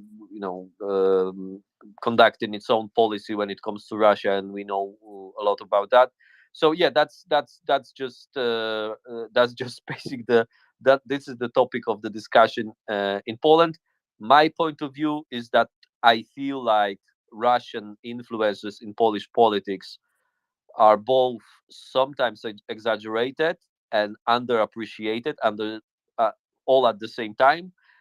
But for me, creating a commission like that so close to the elections is Yet another unique move. yes, it's yet another unique move, and my main worry is that by creating political uproar and this kind of theater that nothing actually substantive comes out of, you basically destroy the topic itself. As, for example, and sorry for this might be a controversial opinion, but I stand by that topic of Russian influence was kind of destroyed by the investigations towards Trump in the U.S., which were, well, uh, which lacked substance in many areas. Let's just finish at that. So yeah, I don't know if that will end even in sitting of the commission. That it might prove just to be a political exercise in, let's see who stands where, and we will point fingers at them. They will point fingers at us, and everybody will be happy. In the end, people will decide, and that'll be the end of the story. Oh, it is beautiful. Polish domestic politics never disappoint when it comes to infighting, intrigue, process abuse, challenge, tabloids, scandals. It is terribly exciting. Well, it is. It's both exciting and frustrating at the same time. It's because we live in a, and this is not only Polish, dreams about hegemony and grandiose schemes, because many people are saying that this is actually in many ways a dangerous, in geopolitical terms, a dangerous time for Poland, but actually a really opportune time for Poland. So you if I had my wishes, I wouldn't like to waste that time on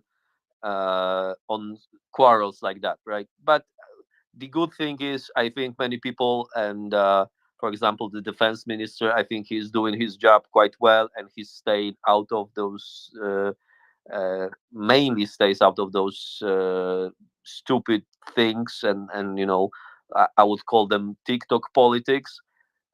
So that's a positive sign, and you would only hope that the strategic calculations are such that even if if the power changes in Poland, if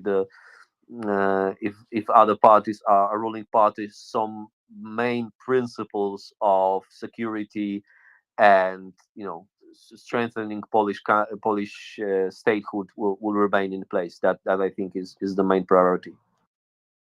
Good point. Now, Maciej, can you do us a favor for the purpose and for the overall framework of reference for our say North American audience? I think it would be helpful if you could just briefly describe when are the elections, what is the process, what's happening, who's getting elected, and what shall we expect from that? Just to run up. Well, not all the consequences yet. We'll come to that. Because it's important, as you said, Poland is in a pivotal position. It's an important ally to the West, and it has a huge opportunity, but there is something coming up. Yeah, so elections are in November, right? So there are a couple months left. And, basically, we are a parliamentary democracy. Polish presidency under current constitution is this strange mix of really important powers, but it's more in the vein of ceremonial presidency on many different levels. So that's why the parliamentary elections are the most important elections, because the majority in parliament, as in many cabinet parliamentary democracies, they form the government.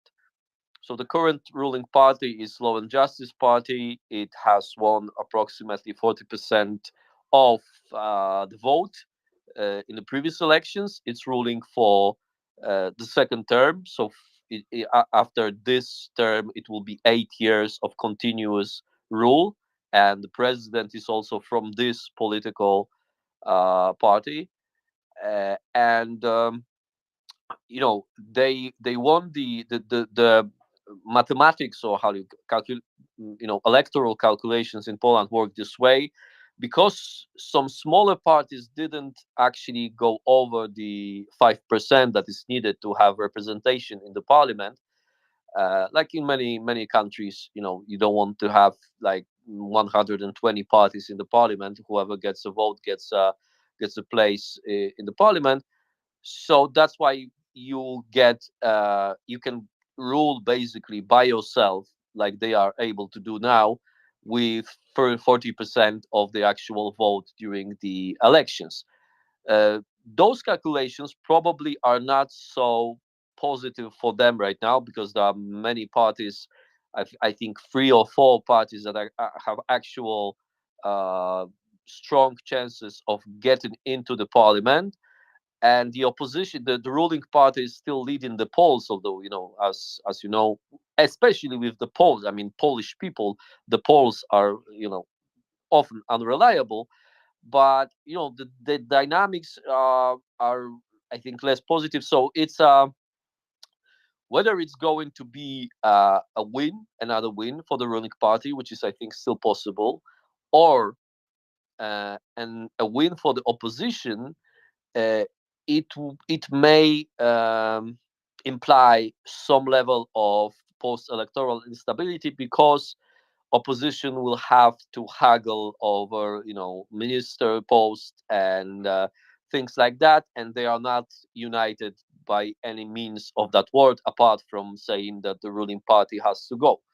The other scenario is that ruling party actually wins, but is unable to form government on its own, and then you have this wild card in the form of Confederacja, which is only party in the whole Polish smorgasbord of party that are actually have substantial electoral support. But the problem with Confederacja is that they are in some ways, seeing some things in a similar light, although the number of those things is contracting with time more and more.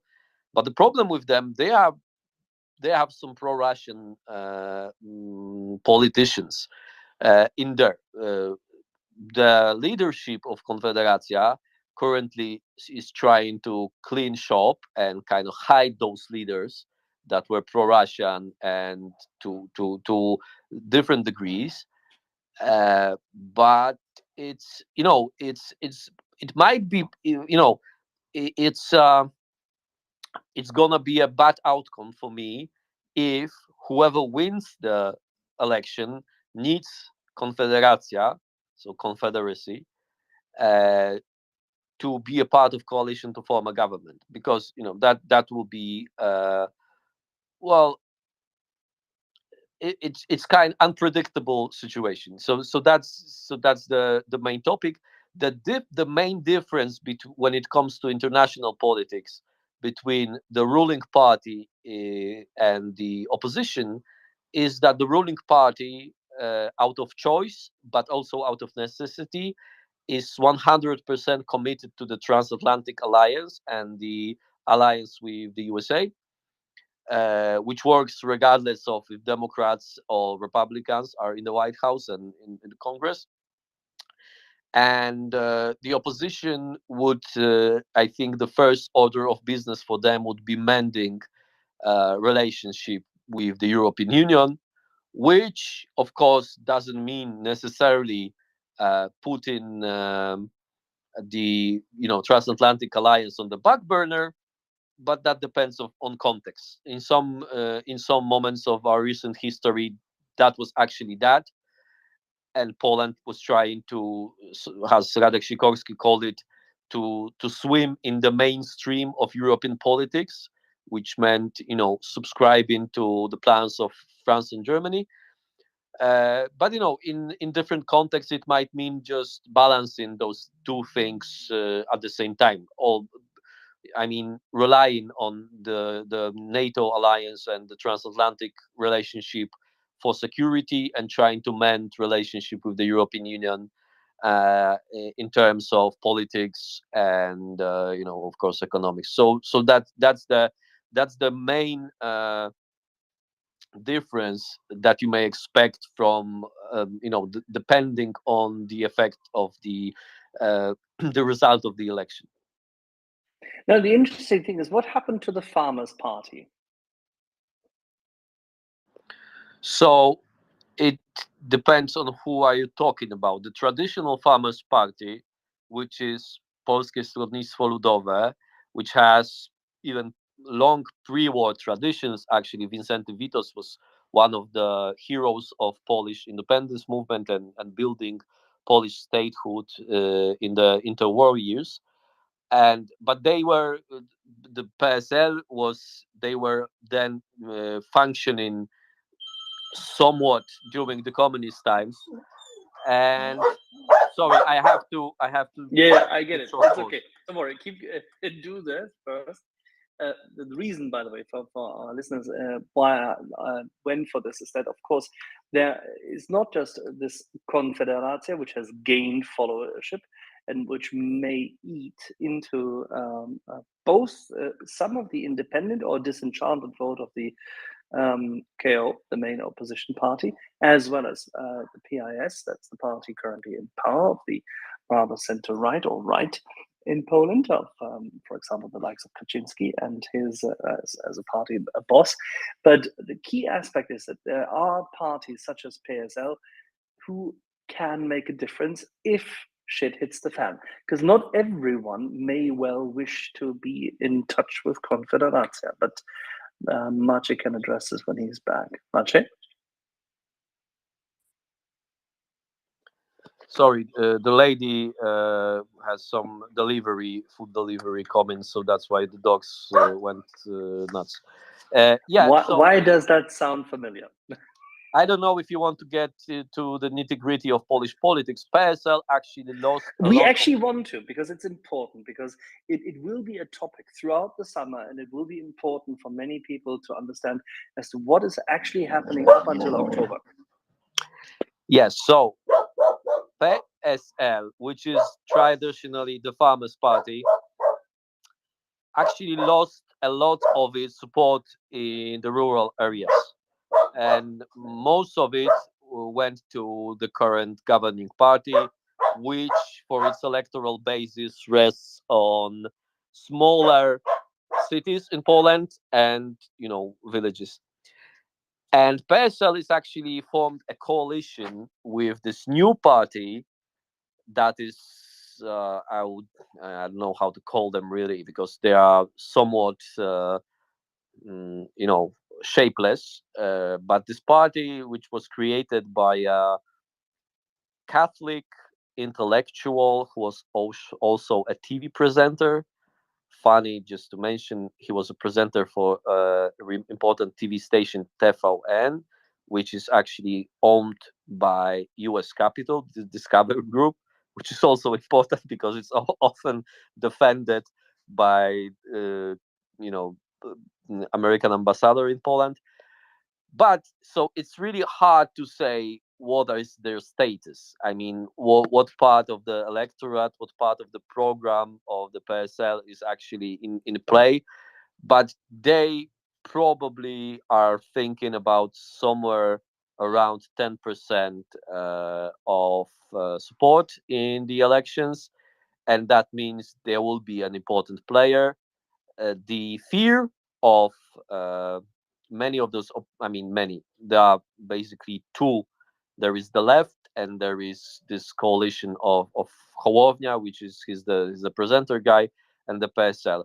So their main fear is not to be, which is typical when you have a multi-party system, not to be basically consumed by Tusk and Koalicja Obywatelska, the main opposition party, in building united front. So that's the haggling and positioning that we see basically for 3 or 4 years now, and that will continue after the elections. I don't think they will go as a one united bloc, because that's not actually beneficial probably for them, but that's what's happening. Now, with that in mind, can you maybe highlight, with the say movement of the electorate from that Farmers' Party away to the Conservatives in recent years, the way the interaction with the European Union, the agricultural policy has worked, has played a big role in this, handing out subsidies, respectively making the rather socially conservative message felt, which resonates in the countryside a lot.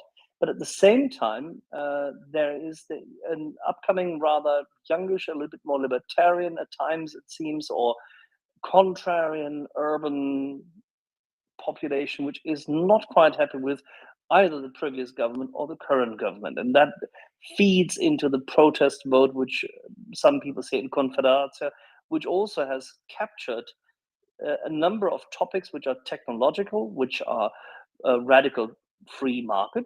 That's not bad in itself, but unfortunately, they also play to many. They are essentially market testing, as it seems. Whatever sticks, they go for, as long as it fits with something which can be soundbited.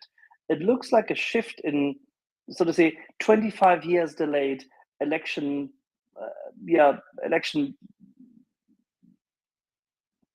campaigning in the US to an extent. It's a little bit like the second Clinton campaign fight between the parties, if not, the time when Newt Gingrich and he were fighting it out before in Congress. It is a very heavy-duty media campaign reduced to sound bites already. Is that fair, or is that just an outside view, which is a bit too critical? Yeah, no, I think it is. And there are some uh, characteristics of Polish political scene that I think are specific to Poland, but there are some that are kind of universal, at least in Western democracies. So if you look at Confederacja, you will see many tropes that are actually seen in, I don't have one name. I know some people were saying about alt-right, but I don't think if even right is the correct term here, right? It's just this contrarianism that was for a long time concentrated, and to some extent rightly so. I mean, to a large extent not, but was concentrated on the whole pandemic narratives, and whether lockdowns are well, vaccines are something that just should go. Dissatisfaction. General level of Dissatisfaction, dissatisfaction. and just anti-establishment is kind of used and overused word, but that's kind of goes there. So, but if you look at, for example, people like Elon Musk or Russell Brand, which have divergent ideologies, but they share some of the worldview when it comes to this questioning the official line and questioning the mainstream, whatever. When it comes to many things, it's actually creative, and you may look to it and say that's resourceful and whatever. But with Confederacja, for example, I think one of the uh, people who actually, there was this movie about the guy who was actually a struggling musician, finding Sugarman. So it was a couple of years ago. So who was a struggling musician from Detroit, but it turned out due to some censorship and different other cultural phenomenon, he was actually a big star in South Africa, never actually knowing about it because his records were distributed and copied illegally, and this is the long way of saying that one unlikely hero of intellectual discussions in Poland, these people who want always something alternative, something non-typical, is actually John Mersheimer, who is of course the biggest proponent of the uh, the narrative of West is to blame for Ukraine war, right? To put it simply, NATO was irresponsibly being extended, and so on and so forth. I don't want to get to the whole argument, but that actually, that plays a role of being this alternative narrative to this actually, maybe it's you might say it's not intellectually challenging to say, well, we're defending democracy and freedom. This seems like a too easy thing to understand for many people who want something that will be exciting to them, right? And having this contrarian view of history is actually, in many ways intellectually attractive. But of course that actually leads to oversimplification, falsification of history. And if you are a country that is on the borderlands, not some intellectual that's safe on the east coast or west coast of United States, thinking those things and putting those blocks together, that's the whole different ball game. But you can see that, and especially if you look at Polish social media, Confederacja is really overrepresented. I mean, overrepresented in terms of the power of the voice on social media. If you compare them, How do they do that, Maciej? How do they manage to do so? Is it just an operation which they've created, or do they have outside support? Have they just learned it? Have they taken the lessons from the others, or what is what they're doing different, and what makes them so prevalent? No, I think there are some people who think there are some Russian influences, and I think I wouldn't be so shocked if it turned out that at some point in recent history some money changed hands, or some influence operations, or for example, even unknown to the members of the political party itself, Russian troll farms are actually strengthening their narrative, just mechanically through algorithms and different stuff.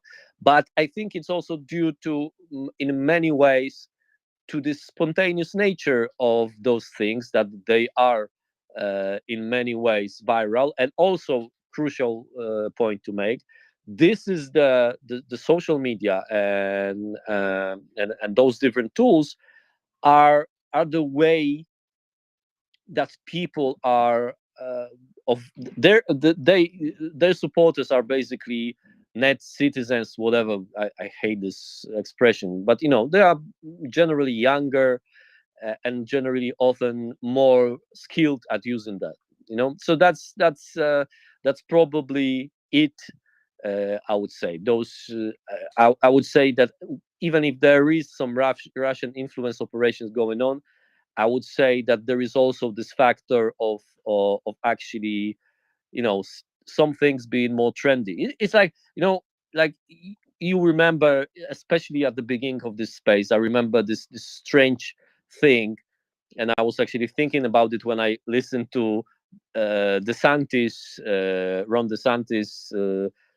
inauguration of his campaign on Twitter Space, and like it was actually like a deja vu for me, because I heard there was different questions about different cultural war and so on and so forth, the Disney controversy, but there was one guy who of course came and start asking questions about crypto. And I'm not saying crypto is, I don't have any opinions on it, but it's But like, it is so typical, isn't it? it's so typical, because it's like probably people who are really into this sort of stuff, I don't know the percentages, but I would assume it will never be a major yet, maybe in 20 years, but it will be never major electoral issue, whether it's United States or Poland. But at the same time, if the medium is right, you will always have some people saying that this is the most important thing that we have to focus on, right? So, you know, uh, it's important to remember that there's disproportionality when it comes to actual life and what we see in our bubbles on social media. Um, uh, but when it comes to the upcoming elections and what goes through the summer, when would Poland be what we would call into its summer holiday season, when not much is decided politically, but work continues? Or does that not exist? Well, we had the expression, we call it the cucumber season, because actually the cucumbers itself are in season. I mean, we call it Kraut und Rüben, cabbage and beetroot. yeah. So, but many people are, of course, the pickles, different type of pickles are staple of Polish, traditional family cuisine. So many people are buying cucumber, but it also stands for nothing really happens for people like me that work in the media. But if you look at recent years, there is nothing of that sort, really. I mean, there is always some type of shitstorm that you can hang your head on, which is, of course, always a precarious activity to actually do. There's shitstorms are relatively unstable to hang anything on them, but people are still trying. So I wouldn't hope. Normally, the school vacation are July, and what's the next month in English? August. So July and August, but and usually this is the lull. But I don't think we will see anything of that sort. The probably the parliament won't be in session, so politicians are some of them are also taking some time off. But this is high campaign time, and it's going to be knives are out for sure. So we will be busy throughout the summer. But at the same time, of course, the real work continues in Warsaw. My friends in Warsaw they're all working. Everybody is busy. Logistics, finance, real estate, everybody is busy. So it's a good sign in that regard, actually, despite inflation, despite, say, vagaries of war. Warsaw and Gdansk and Wrocław, Katowice, you name it, everybody is busy. Poland works. Yeah, and I'm always kind of wary when people are starting to saying that all politicians are bad and they're all the same and they're all you know liars and what you call somebody who steals. Sorry, I have a brain. Thieves. Thieves And liars. Thieves and liars. But actually, they don't always not always the best people, especially in Poland. But I think the Polish society, when you look at the amount of pressure that was put on Polish polity, and I'm not only talking about potential international tensions when it comes to the huge influx of Ukrainians to Poland. Of course, it's not only a testament to the Polish tolerance, but also the work ethic, the ability to assimilate, to learn language fast, to work hard of the Ukrainians. So you have to give them credit for that. But if you add to that the danger itself of the war that is just going on beyond our borders, of instances like the rocket that killed two people in, I'm just forgetting the name of the place again, and the second rocket that was lost for many months and nobody was looking for it apparently. Yeah, it was lost, right? Because it was so difficult to find. Yeah, and as you said, if you take into account inflation, the information warfare that is always taking place when Russia is involved, I think the Polish society really did well, and I'm really I would love for the politicians not to raise the temperature, because in times like that you would expect historically that there are some irresponsible voices in the society, and people are saying stupid things like let's end the war because we are losing money over it and let's not help. So I think the impulses more often come from up to up down than from down up, which is, I think, a good sign. And I think the anti-fragility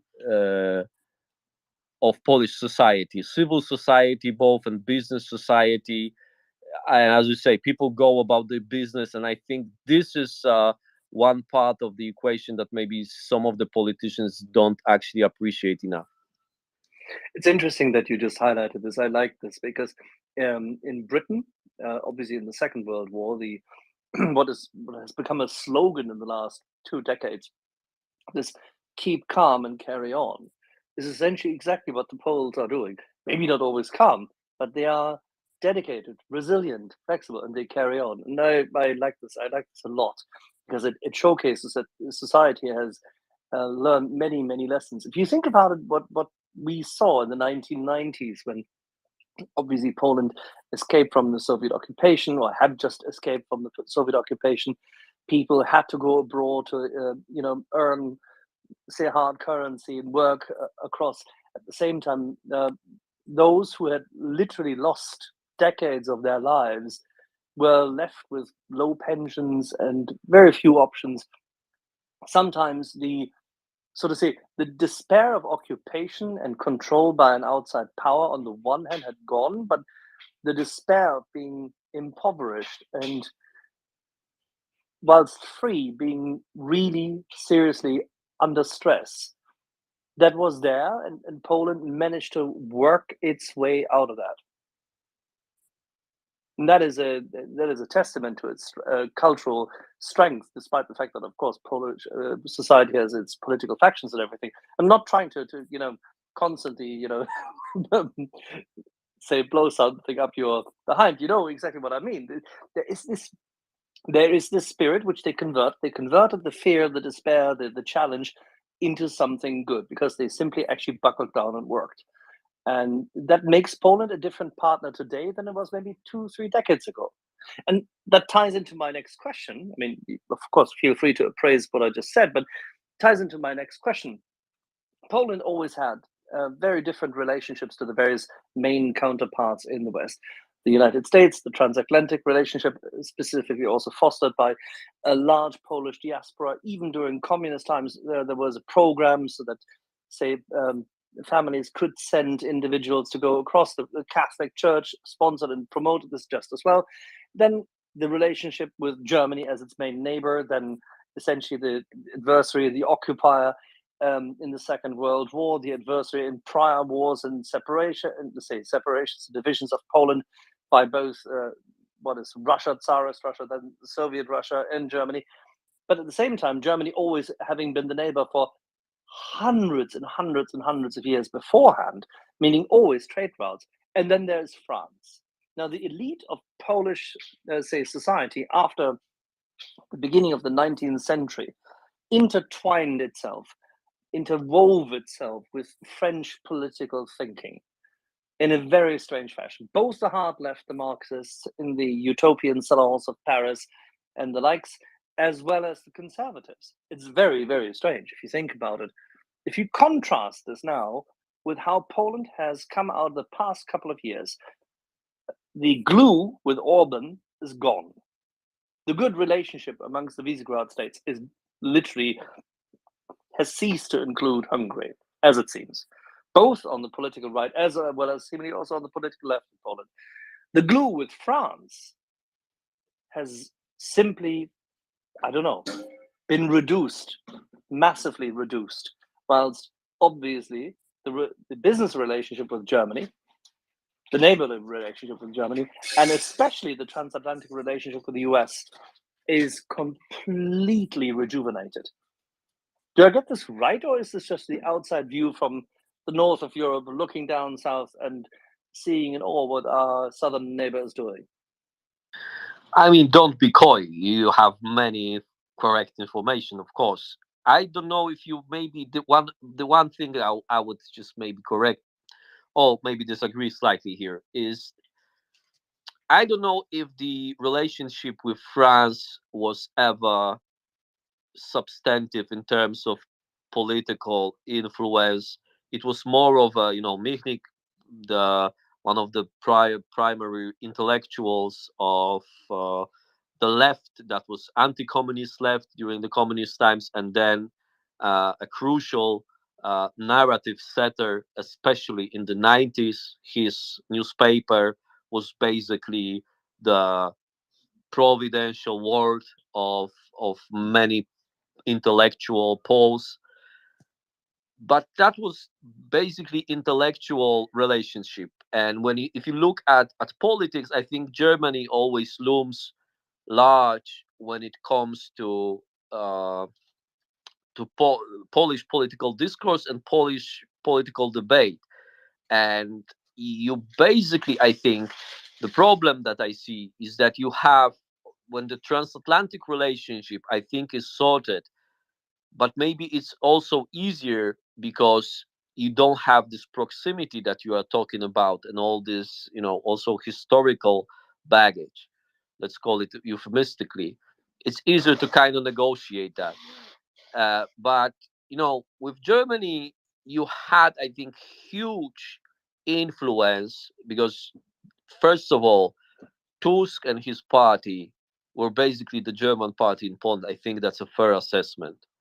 And many people would say that it's only negative right now, but for many years many people thought this is the modernizing uh, impulse that we want to take. This is the route that we want to take, not only bilateral but also taking into account the power of German voice in the European Union structure, and Poland being a part of that, being close ally, and that kind of overlaps.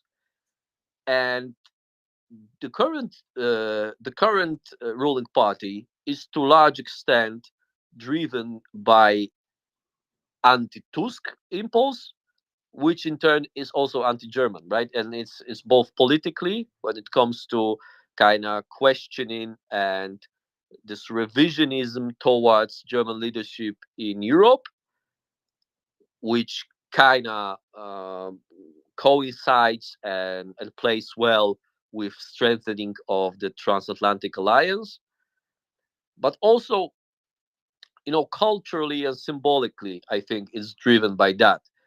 Maybe to some extent to a fault.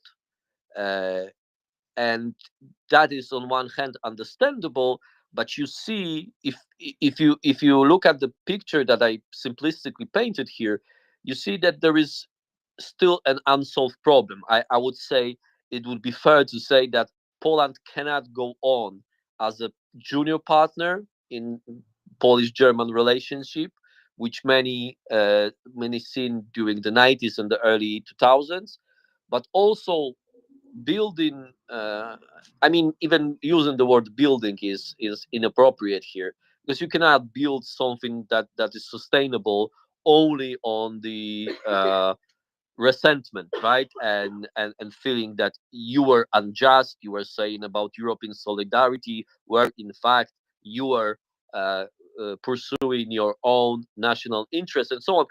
Many of those arguments are actually valid, and I subscribe to them. But at the same time, you might ask yourself whether there is something in between, uh, between this, as I said, the junior partner relationship and the anti-German resentment that is just probably unsustainable. So I think that's the, and I don't know if that's only a Polish challenge. Maybe that's also European challenge when it comes to a place of Germany, where Germany kind of reconstitutes itself when it comes to the Russian, uh, danger and threat.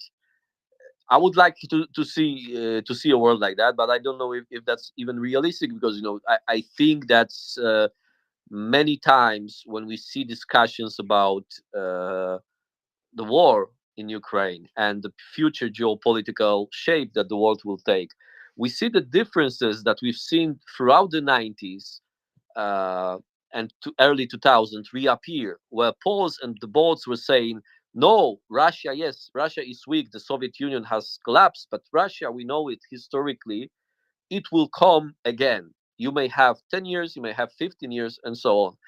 And right now, I think the repeat of that is that some are saying, some of the more westernmost countries are saying, well, the collapse of Russian army actually in Ukraine means the Russia is gone, it's finished, it won't be a threat anymore. And I think Poles and the Balts are seeing that differently, and then are saying, no, well, we might be in a window, we might have a window of 10 years or 15 years when they won't be able to do anything significant of military nature, but they won't go away. And you have to be prepared for that. So I think this is the tension that will have to be negotiated. And I think it's multi-level, because it's both Poland has to kind of work through traumas and work through uh, political divides to have a sustainable and long-term, European policy. But also, Europe has to find its footing again when it comes to, creating a sphere of security that takes into account Russia, right, and takes into account transatlantic alliance. Because I think, sorry for rambling so on, but the important No, issue. this is good. Maciek, keep going.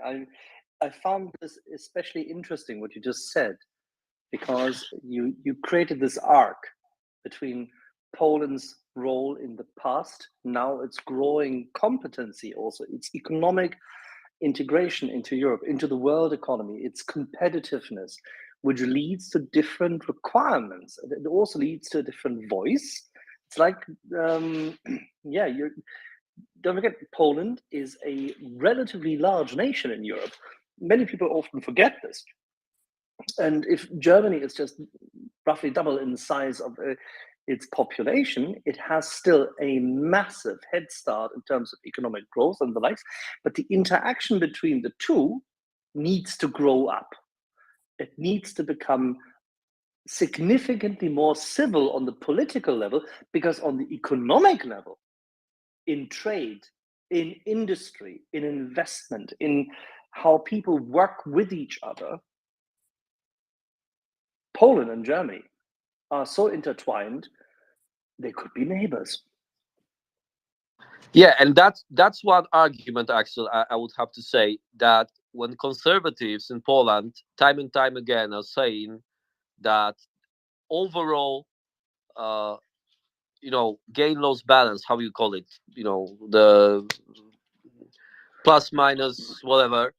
You mean Overall, a zero-sum game, or no, sorry, no, the balance, balancing it out. Yeah, okay. yeah, the balance of our membership in union becomes less and less positive for Poland. I think they don't take into account many things, because I agree there are many things that as a conservative I don't like about current institutional structure. But the thing that you just mentioned, the business ties on many levels, this is the safety valve for actually politicians from both countries to conduct sometimes the irresponsible policies. Because just imagine if you wouldn't have a common market, right? You would have every spat, every controversy could end in sanctions or tariffs being imposed by one country or the other, which is I think, of course, it doesn't work to anybody's benefit in the long run. So I think that's the important safety valve, being of members of the common European market, that maybe even works as a somewhat enabler of more irresponsible politics. But yet again, I think that in terms, still politics matter, especially on the European level, and you have to find a common ground. And I'm saying that in a matter of in the spirit of positivity, but that doesn't mean I don't understand the challenges that are there and problems, and the lack of trust. Those are huge issues, and historical issues are for me also huge issues, and they have to be resolved before we can talk about but the need, I think, is self-evident for anybody that looks at the map and understands the threats and the security challenges. That's the interesting part. There are still unresolved issues. Marcin, let's park this for a moment. It's superbly interesting, but we have an exceptional guest coming up, and you will enjoy that greatly. And not because his handle is based on the fact that he has mistakenly gone onto the sugary side of desserts, but he is an all-around decent guy, having done a great amount of work in Ukraine. How shall we put this? Bon appetit, tiramisu? Hello, thanks for having me. Hello, good evening. How are you doing? Oh, in your case, good afternoon. How are things? Things are good. Things are good. I'm in Seattle. Actually got a delivery of a bunch of medical supplies and packing them up and headed back to Moldova tomorrow. Well, there you go. Moldova. Moldova is constantly in our hearts and in our minds. And the funny part is, here on the panel with me, tiramisu, is also our friend Maciej. Maciej and I have spoken last year in March, end of March, with our friend and colleague Peter Doran about his first ever stint in a think tank in the early 90s, meaning Transnistria. So we feel for it. We are very, very keen and looking at it, and we are equally impressed that this week's conference at Mimi at the Castle has been organized in such a fashion, obviously with Allied help and security, but at the same time, what an impressive week. Yeah, so I live in Moldova. I'm American, but I live in Moldova with my significant other. And the most proud that I have been to live in Moldova up until yesterday was when we had the EU Solidarity Day earlier in the month. And then yesterday was the most proud that I've ever been to see Moldova take such a prominent space on the world stage. It was an incredible day. I spent the whole day texting my girlfriend, talking about all the live updates and the interesting things that were being said and the photo opportunities. I'm a big Maya Fandu Sand boy, so I'm hoping we get to talk a little bit about Moldova as well as Ukraine today. Absolutely. Now, maybe why don't you tell the audience why on earth is an American so interested in Moldova, other than having found someone who brought him to Moldova? Who brought you to Moldova, and what happened then? Yeah, interesting story. So I met my significant other actually in Poland, and I had literally never heard of Moldova until I met her, and then I had to look it up on a map. I think, like most people prior to the full-scale invasion, it just wasn't a place that was on my radar. And we were living, I'm a digital nomad, and she's a digital nomad as well. So we were kind of living up the digital nomad life around the world. And we had actually been in Kyiv for the fall before the full-scale invasion. That's a city that's really near and dear to my heart. And then we had decided to settle down a little bit more in Moldova, and then the full-scale invasion started, and that was how we decided to get involved in everything. Okay, but that's that. So you family ties essentially to Moldova, to the region, understanding of Ukraine. What did you do on the morning of the 24th last year? Yeah, I was just thinking about this recently. I was looking back at the chats, and we had talked a lot about what was going to happen in the fall, because we were seeing the buildup all around Ukraine, and my family did not think the full-scale invasion would happen. I thought it would, actually, because I don't know much about military stuff, but I thought, well, if you're spending all this money to move these 100,000 troops around your country, I don't think that's just an exercise. And unfortunately, I was correct in that assessment.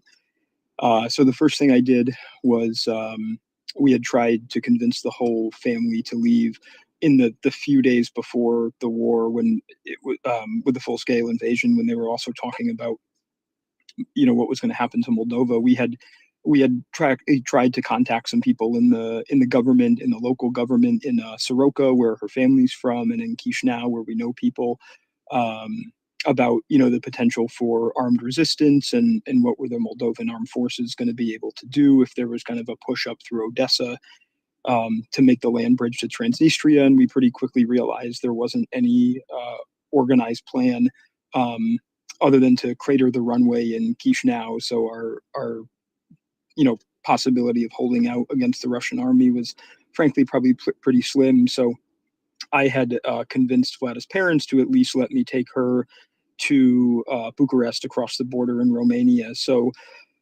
I think about 48 hours after the full-scale invasion started, we went to Bucharest.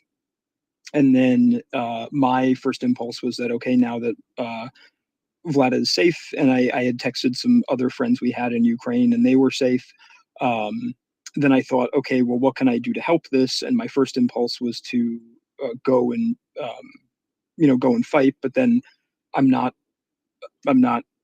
any military person. I'm a medical person. So I contacted the Red Cross in Bucharest and started volunteering at the Gara de Nord in Bucharest, the main train station. And probably 96 hours into the full-scale invasion, I was actually taking care of the first refugees, a woman who can't say her name because of patient privacy, but she came from MriyaReport, and she told me, quite the story about what the last 4 or 5 days of her life had been. And that was how we got involved on the first day. That was what we did with our lives. And it's hard to actually take a step away, isn't it? Because it starts, and then you're in this gyrating, meandering stream, which drags you in because you're doing something really urgently required and important, and you can see that you make a difference for individuals. When did you first think about yourself as doing it? I don't know, months into the full scale invasion.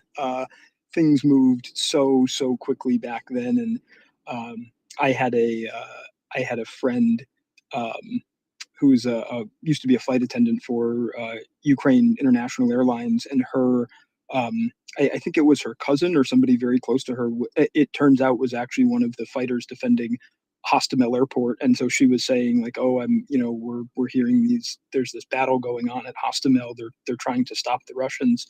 And that the next months were just a torrent of events like that, one after another. And it wasn't until probably this past summer that I really sat back and thought about, wow, Vlad and I are we're living through history. We're kind of helping to make history in some small way. And that was the first I think kind of meta or maybe more esoteric moment that I had. But certainly the first few months were just a torrent of running from pillar to post, trying to help as much as we could and figure things out and get updates and make contingency plans. So yeah, the past 15, 16 months since the full scale invasion has felt pretty surreal for the both of us. But that's the key thing, that civil engagement, some people get swept away by it because they're doing it. And the closer you are, the, shall we say, more directly you can make an impact. It changes the way you think about it, and it prioritizes your life differently. What did you do before, and so that you could do that, what you're doing now? You mean in terms of like what is my background and my training? Yes. Yeah, so I'm a American physician assistant by training, and I had transitioned into more of like a medical consulting role before the full scale invasion. So I was working remotely, and as I said, we were digital nomads. My background is I'm formally trained mostly in psychiatry. I have something called a Certificate of Advanced Qualification in Psychiatry, which I think about between 200 and 300 physician assistants in the whole of the U.S. have earned that credential. But was post-pandemic was feeling a bit burned out with clinical medicine and being based in a hospital. So I transitioned roles and then had been kind of gallivanting around the world and met my significant other Vlada, aka Miss Tiramisu. I'm sure some of you saw her on our dance-a-thon videos over the winter. And she's a professional translator and interpreter, speaks 4 languages fluently, is conversant in another 3 beyond that. And so it just so happens our unique pairing of skills is really what I think allowed us to be a great team to do this sort of very specialized type of work that we were trying to do to help Ukraine. Okay, specialized, yes, but what kind, when you were there in the first weeks and then followed through until the point in time when you actually became aware of what really is it that you're doing all the time, can you highlight how this has shifted, how the perception of how the people respond to what you do and how you interact with them, how that has shifted towards the middle of the war last summer? At a point in time when everything looked ever more critical, Mariupol got lost and likes more and more refugees. Maybe you can give us a little arc as to how this happened. Yeah, so the background context of this is I started we'll just call it a project in the early days of the war, which I'm very proud to report is actually still going very strong and has continued to grow. And I can't really talk about the specifics of what it involves, but there's some cross-border cooperation going on. And the way that started was I had seen friends and like other people who were in territorial defense units and people we knew in Ukraine saying, hey, there's this certain thing that we're looking for, and we really can't get it right now, and we need it to be able to resist. Can you help us find it? And I went. I literally said to Vlada, I bet you we can. I bet you we can figure out a way to make this happen. And she said, like, hon, there's no way we're going to be able to do this. So I said, no, let's take a drive. So we drove across town. I know you've been to Chisinau before, and I went to the Ministry of Health office, and I walked in and I said to Vlada, can you say in Romanian that we just want to talk with somebody about this particular thing we have in mind.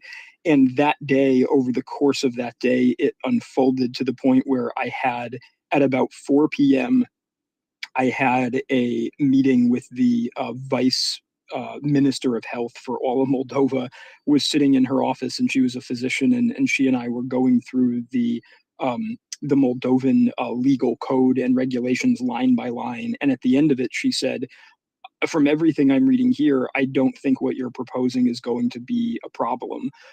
And that was how our big-ish scale project started. But it was really just serendipitous. I happened to meet one person that led me to another person that led me to another person. And finally, we pulled all these pieces together from different NGOs, different private actors, different parts of the Moldovan and the Ukrainian government. And it really was just by accident that it all happened. It was not planned that way. And when we started it, we never thought that it would evolve to the point where it was really viable. And that's, I think, is the thing that I'm the most proud of, is that at a point in the war when some of the things that were being requested really were just not available for lots of different reasons. What we did was sort of a very narrow focus, but we were in fact able to provide that to Ukraine. And I'm just intensely proud of everyone. And there's been probably a few dozen people who have been involved in this project on a granular level, and the amount of cooperation, responsiveness, flexibility, accommodation that we have been given to keep this project viable has been just, I think, a testament to the parallel direction that Ukraine and Moldova are heading to in terms of economic, political, military cooperation, and both now strongly being in the EU orbit and leaving this post-Soviet or Russian orbit. And then after that, things continued to evolve in the early to midsummer. I had been reached out to by some of the early founding members of Ukraine ADOPS, and we had done some cooperation with them, specifically and only relating to medical projects. And then this happens at a time when many NGOs actually started to need a lot more, shall we say, medical support staff, subject matter experts, doctors, nurses, and the likes, advising them, because there was so much to do in terms of logistics, as well as so many requests ongoing from medical kit. Starting with that, I mean, our colleague Ryan, who is here with you, will be able to talk about this, and we had a number of nurses as well. So. Yeah, and I think the best resource I had to bear was not being able to bring any, like, a particular item into the country, but it was really the knowledge. I did fairly extensive training in emergency medicine and traumatology prior to becoming a physician assistant, and so I had at least some sense of what was needed and what was not, and was asked to become the chief medical advisor for Ukraine ADOPS. I did that, and then that was really what I think transitioned our aid efforts into something that was kind of a much bigger force multiplier. And we ran with that pretty much up until the middle of this past winter, when we were feeling pretty burnt out and pretty tired, and just needed a little bit of a break from social media. And we took that, but we have continued helping since that point. And now we recently decided to kind of come back into the social media fray, and we're working independently now, but still nonetheless are 100% focused on helping Ukraine resist the full-scale invasion. Now, with that in mind, holding on until winter, that is already quite something, because if people don't have a rest in between, or very little, if any, rest, and the constant staccato and the impact, and you know this as well from the medical background, if you're constantly under stress, you can hold up for quite some time. The endorphins help, the adrenaline helps, but there is this nagging feeling that at some point in time you need to take the foot off the gas in order to recover, because otherwise you are ultimately of no use, specifically when patients have more than just physical trouble, but also mental concerns, right? Yeah, and I think a very minor but still overlooked aspect of the war effort, and particularly with what I call the Twitter crowd, the supporters around the world, and lots of the foreign volunteers, the volunteers, both Ukrainian and non-Ukrainian, who are unpaid, acting completely of their own good-hearted volition, bear the brunt of the mental stresses to an extent that I don't think a lot of people who are not on the ground are experiencing. And you know, we've been very thankful to only have kind of 2 close calls with what I would assess as real danger, and it was the 2 scariest days of my life, and the hours of driving around in the middle of the night to meet random military units on the side of the road to drop off gear to them, and Ukraine being such a massive country, hours and hours spent in the car and dealing with headaches about customs delays and fundraising snafus, and with me in particular, navigating what has turned out to be an incredibly complex tapestry of cross-border issues to allow our project to flourish, was a source of truly unlimited stress for me. And I needed a break, and I know around that time there were quite a few other volunteers who were reaching out to me privately with their own mental health stresses, and commiserating with me, and I was commiserating with them. And I think that there absolutely needs to be some sort of balance struck, if you are going to volunteer in Ukraine as a foreigner, to have very realistic expectations about how long you're going to be able to last, what your involvement is going to look like, and most importantly, you know, what are you going to do to keep yourself mentally and physically well? Because if you're not mentally and physically well, you can't be of any use to anybody else. Which brings us back to the main disadvantage for the people, you just highlighted this yourself, for people who volunteer when they don't organize or can't be organized, or when there is no assistance in that regard, because most volunteers, unless they are, I'm sorry to say that, from a professional background just as you, or from a military background as many others, and even then, without additional backup as an organization, or without additional support and leadership, have significant issue in holding, shall we say, holding the line with the amount of discipline and self-preservation and self-care which is typically required. And this is why in the military you have, say, a squadron or platoon leadership, you have a company commander, you have people who not only direct you and give orders, but they actually take care of you. That's one of the main issues in that regard. And I think in every hospital it is the same, that yes, of course, there is the exploitation of the young aspiring surgeons in ER. Yes, that's the business. Come on. No, but seriously, you all know what it means. These guys are walking a fine line. And the same thing happens here. We need to make sure that these volunteers actually can work effectively and do step back when needed for themselves. This seems to have been an issue towards already, I'd say, September, October. I mean, here in our information space, we observed it many times over during the last, 16 months by now. And we observed it with many of the volunteers who we are in contact with, respectively. I mean, this is a volunteer operation just as well, but also some of ours, such as Ryan, who actually have gone volunteering on site and on location. I think, Ryan, if I may invite you to the conversation for that matter, you have experienced this as well, right? And with the volunteers on site. Absolutely. And thank you. I just got home, so the timing was perfect. I wanted to chime in on this.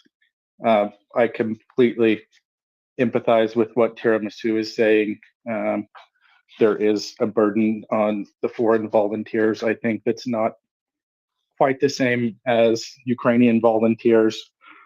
For one, because Ukrainian volunteers realize that this is a marathon, not a foot race or a sprint, and they've been living this reality for 8 years plus. They also have a deeper network of friends and family in the country, but I've had to learn on the fly to pace myself because sometimes the eagerness of a foreign volunteer who's traveled halfway around the world or across a couple of borders doesn't match the eagerness of the people who've been there living in that circumstance for months or years. I remember specifically one time I was at Kharkiv Humanitarian Center and I told them, hey, I've got a few spare days here, so you guys need to put me to work. And I don't care what you have me doing, whether it's breaking down boxes or taking out trash or making meal kits, but work me till my fingers bleed. And they didn't understand the first time I said that, so I told them again a day later when I had a translator with me, and they laughed and responded and said, wait, but Ryan, we don't want to work until our fingers bleed. I told them, good, that's why I'm here. You guys take a day off, point me in the direction of doing something, but at the same time, you've got to be careful about doing that because you'll run into a brick wall. Or absolutely, and this is this is a feature not just in volunteer operations; it's a feature in many environments of high stress. Now, Tiramisu, explain to us, when you speak to people in that regard, those who reached out to you, what kind of advice were you be able to give them, and respectively, did you see what was the, so to say, the absorption rate of the advice? In terms of advising them to take breaks, combat breaks or self-care, the likes. I think like most patients, they generally didn't follow the doctor's advice, so to speak. I would often advise people to try to have some kind of a balance, and I think for everyone there was just such a pressing sense of needing to help, and that everything had to be done immediately, and there could be no downtime. One of the fondest memories I think I have from this last period of time was I spent about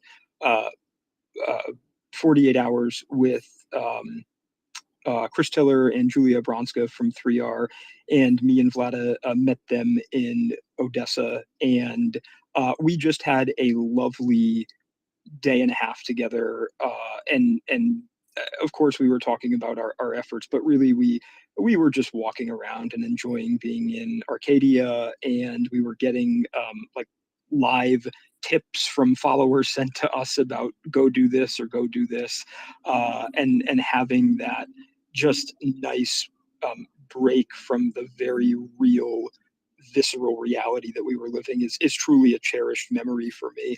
I think now there is much more of a recognition that we have to pace ourselves, and I know certainly Vlad and I have had some better boundaries.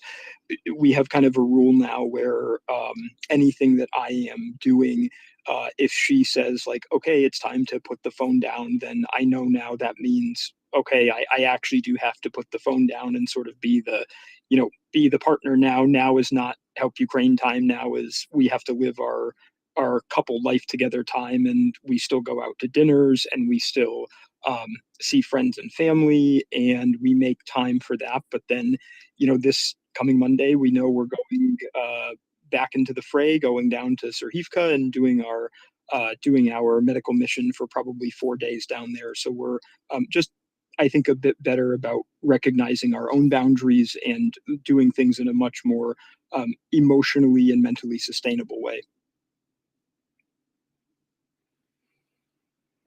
Farewell. So Now that you returned to the task, what came next? So what are we doing moving forward? Yes. Yeah, good question. So we're working independently now. So we have a town it's called Serhivka. I have quite a few posts on it on my Twitter profile. And the town was hit by a massive cruise missile strike this past July, and there were about 19 people killed. I think when it happened, it had been the second biggest number of deaths in a single day from a missile strike. And pretty much wiped out the center of town, sheared an apartment building in half, took out a kids camp that was actually funded and run by the government of Moldova, destroyed a number of other businesses, and really put what was otherwise a lovely Black Sea town, resort town, into the center of the war and into the throes of economic and infrastructure destruction. And we were contacted shortly after it happened by the town volunteer coordinator through a number of. And since we had that first meeting and that first trip with her, we have since become, I don't want to call it patrons of the town, but I see Vlad and I as kind of like the cheerleaders for this town on the international stage. We developed a pen pal program so that their high school students can learn from a group of urban high school students from Connecticut. And we do quite a bit of medical work down there. I have a small panel of my own patients who the town volunteer doctor has asked me to consult on and give my thoughts on. So I try to go down as frequently as possible to check on them. We're now involved in thinking of some bigger, longer term reconstruction projects and economic development projects for the town. And then I'm also concurrently working on a project or a proposal, I should say, which I can't talk too much about yet, but I'm hoping I can soon, regarding post-traumatic stress and other mental health stressors and crises in Ukraine that hopefully will involve some not only governmental actors, but fairly significant NGOs and international actors, as well as people from clinical spheres, academic spheres, economic spheres, social spheres. So I'm really looking forward to growing that, and hopefully this will come to fruition sometime in the next several months, and we can talk more about what all that entails. And beyond that, I have learned what I think is quite a bit about volunteering itself in the course of the full-scale invasion, and our sentiment now is we are truly willing to help anybody else who is trying to genuinely help Ukraine. And I frequently get inquiries both related to mental health and medicine in general from all different corners of Twitter, of different signal groups that I'm in, and we're really just very happy to help whomever else is trying to help Ukraine.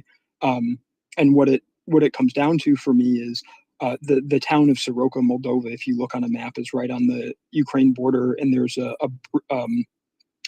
ferry landing, and upstream from that is a bridge going into Ukraine. But they're both now closed.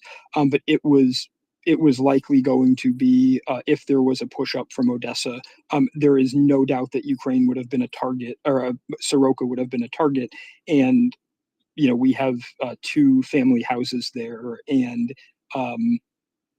as much as I want to say I'm helping Ukraine, there is also a very selfish part of me that understands if we don't continue to help Ukraine, there is some chance that the Russians will come and destroy Soroka, and that is just unacceptable to me, because it is truly now my home, and we're going to do everything we can moving forward to prevent that from happening. That is the main motivation. It's also one of the main preventions against, by the way, trauma. If you are in an existential fight, that you know that you're fighting for something which it transcends you as a person, albeit that it's existential for you, but it's existential for your family, so to say, your tribe, and lasts. It has a completely different connotation to sustain pain, injury, disaster, and be witness to things which you don't want to be witness to. Yeah, I'm I joke with people. I don't think Vlada and I are like particularly brave people, and in fact, I'm otherwise like an exceedingly, almost shockingly ordinary person. But I found myself being involved in things and doing things that never in a million years would I be subjected to or would I be involved in. And I don't consider what we are doing any more or any less than what most people in the same situation would do. I'm very free to admit that I have some post-traumatic stress of my own. If people can remember from back in the fall on my Twitter, I talked a bit about it. I was in Kyiv during a cruise missile attack, and there was a cruise missile that hit about 5 or 6 blocks from me in Tereshchenko Park, and I was hit by the shock wave.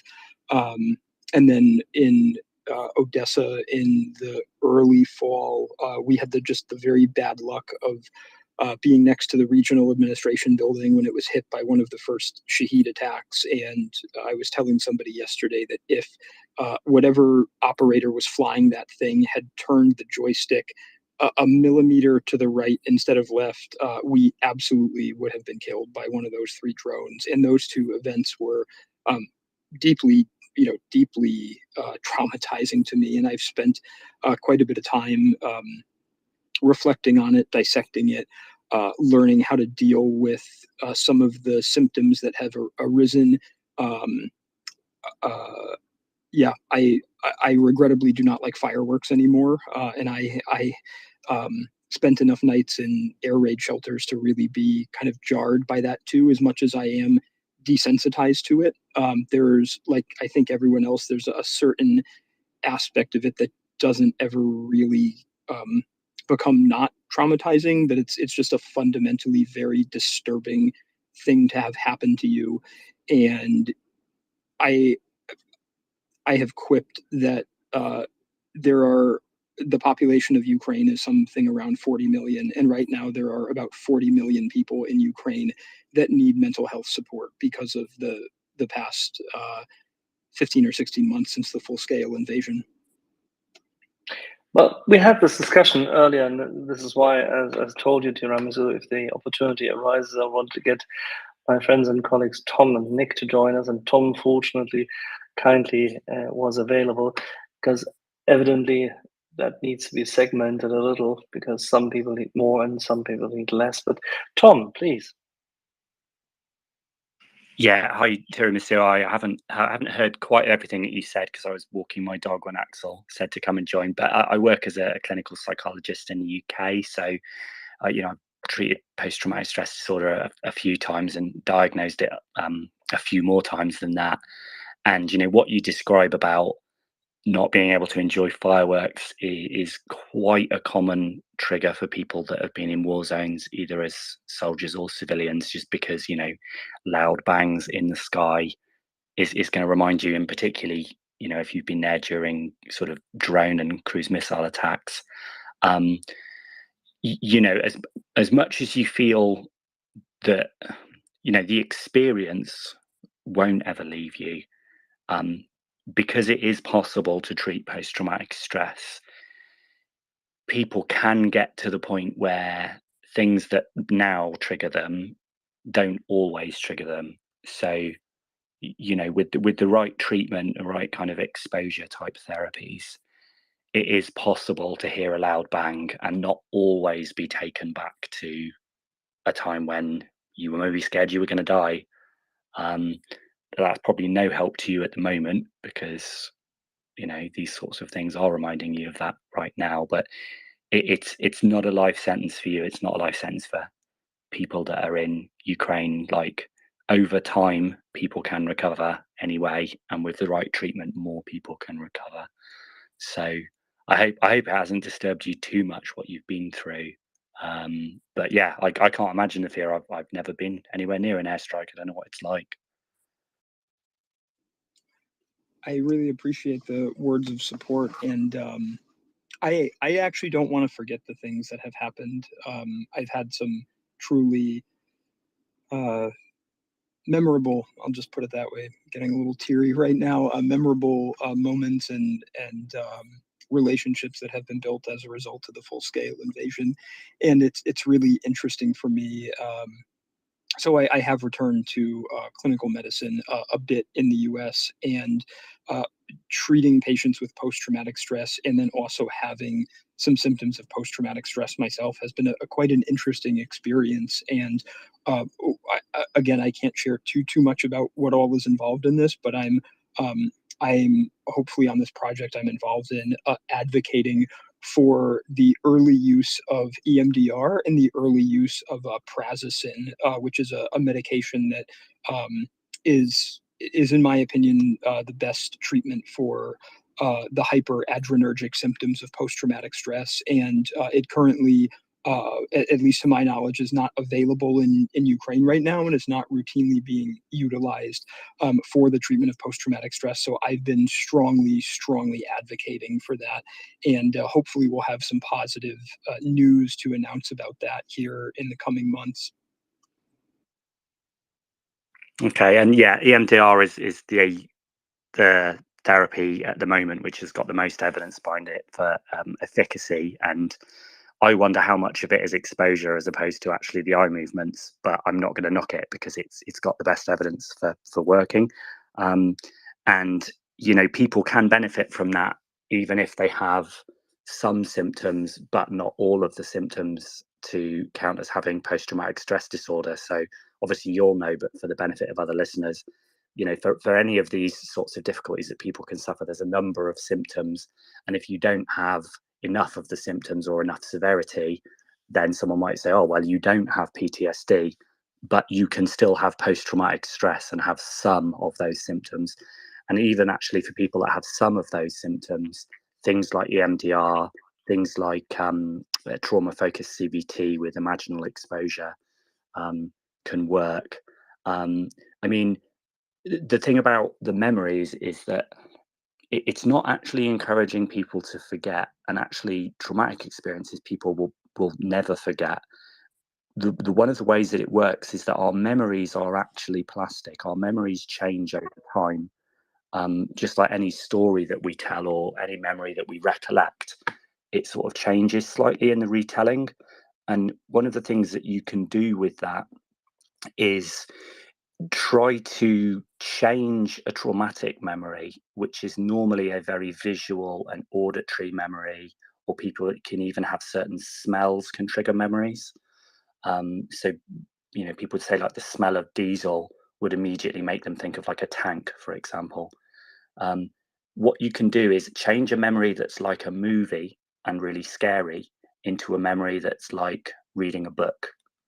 And you can do that by talking it through and talking it through and talking it through in psychotherapy until it's no longer as disturbing. So it's not that you don't remember, but it's that the memory doesn't trigger a very visceral emotional reaction in your body. And remembering it in words is one way of doing that. You know, some people have got a good enough visual imagination that they can actually change the memory and have the memory like a black and white silent movie from like a Charlie Chaplin era, which is like much less disturbing. And then literally they'll imagine like a card being held up with a block of text saying, and then the cruise missile hit the building, which was very close to me. And I know that might sound completely ridiculous, but if you practice that and then recalled it in that way, rather than in a very technicolor, visceral sounds and sights and smells way, then the memory is less disturbing, but you've still got all the information there. You can still say where you were and what happened, but it just might not trigger your emotions quite as much. And you know, perhaps not so much for you, but for people that have been through even more traumatic experiences or do have full-on PTSD, that's the sort of thing that we want to encourage, whether it's through EMDR or other sorts of therapy. Does that make sense what I'm saying?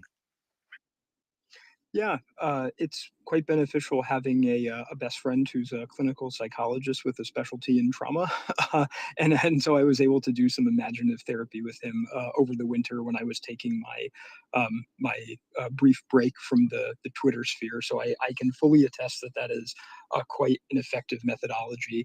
I'm not certified in EMDR, so I don't practice it with my patients, but I've read quite a bit about it, studied what I think is a decent amount about it, and I am a big believer in that when it's administered with an adept clinician.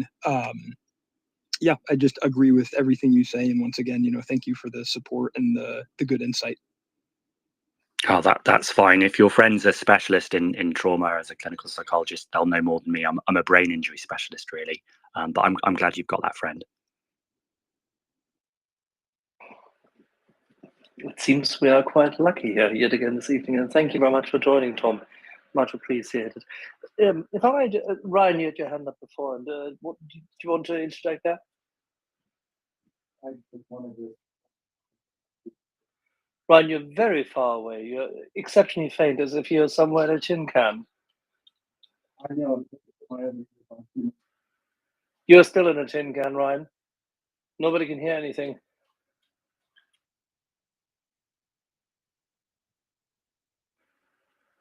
Ryan? How's that? I lost one of my earbuds. I'm frantically running around the house trying to find it.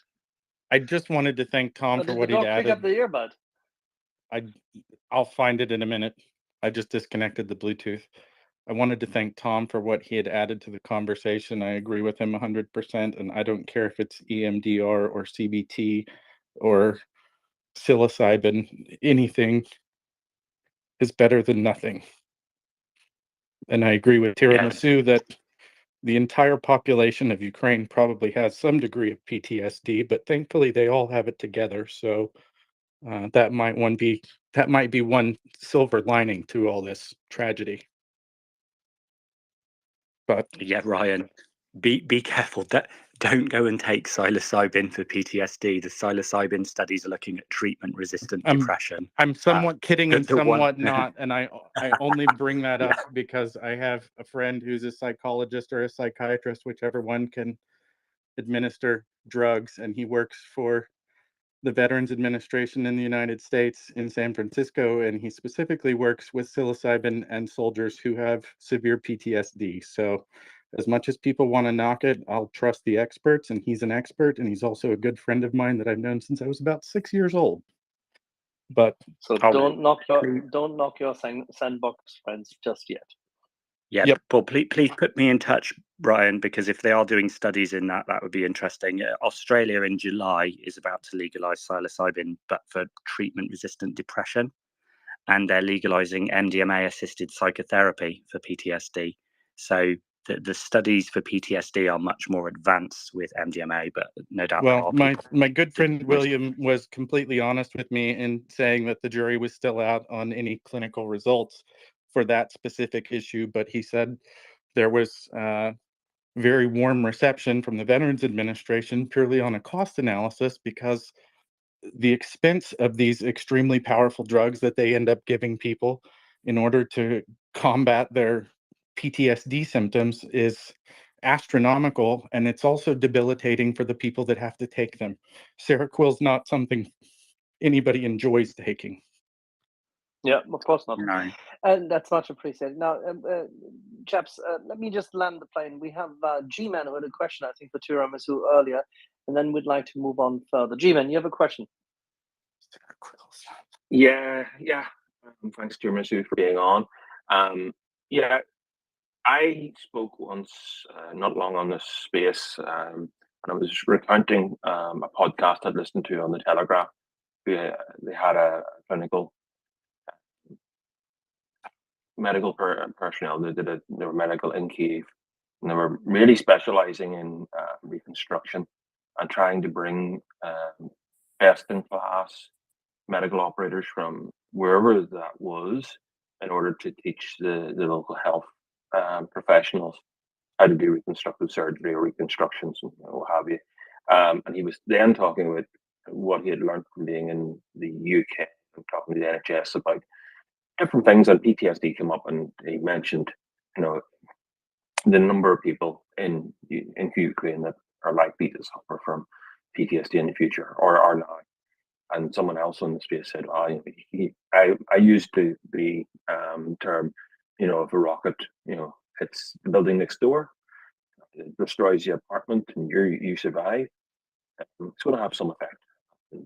Sort of poo-pooed a little bit, but I'm from Northern Ireland. You may or may not notice my accent. And, we live nothing in the same intensity as Ukraine or even the other war zones.